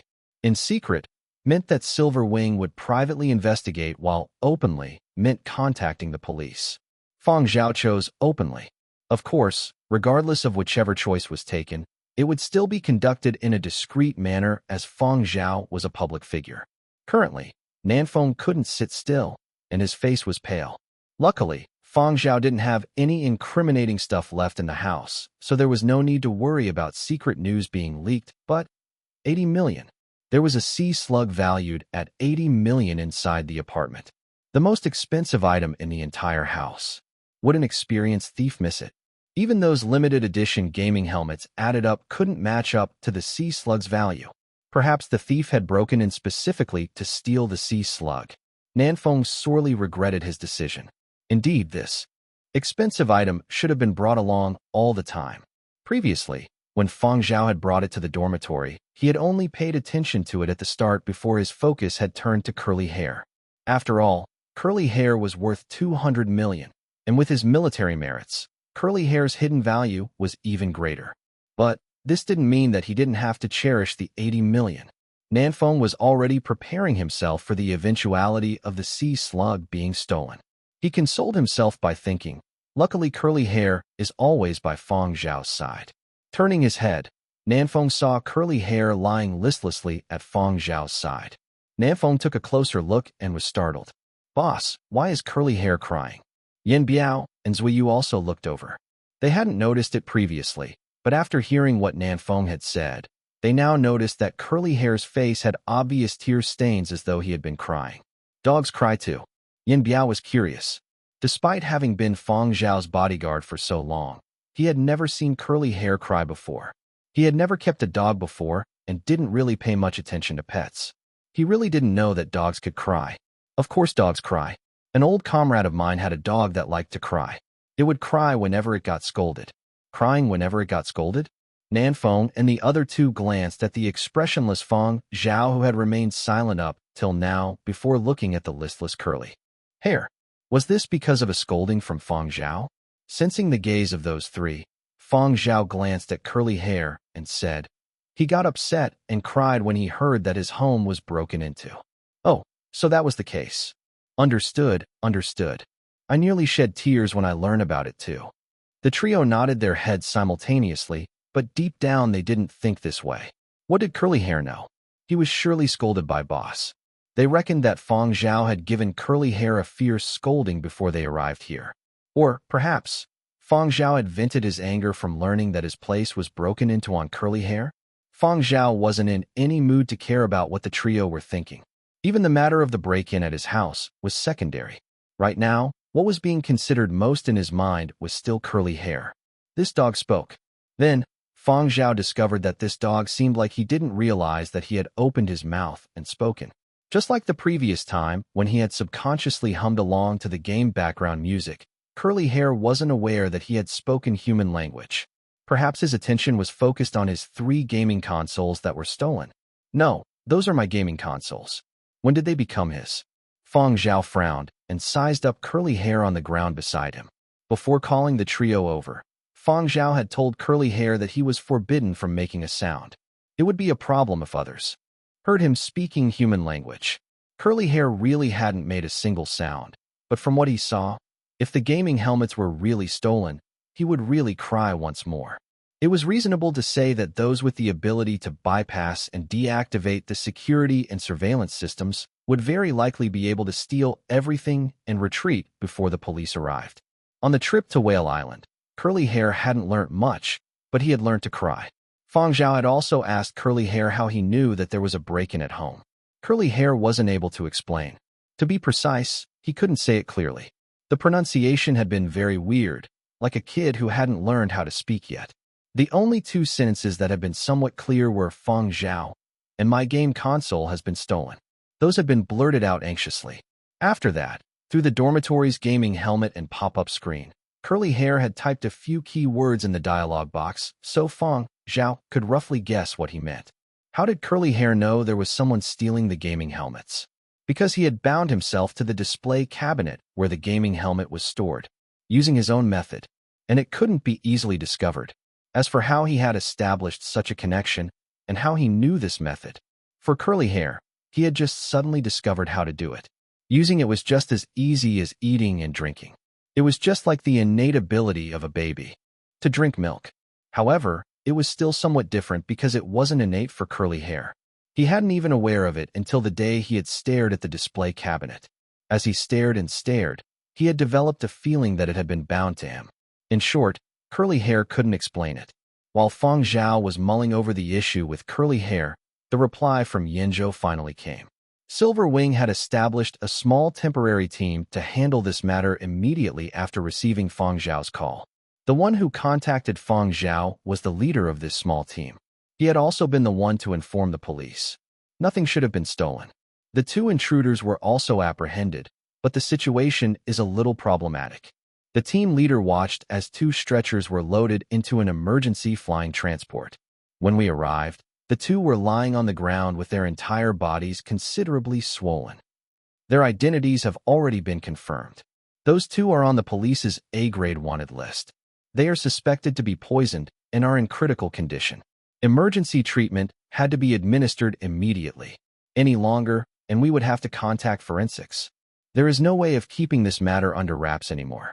It's best if you come over tomorrow. You might be required to cooperate with the investigation. Upon hearing this, Fang Zhao revealed a strange facial expression. All right, I got it. The team leader paused before, lowering his voice. Do you hide any dangerous drugs in your home? No, Fang Zhao replied. The other party asked another question before ending the call. After hanging up, Nanfeng asked anxiously, how is it? Was the sea slug stolen? No, it was in its tank when the police arrived. Nanfeng heaved a sigh of relief and then asked without any hope, were the thieves caught? They were apprehended and are being rescued, Fang Zhao replied. The trio? Rescue? Curly Hair was whimpering at the side. Fang Zhao cast a glance at him and said, the gaming helmets and other valuable items weren't taken. Nothing was stolen. Fang Zhao got Zuiyu and Yin Biao to head over to Qian City first. He would return after the end of tomorrow's classes. Currently, in Yinzhou's Qian City, the leader of the Silver Wing team, handling Fang Zhao's matter, had tightly furrowed brows. He was busy contacting the hospital, trying his best to find out exactly what toxins those two suffered from and how they had become poisoned. At the same time, he was also trying to guess exactly what Fang Zhao kept hidden in his home. He reckoned that Fang Zhao surely was hiding something.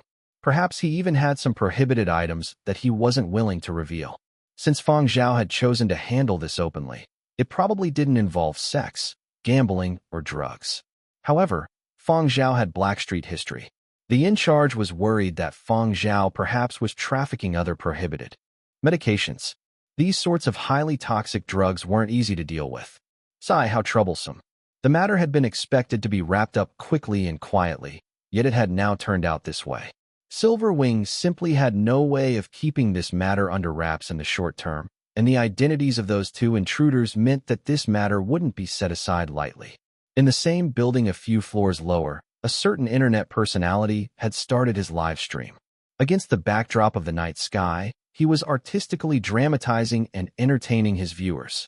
He was totally absorbed in it when an emergency flying transport zipped past rapidly with its flickering and noisy siren.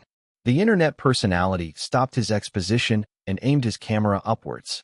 Seems like the penthouse apartment has some issue. I wonder what happened. There are police too? It isn't some malicious case, is it? How scary. As he was speaking, he received a push notification from a media outlet he followed. He opened the notification, which was a news item with a photograph of the top-floor penthouse apartment. It had been taken by an entertainment reporter from another building, so the angle was different. But a few uniformed policemen and the emergency flying transport that was landing could be made out in the photograph. When he continued to scroll down the article and saw the apartment owner, the internet personality was shocked.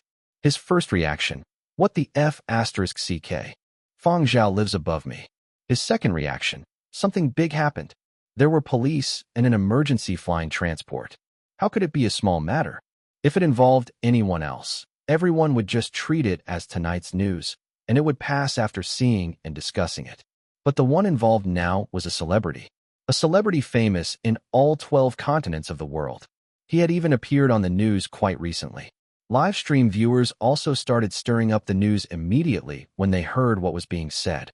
There weren't just viewers from Yenzhou, but other continents as well. Something happened in Fang Zhao's house. It's been verified. 2 Yenzhou journalists have already posted this news on social media platforms.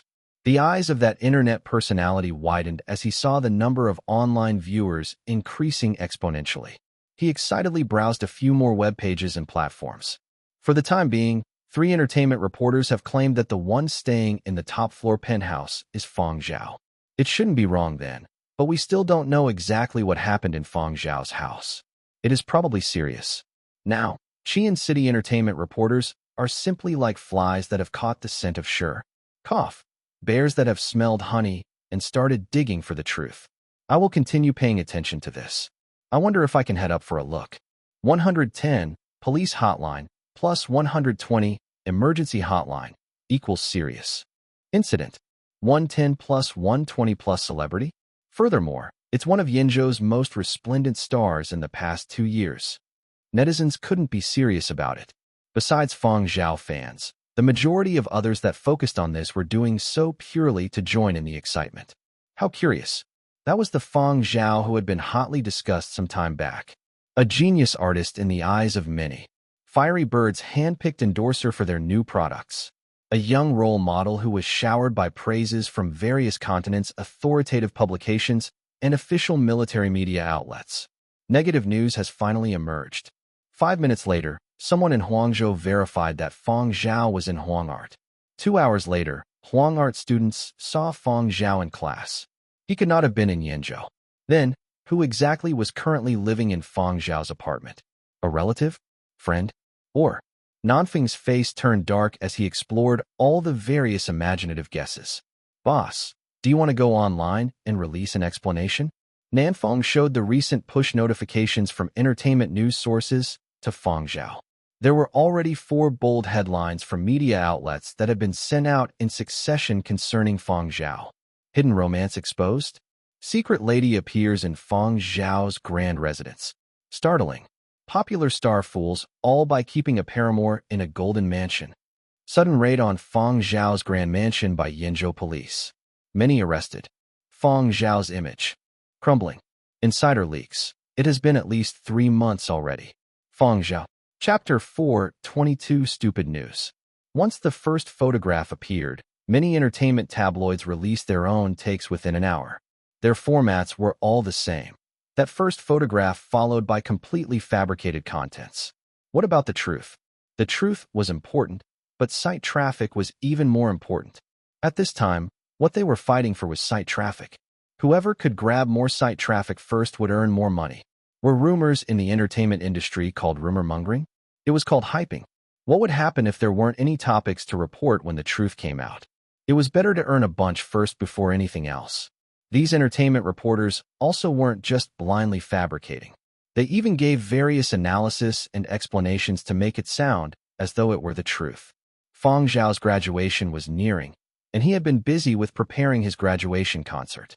Together with the Whale Island Conference, he had indeed disappeared for quite a period of time. The netizens' line of thought were swayed as they read the analysis of these entertainment reporters.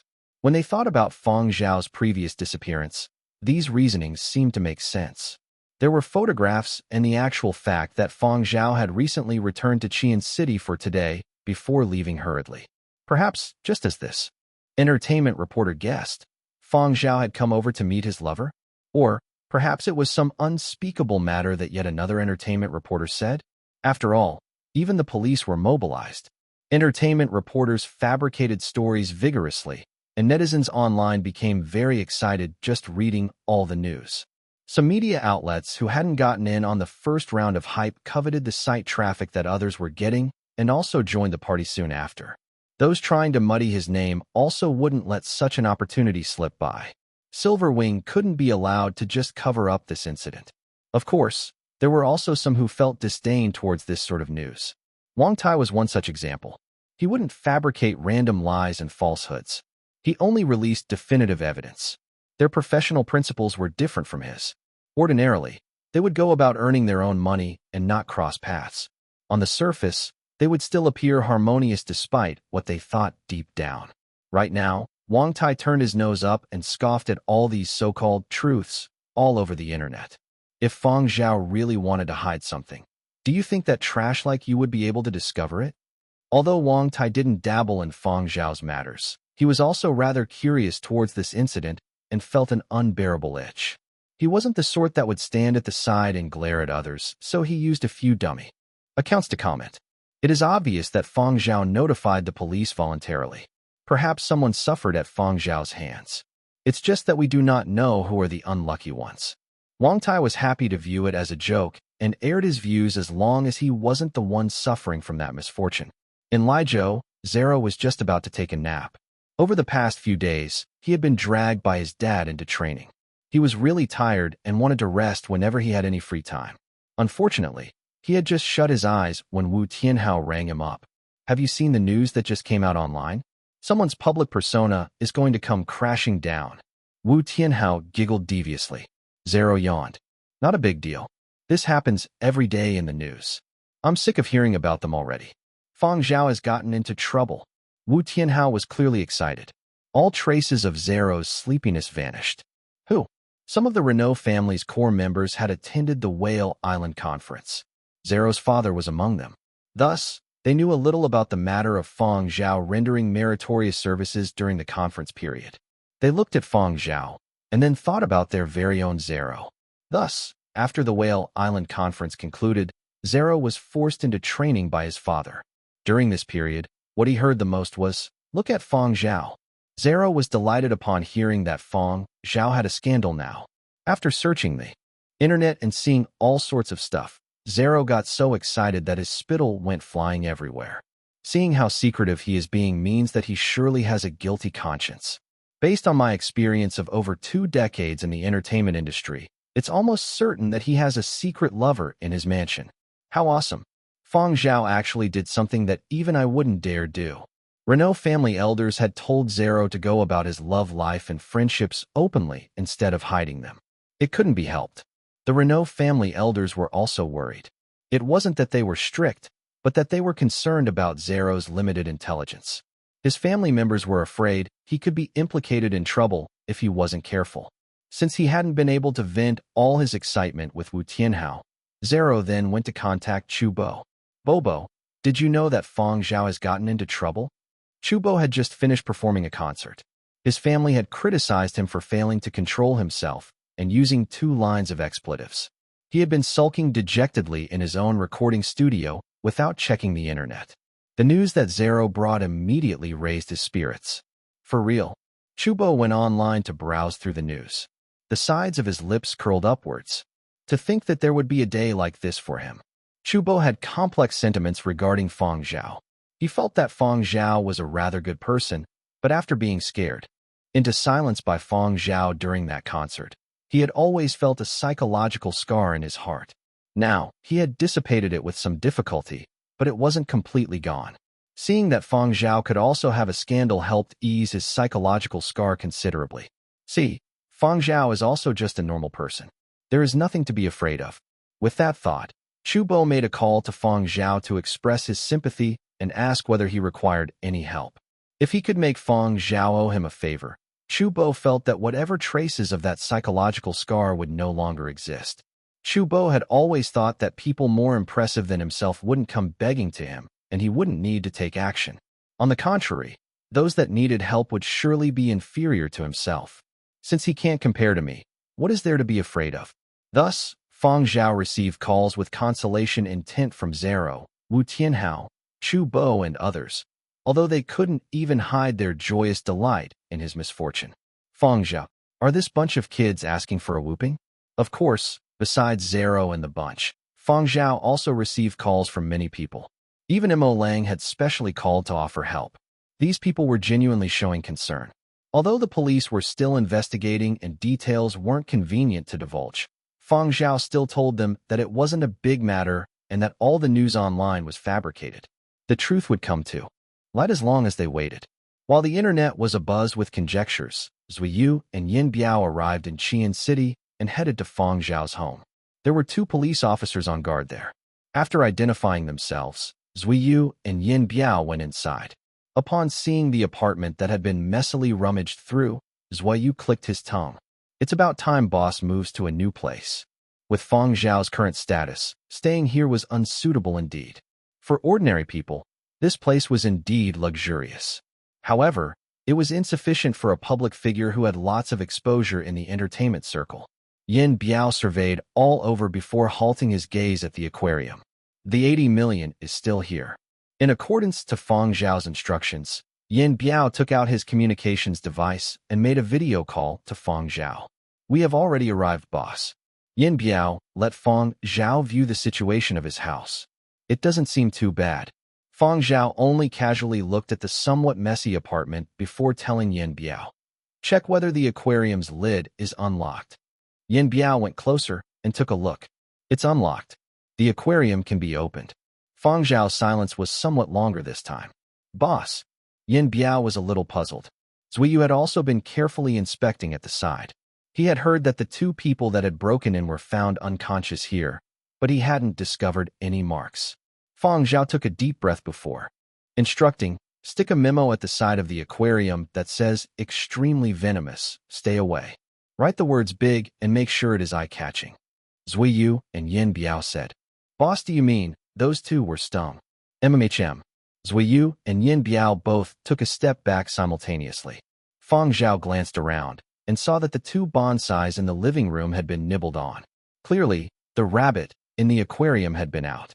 Having confirmed his suspicious, Fang Zhao once again applied for leave to return to Yenzhou after he ended classes on the 2nd day. The 2 perpetrators that had been rushed to the hospital were finally out of critical condition, but were still unconscious. The police were aware that these 2 were afflicted with sea slug venom and also had questions for Fang Zhao. Fang Zhao was cooperative and produced the ownership permit as well as various other documents concerning it. The permit was comprehensive, and there were no issues with Fang Zhao's right to breed it. The police had also checked the sea slug feed in Fang Zhao's house. Commonly seen pets like sea slugs couldn't be fed with highly toxic food without approval. Although the police had already confirmed that the feed within Fang Zhao's apartment was completely non-toxic, it still didn't mean that whatever that was fed to the sea slug in the past wasn't toxic. Afterwards, by comparing what had happened to experimental results from various sea slug researchers, the final conclusion was, what caused these 2 to be lying in hospital is just a venom it composes within its body from the energy gained through photosynthesis. It is only released when it feels under threat and has nothing to do with its food. If it had really been given toxic food, even if there were just a slight bit of toxicity, those 2 would have already stopped breathing before the police arrived. Police officers. So those 2 deserved it. The pot and condiments lying around the kitchen had made the intentions of those 2 obvious. It could only be said that those 2 had been asking for it by breaking in. Served them right for getting stung. And they were fortunate that Fang Zhao hadn't fed it any toxic foodstuff. However, one more unsolved mystery remained. The surface area on their bodies that were stung was too huge. How had it been done? Could it be those 2 had hugged the sea slug and rolled around? Those questions would have to wait until those 2 regained consciousness. Right now, there were no longer any problems for Fang Zhao. The personnel dispatched by Silver Wing to handle Fang Zhao's incident also heaved a sigh of relief. No wonder Fang Zhao had dared to make a police report. Fang Zhao hadn't done anything illegal, nor did he have any of those shady dealings. He had believed Fang Zhao's issue to be much more complicated, but that wasn't the case. However, the matter couldn't be hidden. All sorts of rumors were flying all over on the internet. Now they needed the police to clarify matters as nobody would believe the credibility of any statement that Silver Wing issued. There was also the need to contact authoritative media outlets, as their words held weight. The follow-up actions would all be handled by one of Silver Wing's teams. Thus, a day after this incident, an authoritative Yenzhou media outlet released a piece of news. 2 fugitives broke into Fang Zhao's residence late at night. They tried to cook a sea slug worth 80 million, but ended up in the hospital fighting for their lives. Everyone that had been waiting an entire day to hear from an authoritative media outlet. People across the globe who were paying attention to this news were also shocked. Ha ha ha, what sort of stupid news is this? Those two are especially foolish. Yeah, they should have some intelligence if they could break in. Come on, they were nearly poisoned to death from trying to eat a sea slug. I suspect that this was planned by Fang Zhao. How could there be such stupid thieves? Fang Zhao again. Hyped again. Or is it fabricated to hide some truths? Fabricate my *SS. Yinzhou's Qian City Police Department has already confirmed the identities of those two. There is even an official stamp. This is real news. Those two are A-listed wanted criminals by the police. This time Fang Zhao's pet sea slug has rendered a meritorious service. For real? A-list wanted criminals? If that is true, I just want to say something to those. 2. King deserved it. As expected from my idol. Even the sea slug he keeps can apprehend thieves. A certain person from the pet magazine who had once evaluated Fang Zhao's two pets said, as if trying to clear his grievances, I said it before, that one is really very dangerous. Do you all believe me now? Back then, my arm was nearly been crippled despite just a touch, while wearing a thick glove. I really wasn't doing it wrongly. That rabbit is just that savage. Chapter 4, 23 Guard Dog. In no time, more and more authoritative media outlets reported on this matter. The truth was that two thieves had broken into steal stuff and had been stung and sent to the hospital by Fang Zhao's sea slug. Authoritative media outlets didn't have that much clickbait and had a tendency to state the truth, so they were also more trusted by people. As these authoritative outlets released their say, netizens also no longer suspected that Fang Zhao was involved in any shady incident. Slowly, more and more people placed their attention on Fang Zhao's sea slug. I want the detailed information and purchase info of the same type of sea slug that Fang Zhao has. Price negotiable. A certain Fang Zhao fan posted this excitedly on social media platforms. Don't bother. In the whole world, there is only one like that which carries extraterrestrial genes. The sort that has half extraterrestrial genes isn't that easy to rear. I found the old issue of Pet magazine where there was an introduction to that sea slug of Fang Zhao's. Its estimated value was 80 million. I remember this. Fang Zhao's one can also emit light and made sea slug lamps a fad. Those two thieves are idiots. It would probably fetch many millions on the black market. To think that professional thieves would only concern themselves with eating. That's not entirely accurate. I have asked many people. There are many people willing to rear that kind of sea slug. However, I have never seen anyone willing to secretly purchase one on the black market and rear it. Not many would dare rear that sea slug in secret. Its diet, needs, and other information are completely unknown because it is a hybrid variety. People would be worried about killing it by accident if they aren't careful. Who would dare ignore this risk after spending 80 million on it? Makes sense. It seems that those two thieves weren't willing to take such a risk and felt that they might as well consume a sea slug worth 80 million. That is great value too. Ha ha ha ha. Didn't they end up in hospital after being stung? Idiots. Speaking of things, this incident reminds me of that film that was released some time back, which was about a sea slug. Yes, same here. As the subject and topic changed over and over, the film about the sea slug was mentioned. The plot was about a highly intelligent sea slug. Everyone had just treated it as a science fiction story just for entertainment, but the incident in Fang Zhao's home led to more discussion about it. In no time, the online discussions went from the two wanted fugitives to Fang Zhao's extremely valuable sea slug to whether there was any possibility of hybrid sea slugs ever entering the mass consumer market. Finally, the topic shifted to whether that sort of demonic sea slug portrayed in the film existed. Thus, the sea slug film that had already seen a sharp decline in the box office started to rise again. Fang Zhao received a call from Tan Min when he got home. Fang Zhao had run into Tan Min, the diver who had switched careers to become a director, back while sourcing sea slug feed, when he had been invited to the Coral Archipelago to attend the Coral Film Festival. At that time, Fang Zhao had been won over by his movie's purpose of advocating the conservation of the ocean, so he had invested in Tan Min's film that revolved around a sea slug. The film had been released not too long ago and did decently. It couldn't be considered a box office hit, but at least it had made a profit. After all, it was a small-scale production, not a mega blockbuster. But after this happened, Fang Zhao brought about a new wave of interest in sea slugs. Tan also didn't let this opportunity for publicity slip by. Seeing the box office sales rising again, he excitedly gave a call to Fang Zhao. A friend of mine says to make the most of this opportunity.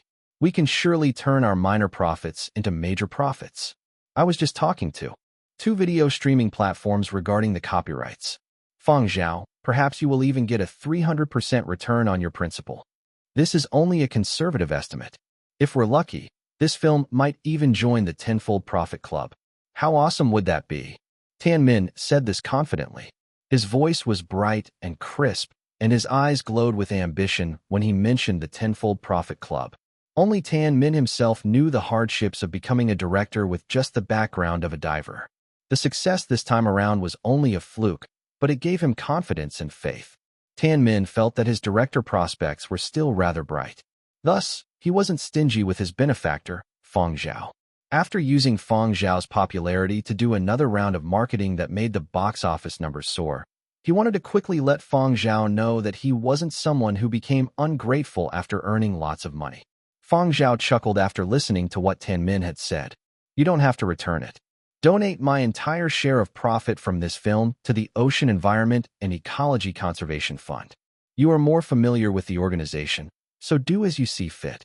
On the other end of the call, Tan paused and asked, Don donate all of it? This isn't a small sum. All of it, Fang Zhao said firmly.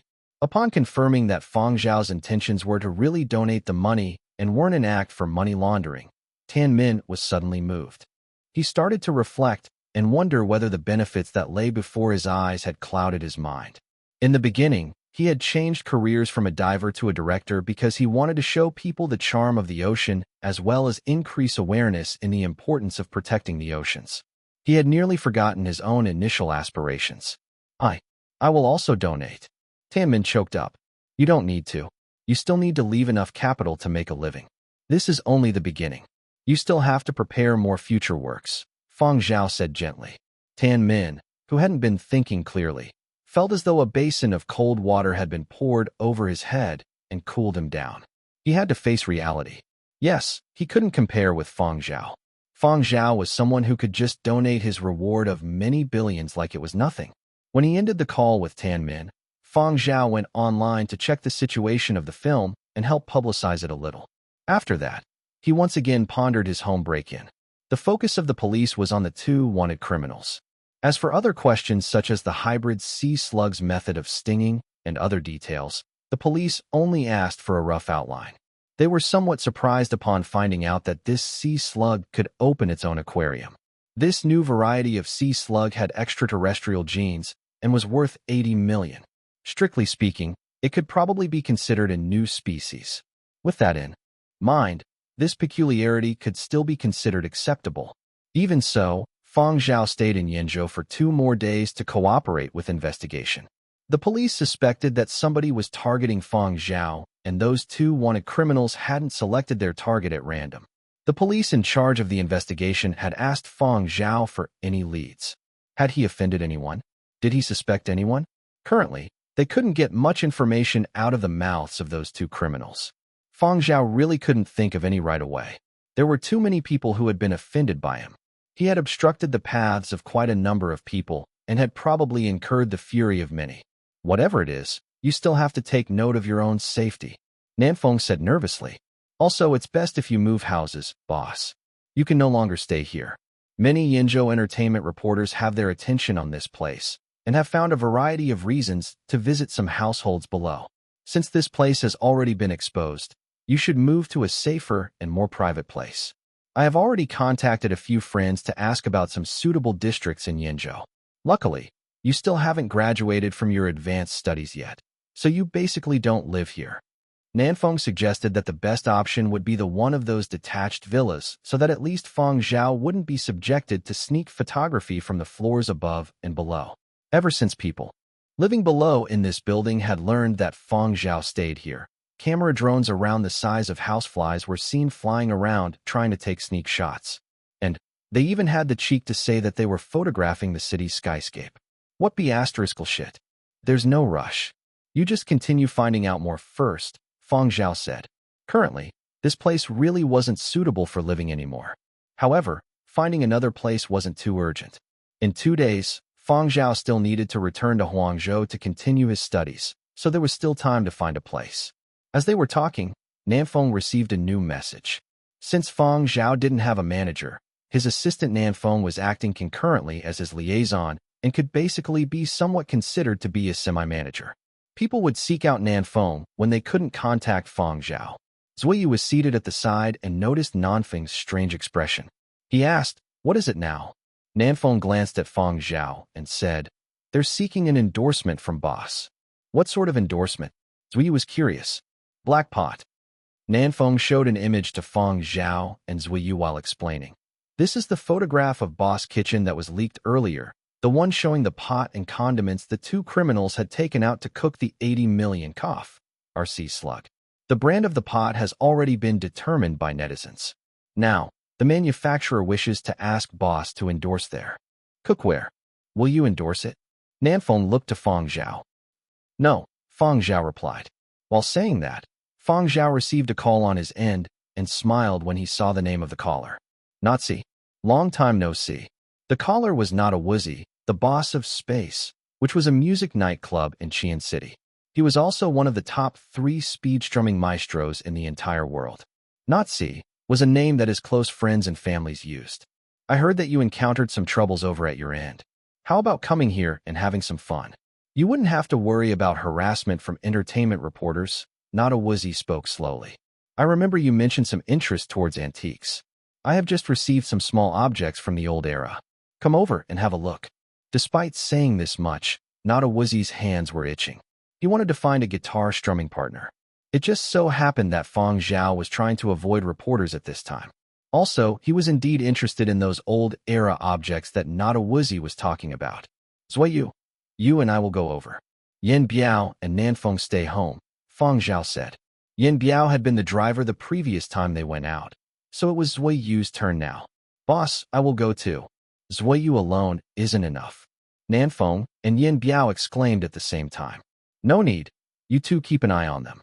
Fang Zhao pointed at the sea slug that was locked back in its aquarium once again, and then at Curly Hair, who was still standing guard over the display cabinet. Nanfeng and Yin Biao still wished to persuade Fang Zhao more, but they ultimately shut up. It was just too bad that they had a boss who could fight and run better than themselves. They felt that they would be nothing more than ornaments if they went, so they couldn't find it in them to change Fang Zhao's mind.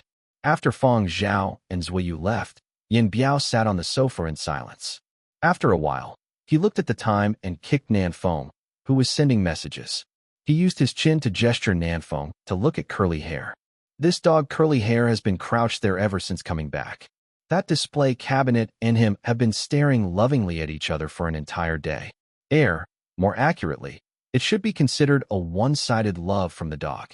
Nanfeng raised an eyebrow and said without much thought, "He is helping boss guard his belongings.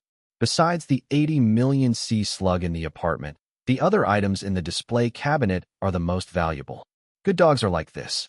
They are silent and faithful guards that won't let outsiders steal a single brick or tile from this house." "Oh, really?" Yin Biao didn't believe that. He kept feeling that Curly Hair's gaze on that display cabinet was filled with a fiery passion. Yet another hour passed. Curly Hair was still crouched before the display cabinet in his original position. Even the dog food placed by his side was untouched. Yin Biao looked at the display cabinet and thought about what Nanfeng had said. He then glanced at Curly Hair and laughed silently. This little thing was rather interesting. The way he stared at those belongings seemed genuine. It was as though he would chase anyone who stole any of these items to the ends of the earth. Chapter 4:24 Antique. Fang Zhao's first visit to space had been on the recommendation of Silver Wing Gaming Department Manager Wayne to check out what people of the same age were like. At that time, he hadn't completely adapted to his new identity and hadn't understood how a young person normally behaved. He had wanted to learn how to be more lively, enthusiastic, and flamboyant.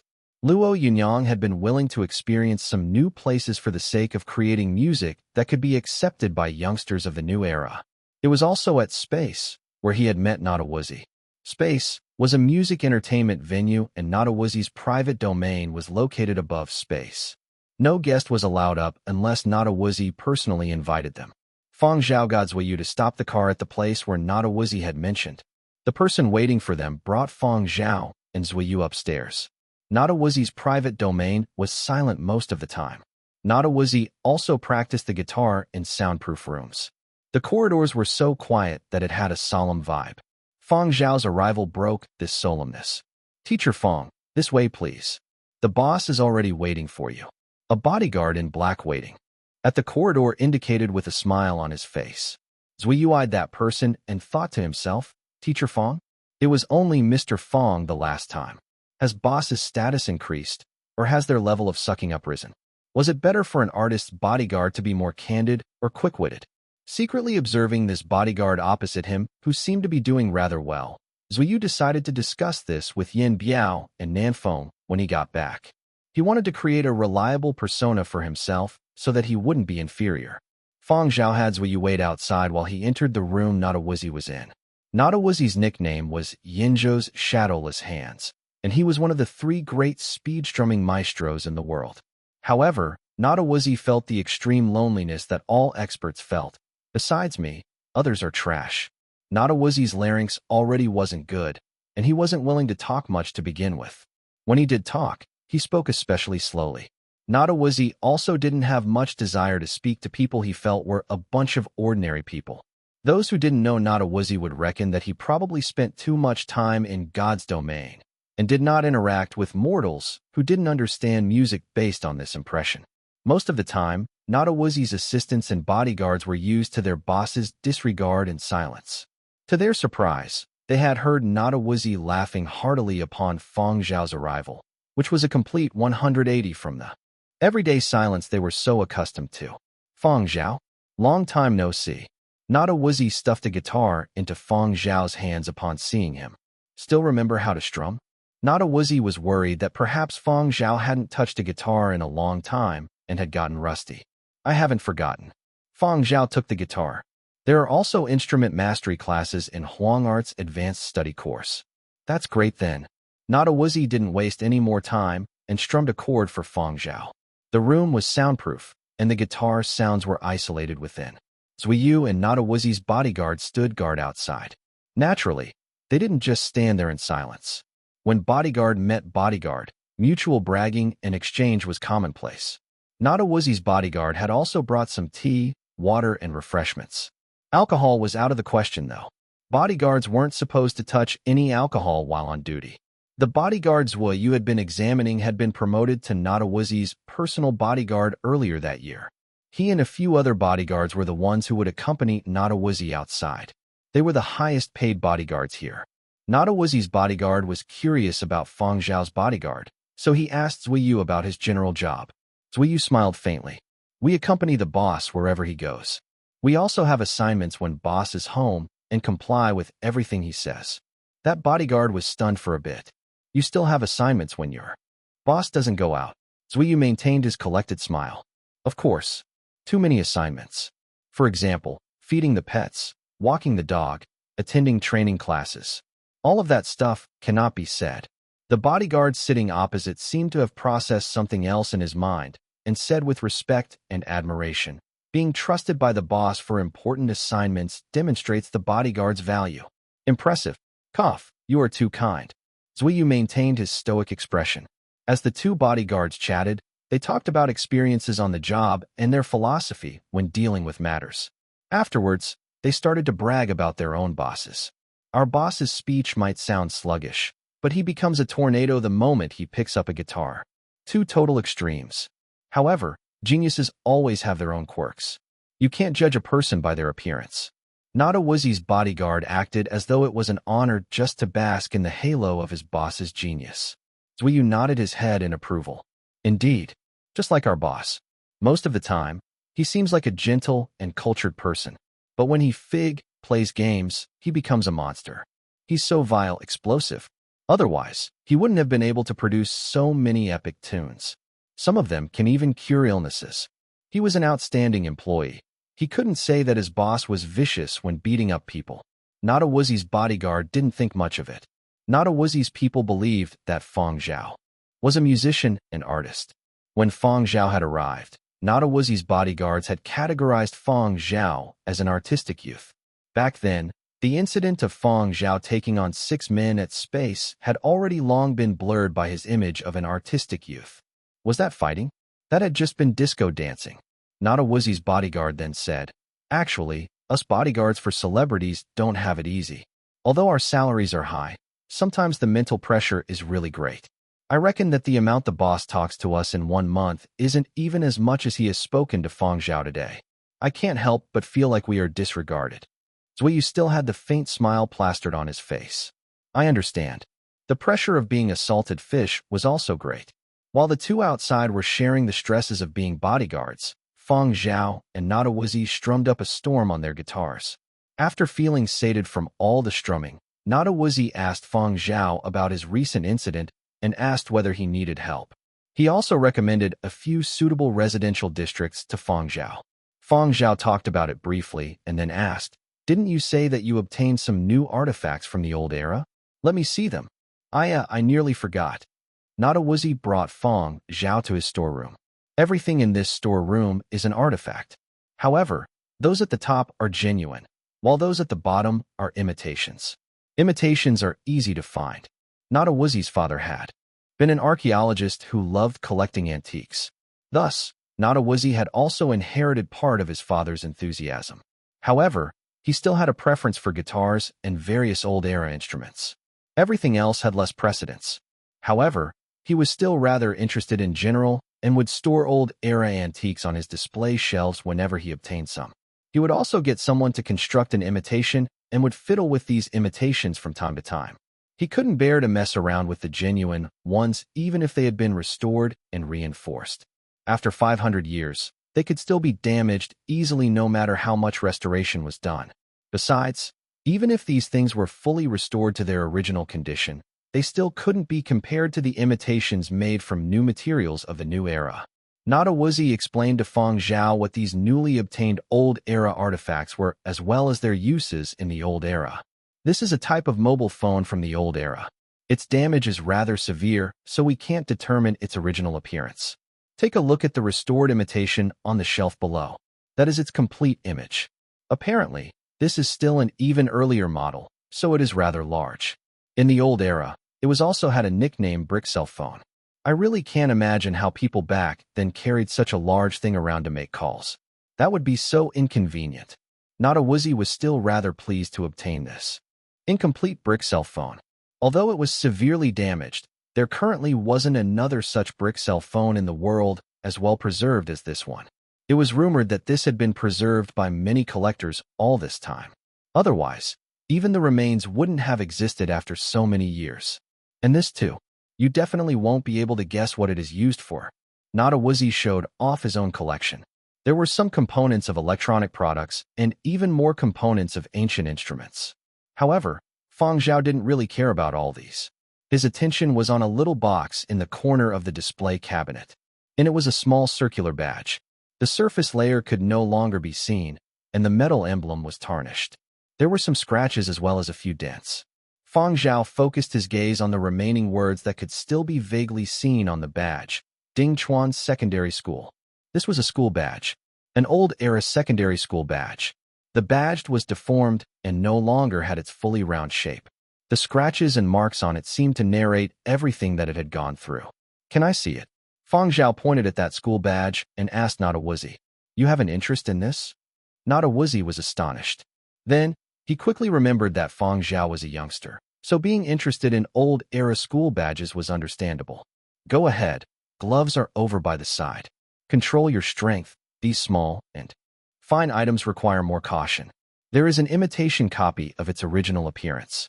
You can play with that right away." Not a Wuzi didn't have much interest in that school badge, but he still had to remind Fang Zhao on the proper way of dealing with antiques. Fang Zhao put on the gloves and carefully picked up the original school badge. His finger brushed the face of the school badge that was littered with scratches. "Why?" Interested, Not a Wuzi was in good spirits today. Noticing that Fang Zhao was interested in this little badge, Not a Wuzi waved his hand. "Take it. And the imitation copy. Pick it up and have fun." Fang Zhao looked away from that badge and said, "Thank you. I'll transfer you the money." "How much?" "It's yours. This type of antique isn't worth a lot. There are too many types of badges. It wouldn't be sold for too much anyway." Not a Woozy wasn't lying.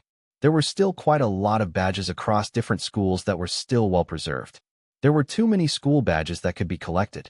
With so many around, they weren't as valuable. Only badges from schools that were ranked among the top globally or had special historical significance were valuable. However, those were mainly from universities. Secondary school badges weren't worth much. This school badge was considered to be rather well preserved. But even so, Not a Woozy had only bought this from someone for only several tens of thousands and was considered a pittance amongst his considerable collection. Several tens of thousands was like pocket change to Not a Woozy. He would feel embarrassed to even take Fang Zhao's money for it. If it was someone Not a Woozy disliked, he would haggle over $10. But when it came to Fang Zhao, Not a Woozy simply didn't wish to take this little bit of money. He just considered it a small gift for Fang Zhao. Not a Woozy also didn't have a hobby of collecting badges, so he had no qualms giving it away. Fang Zhao gave his thanks once again. He thanked Not a Woozy for the gift, and more importantly thanked Not a Woozy for letting him see this badge. When it came to badge collecting, secondary school badges, especially those that didn't have any important historical significance, basically did not have much collector's value. Only some people who were interested in badges would collect them. However, the significance for Fang Zhao was different. In the old era, Fang Zhao had gone to school for 3 years at Dingchuan Secondary School. Today, Dingchuan City was no more, and Dingchuan Secondary School had long vanished during the 100-year period of destruction. Fang Zhao had already forgotten how it looked. Chapter 425 Dream. Not a Woozy talked too much and only stopped after his throat felt sore. Fang Zhao played the guitar with Not a Woozy again and then went to the room arranged for him when Not a Woozy wanted to rest. He didn't have to worry about entertainment reporters in Not a Woozy's domain. The privacy here was great, and Fang Zhao could have peace for 2 days. After Fang Zhao showered and tidied up a little, Not a Woozy sent someone to deliver the badge. The small box was separated into 2 layers. The top portion was the genuine article, while the bottom was the imitation. Fang Zhao gave his thanks and declined Not a Woozy's invitation to go down to space for drinks. He wanted to stay in the room. Then, he put on gloves and picked up that tiny round badge from the box. It hadn't been too convenient before, but now that no one was around, Fang Zhao could take a careful look at this small round badge. The things that had happened during the period of destruction took up way too much of his memory. Too much time had passed, and his memory of the old era had already become very vague. Fang Zhao had once wondered whether it was because of his birth into this body that many of his memories couldn't be found. However, as time passed, Fang Zhao realized that many of his forgotten memories slowly surfaced and his memory became better. However, those things required a catalyst. This secondary school badge was one of those. This secondary school. How long ago was that? What was it like during secondary school? Fang Zhao shut his eyes and tried to search through his memories. As if traversing through endless time and boundless space, Fang Zhao finally found a segment of memory. When some things became clear, the countless fragments melded together into a body. Bam! Fang Zhao was suddenly roused by a sound. A slightly peeling table was before him. There was a marked test paper that required a parent's signature at the bottom corner. A hand pressed the paper to the table as the wind ruffled its edges. Fang Zhao looked at everything in a daze. Feels like I had a long dream. He raised his head. Sunlight spilled through the windows and shone onto the blackboard, tables, and chairs. Hushed voices and hearty laughter could be heard. Outside the classroom, people leaned on the banisters while chatting. The weather outside was fine and dandy, as if there was still time for everything. Fang Zhao opened his eyes in the quiet room and returned to his senses from that momentary daze. Clasped in his hand was that somewhat deformed and tarnished metal school badge. Fang Zhao got up and walked to the window. He opened it and was met with the slightly chilly air and the bustling of a large new-era city. A night had passed. He breathed in deeply and exhaled. Fang Zhao gazed into the distance, but wasn't focused on anything in particular. Slowly, the world also started to become quiet. The clamor of the city was isolated from his ears. Fang Zhao retracted his gaze, sent a message to Zui Yu, and put a Do Not Disturb sign outside his room. He then sat before the table, took out a pen and flipped open the notebook he always carried with him. People forgot easily. From the moment a person woke up, the memories within a dream didn't last for more than a few minutes before gradually fading. Only by recording it down would those memories be able to take root in the mind and not be easily forgotten. Zhuyu received Fang Zhao's message. He was used to Fang Zhao's habit of suddenly holing up. As a bodyguard, he had to shoulder this responsibility. Thus, Zhuyu hastily scarfed down a compressed biscuit and went to stand guard outside Fang Zhao's door. A short while later, someone came. This person had been sent by Nada Wuzi. Nada Wuzi had wanted to invite Fang Zhao downstairs to join him for breakfast, but Fang Zhao hadn't replied his message. This person had come to check in person. Zhuyu put on a serious yet courteous face and explained that Fang Zhao was currently composing and shouldn't be disturbed until he came out unless it was something very important. Breaking an artist's moment of inspiration was akin to starting a feud. Upon hearing the explanation, that person no longer said anything. He arranged for some refreshments to be brought over and left hastily. Downstairs, Nada Wuzi was seated at a square table. There were a few other people there as well. He had just sent someone to invite Fang Zhao to have breakfast together. He wanted to introduce a few friends from the music industry to him. A short while later, the person returned, but there was no sign of Fang Zhao. "Where's Fang Zhao? He hasn't gotten up?" someone asked. "He's going through a lot lately. Perhaps he hasn't been sleeping well," Nada Wuzi said. The person who had gone upstairs at Nada Wuzi's bequest hurriedly replied. "He is up, but has locked himself up. His bodyguard says that Fang Zhao has gained some inspiration and doesn't want to be disturbed while composing." Nada Wuzi was momentarily astonished before waving his hand to indicate that he understood. "Seems like he's been struck by a composing epiphany. Fang Zhao is rather talented," one of the men at the table said with a chuckle. "He is really capable indeed," Nada Wuzi said. "Hey, Nazi, it is rare for Fang Zhao to come here. Haven't you thought about asking Fang Zhao to perform a song or two at your nightclub? Didn't you say that Fang Zhao's guitar-playing skills are quite good? There happens to be a program on tonight. If he can come out tonight, let's all have an exchange together," someone else suggested.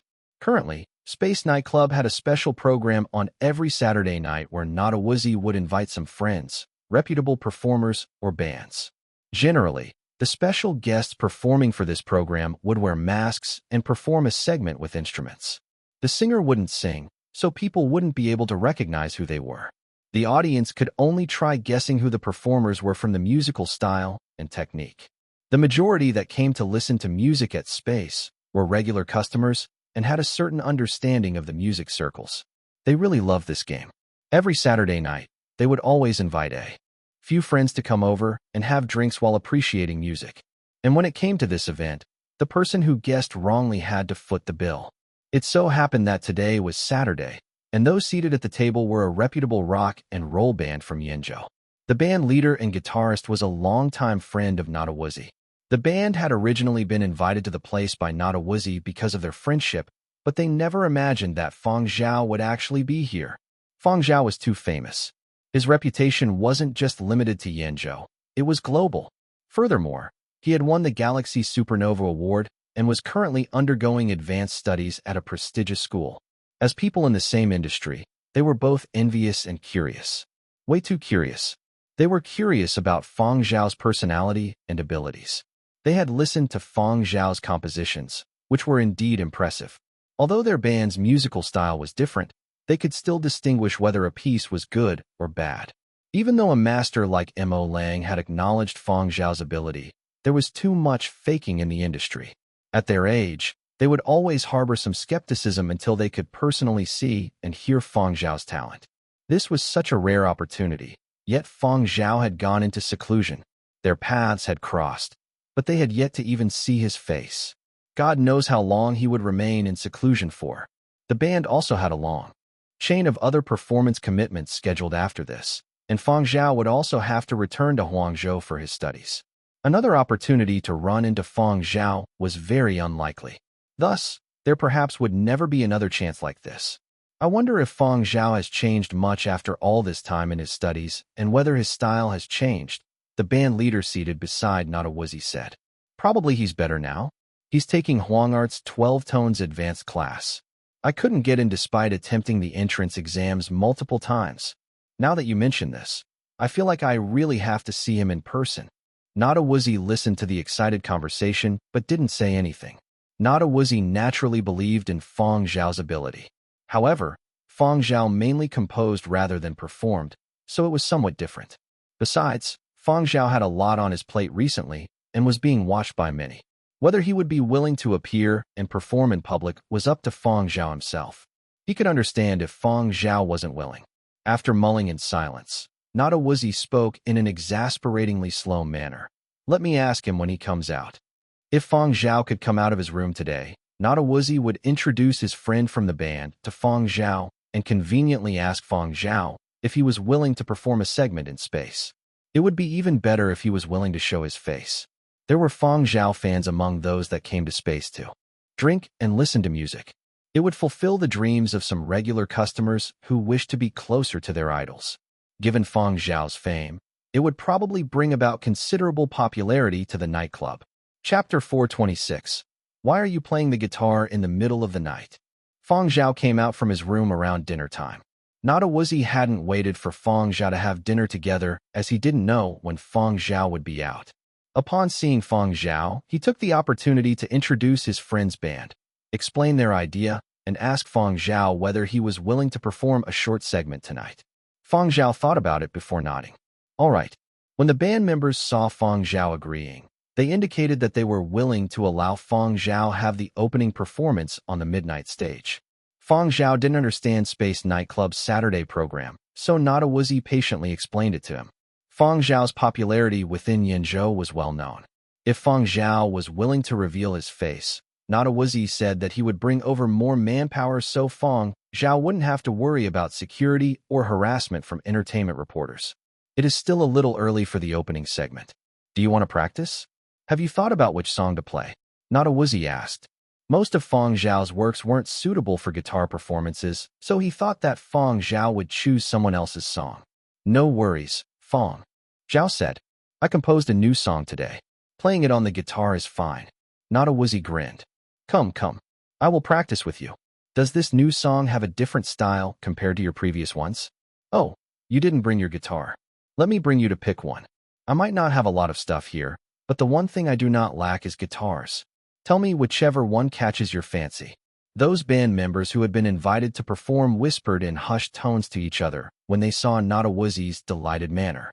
Nada Woozy is talking a lot today. He is in a good mood today. I'm in a good mood too. I never imagined we would run into Fang Zhao and hear his new works. But Fang Zhao is a composer. We can't say for sure how his live performance will be until we have seen it. Their global fame was a far cry from Fang Zhao's, but they still had some confidence when it came to space and Yinzhou's pop music circles. They couldn't compete in terms of music composition or the depth of their work, but they had no fear when it came to expressing themselves on space's stage. They had given the opening act to Fang Zhao for two reasons. One was as a sign of goodwill due to his popularity. The second reason was to get a hang of Fang Zhao's ability so they could react appropriately. If Fang Zhao's performance wasn't good, they would perform tactfully to give this young star some face. If Fang Zhao's performance was outstanding, they would also adjust their original plans to not be overshadowed and lose face. Saturdays from 10 p.m. to midnight was the period in space where people would let loose. With catchy rhythms and strong beats, the performances here would incite people to gradually reach a crazed and wild high. People's emotions could be stirred up easily late in the night. Whatever grievances, unhappiness, weariness, or concealed helplessness in the day would all come out when people shed their regular daytime personas. Of course, there were also people here who came to drink, listen to music, and talk. In a certain VIP box, a webcast host started today's live stream. He live-streamed at Space every Saturday, mainly for the midnight stage program. It's a little noisy here. Can everyone hear me clearly? The webcast host controlled the camera to capture the situation from inside the VIP box. There are really a lot of people here on Saturdays. I wonder who they invited for the midnight stage today. Minors were prohibited from entering. Even university students who were of legal age would find the prices here rather expensive. Once or twice was still all right, but coming here week in and week out would be a huge financial strain. Besides, they wouldn't even be able to afford good spots if they entered. An hour in a VIP box like this could be equivalent to an entire month of living expenses. With such a comparison, it was still more worthwhile to watch the live stream. It was different for the webcast host. He had some financial ability and could book a good spot every time. Having his own space made it convenient to live stream and interact with his audience. People who couldn't watch the performance live came to watch his live stream. As a music webcast host who had made a name for himself in the streaming world, he used professional recording and streaming equipment. Even if the surroundings were very noisy, it wouldn't affect him from being able to interact with live stream audience and fans. In a certain SVIP box, a group of about 7 or 8 were gathered inside. I don't like to brag, but I've been a regular customer for over 2 decades here. Countless invited performers have come and gone. If they have some fame or reputation, I can discern at least 8 out of 10 even with my eyes closed. Masks can't hide them from my golden fiery eyes. You dare brag in front of me? You have only been here listening for 20-odd years. I, on the other hand, have been following this music program for over 4 decades. Singers and performers, new and old. I am even familiar with those with little reputation. Exaggeration. Let's have a competition if you don't believe it. Bring it on. Let's see who is able to guess correctly first. Lend me that new flying transport you just bought to play around with for 3 months if you lose. Who's afraid? I don't want your flying transport if you lose. Hand over your private yacht at Tanzania for 3 months. Sounds good. Hey Ron, you want in? All the others in the booth looked towards the one smoking a cigarette on the sofa. Ron Zach was the same age as Nada Woozy and was Nada Woozy's old classmate. His family was quite well off due, so he had been able to dabble in various instruments from a young age and had set up numerous bands. However, he hurt his hand in an accident sometime later and no longer played the guitar much. However, as a longtime customer of Space, he liked coming to Nada Woozy's nightclub to listen to music. Ron's innate talents could be said to be mediocre in all other aspects, but he really wasn't afraid of anyone when it came to his ability to listen and distinguish sounds. His ears were coined by the Yenzhou Musician Society as the golden ears. He could tell who was lip-singing or using auto-tune right away. Besides that, he had also done extensive research on the styles of all sorts of musical performers and could match the compositions to the right person most of the time. In the past, there had been a singer who had hired someone to write a song on behalf of himself and then passed it off as a self-composition. Ron Zach had exposed this relentlessly on social media, and the ensuing brouhaha had lasted for quite a long time. Hearing his friends call him, Ron Zach waved his hands uninterestedly. You all go ahead with the game. I don't bully others. Makes sense. This really wouldn't pose a challenge to you. These are the golden ears that the Yenzhou Musician Society acknowledges. It definitely wouldn't be difficult for Ron. Speaking of ears, I remembered that Fang Zhao was lauded for his godly ears. I wonder how they compare to Ron's. Someone else joined in the laughter. Those are godly ears. Those definitely wouldn't be low evil. Ron, when are these golden ears of yours due for an upgrade? One was only golden, while the other was praised as godly. They didn't know the standard of godly, but the authoritative media outlets were the ones who had coined this name. Of course, this didn't affect the private discussions between the professionals. Ron looked up and sucked on his cigarette. He exhaled the smoke from his nostrils. Ron would be lying if he said he didn't care. However, his attitude towards Fang Zhao was ordinary mostly because Fang Zhao's works weren't in the same genre he liked. He had to admit that Fang Zhao was outstanding, but whether he liked Fang Zhao's works or not was another matter. Ron hadn't listened to a live concert of Fang Zhao's, so he maintained a reserved stance towards him. That kid Fang Zhao does have some talent. Hearing this insipid tone, the others all knew that Ron didn't particularly enjoy talking about Fang Zhao, so the others no longer pursued the topic. As midnight approached, the venue's lighting began to change. The previously pulsating beats also gradually decreased. Everyone followed the rules here, and the venue quietened down. Although the people, who were already high, stopped for the time being, the intensity in their eyes never dimmed. On the contrary, their anticipation blazed more ferociously with each second and minute that passed. It's almost midnight. I wonder who was invited today. The stage is being cleared. The stage is being cleared. Let's see what they put there. Just a stool. A staffer had moved a patterned stool onto the stage that had just been tidied up. However, No matter how many patterns it had, it was still just a stool. Everyone was waiting to see what else would be added. Would there be any drums or bulkier instruments? But, after a while, there was still only a stool on the stage. There is only a single prop for today's performance. Everyone looked towards the stage expectantly as they counted down the time. At the stroke of midnight, a person holding a guitar walked on stage. On second glance, it was still just one person. Discussions sprouted within the venue. Just one person?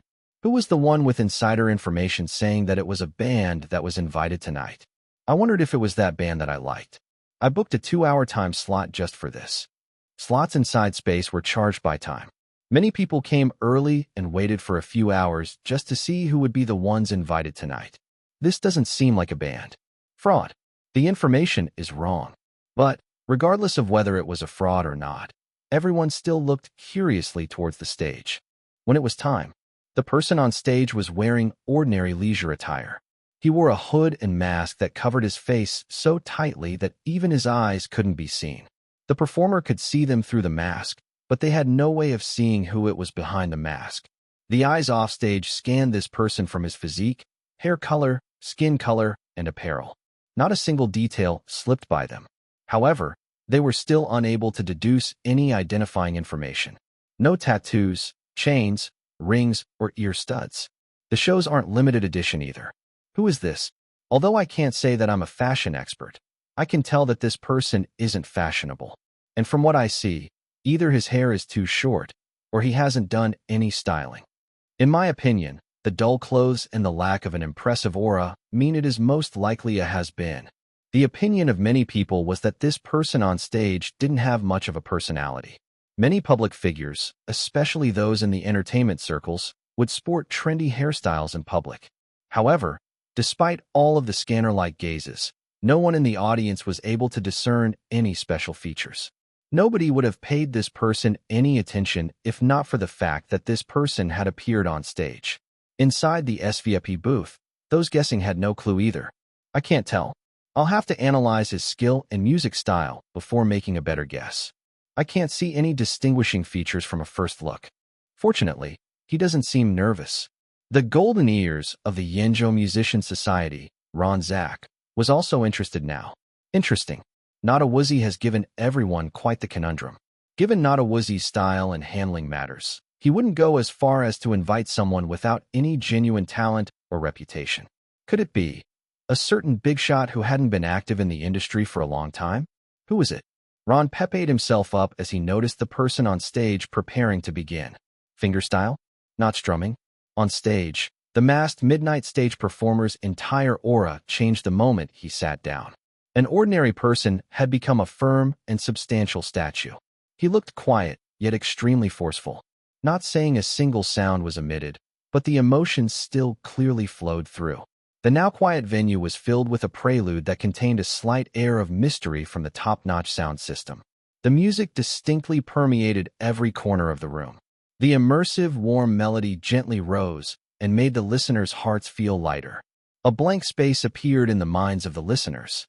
Those who were careless were completely submerged. Amidst the haziness was a tree growing by a lake. There was a strange reflection in the lake beneath the tree. It was as if something had been forgotten. A dream? Or an ideal?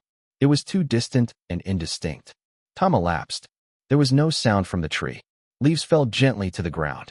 Then, they were picked up by the wind and blown to a faraway and distant place. The leaves made a long journey.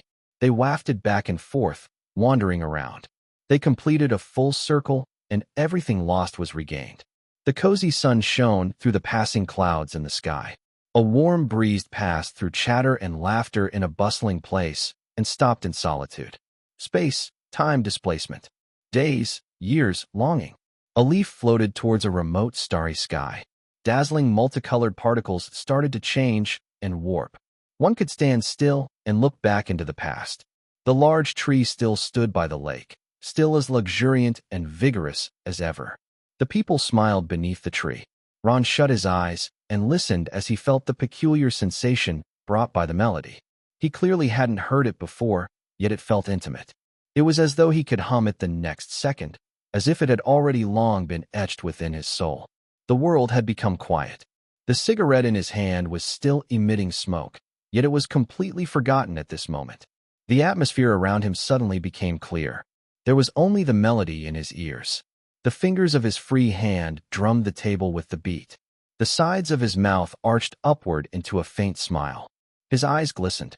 The tune was simple yet charming. It stimulated the senses. It evoked a variety of sensations, a familiar longing, a peaceful mind, a contented soul. The guitar strings seemed to have come alive. Every note appeared at the right moment and triggered a myriad of thoughts in the clear-headed listeners. It left behind a realization after an endless time. Words came from the heart, but stopped at the mouth. It was plain, clear, and peaceful. Ron already couldn't think of why he found himself here. He was simply celebrating being able to listen to this sort of performance.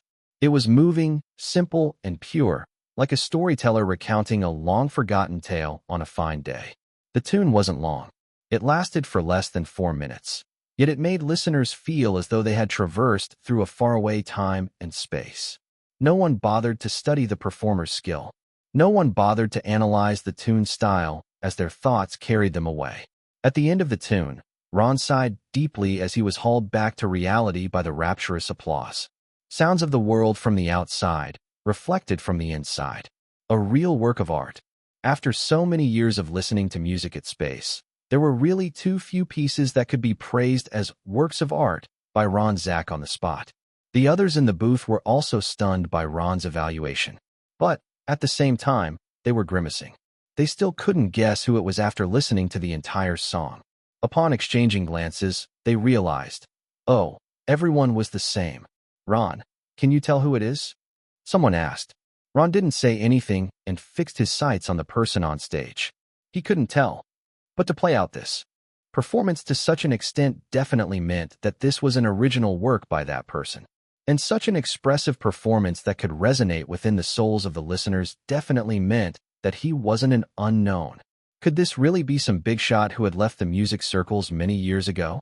Under the watchful gazes of the audience, the person on stage stood up and bowed before nimbly pulling down his hood and removing his mask. The venue went crazy when the mask was uncovered. Shrieks and screams erupted as people jumped up and down to get a better look. Fang Zhao. The F***CK? It is Fang Zhao. Hit me quick. Am I hallucinating from having too much to drink? I am actually seeing Fang Zhao here. Some drunk lying on the sofa in a booth opened his eyes and mumbled. I actually dreamt that there were people shouting Fang Zhao's name. Yet another ear-piercing shriek rang out. The recent news had caused quite a stir. And this was on top of Fang Zhao's previously accumulated popularity. The majority of people in the larger regions of Yenzhou wouldn't make a mistake recognizing Fang Zhao's face. Ron had dropped his cigarette in shock. His eyes were wide open as if he was watching the world crumble. He swallowed and searched for an image of Fang Zhao disbelievingly. He then looked towards the person on stage holding the guitar and couldn't lie to himself any further.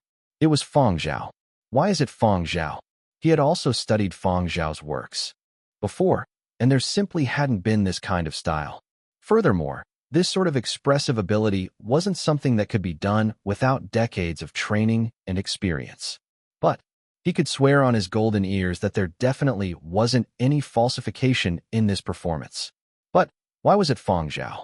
Countless whys whizzed around in Ron's mind. At the same time, Fang Zhao's movements were quickly circulated through various information channels, and all the entertainment reporters in the city rushed towards space. Online, fans, anti-fans, and curious netizens with nothing to do got embroiled in discussions and flame wars. The trending news late at night was out of the ordinary. Reports, complaints, and other issues reached a peak within a short time on the social media platform. The automated customer service was jammed and switched to manual. Malfunctions occurred a short while later, and customer service teams and maintenance engineers in Yenzhou were woken up in the middle of the night for overtime. Fang Zhao, you again. Why are you playing the guitar in the middle of the night? Why are you playing the guitar? Chapter 4:27, Poisonous. Although the customer service teams and maintenance engineers were a little moody, traffic meant wages, and overtime meant more pay. Everyone became happy again thinking about the overtime pay. They were rather happy to see celebrities cause trouble, but why did they all like to do so in the middle of the night? What sort of sick habit is that? At space, Fang Zhao finished the song, gave his thanks, and left quickly. This wasn't his special performance, and he wanted to leave the stage for tonight's invited band. However, all the band members were feeling a great deal of pressure, as though they had large rocks chained to their feet. They hadn't had a clear idea of Fang Zhao's ability before he started his advanced studies. No one had known how good he was after his studies. But now, they had a clear idea. I knew he was good, but I never imagined he was this good. You can only experience how strong his ability is up close. We can only execute Plan B now. They had previously thought that if Fang Zhao's performance wasn't good enough, they would execute Plan A and perform with a little more restraint to save Fang Zhao some face. If Fang Zhao was too impressive, then they would carry out Plan B to save their own faces. Clearly, it was time for Plan B now. In the future, let's just compare notes with him in private. When will Fang Zhao's graduation concert be held? Where will it be? Let's get a few tickets to attend live. The works in that sort of graduation concert won't all necessarily be made public. The band members also were quite capable and performed out of their minds because of the prior pressure from Fang Zhao. Thus, the venue's atmosphere also became fired up. The influence that Fang Zhao had brought wasn't diluted in the least. At this time, Nadawuzi didn't care about anything else. He had given Fang Zhao his word on keeping him safe and blocking off entertainment reporters and various disturbances. He was determined to see this through. After dealing with some regular customers, he got his men to bring Fang Zhao upstairs to rest. Fang Zhao had already isolated himself for over 10 hours today to compose already. He hadn't had any time to rest before preparing for the midnight stage. Have a good sleep. Don't worry about matters here. I won't let anyone disturb you. Nadawuzi hurriedly left to handle other matters after sending Fang Zhao up. Tonight definitely wouldn't be peaceful. Fang Zhao had only performed for just a short while, and Nadawuzi had already received a great number of calls. Many people coveted Fang Zhao's business value. Some of Nadawuzi's partners and close friends called to make discreet inquiries. A music variety program that Nadawuzi had worked with before inquired whether it was possible for Nadawuzi to rope Fang Zhao onto the program. The appearance fee was negotiable. Nadawuzi had asked Fang Zhao regarding this and was declined. Fang Zhao still had to continue his advanced studies and didn't want to be distracted by participating in too many commercial activities or variety programs. Nadawuzi also understood that Fang Zhao showing his face in his nightclub was him repaying a favor. Would Fang Zhao even be lacking name recognition? So you didn't plan on getting any sleep tonight. He looked out the window at the street below and saw many entertainment reporters camped outside. Who knew how many more people had entered Space nightclub downstairs? He had to guarantee Fang Zhao's safety. Those men Nadawuzi had sent over were, after all, outsiders. As Fang Zhao's true bodyguard, he couldn't let himself fall behind. Standing guard outside the room door, Zuiyu browsed the latest news online. Indeed, all sorts of trending topics pertaining to Fang Zhao were revealed with just a tap. Hashtag Fang Zhao's Night Club Fingerstyle Hashtag. Hashtag Fang Zhao's Godly Tune Hashtag. Hashtag True Artist Hashtag. There was also a segment from the live stream of Fang Zhao's performance, as well as snippets of noisy videos taken from different angles in the venue, which led to a wave of disputes. I just saw the edited video from a certain webcast host. All I can see is that it is SOSO. Give me an effects synthesizer, and I can also play something like this. Me plus effects synthesizer equals Fang Zhao. See, with this, the difference isn't that great. Not exaggerating, but when it comes to strumming skill, there would already be at least 10 people from my school alone who wouldn't lose to Fang Zhao. As someone who watched the full thing live, all I see are you all trying to be pretentious. Those who weren't there would find it very difficult to imagine that sort of feeling of transcendence and loss of control of your body. Perhaps that is the difference. I finally understand the reason why so many people prefer listening to live music. It is truly only up close where you can experience that strong expressive power. Fang Zhao being able to reach such heights today is really no fluke. There are already people who have uploaded their strumming covers. After listening to so many covers, it has to be admitted that there are many impressive people. All of these are played really well, and there are people who even pick difficult songs to show off their technical ability. However, it still isn't the same. Those who listened to it live felt a peculiar infectiousness that cannot be replicated. This isn't an exaggeration. Indeed, the tempo looks stable, but the creative concept is very difficult to express. Therefore, would the person on top stop boasting? You wouldn't be able to produce it even with an effects synthesizer. Is the technical aspect as easy as you all say it is? I've tried it already. The harmony is really difficult, and the timing is hard to grasp. I can't even strum it smoothly, let alone even worry about the creative concept. Fang Zhao still has a strong foundation in terms of technique. What is important is his expressive ability that cannot be replicated. The tune is indeed mystical. Unfortunately, I didn't have the chance to experience it live. Yeah, Zhao God isn't like a certain someone who only knows how to flaunt his technique on stage, but can't display his inner qualities. Hey, don't bash others if we are talking about Fang Zhao. We can't compare others this way. Their styles are different, and their artistic expressions are different as well. Some value concept, others value form. Some works value the melody, while others value the tempo. Let's not talk about technique, artistic concept, and whatnot. What I want to know is the name of this tune that Fang Zhao played. I used a music recognition software, but it wasn't able to produce a name. While the netizens were arguing, entertainment reporters who had rushed over were stopping customers coming out of space. Ron hadn't been the only one caught up and deeply affected by Fang Zhao's tune. Some people didn't stay and left space after Fang Zhao left the stage. A journalist from Qian Morning Post was in the vicinity and hurried over when they received the news. They didn't enter space and instead camped outside to pick their targets. This was a good opportunity concerning Fang Zhao, who always seemed to generate a lot of news. If they couldn't find Fang Zhao, interviewing others was fine too. They just needed to gather and edit some material, and it would be ready for the morning paper. Noticing a few men come out of the nightclubs with their arms around each other's shoulders, the journalist hurried over. With one look, the journalist could tell that these people had had a lot to drink. It was good if they were drunk. Inebriated people spoke more freely without qualms and generally had a high degree of truth. The journalist went over and probed a little. He found out that these people had come over for a small gathering. They had graduated 30 years ago and had gotten back together for a class reunion.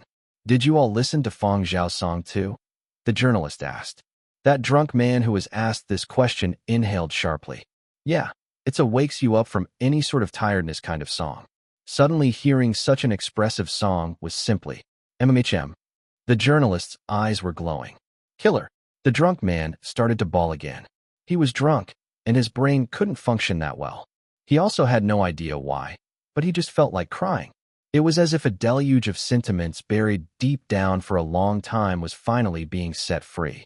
The handful of grown men hugged in a circle and bawled together like they were suddenly upset by something. They had tears and mucus rolling down their faces. The journalists silently let them pass. They were an upright publication and only reported according to standards. His boss had just said yesterday that they had to uphold an honorable attitude and not fabricate or publish content blindly, unlike those entertainment reporters who embellished reports for the sake of attracting views. Although they had taken the opportunity to come here for interviews, they still had to do it the proper way. Very clearly, the ones who had just been interviewed had painted an exaggerated scene with untruths. It didn't follow the high standards of Qian Morning Post. He needed to interview someone more sober. There were so many people coming out from space, so there wasn't a need to take the words of that group of people seriously. The journalist scanned space's leaving crowd and picked a person. MMHM, this person seems very sober. Seems to be in high spirits too. He will surely cooperate for an interview. The journalist had confidence now and strode over to stop that person. Did you listen to Fang Zhao's performance just now? The journalist asked. Yeah. Did you like it? Loved it. Then, in your opinion, what sort of standard is Fang Zhao's song at? What standard? That man appeared puzzled. Right. Meaning, in your heart. What level do you think this song is at? That person thought hard. Air purifier level. Journalist. That man patted his own chest. I feel like all the dust and haze has been expelled. Journalist. This person is definitely a Fang Zhao fanatic. Fanatics were no good. They weren't in compliance with the professional standards of their Qian Morning Post.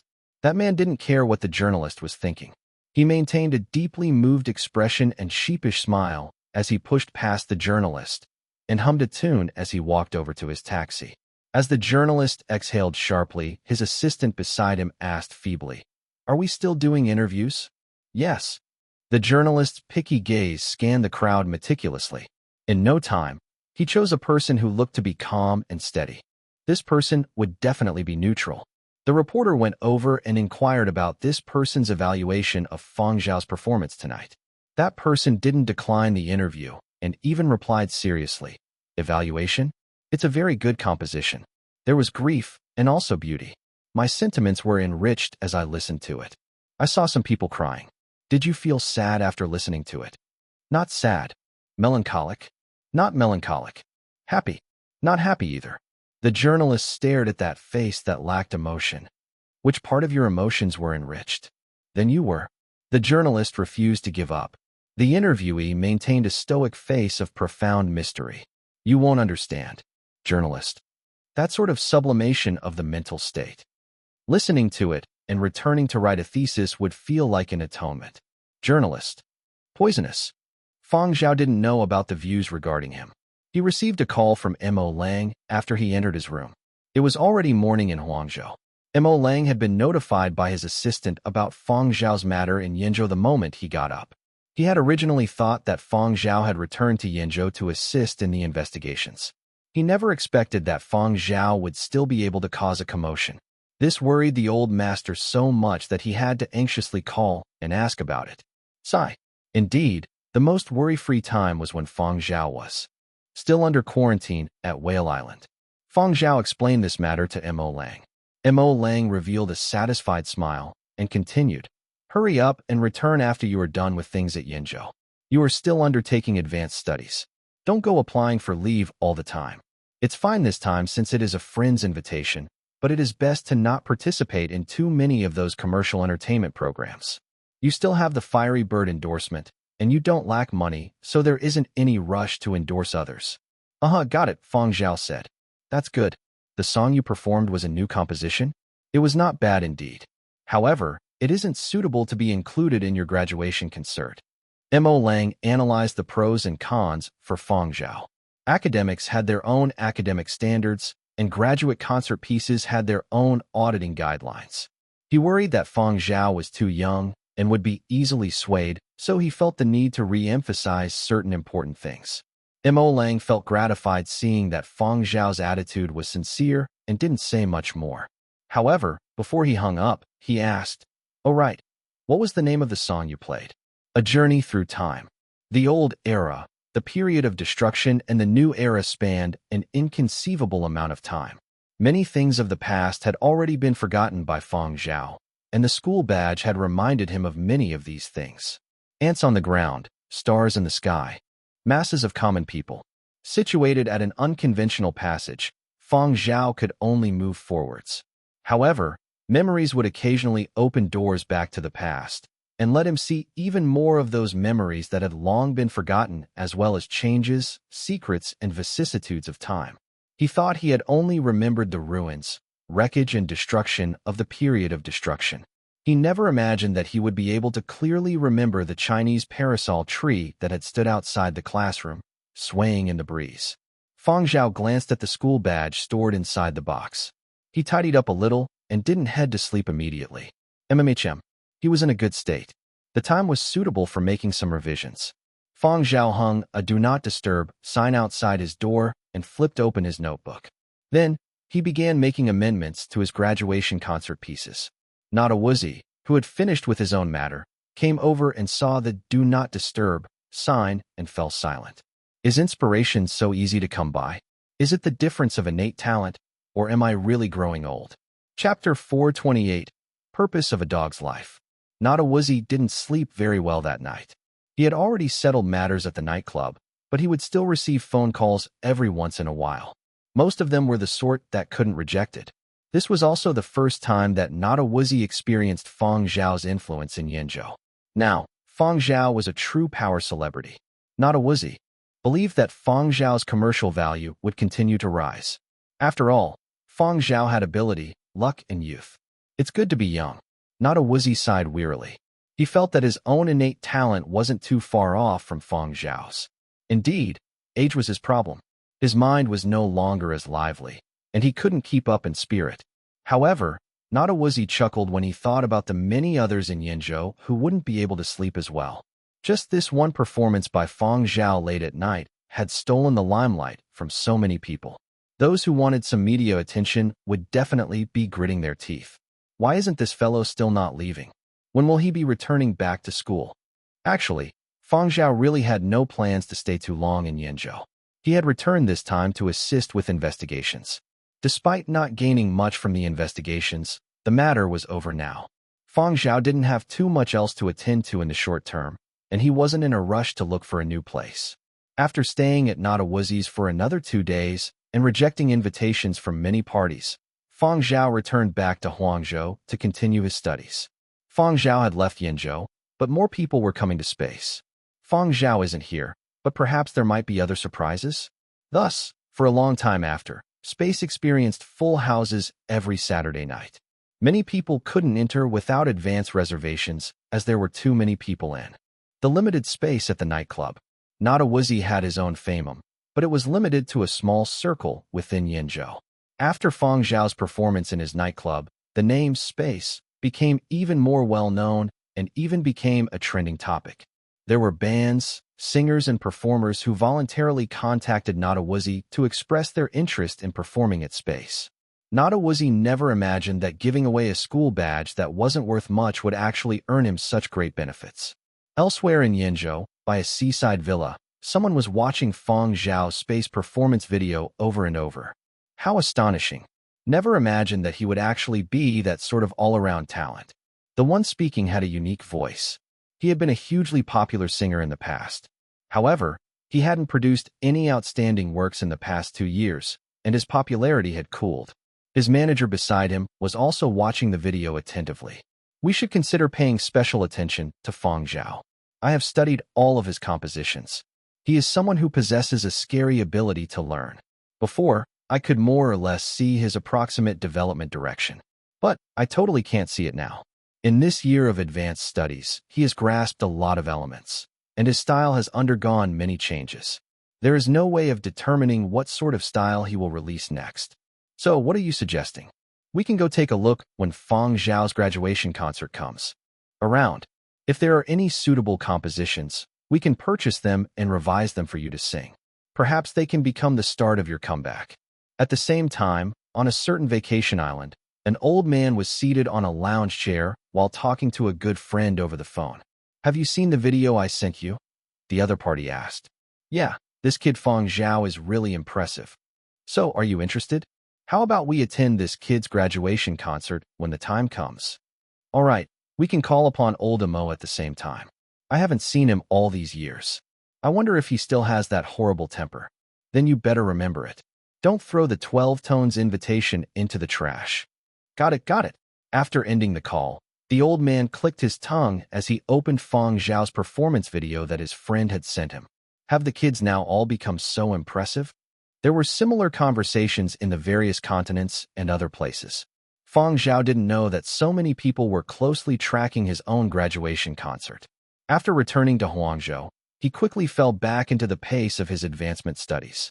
He had to attend lectures, gain new knowledge, revise his thesis, and amend his compositions. On top of these, Fang Zhao was also rather concerned about the issue with curly hair. Because curly hair hadn't learned to control his speech, Fang Zhao had decreased the frequency of bringing him out. Even when they went out on walks, curly hair didn't bark or make a sound. He was afraid of dropping some human speech if he got excited. That would definitely be scary. If he was caught, curly hair would probably be sent to a laboratory. Nan Feng, who didn't know the truth, even joked when he saw curly hair's transformation. It is said that dogs that bark don't bite. Now that curly hair doesn't bark, does that mean he'll start to bite people? Fang Zhao would also teach curly hair how to speak in the dormitory. He downloaded a kid's phonetics curriculum for curly hair, but progress wasn't great. After some time, curly hair was opposed to the phonetics curriculum. Fang Zhao wondered if this little thing needed some motivation. Hadn't curly hair talked because he was anxious that his gaming helmets could be stolen? There was an artificial intelligence sales exhibition targeted for home and school use currently being held at the Huang Art campus. All sorts of items such as personal terminals, game consoles, and household robots were on sale. Fang Zhao went over after his lecture. There were still many students in classes, so the exhibition hall wasn't very crowded. Fang Zhao scanned his surroundings and looked towards the game console section. There was a mother and child there. The mother probably wanted to buy the child a present. For a birthday present. A learning console would be suitable. It has educational games. The mother wanted to go to the learning console section, but the little child was holding onto the game console display cabinet and wasn't letting go. It seemed like he was about to cause a scene. At that moment, the little child wailed towards his parent. "Are you a monster?" The child leaned on the game console display and refused to look at the neighboring learning consoles. He refused to move and stood there stubbornly. As he sulked, the child heard his mother shout, "Quick! The snowman ice cream next door is almost sold out." Child. His last stand collapsed at the first blow. Fang Zhao watched as the child was conned by his mother to get an ice cream before she purchased the learning console. The child kept turning back to look at the game consoles longingly as they left. Fang Zhao walked over. The eyes of the staffer at the game console section lit up when he saw Fang Zhao. He took 2 steps forward only to see Fang Zhao walk past the displays. Fang Zhao stood before the learning console showcase and assessed the various learning consoles. There were helmet types that weren't too different from gaming helmets, except they were smaller. Other models were also readily available. The staffer recognized Fang Zhao and was puzzled by Fang Zhao browsing learning consoles. They had never heard of Fang Zhao being married, unless it had been a secret wedding, or perhaps he was buying a present for a friend or a relative's kid. All sorts of guesses were going through his head, but he still smiled warmly and inquired what Fang Zhao needed. He was the manager of this exhibition at Huang Art and wouldn't wantonly divulge any secrets. Huang Art didn't have much, but they had many celebrities. Fang Zhao inquired about the usage and functionality of a few learning helmets, and the staffer patiently explained them to him. Fang Zhao didn't purchase anything before leaving. However, Fang Zhao wanted to pay a consultation fee because the staffer had answered many detailed questions. But the staffer didn't accept it and instead asked Fang Zhao to autograph a learning console which he intended to gift to his niece. With the autograph console in hand, the display exhibit in charge thanked Fang Zhao. "Thank you, Zhao God. My entire family loves you very much." As the staffer carefully placed the learning console inside a gift box, he thought to himself, "With this autograph, my dear niece won't sneakily throw the learning console away, right?" When Fang Zhao returned to his dormitory, Curly Hair was making whining sounds while observing the speech curriculum. He was whimpering and hadn't yet learned how to control his speech. Fang Zhao eyed him and knew right away that this dog had surely been sleeping right before he had come home. He was only now pretending to be learning attentively after he had heard the sounds of activity. It looked like Curly Hair was watching the screen attentively, but he was casting sneaky glances at Fang Zhao from time to time. Fang Zhao pondered for a moment and gestured with his hand. Curly Hair immediately came over while wagging his tail and acting lovable. He placed his paws on Fang Zhao's legs. "Curly Hair." Fang Zhao patted the dog's head and said, "When you have learned to speak, control your speech, and distinguish between human speech and dog barks, I will give you a custom-made helmet that can connect to the internet." Upon hearing this, Curly Hair's ears sprang up. Custom-made helmet? Connect to the internet? He was simply so excited he couldn't breathe. Curly Hair's eyes were shimmering brightly. Fang Zhao met the curly-haired dog's gaze and nodded. "I mean what I say. When you meet all of these requirements, I will buy you a custom-made helmet and permit you to access the internet. With your ability, learning all of this definitely won't be difficult." The pair of dog eyes burned with an intense passion upon receiving confirmation yet again. For the sake of his custom-made helmet and his excitement for internet access, Curly Hair was fired up. It was as if he had found a new purpose in life. Fang Zhao smiled kindly as he observed the now hard-working Curly Hair. Heh, a gamer dog indeed. Chapter 429, When a Dog Can Talk. For the first helmet in his dog life, Curly Hair actually worked extremely hard to change. Fang Zhao's dormitory had a new display cabinet where those few gaming helmets were now kept. Curly Hair used this display cabinet to motivate himself. Whenever he felt vexed and didn't want to learn, he would go stare at Fang Zhao's display cabinet to regain the drive once again. After his Yinzhou home had been burglarized, Fang Zhao moved some of his items. That rabbit and the gaming helmets were all brought over to the dormitory. This had been a vehement request by Nanfeng.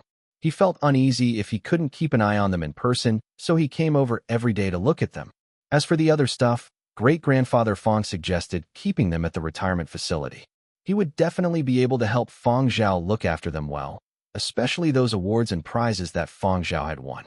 Thus, Fang Zhao assigned Yin Biao to drive over and deliver those things. With an incentive to spur him on, Curly Hair's progress was satisfactory. He progressed from muffled sounds at the beginning to faintly discernible words, and finally, to properly enunciating individual words. These changes all happened within a week. His ability to control his speech improved tremendously. All that was left was getting used to knowing when to use human speech and when to bark like a dog. Curly Hair hadn't been too enthusiastic towards talking originally, and perhaps hadn't really put in effort to change.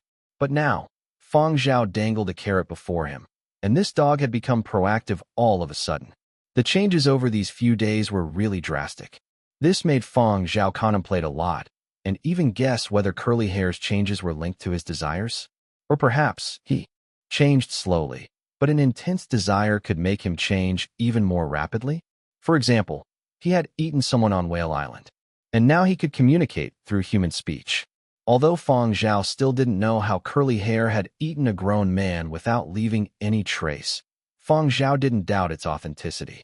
Curly Hair couldn't describe the process, though Fang Zhao had asked. His reply given had been very simple. Open mouth, swallow. Ate it because I felt like it. This was an unknown species that needed proper guidance and a degree of control.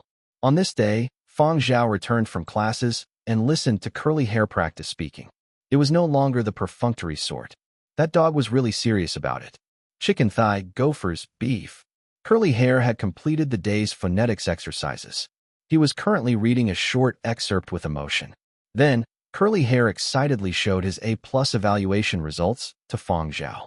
Fang Zhao, I have already gotten A+ 4-5 days in a row.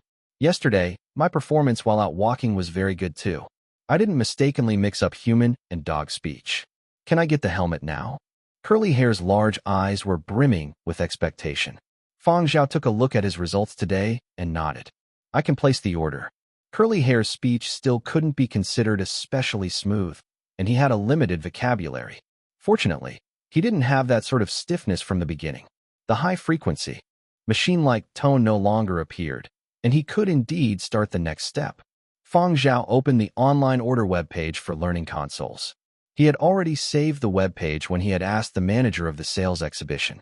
Now, it seemed like Curly Hair had achieved the most basic requirements. Fang Zhao opened up the saved order webpage. After choosing the model, there were many components that could be selected and added.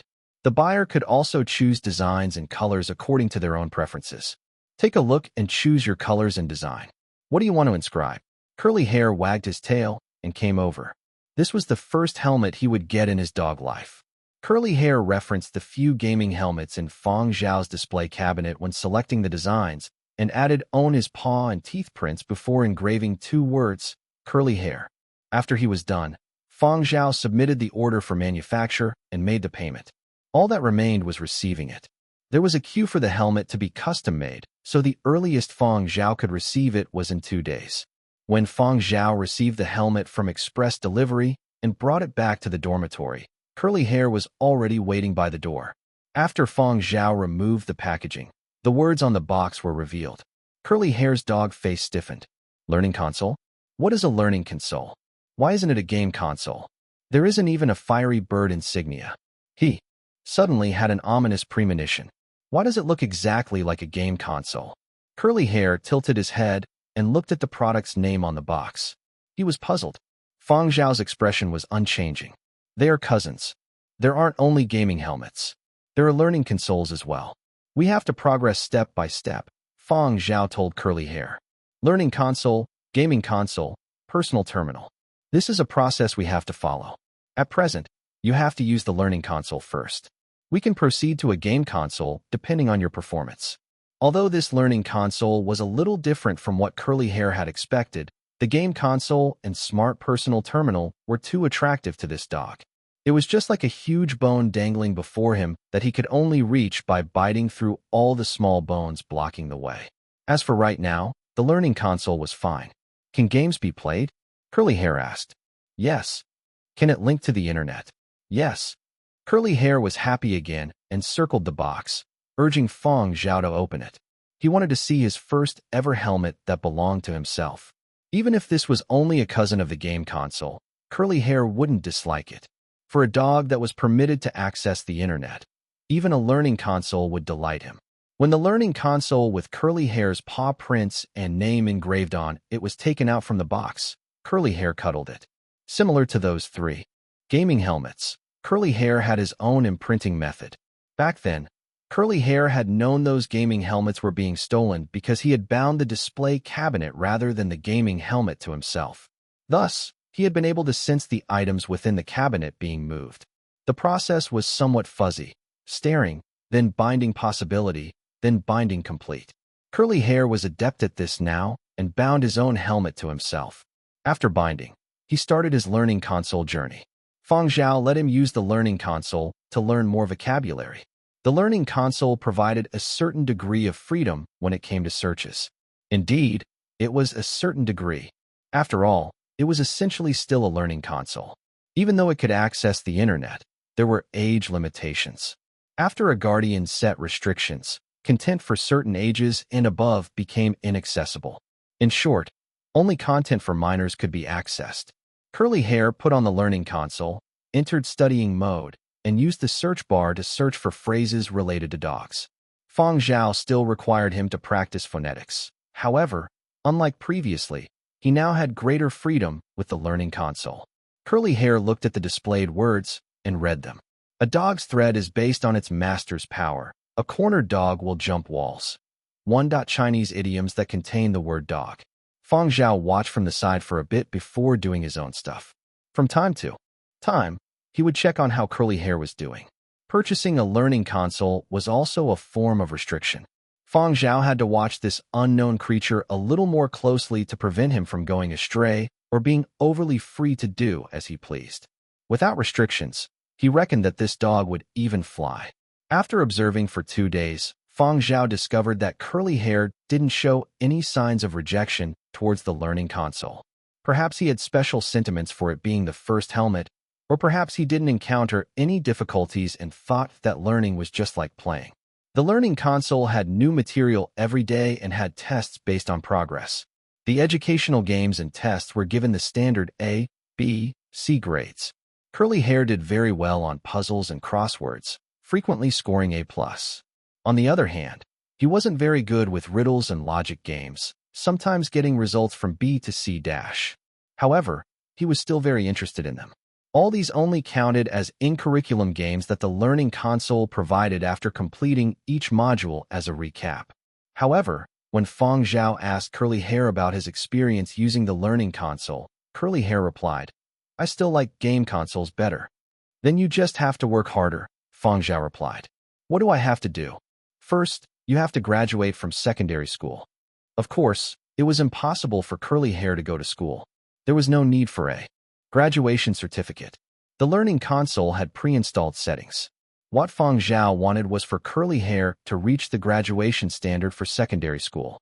Curly Hair learned extremely quickly, but Fang Zhao discovered that this dog frequently went overboard. Curly Hair preferred to learn science, history, geography, and other subjects quickly. However, his language was atrocious. Sometimes, Curly Hair was like a high-speed calculator with astonishing data processing and memory that even a human brain couldn't keep up with. Furthermore, his calculation speed was increasing. After earning an A+ on a math test, Curly Hair wagged his tail and hopped around, enjoying his glorious dog life. However, he was stumped on reading comprehension, making him doubt this dog life. Rote memorization was fine, but when it came to reading and compositions, Curly Hair wilted. Curly Hair already found modern texts difficult enough. Ancient texts were simply demonic. After getting yet another C evaluation in succession, Curly Hair cried, "Reading comprehension is too hard, wah? I am only a dog. Why do I have to learn all this? My dog brain can't understand the way these scholars think. The sentiments they try to convey are so difficult to understand. How would I even know what they are trying to express?" Curly Hair didn't want to study all this. He felt there wasn't a need because he was only a dog. There was no need to go to school or any real need to get a graduation certificate. What was the point of studying literature? To this dog's cries over why he should study literature, Fang Zhao replied strictly, to better survive in human society. Fang Zhao hoped that Curly Hair could better understand the thinking of human society through the process of all the studying. The goal was to be able to distinguish good words from malicious talk, to understand insinuation, sarcasm, and beating around the bush in order to not get tricked. Wasn't there a without knowing how to speak and write? One can't go far nor exist long in the teaching material you were reading yesterday? Therefore, you still have to learn even if you don't like it. Go through the recommended books every week and read through them slowly. Curly Hair read books very quickly, just like his brain did calculations. But unlike people, he couldn't view things with the same logic. After being lectured, Curly Hair mulled over everything Fang Zhao had mentioned, especially the line, to better survive in human society. It was etched into his mind. Curly Hair felt that this sentence was extremely important and that he had to understand it carefully. After pondering for half the day, he understood it. Curly Hair reckoned he finally understood the meaning of what Fang Zhao's line was trying to convey. After learning all this, he could act like a person online. For example, he could use the in-game mic when playing games. Chapter 430, Online Classes. Curly Hair worked even harder in order to advance from his learning console to a game console. However, there were some things such as reading comprehension and writing essays that were really too difficult to learn. Curly Hair wasn't even able to obtain a C each time and didn't know whether he was making any progress. After yet another test, Curly Hair had to defend himself when Fang Zhao checked his learning progress. I feel I have made great progress. Not far from a C now. Because of this sentence, Fang Zhao changed the grading system to score from 100 marks. On the next day's test, Curly Hair's reading comprehension received a grade of 21 marks. He wasn't even able to meet the passing criteria of 50 out of 100 marks. The weather was fine. Nanfeng and Zuiyu had been looking at a few houses for Fang Zhao and came over to report their findings. Upon entering the dormitory, Nanfeng saw Curly Hair crouching in the corner with his head drooped. There were clearly tear marks beneath his dog eyes. Why is our little Curly Curls crying again? Nanfeng was about to say, did you receive a scolding again? But caught sight of Fang Zhao from the corner of his eyes and changed his tune. Feeling heaty again? Here, have some fruits. Nanfeng then brought out a paper box filled with little fruits. He saw Fang Zhao looking over and explained hastily. Got them from the fruit store outside of Huangart. I asked already. Dogs can also eat these fruits. They are rather cheap too. One box. Only cost $21. Curly Hair cried even harder. With that, Nanfeng could only have Zuiyu bring Curly Hair out for a walk. If the dog wasn't in a mood, walking one round would make him feel better. If that wasn't enough, then 2 rounds was needed. As for everything else, what could he say as an assistant? Whoever paid the wages was the boss. Curly Hair didn't seem to be in better spirits after walking 2 rounds. However, the dejection of scoring 21 marks was quickly forgotten when he regained his self-confidence after taking a math test at night. The learning console also had reference books compiled by various teachers of various continents. Unless the user loved doing questions, most students would simply have psychological scars from those reference books. Curly Hair had similar sentiments, but his were slightly more complicated. Practice questions in the sciences were a piece of cake. He could do 10 sets of science practice questions in the same time he took for a reading comprehension question. Even then, he might get the reading comprehension question wrong. After Curly Hair finished the primary school curriculum, Fang Zhao looked through Curly Hair's grades. Curly Hair scored close to full marks on math and science. The only blip on his report card was a narrow pass on language, but overall, it was good enough for him to start the secondary school curriculum. To celebrate graduating primary school and being one step closer to his own personal terminal, Curly Hair happily devoured 5 kilograms of dog food. Secondary school curriculum was more complicated. Fang Zhao added some money to the account to purchase some of the online classes. After watching a few videos, Curly Hair chose the online classroom of a very popular teacher. The microphone was also turned on. Sometimes, students would have questions. Of course, there were also students unwilling to turn on their mics and would just type questions out in text. This type of classroom mode was rather novel to Curly Hair. This was the first time in his dog life that he was acting as a human. He needed to be on his best behavior. Curly Hair pretended that he was a secondary school student and started his journey of attending online classes. However, this unique student still gave teachers some headaches. For example, when a certain teacher that specialized in tackling test and examinations questions said, "Encountering a tough question is like a stumbling block in the middle of a road. How would you go about solving it?" Curly Hair, eat it up. Can this student please be more serious? As the other online students roared with laughter, the teacher took note of the online student ID, Little Curly Curls. Afterwards, Curly Hair felt that the stuff this teacher taught was too simple, so he went over to the next classroom and stumped the teacher with his questions. He wasn't purposely causing trouble, even though he asked seriously the kind of questions he asked were either from unorthodox perspectives or were beyond the scope of the syllabus. For students, those that could stump teachers by asking questions had a cool halo in the eyes of others. Some students also took note of Little Curly Curls.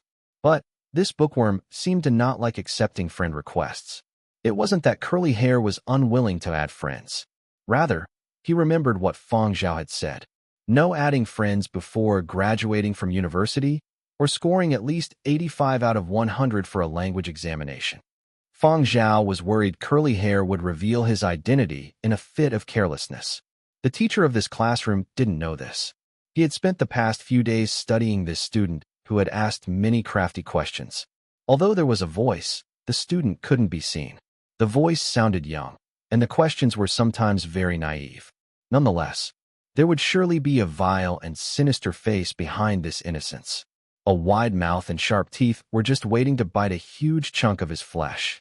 Some people were just the best at pretending to be innocent. "Don't think you can deceive me." A question-solving genius? He didn't believe it. How could there be so many geniuses in the world? If this were really a genius, he would have been snatched up long ago. Those at schools weren't stupid.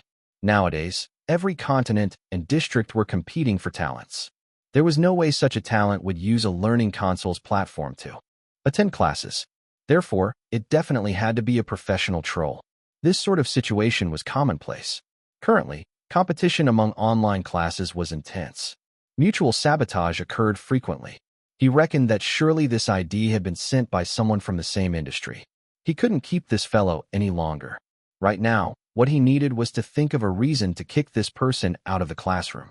After another round of questions left him stumped, the teacher sent a private message to Curly Hair. The main idea was this: "You are already very impressive. I have nothing more to teach you. I can recommend you a teacher, for example XXX, link. Since you have only attended half of the scheduled classes, I will refund you the remaining half. Don't bring me down. If you want to harm others, then go ahead," the teacher thought to himself. Curly Hair was also surprised when he saw the message. This teacher is really great. Introducing a new teacher and even giving a refund. Whoa, the refunded money could be used to buy dog food. Curly Hair felt that this transaction was rather worthwhile and agreed to leave the original classroom. He even sent a red packet to that teacher as thanks when he left the classroom. It was mentioned in literature that one must respect their teachers. That teacher was thinking of agreeing to a full refund if the other party didn't agree. He could only count himself unfortunate this time. He never imagined that the other party would really agree. When he glanced at the classroom's online enrollees, he no longer saw Little Curly Curls. There was even a virtual red packet attached to the private message that wrote, "Thank you, teacher. You are a really good person." The teacher: "Is there poison in this red packet?"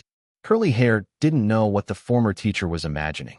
After exiting the classroom, Curly Hair clicked on the link the previous teacher had recommended and entered another online classroom. The new classroom mainly targeted the upper secondary students. There were many people in this online classroom, and more than half had been attracted by the teacher's background and experience at a university that had many essays and lots of lecture videos. A large portion of the introductory web page displayed various awards and honors the teacher had received. These online classes were just a part-time job for him. Parents were very satisfied with the awards and honors of this teacher, but students were different. They felt that listening to this teacher's lessons was very tiring.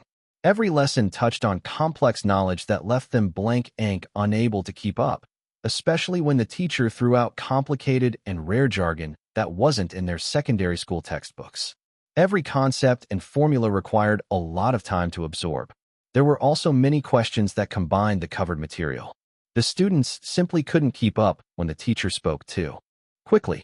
However, for curly hair, such content was easy to receive. Thus, after adapting for 2 days, curly hair once again started to hunger for more knowledge and had a debate with the teacher over his question response that was marked wrong. After that, on his 3rd day at this new class, curly hair was kicked. The teacher had forcibly kicked him out of the classroom and left a message. "I will return the money. Leave." Curly hair left rather happily. "You are a really great teacher for teaching without accepting payment," Fang Zhao said. The newly released new reading compilation has good short essays. Go take a look at the first 10. As before, curly hair still couldn't distinguish certain words and sentences. He was also unable to perceive some words with derogatory connotation. However, speech was fine for him. Outside, curly hair could listen to someone's tone, mood, and body language to determine whether the other party had any malicious intent. However, curly hair was still particularly sluggish when facing written words. While curly hair drooped his head and analyzed the short essays, Fang Zhao received a call from Mo Lang. The dissertation committee list has already been finalized. The time slot to defend your thesis will also be set in the next few days. According to the sequence of submitted applications, you will be the first. Prepare early. There was still time before the dissertation. However, Fang Zhao was the first postgraduate from the Advanced Studies course to defend his dissertation. Furthermore, there could also be pressure from various other sources, so Mo Lang was worried whether Fang Zhao would be nervous. It was easy to make mistakes during the dissertation defense if one was nervous. Thus, he had informed Fang Zhao beforehand so that Fang Zhao would be able to mentally prepare himself. Fang Zhao wasn't nervous. The dissertation touched upon his thesis that was completely written by himself. Points that needed to be taken note of had already been discussed with Mo Lang already. Fang Zhao was sufficiently prepared. Mo Lang then analyzed the dissertation committee chairperson and the members of the committee before hanging up. Fang Zhao brought up his virtual calendar and checked his schedule. Nanfeng would indicate if there were any new work-related matters or things to take notice of.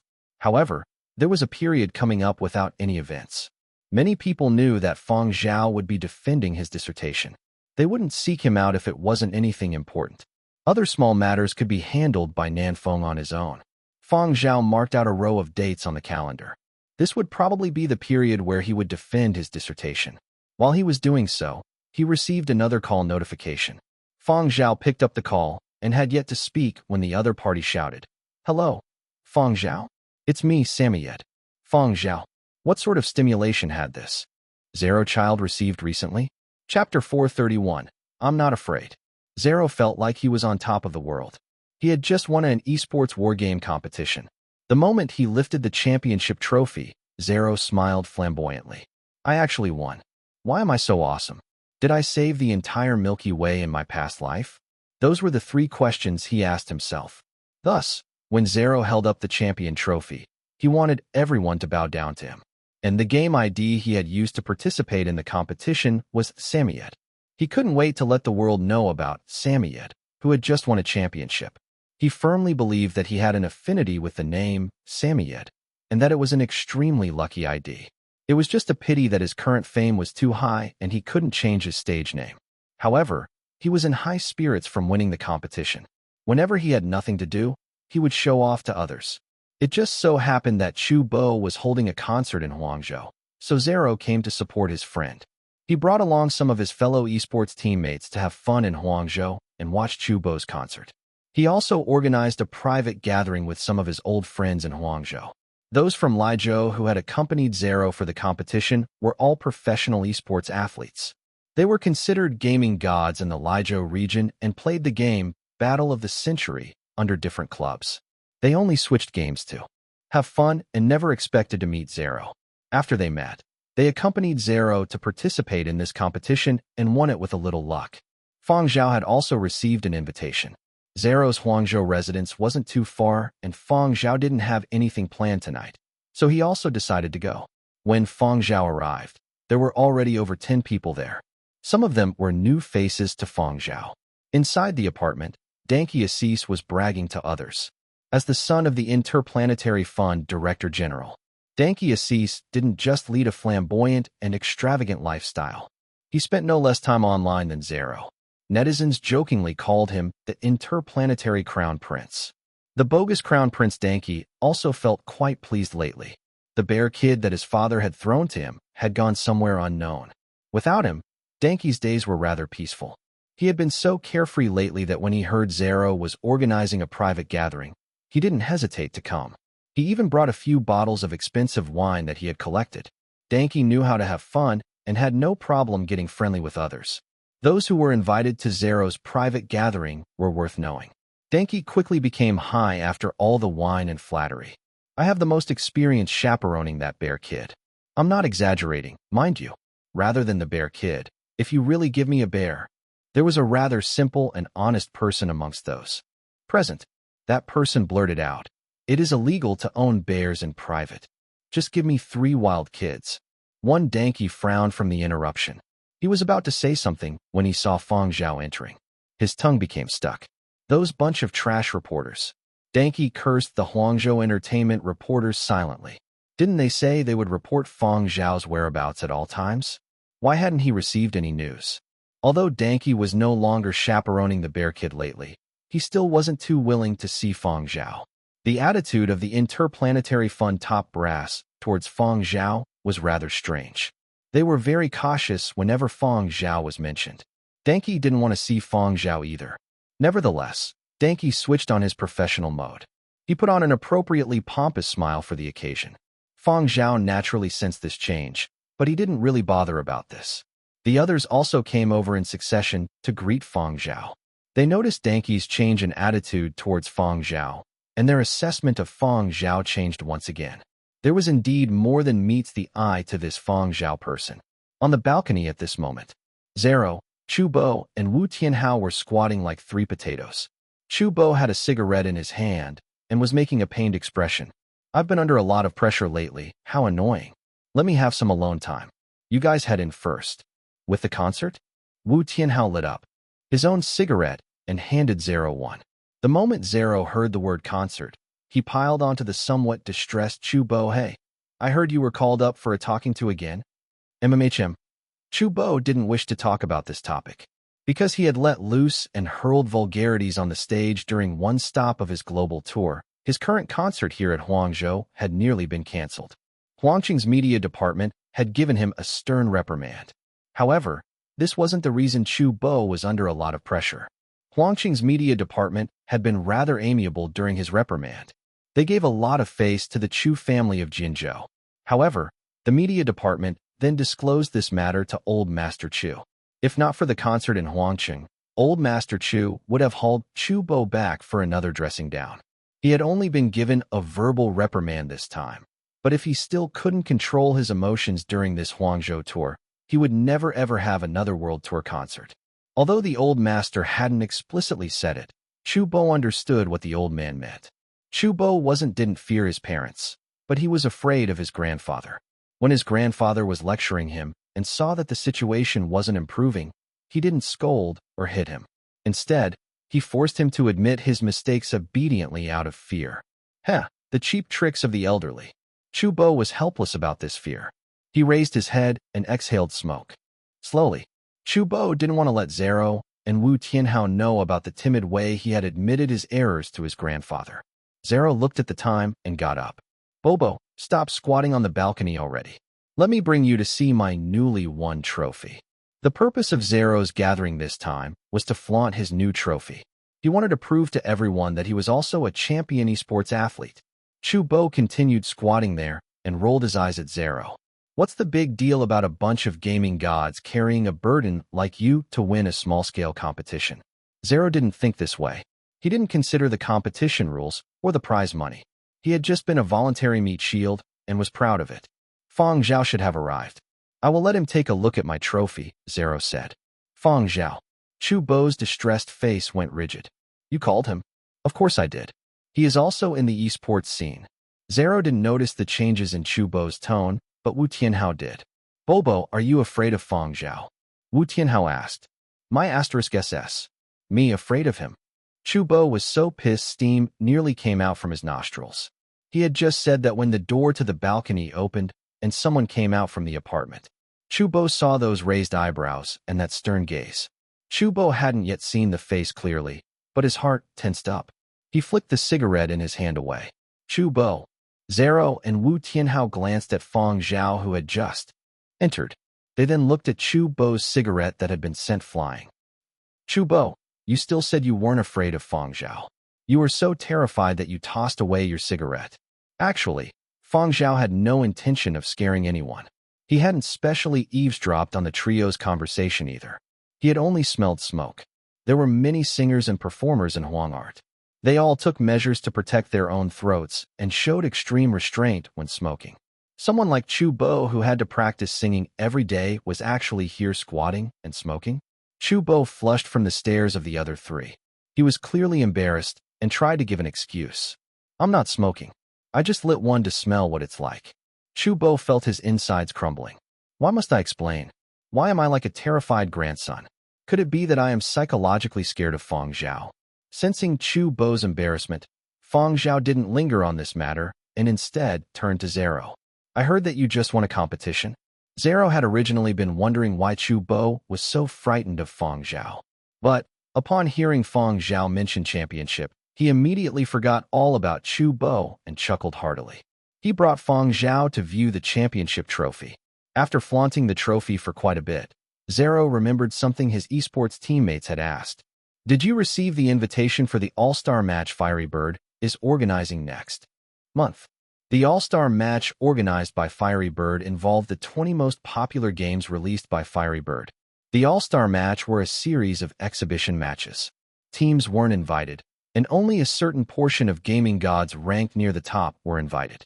And amongst the 20 games, Battle of the Century's popularity occupied more than 90% of viewership, and the esports athletes invited were naturally the most popular. Thus, it could be said that this was a Battle of the Century All-Star match. Fang Zhao still didn't know about this and replied, Nope, I don't play competitive now. Zero hadn't received an invitation either and felt at ease. He consoled Fang Zhao by patting his shoulder. If you don't get invited, shall we go to the venue and watch it? I have already asked Wu Tianhao and the others. You guys go ahead. I have to submit my dissertation next month and prepare for graduation, Fang Zhao said. Zero had a look of sympathy. An esports athlete who used to be really popular couldn't even go watch the match. How miserable. In Yenzhou, after a meeting, the members of Silver Wing's professional gaming team were gathered for a chat. Jinro and 4 others had already received invitations for Fiery Bird's All-Star match. Schwarzer, who had also received the invitation, suddenly asked, I wonder if Zhao God received an invite. Despite so much time passing, Schwarzer still remembered how he had been so mercilessly kicked the first time he had challenged Fang Zhao. Despite playing Battle of the Century for so long and transforming from newbie to senior, Schwarzer still quivered whenever Fang Zhao was mentioned. Besides the monsters in the game, only Fang Zhao was able to send him offline with just one kick. The group that had been chatting and laughing suddenly fell silent when Fang Zhao was mentioned. After a while, someone spoke. I don't think so. Zhao God is busy trying to graduate. The period of the All-Star match probably clashes with his dissertation submission. I have already seen his schedule, and honestly speaking, I don't think he will participate in the match. Special guest? He is a Fiery Bird endorser. The All-Star match is considered an important commercial activity. He wouldn't be omitted, right? He also didn't attend last year's Fiery Bird customer gratitude ceremony. Jinro rubbed his chin and kicked Schwarzer. Go ask Nanfeng. Didn't you talk a lot to him the last time Zhao God returned? Schwarzer hesitated for a bit and sent Nanfeng a message. He didn't dare ask Fang Zhao directly. What if he disturbed Fang Zhao when he was composing? Fang Zhao would beat him to death. 5 minutes later, Schwarzer heaved a sigh of relief when he saw Nanfeng's reply. Ha ha ha ha. Brother Nen said that Zhao God will be very busy with his thesis during this period and won't be taking part in any other activities. The All-Star match was actually a stage for these popular gamers to be pretentious. Competition was secondary, and entertainment was primary. Schwarzer didn't wish to be kicked offline by Fang Zhao while he was being pretentious. That would be really disgraceful in front of all the fans in the world. Chapter 432. Fang Zhao didn't stay for too long at Zero's little gathering. Mo Lang had given him a task yet again, and he needed to return and handle it. As Fang Zhao was leaving, Zero told him, "Let's talk more when you are free. See you in the game." The Lijo professional esports athletes. Senior Master, you are really high today. Fang Zhao chuckled. All right, but it might have to wait till after I graduate. After returning to his dormitory, Fang Zhao looked at the questions concerning his thesis that Mo Lang had sent over, as well as the timing for the dissertation defense. Huang Art had just finalized Fang Zhao's dissertation defense timing 10 minutes ago.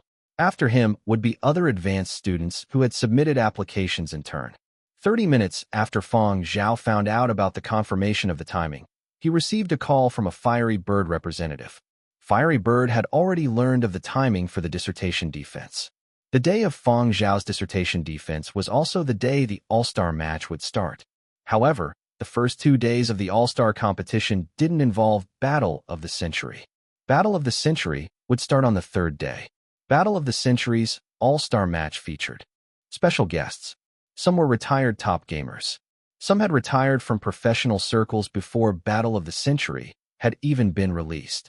However, they had been superstars during their prime in their respective games. This was a marketing ploy targeted at gamers' nostalgia, and gamers were all too happy to lap it up. Fang Zhao was different from these people. Fang Zhao had made a name for himself through Battle of the Century when it had first come out. Even if he was no longer a professional gamer, he was still talked about continuously.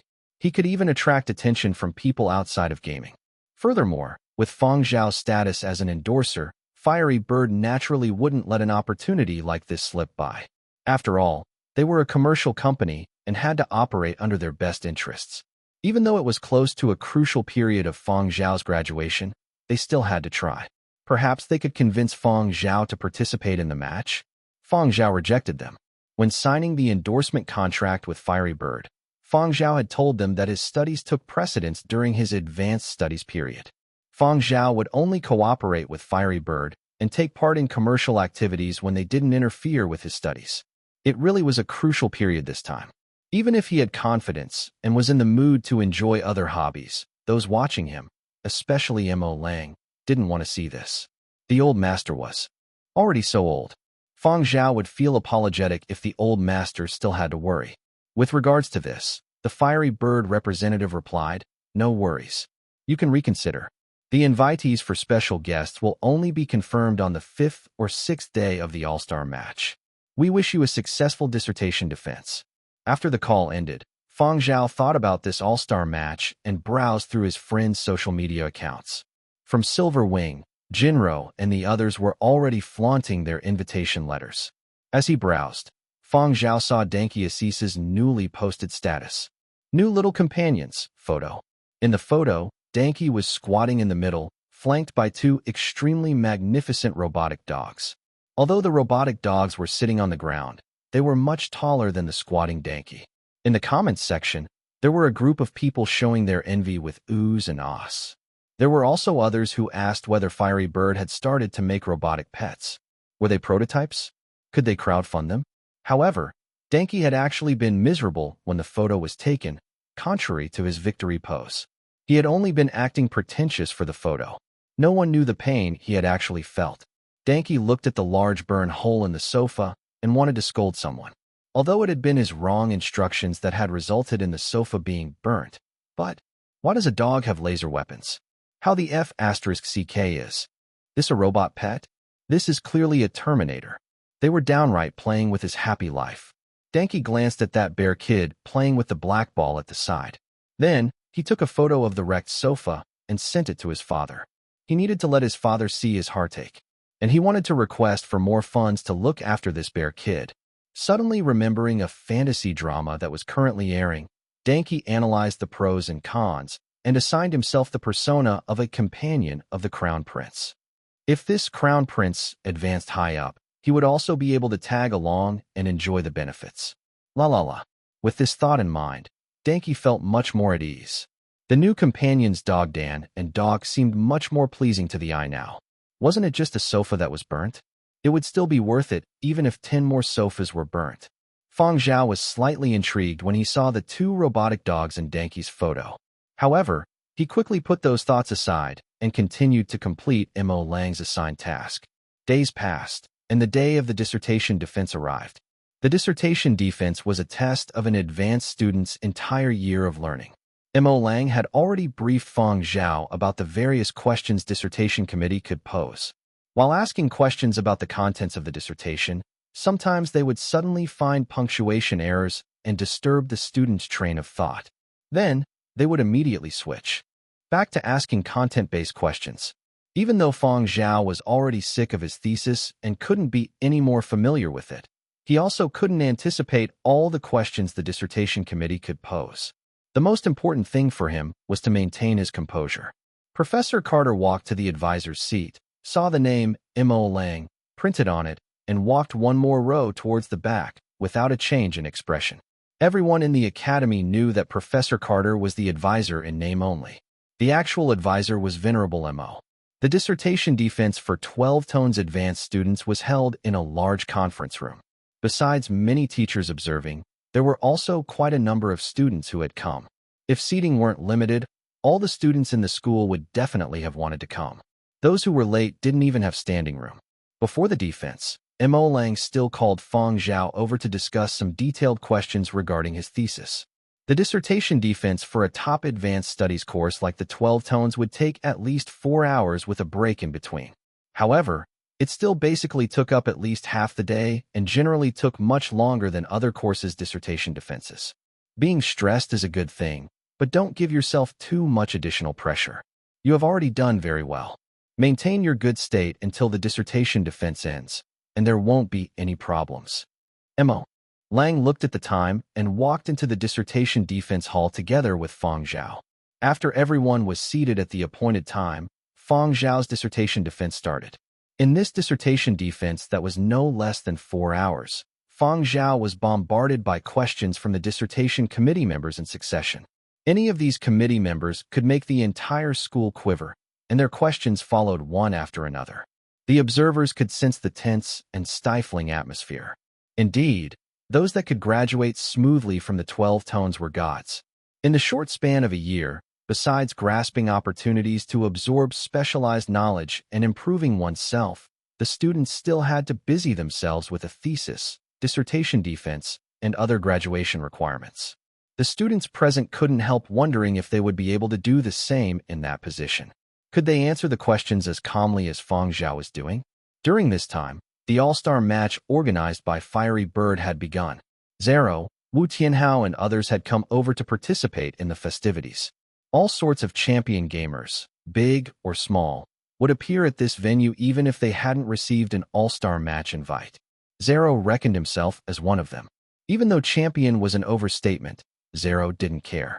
Not listening. In any case, I am also someone who has won a championship. After browsing the various matches, Zero was puzzled. Why are there so many kids? What ghastly games are these? Why are there still virtual Rubik's Cubes? Wu Tianhao, who also followed Battle of the Century, read the information aloud. It's a cooperative release by Fiery Bird and a few brands of learning consoles. This is a global competition, and these 10 participants are mainly students. I never imagined that virtual Rubik's Cubes would have a rather high popularity. There's such a thing? Why weren't there such events when I was in school? Zero felt aggrieved. Students' associations finally won competition participation rights after decades of protest. Anyway, even if there were these events back then, you wouldn't have been able to take part. These students' IQs are much higher than yours. Wu Tianhao turned his gaze away from the mini-games venue and looked towards another building. However, Battle of the Century is still the venue for adults. These mini-games were meant for minors. In Wu Tianhao's opinion, these were all games for little kids. Whenever he saw those games, he would recall the fear of being dominated by learning controls back when he was still in school. Let's go. There's no point looking at this. Let's go watch the practice matches for Battle of the Century. Although the Battle of the Century matches were scheduled to begin on the 3rd day, the various gaming gods had already gathered. There were still free practice matches scheduled before the official matches to let the esports stars adapt to the conditions. At the same time, in Fang Zhao's Huangart dormitory, Curly Hair had just completed 2 sets of practice questions and a reading comprehension exercise with great difficulty.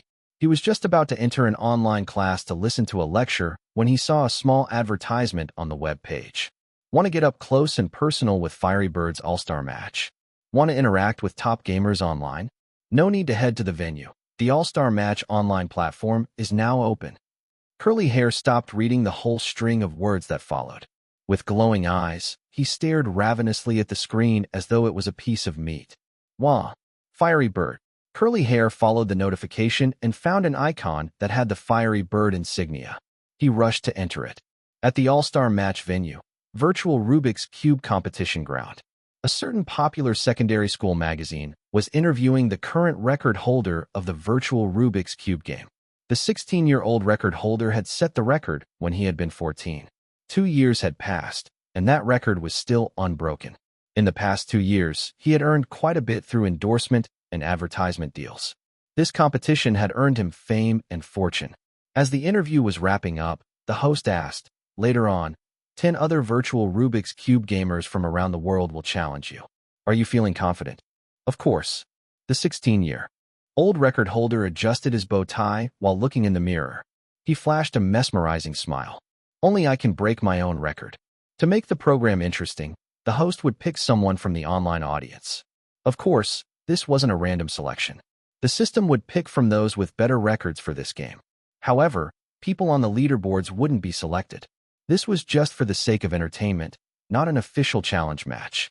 Thus, the atmosphere wouldn't be too tense. It was just a warm-up activity for interaction with fortunate viewers. The host raised an eyebrow when the selection was done and the lucky viewer's information was displayed on the large screen. This, Little Curly Curls, seemed like he was a primary school student.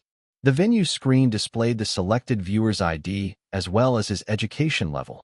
Primary school, verified by Learning Console platform. Of course, this selected viewer could also be a secondary student.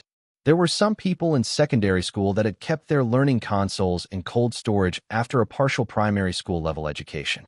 There were also some kids who were still in primary school but had secondary school level knowledge. The learning platform would put their education level as secondary school. However, this was only used for grading authentication by the learning platform. It wasn't officially verified by the Education Ministry.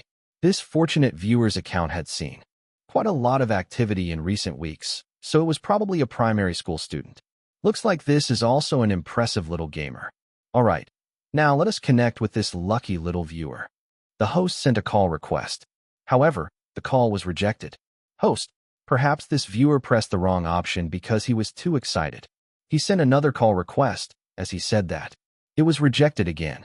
Host, the atmosphere suddenly became awkward. The audience in the venue broke out in laughter. The host maintained his smile. Hi, are you student, Little Curly Curls? Is it convenient for you to talk? You can also use text to reply. However, voice is still the best. We have to confirm whether you are truly playing or whether you're using a program to play for you. The third call request finally went through. The entire venue heard a gug-gug sound and the rustling of a paper or plastic bag. Host, student Little Curly Curls, are you having a snack? The sounds from the other end paused, and a puerile voice replied, Is eating not allowed? Of course it is allowed. You don't have to be so nervous. The host chuckled. Can I ask why you rejected the call just now? Fang, my father said that besides during classes, I should not randomly talk to people. In the dormitory, Curly Hair applauded his own resourcefulness while gnawing on a chew toy. By creating a persona of my father is Fang Zhao, people won't know that I am a dog. Chapter 433, Irresponsible Parent. Curly Hair wouldn't randomly talk to people, with the focus on people. However, the host and the audience at the competition grounds heard it as not to talk to strangers. The host smiled warmly and said, That's right. We shouldn't randomly talk to strangers most of the time. But of course, we are here at Fiery Bird's All-Star Match competition grounds. This is an officially verified contest, so talking a little is still fine. So, student, Little Curly Curls, how good are you with virtual Rubik's Cubes? Curly Hair thought about his recent record against others on the learning platform and replied, Not too bad. He also didn't know what his own standard was. He had played with virtual Rubik's Cubes on Fang Zhao's gaming helmet before. Back then, he didn't have access to the internet. He was just competing against himself, so his results hadn't been uploaded online. There simply wasn't anybody who knew his real skill. Curly Hair didn't have a clear understanding of his own ability, but he remembered Fang Zhao praising him before. It should probably be considered not bad. The host didn't know what Curly Hair was thinking. She could only assume that Curly Hair's reply indicated a lack of confidence. Thus, she didn't think much about it. No matter how good someone was, they would still be lacking against a world champion. So, student Little Curly Curls, are you ready for a challenge? Wait a minute. Curly Hair ran to lock the door and set an alarm to prevent Fang Zhao from suddenly returning and exposing him. The on-site audience heard some noise, and after a moment, Little Curly Curls responded, ready. The host looked towards the technician who gestured an okay, meaning there weren't any issues. The host said, then, let's begin. At another venue in the All-Star Match competition grounds, Zero didn't follow Wu Tianhao to watch gaming gods and practice matches. Instead, he found a spot to strike a pose. Zero had a, even though I'm not in the All-Star lineup, but I still can easily snatch the headlines sort of self-confidence. His agent beside him had a wooden face. He didn't think that Zero could snatch too much attention away from the All-Star match. However, as an experienced agent, he was all too familiar with Zero's nasty temperament. On account of his high salary, there were some truths he couldn't say.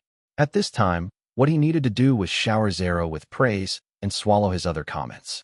Zero took a few satisfactory photos with great difficulty. Just as he was prepared to upload them, he saw fireworks and heard background music from a certain competition ground. It's the Rubik's Cube venue. Probably a challenger was successful or a new record was set, Zero's agent said. The minigame venues were different from the All-Star Match competition grounds. There were many students who didn't have to attend school on weekdays and had come from afar to watch the All-Star Match. Although those minigame venues seemed busy, they weren't much of a big deal. Most of the people there were lower-level students or parents bringing their young kids along. The older students would all be at the venues of bigger games like Battle of the Century. Thus, the moment there was anything fresh, the minigame venues couldn't wait to try to catch people's attentions. In the meantime, Zero had also received some push notifications from Fiery Bird's All-Star Match about this. A primary school student shattered the Rubik's Cube record? Not just broke, but shattered? Since when could primary school students snatch headlines? Zero was displeased. Inside the Rubik's Cube competition venue, on stage, the now previous record holder turned from disbelief to self-doubt.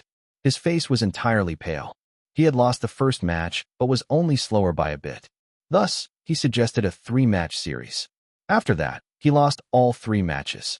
How had he encountered such a character? Why was this opponent always just a bit faster than him? The 16-year-old former record holder fell into silence. If he couldn't maintain his record, he only had 2 choices. Think of a way to increase his speed or change profession. He had already earned enough in these 2 years and could indeed do other things. But he just wasn't willing to accept his loss. He had only been slower by a bit. Perhaps he had done too many commercial activities and lacked practice to actually lose to a primary school kid. The host glanced at the technique and inquired with his eyes, was there cheating? That person was so fast he seems more like a professional troll. The technician shook his head. He had no way of determining it. They had only used the most common learning console's Rubik's Cube. Rubik's Cubes range from low grade to high grade, and the competition today was using the learning console's high-grade Rubik's Cube. The host had never imagined that such a situation would occur. However, to them, news was a good thing. After the 3 matches, the host wished to understand more about Curly Hair. Can I eat something? Curly Hair didn't seem at all delighted about breaking the record. He hadn't even gone all out. Of course you can. The host chuckled. Are you hungry? Right, it's about time for lunch. Then, the on-site audience heard crunching sounds as if a biscuit was being chewed. Oh, are you having a snack? Snacks can't be treated as a meal. Where is your parent? The host asked. He has gone to school, Curly Hair replied. Afterwards, the host continued fishing for information. Little Curly Curls' parent had gone to school and hadn't returned in the afternoon. Little Curly Curls was left alone at home and could only have snacks. Little Curly Curls' parent is still a student? Master's or doctorate? Which school? This parent should be disciplined. Members of the audience who thought they knew the truth gave Little Curly Curls' parent an irresponsible tag. There were indeed many parents who attended school while raising kids, but they also wouldn't leave their young child alone at home for an entire day. There wasn't even a robotic supervisor. Could it be that his family's conditions were really difficult? As the host continued fishing for information, the audience started to visualize an impoverished family. The parent was busy with studies, and the young child was all alone. The child stayed on his learning console and ate biscuits to pass time on the weekends. How pitiful. The host also expressed her sympathy, but she was more conscious about whether it was possible to sensationalize it just a bit more. Thus, she asked Curly Hair to try a few other non-standard larger Rubik's Cubes that were more difficult to solve. The audience then watched Little Curly Curls try out 7 different varieties of Rubik's Cubes at the host's suggestion, accompanied by the sound of munching. Each time, a new record was set. The host thought to herself elatedly, "I found a genius from random selection." However, as the host prepared more Rubik's Cubes, Curly Hair stopped. "Hey, hungry already? Let's take a break and talk a little to relax," the host said. Perhaps the student would relax their guard and have looser lips. "Not playing anymore," Curly Hair replied. He wanted to go eat his dog food quietly, but the host kept blabbering on and trying to fish for info. She asked Curly Hair for his name and tried asking about his father's name. Could his father's name be said?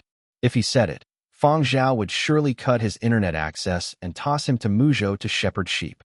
He only wished to be a gamer dog and didn't want to return to being a shepherd dog in Muzhou. Curly Hair wanted to quit, but the host didn't wish to let him off. "We can continue after a short rest." "Oh, right. There is a reward for successfully completing the challenge and setting a new record." The host took the opportunity to mention this. After all, wouldn't mentioning a reward work best in getting someone to stay? Curly Hair got excited when he heard there was a reward. "What is the reward?" Curly Hair asked. "You will receive a really special one-of-a-kind All-Star Match Edition learning console." "Don't want it." Curly Hair disconnected. For things like learning consoles, one was enough. Reading comprehension exercises would still be difficult no matter how many learning consoles one had. No matter how special it was still a learning console. To actually want to give another learning console for more assignments. "You all are demons." The host stared at the screen displaying, "The other party has already terminated the call," and continued finishing her words with a rigid expression. "And a monetary prize of $2 million. Curly Hair, who had already exited Fiery Bird's All-Star Match channel, didn't know there was still a monetary prize. Deep down, he was elated. "Luckily, I escaped quickly." He also noticed that this account was receiving too many messages from strangers. He thought back to what he had said today and looked through the messages from these strangers. There were friend requests, commercial partnerships, skill solicitation, address requests, etc. But none of these were important. There was no problem. Nobody could tell that he was a dog. He also hadn't exposed Fang Zhao. However, Curly Hair was apprehensive. He kept feeling there was something wrong. Have I caused trouble for Fang Zhao? Human patterns were too profound. What Fang Zhao had said was correct. There was still a lot to be learned in pretending to be a human. Curly Hair guiltily deleted all those messages and even removed the Fiery Bird All-Star Match icon. However, there were still strangers sending him messages continuously. Curly Hair deleted them all without a second glance. He couldn't send private messages because he didn't have the friending functionality set up. Finally, his inbox was completely clear. Curly Hair then deleted the call records. Would Fang Zhao know when he returned? Fang Zhao was busy facing the barrage by the dissertation committee members and didn't know about this. Fang Zhao came out of the conference room after the 6-hour-long extended dissertation defense ended. He spoke a little to Mo Lang before being escorted to the car by Zuiyu and Yin Biao. The dissertation defense venue was a distance away from the dormitories. Besides teachers and students, there were also a number of entertainment reporters that had come to camp. Nanfeng immediately drove over to pick them up and prevent paparazzi trouble. Nanfeng glanced at Zuiyu and received a thumbs up indicating that Fang Zhao's dissertation defense had gone smoothly. He said, "Boss, during your dissertation defense, Fiery Bird's representative called again. They want you to participate in the match." I already received their message." Fang Zhao had received a new message the moment he had stepped out from the dissertation defense hall. It was from a Fiery Bird representative congratulating him for smoothly completing the dissertation defense and inviting him to participate in the All-Star match as a special guest. Nanfeng didn't continue further. Instead, he talked about some news he had just seen to liven up the atmosphere.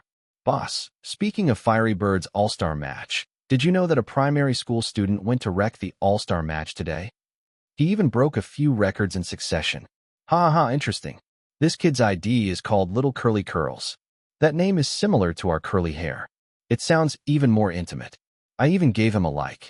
Nanfeng jabbered on about how Little Curly Curls' parents were irresponsible and had actually left the kid alone on the weekend with only biscuits to eat. How could biscuits be treated as proper food for a growing child? Fang Zhao. Fang Zhao had been about to decline Fiery Bird's second invitation, but paused instead. Chapter 434. Invitation accepted.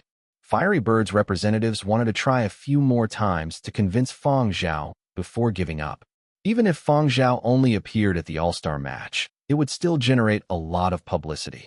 The amount of influence Fang Zhao had in esports circles couldn't be compared with the amount other athletes had.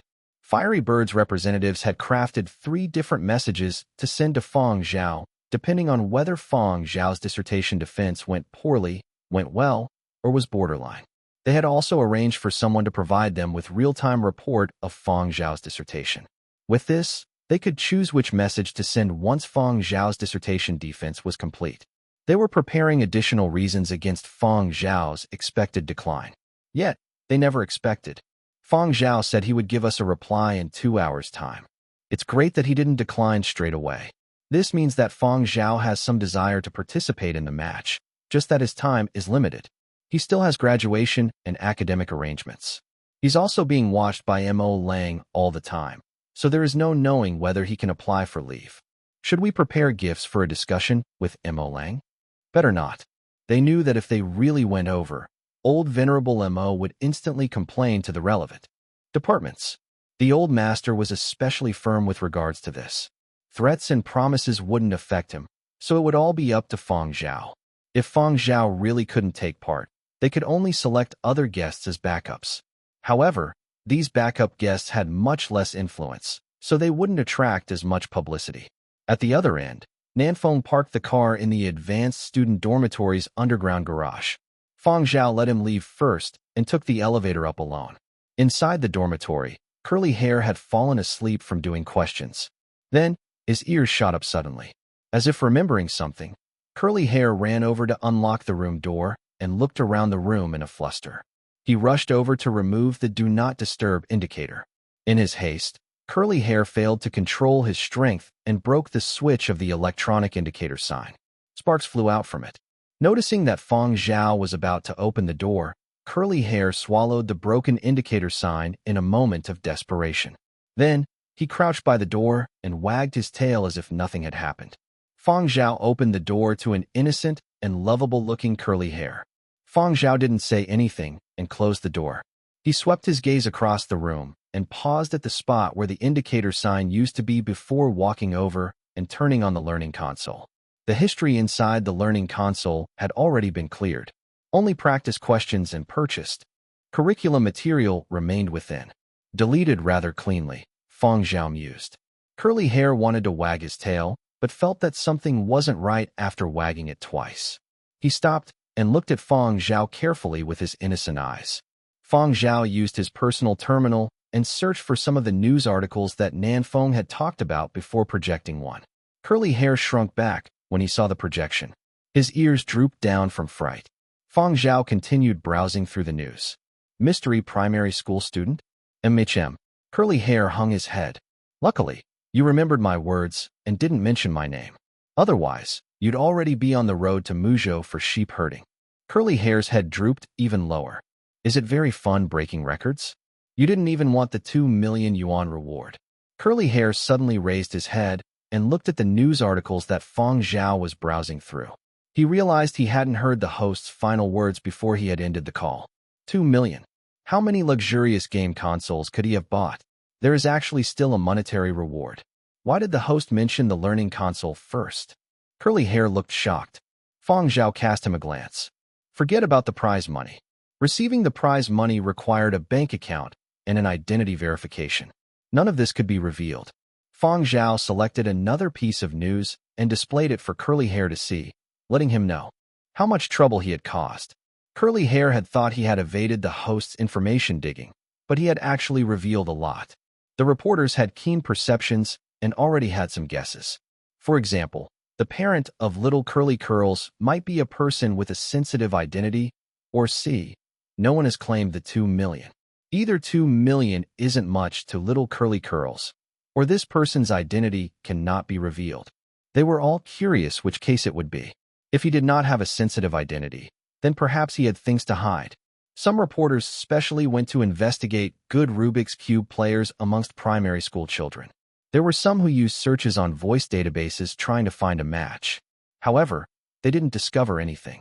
Fang Zhao pondered for a moment and looked through the various resources in the learning console. There were question banks from famous schools and online classrooms run by reputable teachers. However, all of these had limitations in regard to curly hair's transformation. After seeing that there were some children's shows on the learning console too, Fang Zhao selected 2 for curly hair to watch. Since written language was too difficult for curly hair to understand, perhaps using the vivid visualization of videos would be better. Of course, it was a learning console after all. How could these shows only be for killing time? There were still questions to solve.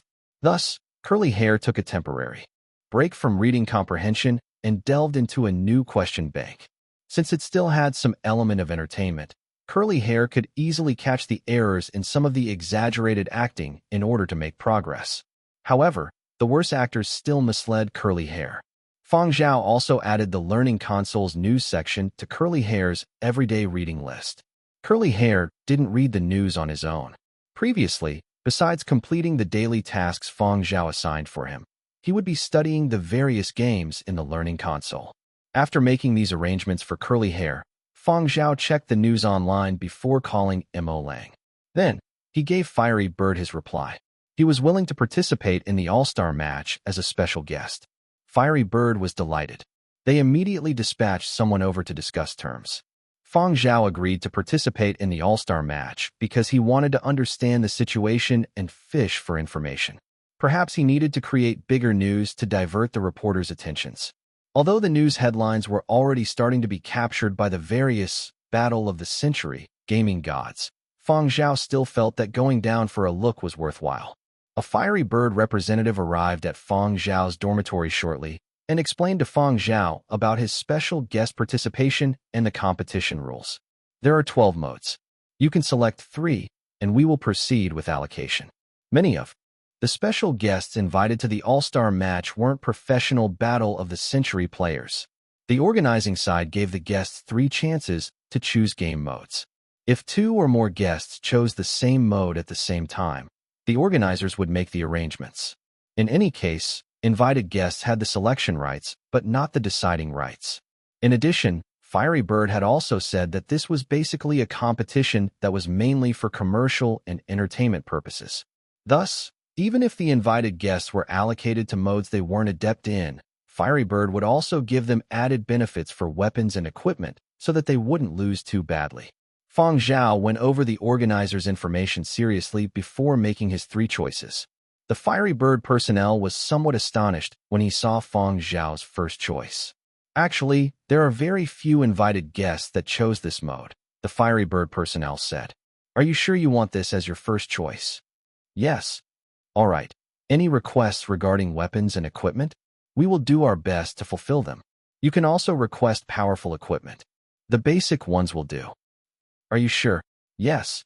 Chapter 435, Insane Luck. Fang Zhao couldn't tell anyone except Nanfeng and the other 2 about him participating in the Fiery Bird All-Star match as a special guest. Nanfeng was especially delighted upon receiving this news. If it hadn't been confidential, he would have bragged about it to his friends. Only those god-level players could snag a special guest invite to participate in the All-Star match. He had thought that Fang Zhao would only show himself in public after officially graduating, but there was a chance now. There are still a few days before the date set by Fiery Bird. I will still be staying in school before that. Venerable Mo has left me some tasks, Fang Zhao said.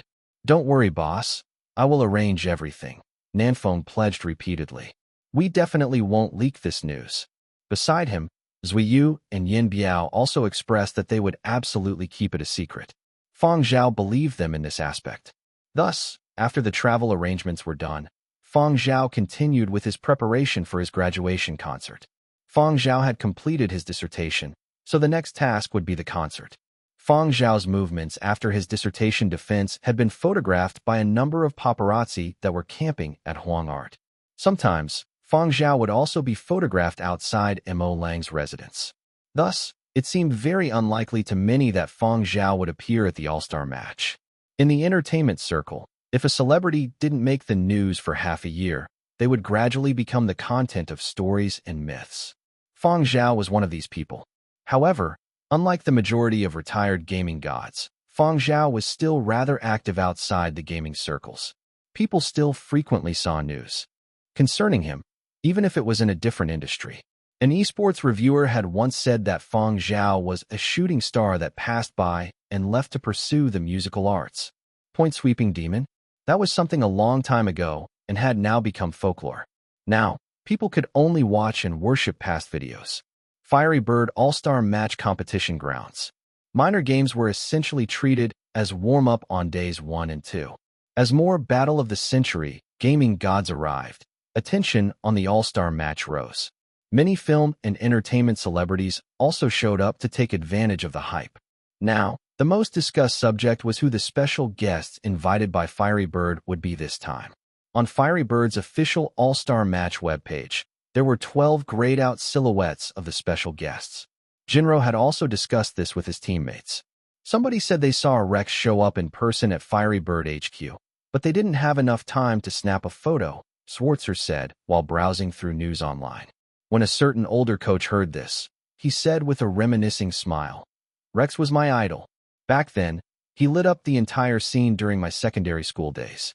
By the time I entered the professional circles, our god had already retired from competitive gaming." Forget about our god. Someone managed to snap a photo of Bin God. Didn't Bin God retire from the gaming circles to become a stay-at-home dad and look after his kid? Schwarzer was slightly unfamiliar with the names of these old-time gaming gods. When these gamer gods had been prominent, Schwarzer had yet to be born. Jinro knew a little more about this person. Dabin becoming a stay-home dad was over 10 years ago. Now, he is more like a stay-home coach and supporter. His son is an exceptionally talented kid and is not at all inferior to Dabin. Wait another 5 years. He will enter the professional circles and shoot straight up. 15 years ago, he was beating his son. Now 15 years later, he is getting beat by his son. Schwarzer couldn't help but chuckle. Regardless of what sort of lifestyle these people had after retiring professionally, they still were representatives of their generation. People associated them with various melancholic sentiments. Fiery Bird was quite successful in capitalizing on the fans' nostalgia. As they continued chatting, a few of them received a new notification. "Let's go, time to draw lots."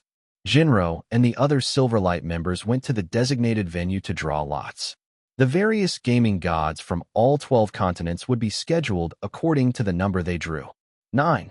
Jinro was beaming. "Good number. It's my lucky number." Beside him, Schwarzer moaned. 1. How am I so unlucky?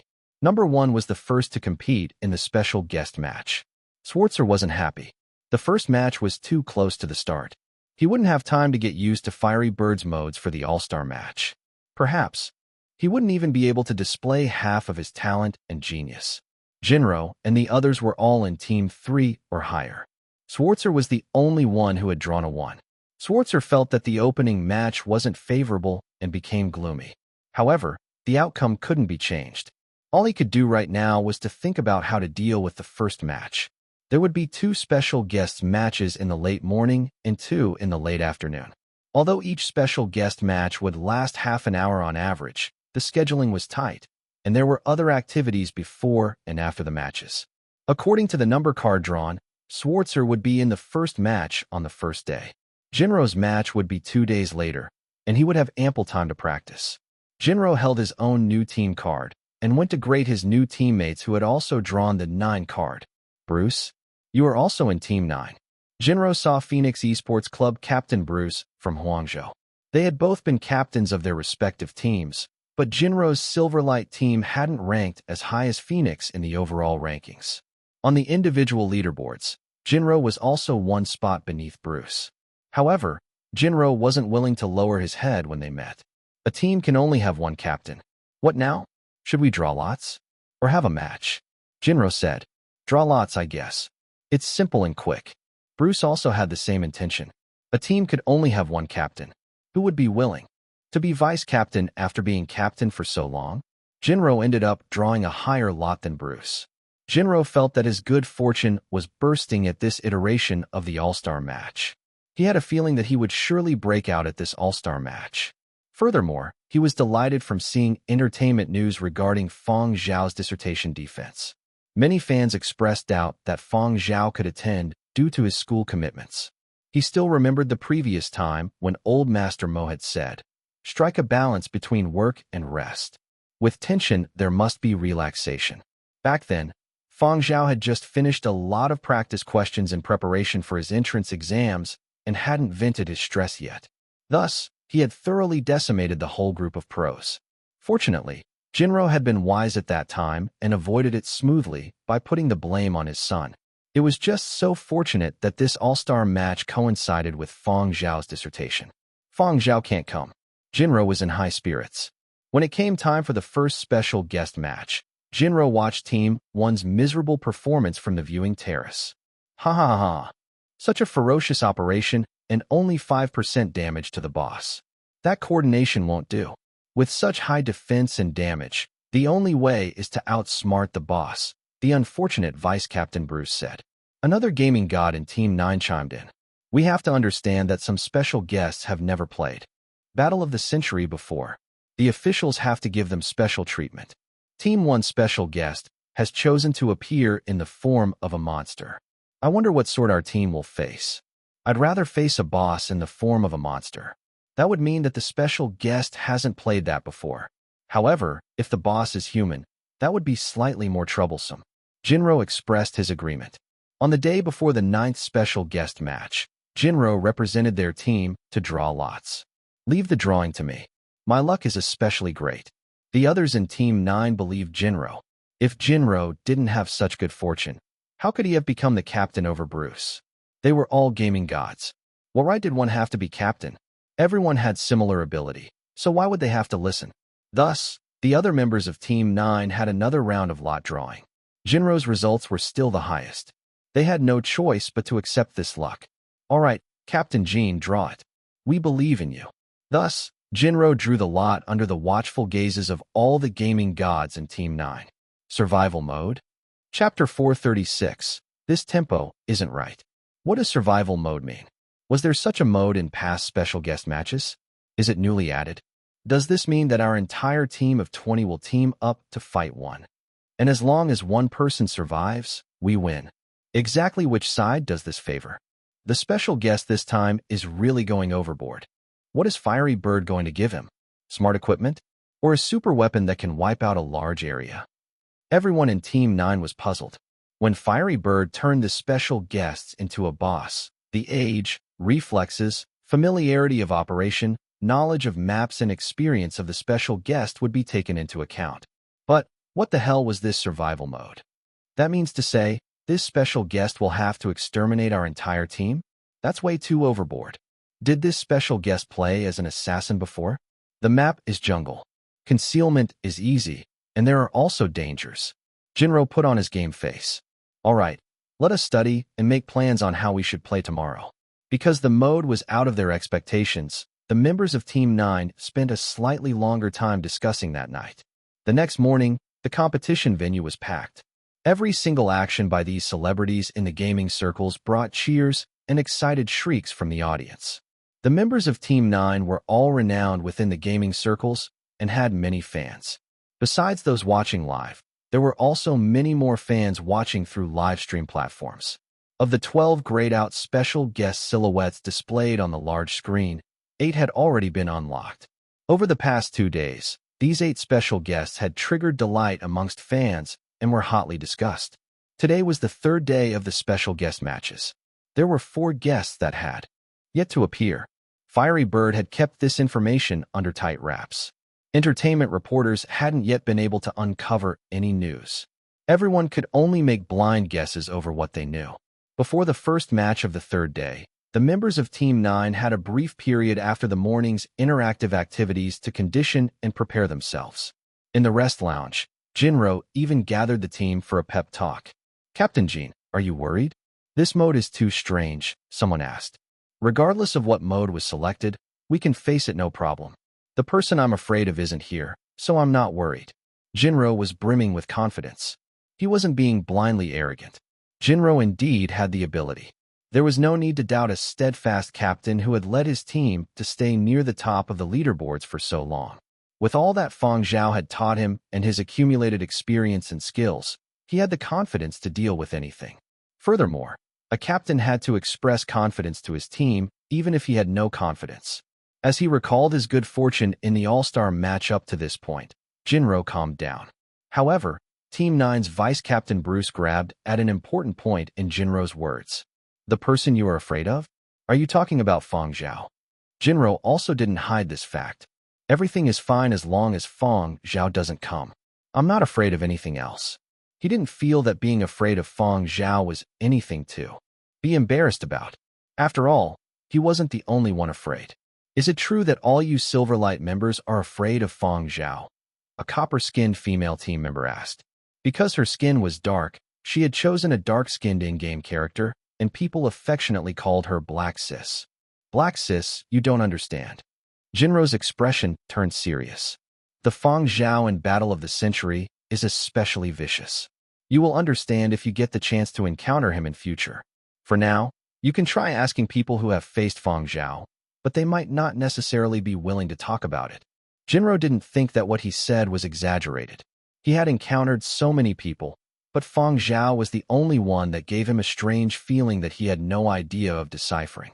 The Fang Zhao in Battle of the Century simply didn't give anyone the chance to breathe. The point-sweeping demon moniker really wasn't an exaggeration. Upon arriving at the competition venue, Jinro glanced at the special guest seat. The seat was covered up, and it was impossible to see the person inside. Everyone got into position, and the match started. For this match, the in-game setting was a forest. It was a forest from the period of destruction. Besides being overwhelmingly green and luxuriant, there were all sorts of brightly colored venomous plants and variations of mutated beasts that could camouflage.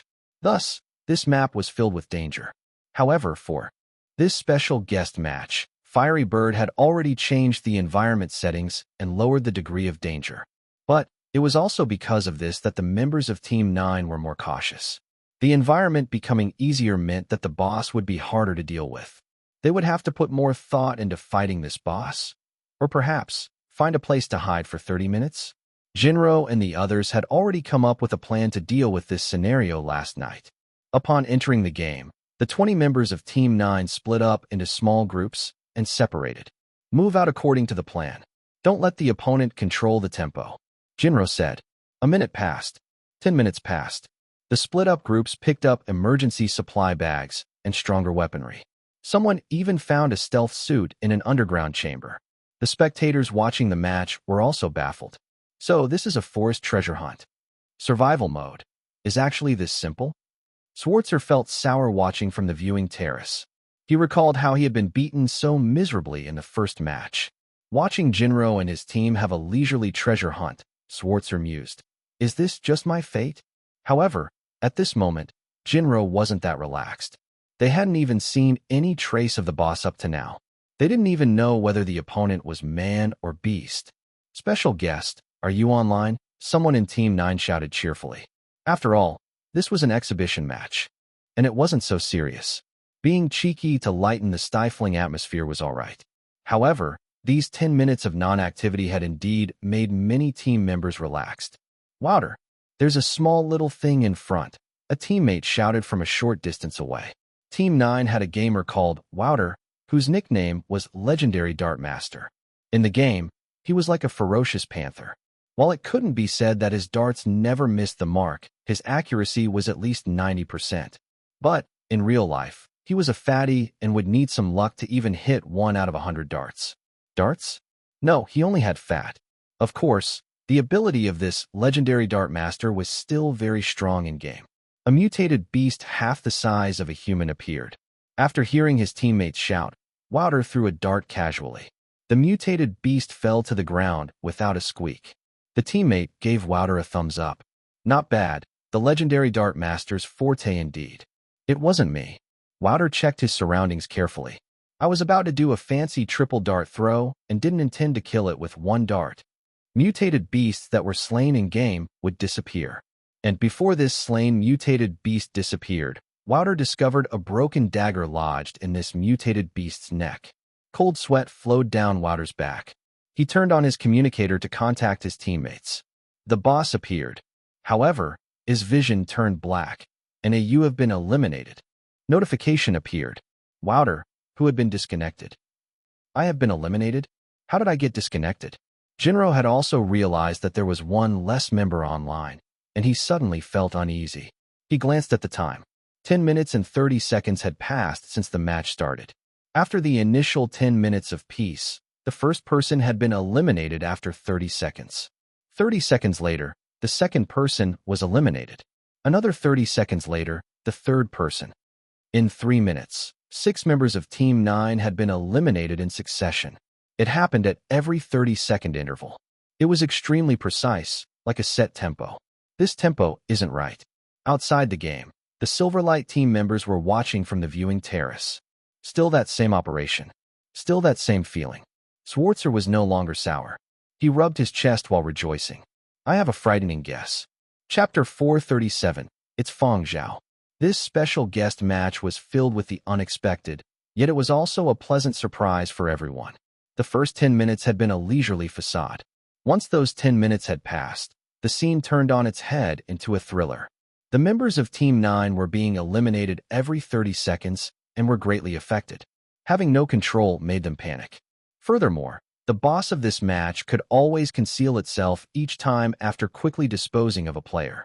Even if Team 9 members could catch a glimpse of its shadow, they were unable to pursue. And even if they were tracking the boss, they might find themselves eliminated when the time was up. Schwarzer was so excited his voice was shaking. He immediately went into his Global Esport Elites chat group and sent a celebratory fireworks emoticon. This immediately made the previously quiet chat group burst to life. People sent messages one after the other, especially those 8 who had once been tricked by Jinro into a match against Fang Zhao. I will let you run at the start before mercilessly slaughtering you after you are done running style. It's definitely Fang Zhao. Didn't that lowlife Jinro slink off after instigating us to fight Fang Zhao last time? Coward. Indeed. It was him. Ha ha ha ha. Karma will get you. Have your just desserts, Jinro. Light a candle for old Jean. No candles here. Let me set off a few celebratory fireworks. Wait. Are you all forgetting that you all have fellow teammates participating in this match too? The few who were happily setting off virtual fireworks. After a momentary lull, the group chat started to explode with fireworks once again. While the elite chat group was buzzing, the live audience watching the special guest match had also received some information regarding this. My classmate's neighbor's cousin's niece says that this boss is Fang Zhao. From an entertainment reporter I follow, a certain gaming god said that this boss is Fang Zhao. All sorts of forwards, screenshots, and shares very quickly let more and more people know that the boss of this match was Fang Zhao. Wasn't it said that he wouldn't come? However, entertainment reporters seem to have forgotten all about the Fang Zhao won't be coming news from the past few days. They retracted their words. Choosing to forget and be thick-skinned were required skills. Just as I forecast, he has really come. A certain entertainment reporter who previously had posted, Fang Zhao cannot come, changed his tune. He is the stuff of legends after all. It's as if the point-sweeping demon from the top of the individual leaderboards so long ago is back. A certain entertainment reporter who had vilified Fang Zhao the previous month posted. Yinzhou reporters immediately showered Fang Zhao with a whole wave of flattery. At this time, the continent was united as one. Naturally, their own experts would stomp the players from other continents. See that? Yeah, that boss slaughters in an extremely cool fashion. That is our Yinzhou's star. Any hopes for entertainment reporters' moral principles had long been shattered. At this moment, inside Team 9's internal chat, Jinro, I suspect our boss has come. Other members of Team 9? Jinro, the one I am afraid of. The others could guess that it was Fang Zhao. They could also guess as much even though they didn't know Fang Zhao as well as Jinro. If Jinro couldn't surmise that, Then his captain position might as well be swapped. Jinro gritted his teeth. The reporters lied. He had been really too naive to actually believe the reports of those entertainment reporters. Indeed, if the reports of paparazzi were to be believed, then even pigs could fly. If it was really Fang Zhao, it would mean that whatever plans he had made yesterday wouldn't be of any use at all. Jinro was in a total panic. The remaining members in the team had realized the pattern in the eliminations of their teammates. It was reasonable to say that players who were invited to the All-Star match all had outstanding ability. However, here they were dwindling at a fixed rate. It was as if they had encountered an unknown and powerful force. Everyone could only trudge about, unable to stop it. When the team members understood all this, they started to search for ways and methods to escape. After all, surviving was winning. But when they realized what they were doing, all of them felt that this was inconceivable. Thinking about escaping rather than meeting the enemy head-on, they had clearly told themselves that regardless of the opponent, circumstances, or type of match, they would meet the challenge head-on. On the special guest matches public channel, Guangzhou's Phoenix Bruce, Fang Zhao, the large screen in the competition arena had finally switched. The audience saw Fang Zhao's in-game character with the 2 scars across his face.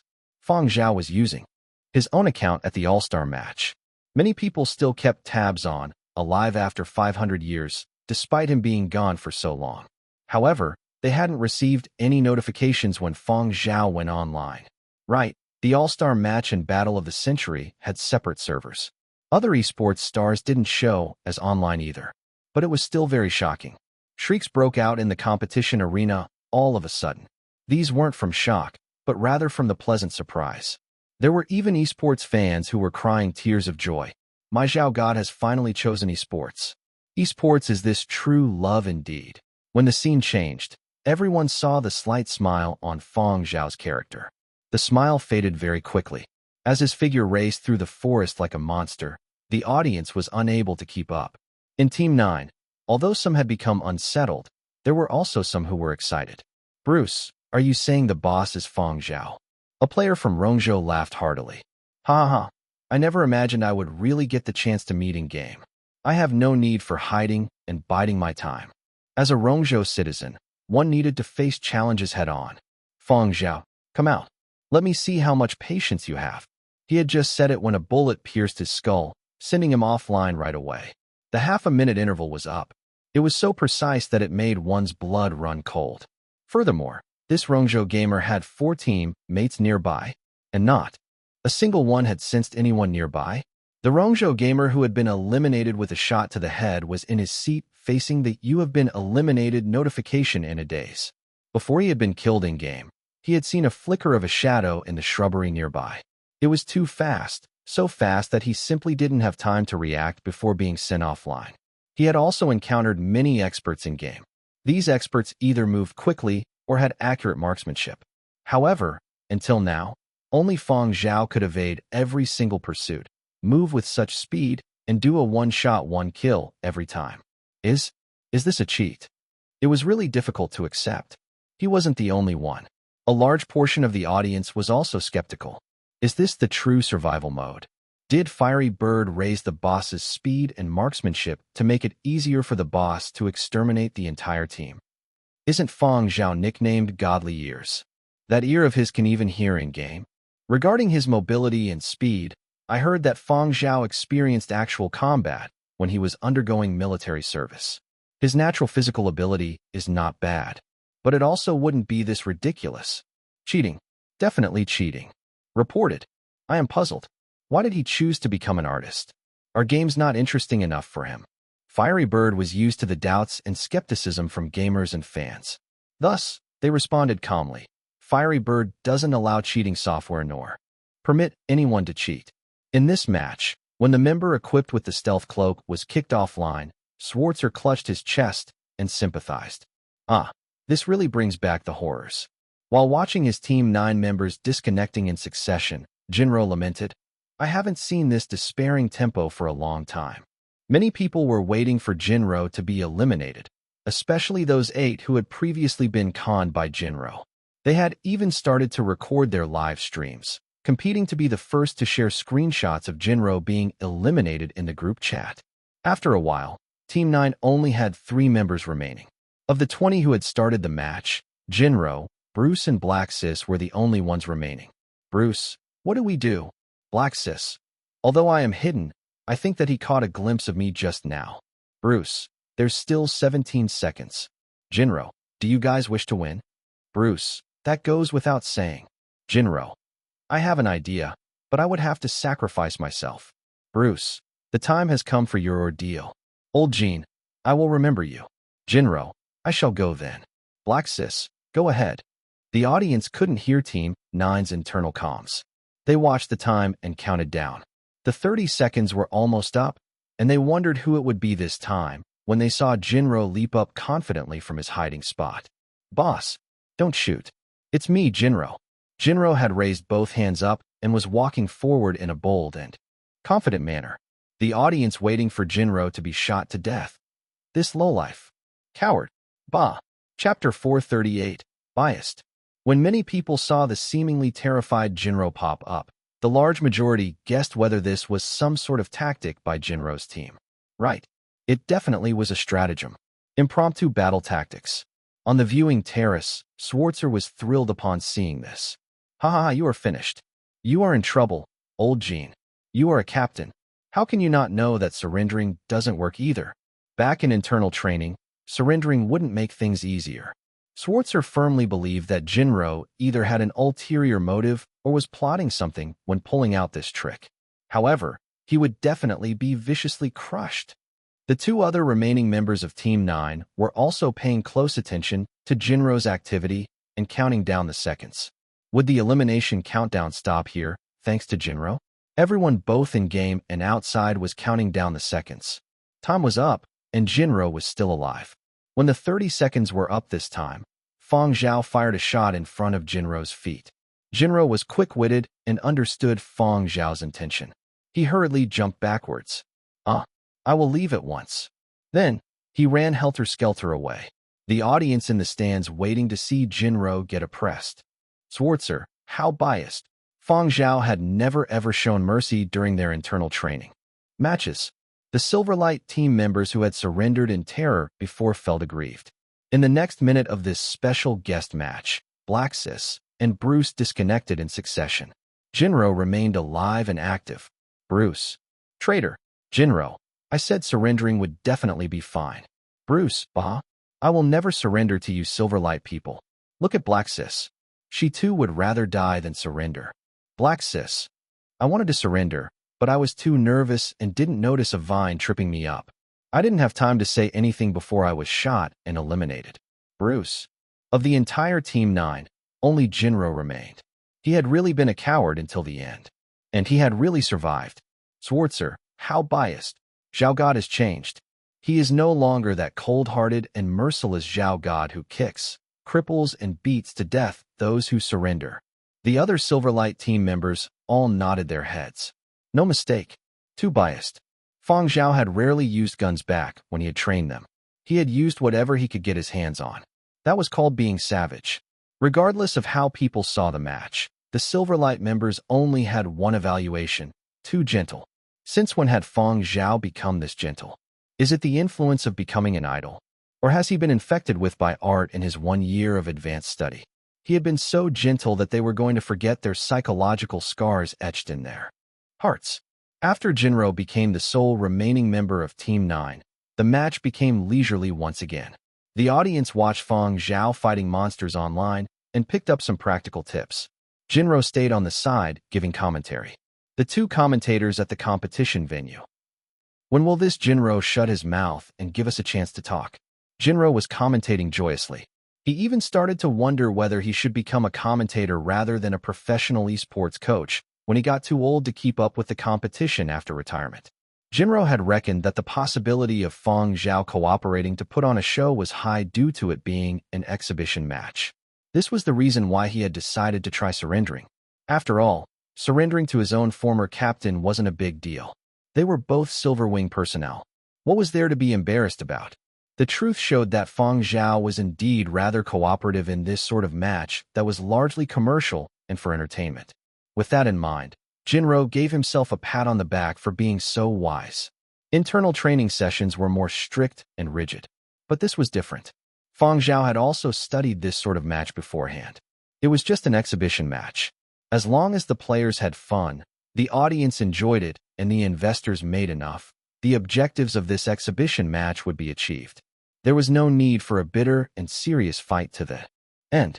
Besides, Fang Zhao had already discovered that he could hear the various sounds in-game and differentiate minute discrepancies. His hearing was like a data stream that allowed him to have even more precise judgment. On top of the vast experience gap he had over others, he almost felt like he was cheating.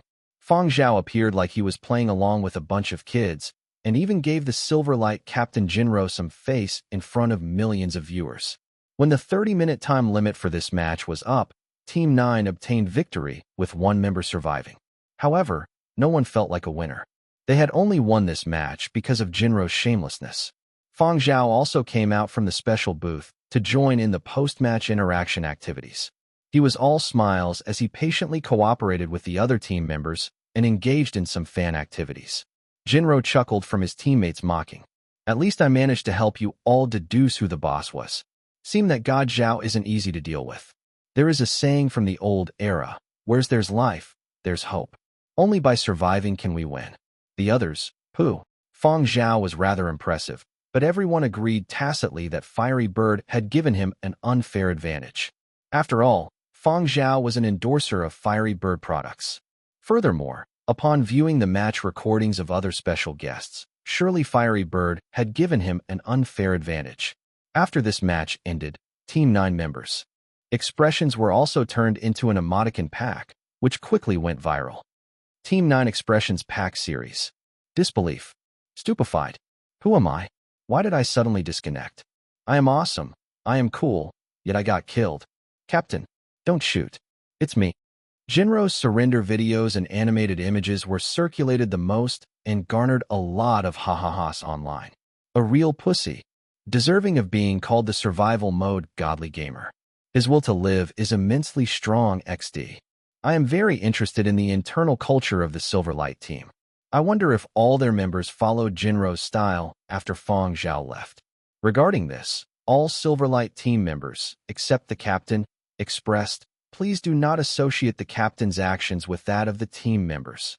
At the same time, Fang Zhao's snippets of performance in the match were also being cut and analyzed. I want to know how Fang Zhao could determine the location of his opponents so precisely.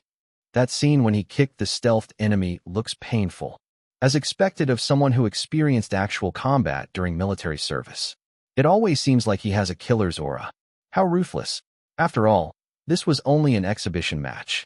As long as the spectators enjoyed it, everything was fine. However, Jinro was trending worldwide. Of course, this had partly been due to the Fang Zhao factor. Jean Pusaro, thick-skinned esports god, and such nicknames spread far and wide. Although these were said jokingly, a sensitive person would definitely mind. Jinro didn't mind one bit. Furthermore, he replied self-righteously, "What's wrong with being scared when facing an old military instructor? Right, we are all gaming gods. But he is a super gaming god." Some people weren't happy with Jinro's words. Military instructor is fine. Why must you say old military instructor? My Zhao god is clearly very young. There were even people who wondered whether Fang Zhao's reason for not returning to competitive esports was because there weren't any opponents who posed a challenge. If a person like Fang Zhao emerged in the esports circles in future, perhaps Fang Zhao would return? Regarding these conjectures, the small portion in the know could only grin. Even if a talent like Fang Zhao appeared again, there was a high chance they would be poached by the military. Yinzhou, Yinbei Retirement Facility. Those retired veterans who looked after their grandchildren or great-grandchildren also watched competition live streams and related news. Every day, when they went out for walks, they would gather to chat. Regarding this, great-grandfather Fang had previously expressed, "There really isn't much point in watching these kinds of gaming competitions that are mainly for commercial and entertainment value. Why are you all watching it at your ages?" Great-grandfather Fang had been closely following Fang Zhao's dissertation and advanced studies and didn't have much interest towards gaming. 2 days later, great-grandfather Fang posted in all of his chat groups, "Quick, quick, quick, my little Zhao is at the All-Star match. Share. Didn't you look down on gaming competitions?" someone asked. Great-grandfather Fang had to justify himself. What nonsense. This is called esports. Even if we are old, we can't have the mentality of being old. We have to keep up with the times. Even military news mentioned these kinds of simulated online games. Sigh. I'm not going to bother arguing with you backward-thinking old fogies. After informing everyone, great-grandfather Fang felt a little rueful as he browsed through the news. Sigh. I should have gone to watch it live. Damn those entertainment reporters. Netizens are right. These entertainment reporters just won't do. Especially the one called Wang Tai. King of paparazzi? More like king of garbage. As great-grandfather Fang was browsing through the comments section of the All-Star Match's official account, he saw someone say, "It's all right to praise Fang Zhao's gaming skill, but all this praise is going overboard. What is so cool it makes one puke blood?" Narrow-minded great-grandfather Fang replied, "What is wrong with so cool it makes one puke blood?" In his opinion, this wasn't an exaggeration, but rather a cold, hard truth. What a cool kick. When it landed, that person puked blood. I had that demeanor in my youth. As for comments like, too vicious, thick murderous aura, cold-hearted and whatnot. Rubbish.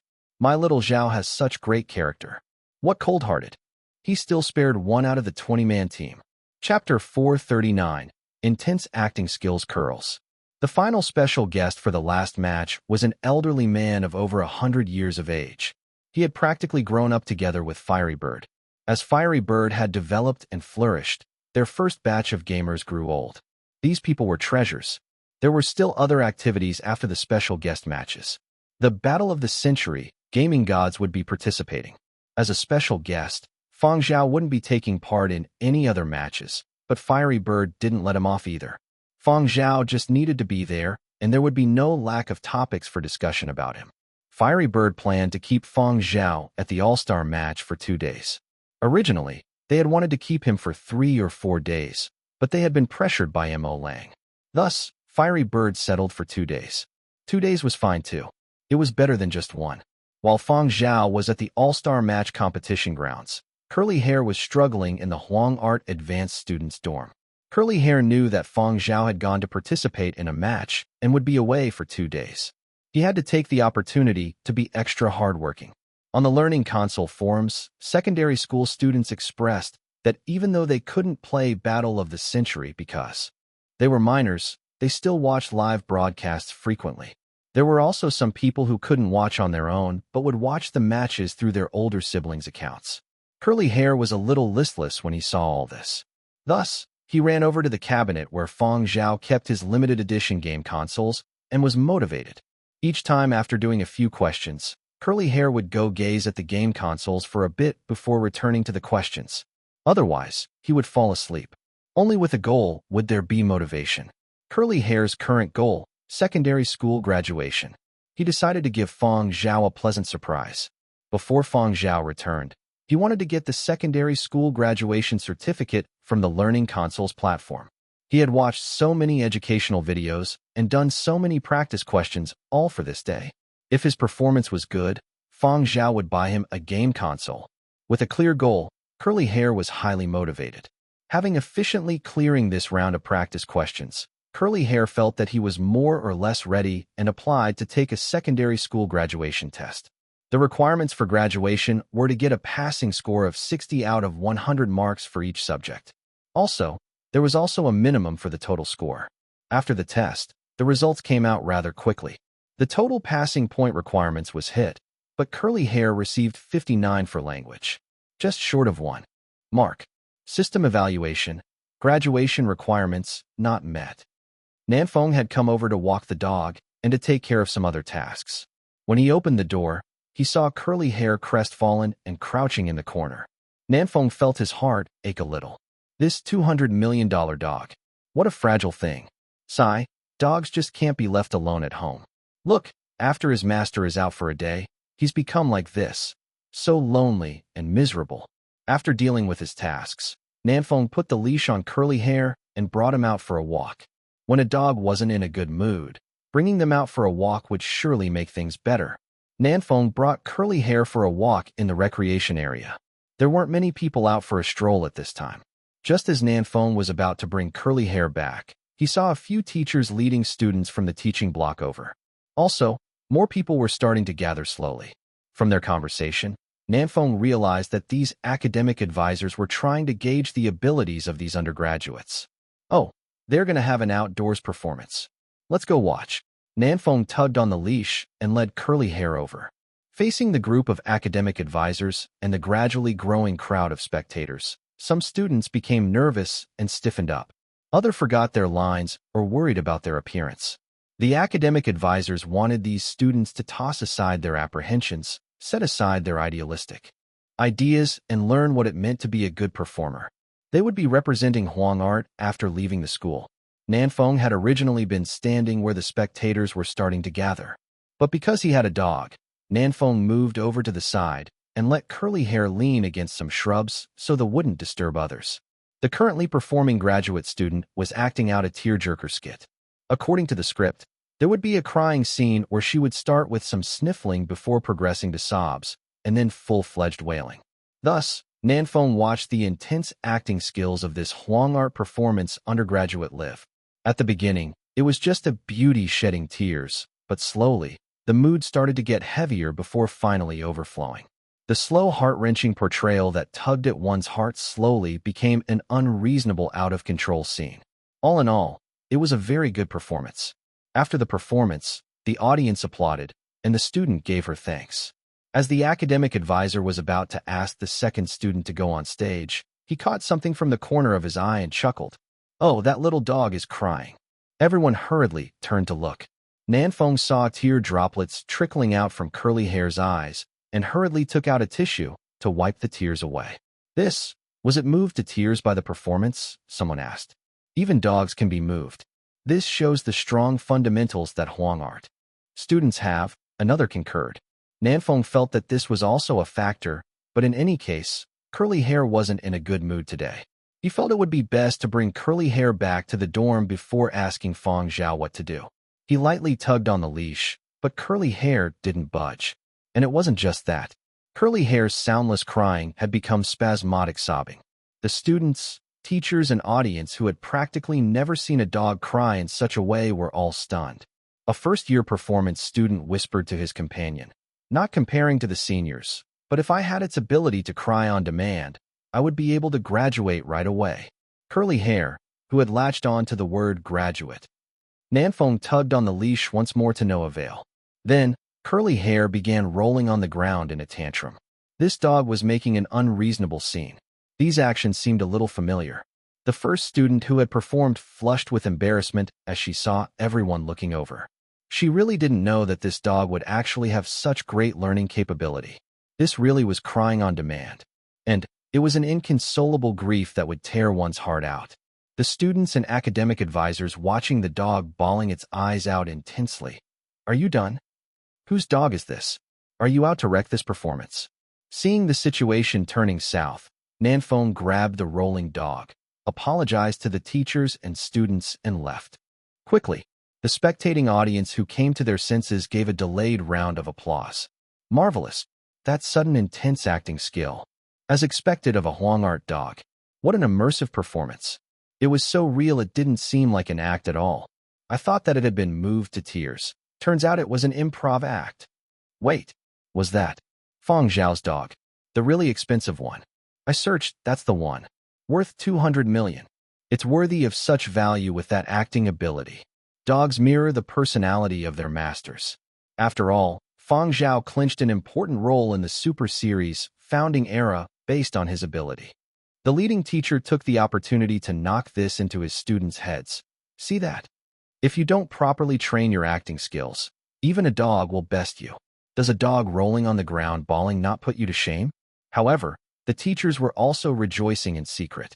At least this batch of undergraduates had decent ability and wouldn't disgrace themselves. In no time, videos of that scene recorded by members of the audience were uploaded online or sold to entertainment reporters and other media outlets. Thus, for a period, those people trying to grab headlines discovered that they had been beaten by a dog. People who were following other stuff also noticed this news. Did this dog join Fang Zhao and go to Huang art for advanced studies too? Are all Huang art dogs that strong? This dog of Fang Zhao's is due for a raise. But this dog is already worth too much. What do you know? For the time being, it was unknown whether Curly Hair's valuation would increase. However, many people interested in keeping dogs specially made inquiries to Huang Art regarding whether they had opened up acting classes for dogs. Or perhaps they intended to groom dog actors? Huang Art personnel rejoiced once again. Luckily, their undergraduates had strong enough ability. Otherwise, there could have even been news about Huang Art performance undergraduates being beat by a dog. After being galvanized by a little dog, the Huang Art performance students pledged to work even harder. Otherwise, they could be labeled by teachers as inferior to a dog after graduation. After Curly Hair's news squeezed into the headlines, the upper management of various media entertainment companies flipped out. Aren't you all useless? It's fine if you can't beat Fang Zhao. But to lose to even his dog. Fang Zhao when he saw all the news. All right, at least not many people were paying attention to the matter of the genius primary school student. Fang Zhao felt that he really was becoming more mellow. Chapter 440, Value Rise Yet Again. Fang Zhao was very worried. After learning how to cry from Thornhead, Curly Hair had mastered making an unreasonable scene from the outstanding undergraduates of Huang Art. On his return from Fiery Bird's All-Star match, Fang Zhao first went to apologize to the relevant Huang Art personnel, as Curly Hair had indeed interfered with their session. Afterwards, Fang Zhao brought Curly Hair over to be taught a lesson. Curly Hair needed to explain himself. I wasn't acting. I heard you did an improv session with some of Huang Art's graduating students. I didn't improv. Curly Hair had really been influenced by the performance of the Huang Art graduating students. He had also learned how to cry before. Thus, with Fang Zhao away, Curly Hair's emotions were finally released in that mental state. The moment he remembered his test paper with a score of 59 and missing out on secondary school graduation by 1 mark, tears started to flow from his dog eyes. Fang Zhao frowned. This habit of crying at the drop of a hat was no good. Bad habits needed to be eliminated. Cry again, and you will go to Muzhou to look after sheep, Fang Zhao said. Curly Hair immediately forced his tears back. He couldn't go tend sheep. He still needed to work hard to earn his own gaming helmet. He had to get his own personal terminal with the freedom to access the internet. While Fang Zhao was disciplining his dog, the news outside didn't cease. News of Fang Zhao attending the All-Star match hadn't yet cooled when discussions about dog displays acting skills went viral on the internet. Actors lacking acting skills received a barrage of online attacks. The evaluation of acting skills inferior to a dog's was not an insult, but an assertive fact. Anyone that objected would be faced with this clip of Curly Hair crying. Huang Art didn't have anything to be ashamed about. Firstly, the ability of their graduating students was solid enough. Secondly, it was both the graduating season and the recruitment season. Many schools were fighting to snatch talents at this time. This incident had been of great assistance to Huang Art. Look, after advanced studies at Huang Art, even a dog can produce such impressive acting skills. It wasn't just limited to the relevant schools and students. Some businessmen started to have ideas and wanted to source out Curly Hair to act. Curly Hair had received invitations to act back when everyone knew him as the golden competition dog. However, back then it had just been a small deal, whereas now, this was known globally. Also, Fang Zhao was the dog's owner, so naturally the dog would also be more valuable. Back when Curly Hair's outstanding performances in Muzhou had given him the name of Golden Competition Dog, he had been valued at 210 million and was ranked 5th on the most valuable pets chart. Now, the global authoritative magazine Pets group of experts once again gave Curly Hair a new valuation. In the latest edition of Pets digital magazine, Curly Hair's valuation rose by 50 million. His new value of 260 million meant he was now the 3rd most valuable pet. A true stray dog's comeback. The Black Street where Fang Zhao had found Curly Hair was once again mentioned and became a popular spot. What? There's nothing much worth seeing at that Black Street. It's dirty and disorderly? Don't care. As long as I can have half, no, a tenth of Fang Zhao's luck, I would be willing to walk all over that street. There were netizens who started to dream. How great would it be if I could get a dog like Curly Hair? Stop dreaming. Ever since Fang Zhao picked up this dog on the black streets back then, you can no longer see dogs on black streets. It would be extremely rare to see a dog on the black streets anywhere in the world, let alone the black streets of Qian City. You can forget it now that the black streets are trending again. I'm certain you won't even find dog fur there. However, there are indeed some people who secretly toss them back out after keeping them for a while. Then, they are rapidly picked up by others. People of Muzhou who love dogs reacted to this. Those that pick up then abandon aren't worthy to have dogs. Muzhou people were proud of themselves. Take a look at our Muzhou. There isn't a single stray dog here. Look at other continents. Before that dog of Fang Zhao's was unearthed, there would practically be all sorts of news regarding stray dogs biting people every other week. However, whenever there was news that touched upon that curly-haired dog, people of Muzhou would feel conflicted. Love and hate. There were even many who secretly wondered if they could buy this dog back. Once that dog was entered into the Muzhou records, curly hair would be a Muzhou dog. With the passing of time, the golden competition dog of the past had gradually faded to the back of people's minds. There were now less people willing to fork over huge sums to purchase curly hair. After all, a dog's lifespan was limited, and its value would depreciate. Who could have expected that this curly-haired dog's value didn't just drop, but rose instead? Some people started to have ideas. Upon seeing all the news online, Nanfeng became even more wary. Everyone looked like they wanted to steal the dog. All the other pets on the rankings were served like kings at home and had entire entourages following them when they went out. Only curly hair was like an ordinary dog wandering about at the school every day. What a miserable existence. Boss, should we do something? Recently, I keep seeing suspicious people loitering near the advanced students' dormitory. The inside of Huang Art campus has been rather restless lately, Nanfeng said. Well, graduation season is much more lively. However, Fang Zhao also knew that the recent headlines caused by him and curly hair had instigated many entertainment reporters to come over and camp. This has to be avoided indeed. Fortunately, Fang Zhao received a call from the spaceport authorities. After explaining the situation to Mo Lang, Fang Zhao brought curly hair for a one-week assignment at the spaceport's anti-smuggling team and let things cool down before returning. Of course, Fang Zhao didn't neglect his graduation concert preparation. Mo Lang was still keeping a close eye on him.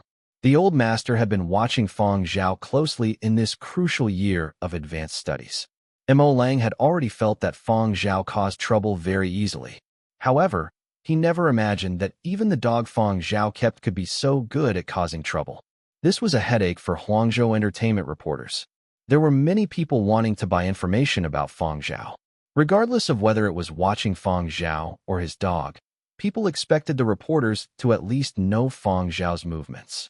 However, Fang Zhao was just too good at hiding. He had suddenly gone missing while so many people had their eyes on him. Entertainment reporters camping inside and outside Huang Art's campus couldn't find him. However, with so much news in the entertainment circle, everyone who couldn't dig up news about Fang Zhao naturally changed targets as the days passed. When Fang Zhao was about to return back to school after the one-week assignment at the spaceport, Huangzhou Spaceport didn't want to release him. No, Fang Zhao could leave as he pleased, but they absolutely weren't willing to let the dog go. As for that global pet valuation chart, they saw it as a joke. Was this a pet? A waste? Fang Zhao still brought the dog back. Curly Hair was content with his lot during his one-week assignment at the spaceport. He also no longer behaved unreasonably, and just worked much harder on practice questions. Fortunately, the language test wasn't entirely on reading comprehension. Memorization was practically free marks for Curly Hair.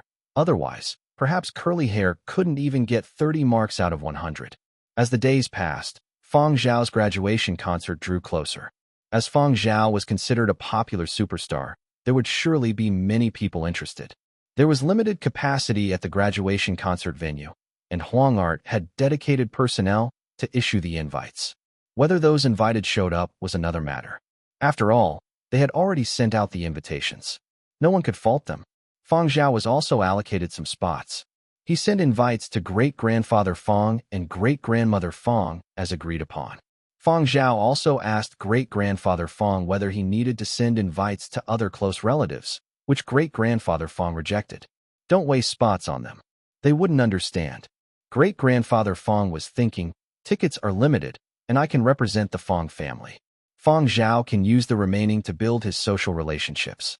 Great-grandfather Fang had already started preparations for Fang Zhao's graduation concert a long time ago. He wasn't going to let Fang Zhao send anyone over to pick him up and happily booked plane tickets to Huangzhou. He turned around and realized great-grandmother Fang was trying on newly bought clothes. Great-grandmother Fang had recently gotten a new haircut and had bought a new dress and hat. Great-grandfather Fang remarked with a stiff face, "Trying to dress up at this age?" After returning to his room, great-grandfather Fang opened up his cabinet and brought out the 2 sets of artsy clothes he had yet to wear. When he was done with that, great-grandfather Fang opened yet another cabinet. In it were 5 neatly arranged walking sticks. Some had been purchased in bulk with other residents of the facility, while others had been purchased after being swayed by advertisements.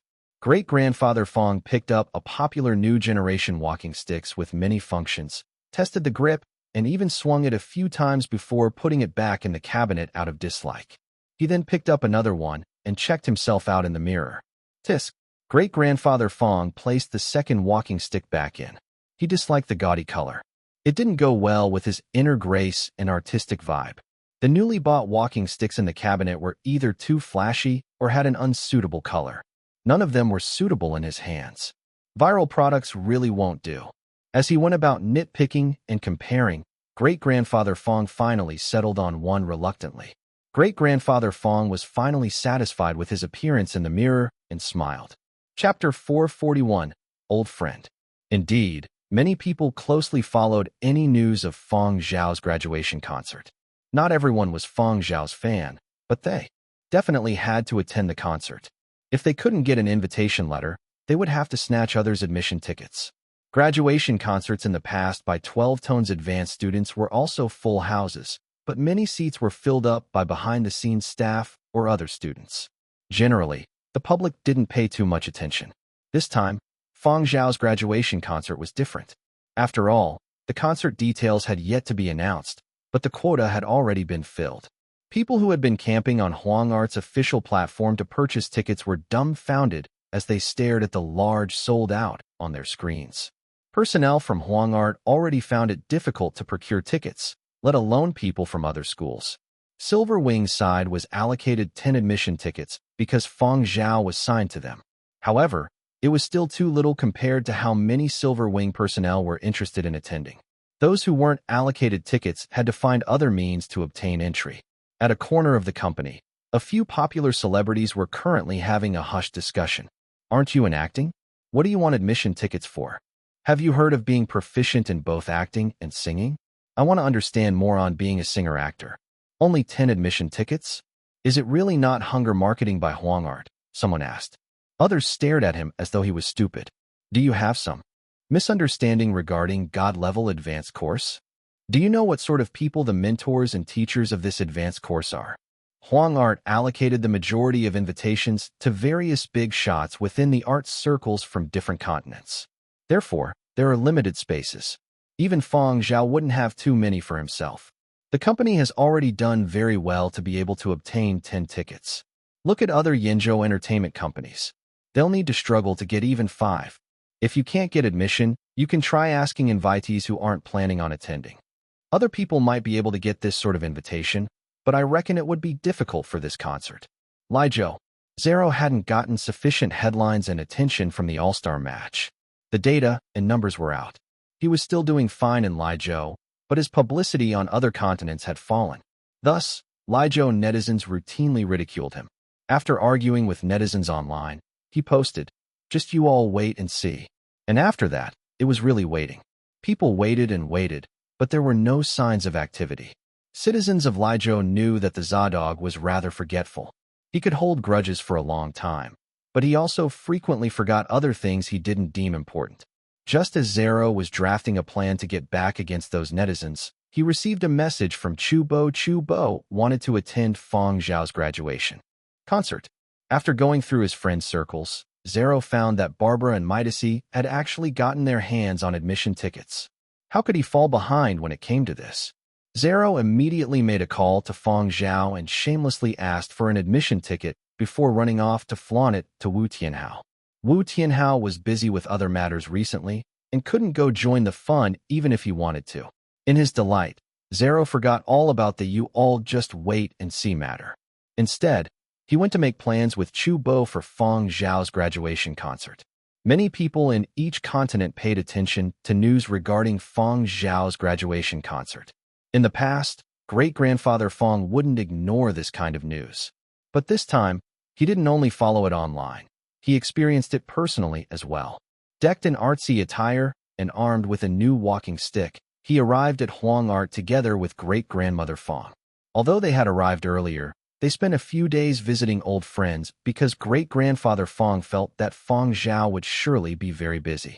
Thus, he didn't let Fang Zhao worry about them and only headed to Huang Art on the day of the graduation concert. "You do what you have to. We know how to get there." After sending Fang Zhao a short message telling Fang Zhao not to worry about them, the two elders tidied their appearance in front of a mirror before calling a cab to Huang Art. During graduation season, Huang Art would specially promote a few outstanding graduate students. Huang Art had special spots to publicize those in the advanced course. A large floating screen cycled through a display of brief descriptions and notices of forecasted works of the current batch of 12 Tones graduates. Fang Zhao's neighbor Will had an art exhibition, while Fang Zhao had his concert. The two elders stood before the billboard screen and took many photos and videos to share with their friends online. "Have you seen this? So many impressive people, and my little Zhao is the youngest." After chuckling and bragging, the smile on great-grandfather Fang's face gradually dimmed when he saw the publicity shots of other students on the large screen. "Say, after spending a year here, do you think little Zhao has that?" Great-grandfather Fang gave great-grandmother Fang a you-know-what look. As someone who kept up to date on news in the entertainment circles, great-grandfather Fang had never seen Fang Zhao having any scandals or links with other female celebrities. Most of Fang Zhao's class were old enough to be his parents or grandparents, so they were eliminated. If classmates weren't suitable, then what about fans? I heard that there are many young female students clamoring to get a chance to attend his concert. The two elders arrived at the concert hall. They didn't enter, but instead loitered in the rest area outside the hall to observe other early arrivals to the concert. "What do you think? I feel that one won't do." "Hey, old woman, look at the one in the corner. Seems familiar." "I feel that way too. Perhaps some celebrity?" "Wait, let me search. She's really a celebrity, but she's already married." The two old Fangs either discussed quietly or communicated through text. It wouldn't be too nice if others heard what they were saying. As they were discussing, a black ball rolled to their feet.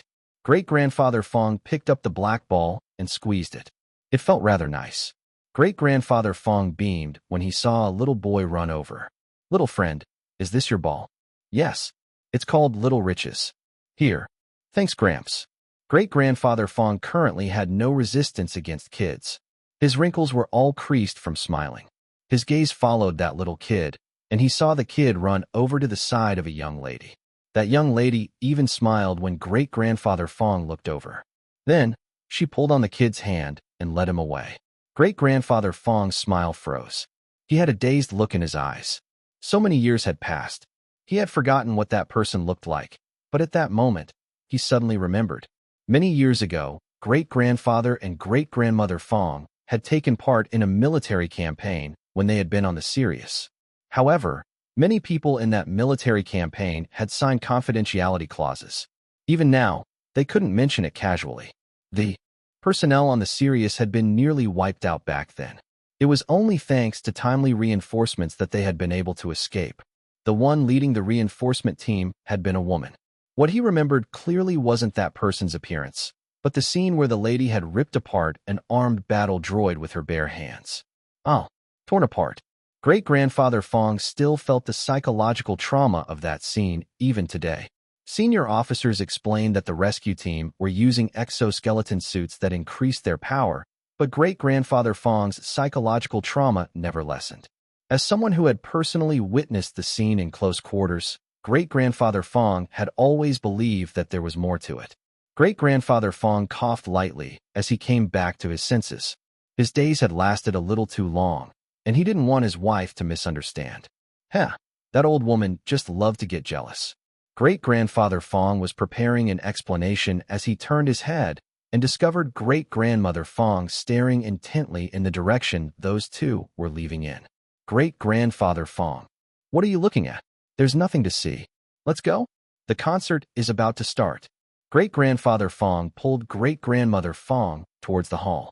Hey, old man, that person looks a little like. Like what? I remember. No, you don't remember. A descendant of an old friend? Who cares who she is? Mind your own business. Chapter 442, Graduation Concert. After entering the concert hall, the two elder Fangs found their own seats.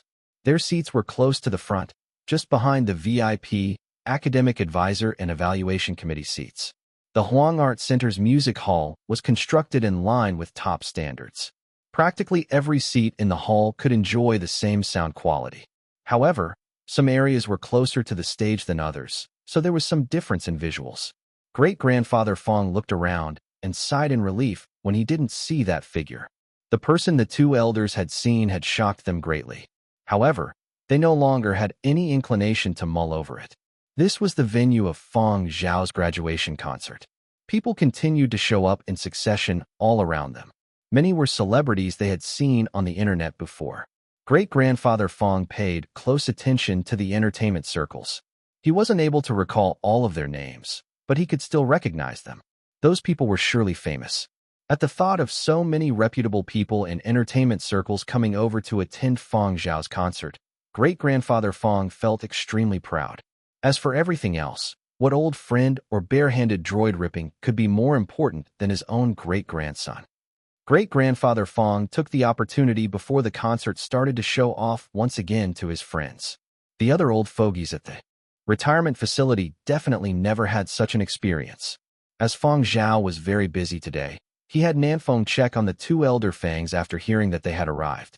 Nanfeng had only stayed for a short while before he was sent back by the two elder Fangs to attend to Fang Zhao. Great-grandfather Fang reckoned that Fang Zhao would be too busy today to even drink water. Furthermore, it was easy to fall ill when stressed. Thus, Fang Zhao had to be properly taken care of. So, Nanfeng was shooed away again. He didn't have any complaints, but was instead very excited. He had originally thought that no matter how great Fang Zhao's reputation was, this sort of graduation concert would only attract academics. He had never expected to see so many celebrities. When had Fang Zhao met these people? Furthermore, many of the newcomers to the singing industry walked a completely separate path. Why were they trying to join in the fun? Others who had managed to snag admission tickets and take part in the excitement had the same doubts as Nanfeng. Quite a number of those rookie singers weren't academics. They didn't have anything in common with Fang Zhao, nor did they have any intention of promoting themselves here. What were they here for? Last but not least, there were also people interested in Fang Zhao's commercial potential. Although they appreciated music, these people were businessmen first and foremost. Perhaps they weren't able to estimate Fang Zhao's artistic value, but they could gauge Fang Zhao's commercial value well. And these sharp-witted businessmen had already learned a lot just based on who else was present. Were all these music industry colleagues from various backgrounds necessarily here because of Fang Zhao? Some young superstars from the continent were very well behaved. Putting on airs? Acting self-important? That didn't exist. There were too many big shots here. It would be easy to get their faces smacked. Anna, Fang Zhao's red carpet partner back at the film festival, entered the music hall with her husband Lan Jing at this moment. Lan Jing, a famous singer and songwriter from Huangzhou, was a talented individual and disciple of Mo Lang. No one was surprised to see Lan Jing here. As a frequent guest at Huang Art, Lan Jing was very familiar with the seating arrangements and found his seat in no time. Beside him was another recent arrival. Lan Jing was taken aback for a moment when he saw the person beside him. He recovered quickly with a smile and greeted, "Oh, Sis Fei, what a coincidence." The person beside had already taken off her shades. It was Lacalina's house superstar Fei Ying. She was a singer renowned globally and sang all kinds of genres from opera and classical to rock. In addition, she was very talented in composition and arrangement. Her emergence on the scene years ago had resulted in a bloodbath for all the big music charts of Lacalina's house. Anna immediately greeted Sis Fei as well. She was a junior and couldn't compare with Fei Ying's influence in the global music circles. Fei Ying returned a smile. Then, as if she had thought of something, she shot a look of disdain at Lan Jing. I heard that your new song lost on the charts again? What kind of trash can't even beat a female virtual idol? Fei Ying said condescendingly. Lan Jing cried out with an exaggerated look on his face. The heck? Do you know how hard it is to go up against a female virtual idol now? Why don't you try it if you are so capable? Fei Ying's main battleground was Lakalina's Hao. Virtual idols didn't enjoy the same reception in Lajou's music scene as compared to Huangzhou's. Therefore, Lan Jing felt that Fei Ying was all talk. It was publicly acknowledged that competition in Huangzhou's music scene was intense. Those that could survive and emerge were all impressive people. Even virtual idols here had powerful groups backing them. One loss wasn't a big deal. What was scary was always losing. Lan Jing had indeed encountered a bottleneck in his composition. He had come to attend Fang Zhao's concert not because of what others thought as fellow disciple camaraderie, but because Mo Lang had suggested it. Therefore, Lan Jing had come to this concert eager to learn. Regardless of whether he could break through the bottleneck, any gains here would be worthwhile. While the two seemed to exchange harsh words, those words were validation that they acknowledged each other. Many weren't qualified for acknowledgement at all and would be entirely ignored. Not long after, yet another familiar face called out to Lan Jing. Seems like you came to attend your junior brother's concert, Lan Jing. Strictly speaking, Fang Zhao isn't my junior brother. He is Professor Carter's disciple, and Carter is my senior brother, Lan Jing explained. TSK, everyone knows Fang Zhao is learning from old Master Mo. Isn't this equivalent to being your junior brother? Everyone knows that Mo Lang has been guiding Fang Zhao personally. He guarded Fang Zhao very tightly in the latter half of the advanced course duration because he was afraid Fang Zhao would get distracted. It's clear how much old Master Mo cares about Fang Zhao from how protective he is of him. Lan Jing didn't deny it and laughed sheepishly. I used to be one of Master's gems. But, after Master found this little junior brother, I have become some poor grass by the sidewalk. That was what he said, but Lan Jing also knew that many people could only be envious of him. As a disciple of Mo Lang, he enjoyed many benefits and had access to lots of resources that many people had no way of getting their hands on. Of course, the prerequisite was to have the ability. Without sufficient ability, he would have long been kicked out by old Master Mo. As this conversation carried on, another group of people entered the hall. The music hall that was rampant with discussion suddenly quieted before stirring up once again. Although the atmosphere was more muted now, that was merely on the surface. Many people's eyes were on those few people who had walked to the front and sat down. The group that had just entered were Huang Art personnel, evaluation committee members, academic advisors, and a few special guests. Lan Jing became aware of others shifting their attention. Some even shot up from their seats in excitement. They actually came. The last time I saw Teacher Yin was 10 years ago. Great Master Sang Jiechi actually came out of his long seclusion. People in the music industry all knew Yin Yi and Sang Jiechi. Yin Yi, Demu and Sang Jiechi had been three globally renowned composers of epic music. Some people said that their peaks in the pop music circles were somewhat exaggerated, but it wasn't by much. The style of their works varied from subdued to intense. Too many pop stars had found their fame from them. Back then, many singers couldn't even get those three to produce a song for them despite willing to fork out large sums of money. However, these three all had conflicting views with Huang Art before. Back then, some Huang Art academics had felt that Huang Art catered too much to the market and was too commercialized. However, these three didn't feel that way. They selected their music and persevered because of their passion. After that, the three never reconciled with Huang Art. However, in their opinion, 12 tones was 12 tones while Huang Art was Huang Art.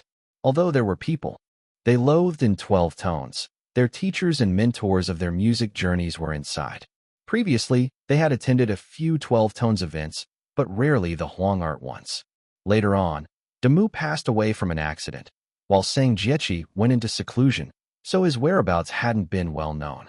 Yin Yi was quite old and had limited energy. He wanted to rest and only released a song once a year. Even if his current style wasn't necessarily appreciated by the masses, the song rights were still highly sought after. Nowadays, Yin Yi and Sang Jiechi rarely participated in 12 tones events. However, invitations for important events and graduation concerts were still sent to them. Of course, There were also other composers and creators in attendance not on Yan Yi and Sang Jiqi's level, but were also considered important people in the industry. There were also pop megastars with huge backings present as well. Is it because of old Master Mo? Anna asked. Only Mo Lang could pull off securing the attendance of these people. Lan Jing was so sour he felt he was going to turn into a lemon. I never received such treatment before. Teacher actually managed to bring these people out just for junior brother. No, based on Fang Zhao's previous works, his style is entirely different from this bunch's.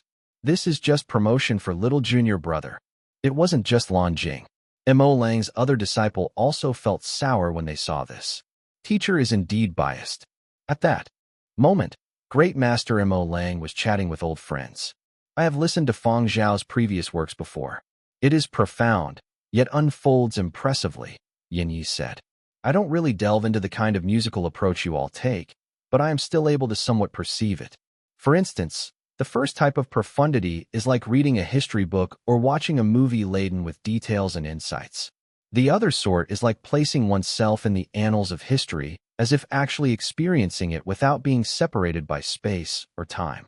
Fang Zhao's works belongs to the latter. Therefore, old Mo, I haven't come just to give you face. I'm also very interested in this young fellow's music. Sang Jiqi also chimed in. The structure of Fang Zhao's works has always been huge. However, it is easy for something with a huge structure to appear empty. However, from his previous works, I can see that he has already done very well. No, I should say that he has done extremely well for his age. I just wonder what sort of pleasant surprise he will give me this time. At the same time, it will be good to have a glimpse at the current standards of the 12 Tones Advanced course. As a student, this Fang Zhao learns really quickly. The academic advisors of the advanced course were all full of confidence. To be precise, they were very confident in Mo Lang. If Fang Zhao's submitted works couldn't satisfy Mo Lang, then this old master Mo wouldn't be smiling. Mo Lang appeared. Solemn, but the corners of his mouth had curled upwards multiple times when he heard others praising Fang Zhao. The few of them started inquiring from Mo Lang about stuff pertaining to this concert. As the guiding advisor, Mo Lang knew much more. Professor Carter sat behind in silence. It was best if he didn't say anything at this time. Chapter 443, Ocean of Stars. The concert hadn't started yet. Although the hall couldn't be considered noisy, there were still sounds of hushed greetings and gossip. Even very popular pop stars were more reserved today. They could see their old teachers in the front rows. Chu Bo was thoroughly astonished when he arrived. He saw many familiar faces from fields unrelated to Fang Zhao. Two people in the row ahead of him were bickering. What is an EDM artist like you doing here? Why can't I come if even a death metalhead person like you is here? Chu Bo thought about his own style, then observed this bunch. He felt that it wouldn't even be strange to encounter opera singers here. Zero only arrived when the concert was about to start. He yawned as he sat down. I nearly overslept. Zero surveyed his surroundings with his low IQ. He didn't see anyone familiar or fresh, so he had nothing to talk about. I should have slept instead. Chu Bo was about to share some gossip with Zero when the lights dimmed and the entire concert hall quietened. Fang Zhao's graduation concert had officially started. According to the stipulated rules, there had to be at least 6 works for the graduation concert. Mo Lang had selected 7 from Fang Zhao's works in the past year. The purpose of the graduation concert was to display what an advanced student had learned and gained in the past year. The growth of an advanced student could be seen directly through his works. Fang Zhao's works in the past year had many new changes and clear differences from his previous compositions. Mo Lang considered various aspects before selecting these 7 songs. He hoped that everyone would no longer have the image that Fang Zhao's works were the sort that woke you up from any tiredness, as said on the internet. The screen at the front displayed the information about this graduation concert. Displayed right at the top in a large neat font was Ocean of Stars. There were a few academic advisors listed. Mo Lang was the first name, while Carter was in the second spot. By custom, Fang Zhao would introduce the background behind this composition. Zero listened until he was drowsy. I can't understand all these academic expressions. Maybe I should go to sleep. On the other hand, Chu Bo was listening attentively. Simply put, this sort of graduation concert was the stage for advanced students to shine on. His musical path was different from Fang Zhao's as his own works placed more emphasis on rhythm. However, he was extremely curious as to how Fang Zhao would have changed after a year in this god-level advanced course. Would any new elements appear in Fang Zhao's works? Fang Zhao briefly explained the background information behind this composition to the evaluation committee and esteemed industry precursors. He showed no signs of stage fright that the two elder Fangs had been worried about. After that, it was time for him to exhibit his own works. The concert hall wasn't huge, but the acoustics inside the stage for Huang Art's top advanced students were undeniably top-notch and would allow advanced students to fully demonstrate all of their merit. Opening song, Splendor. There was a main piano melody with the echoes of woodwinds. Grandiose, gorgeous orchestral elements flowed like a spring breeze, thawing snow and ice. It brought the golden lights from the horizon and the pulsations of new life. Hearts of longing and reverence gazed at the large golden door that fanned open to welcome a new world. Such a bright and impressive opening jolted the senses, causing any weariness and restlessness to be tossed aside. The solemn faces of the evaluation committee members relaxed. They exchanged glances and revealed satisfied smiles. But that was all to it. They were merely satisfied. This could be considered a strong display from any other student. But when it came to Fang Zhao, this only belonged to the ordinary category. Those who had studied Fang Zhao's works before wouldn't be too surprised by this opening. Furthermore, it would be surprising if Fang Zhao couldn't reach this sort of standard, considering that he had Mo Lang's guidance. Percussion, string, and stimulated woodwinds produced an extensive and melodious atmosphere.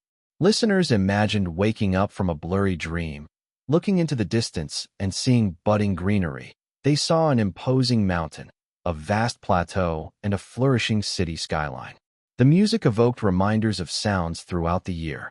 There went the sounds of children hurrying out at the first rays of dawn into a bustling crowd. The world was very huge, the skies high and the earth vast. Hope and fantasy were interwoven behind closed eyes and intoxicated minds like a victory cry from afar. People cried out in jubilation beneath the many golden rays of light. They looked up to the skies and saw the grand possibilities the future held. Hearts were lifted by a magnificent energy and soared towards the horizon. Even the tallest of mountains did not obstruct the free-flying clouds. Overcome your difficulties, surpass the extreme limits, and pursue the brilliant splendor you believe in. Say, do you see the ocean of stars? An evaluation committee member from Mazhou was deeply moved by this opening song. Every single note resonated within him. He could hear the overflowing hope and vibrancy of life in full bloom. Carefree, expansive, exuberant vitality and surging sentiments made it feel as though every cell in the body was enlightened. Unknowingly, people found themselves smiling. After the song concluded, the evaluation committee members started to discuss quietly. Bold, ingenious skill and technique. This fellow's fundamentals are impressive. What powerful uplifting impetus and forward energy. This youngster's enthusiasm is great. The world is so big, follow your heart. I felt that even the most simple things could become splendid as I listened. Gorgeous. It wasn't hollow on the inside and flashy on the outside. Rather, it was like a high-level and substantial theme. An evaluation committee member shot Mo Lang a thumbs up as he was speaking. Mo Lang was his usual reserved self as he smiled and nodded slightly. He gave a still passable gesture. The evaluation committee member from Mazhou was really satisfied. His smile widened after reading the background information behind this composition. Indeed, it has influences from our Mazhou. Professor Carter jolted up at the back. Fang Zhao's journey had been arranged by him. He could join in on this conversation. But, before Carter could say anything, Mo Lang already responded. Right. He composed the preliminary draft for Splendor when he followed the team to Mazhou. Carter swallowed his words and sat up straight, pretending nothing had happened. After the short exchange, the various evaluation committee members gave grades and remarks on the evaluation sheets in their hands. The short break between each song was to give the evaluation committee some time to discuss and evaluate. A graduation concert was a little different from ordinary concerts with its academic and public appraisal elements. As the audience discussed, Zero, who had been jolted awake by the opening song, sat in his seat with a dazed and bewildered expression. Chu Bo finished his own reflections about the song and turned towards Zero. What's wrong? Zero rubbed his face vigorously. I just had a dream. I dreamt that I was running and running. Then, I started to fly. Chubo laughed. Looks like Zero still has some artistic cells in his body after all. The second song began after Zero sobered up and the evaluation committee finished their evaluations. The Return of Life. The main theme of Fang Zhao's concert was Ocean of Stars. The first song was merely a prologue, whereas the second composition was really about the ocean. It was a piece Fang Zhao had come up with when he was at the Coral Archipelago for the Coral Film Festival. Fang Zhao had added electronic tones in this song. Orchestral symphony and electronic tones combined seamlessly. The music traveled from dry to damp before becoming the spray from the sea. Besides dry land was the ocean. The exotic and vivacious electronic tones were like lively and efficacious cries. Layers of color and tints fluttered with the tides of the ocean. The natural rhythm progressed downwards. It shuffled between lively, profound, calming, and mysterious. It was like the ripples of countless vibrating strings breaking the stillness of the deep sea. Then a tremendous undercurrent surged upwards, dragging the listeners to a fin splitting through a wave. They leapt across the water's surface with freedom. Birds high up in the sky swooped down and glided over the surface of the ocean. They broke through the waves before soaring thousands of miles. The world was full of living things. Sunlight scattered through the surface of the ocean. Some light penetrated, while the rest reflected off the waves. A certain director specializing in documentaries sighed as he experienced the wonder of the music. It's just perfect. The melodious score is uplifting. What a great ecological sensation. I definitely have to place this song in my new documentary if I get the chance. I can't afford the copyright, but the TV station can afford it. Their Huangzhou TV station had the largest music library in the entire world. I have to recommend this new song of Fang Zhao's to be added to the music library. No, if funding is approved, it would be better to get all 7 songs into the TV station's music library. Just these first 2 songs are enough to indicate that all the compositions in Fang Zhao's graduation concert are of high quality and worthy of being added to the music library. What is that saying? There's nothing more to say. Prepare the money and just buy it. It won't be an exclusive buyout anyways. There shouldn't be a problem with adding these 7 songs to the music library, the director thought to himself. He had great confidence in Huangzhou TV station's purchasing power. It was merely 7 songs. Everyone harbored their own ideas.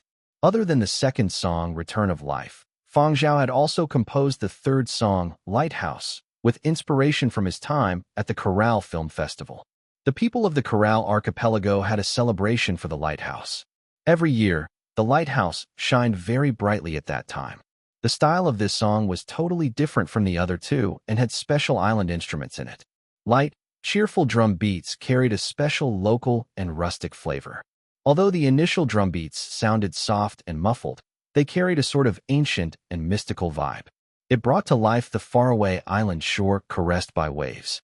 Lights and shadows flickered across the islanders celebrating. Their eyes turned misty from the lingering smell of alcohol in the ocean breeze. They turned around through the dancing throng and faced the ocean. Under the glow of the lighthouse, currents crashed against the reef. The lighthouse rays quietly probed the sea to guide returning ships along the blue periphery. Coral Archipelago's native folk songs and dances were partly behind the inspiration for Lighthouse. Fang Zhao had taken some of these native musical styles and blended them into his own composition. Under the starry sky, other islanders, the blue ocean, the lighthouse and ships were all blurs to the dancers. Lighthouse encapsulated all of this, with an intense artistic vitality. Amongst the audience, a renowned Huangzhou rapper smiled pleasantly as he listened to the booming drum beats. What sort of drum is this? It is rather pleasing to listen to. Chapter 444. A monster is hidden within. The rapper looked at the background information for this composition. The inspiration was from Coral. He too had received many invitations to participate in activities at Coral. However, his thoughts and focus had all been in taking part in the Coral Film Festival. How could he have time for other things? Thus, he hadn't even noticed the native instruments. He didn't have too much interest in music that was too thick in symphonic styles. He had come this time not to appreciate art, but rather to unearth gems. After listening to the previous 2 songs of the concert, He had wanted to send a message to some friends about the situation here. However, he could no longer care about anything else when the drum beats started for this song. He asked those around him, but nobody was able to discern what sort of drums they were. He looked through his contacts. There was no method of contacting Fang Zhao, so he decided to send a message to ask Lan Jing. Fang Zhao and Lan Jing had learned from the same master, so even if Lan Jing didn't know, Lan Jing could also ask Fang Zhao. Indeed, Lan Jing replied after a short while. It's a special kind of snare drum from Coral Island. Lan Jing had also studied this sort of drum on Coral Island before, so he could answer without asking Fang Zhao. A drum from Coral Island? The rapper committed it to memory. He was especially excited with Lighthouse that he couldn't sit still. During the short intermission for the evaluation committee, the rapper used his communications device to share this with his other friends. Really, when this sort of instrument full of native characteristics combines with musical notes, it is simply a cheat. It is too astounding. Then, shall I find some time to purchase drums from Corral? His friend asked. Do I look like I lack a drum? What I lack is talent. Not everyone can use this cheat combination. At least, I won't be able to do so in the short term. How then? The other side asked. What do you think? Of course, I need to find someone who can. Just a slight revision of the original score will do. A revised tune would definitely be very suitable for me. In his excitement, the rapper mentally composed some variations and sang a few verses under his breath. Hey, how is that? He was very satisfied with the few verses he had modified. An actor seated beside him listened to the rapper's rambling as well as his modified verse. He nearly doubted his own listening ability and memory when he compared it to Lighthouse. Was everyone listening to the same song? The changes are quite big. Also, isn't the concept completely different? However, this was a very normal thing for the rapper and his friends. People extracted different sentiments from listening to the same song. The rapper had a high level of musical knowledge. Thus, making larger changes to suit his style was very common. I can wait until the concert ends to look for Fang Zhao and discuss the copyrights for a revision.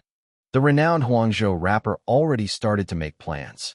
Oh, negotiating the copyrights might not be a good idea.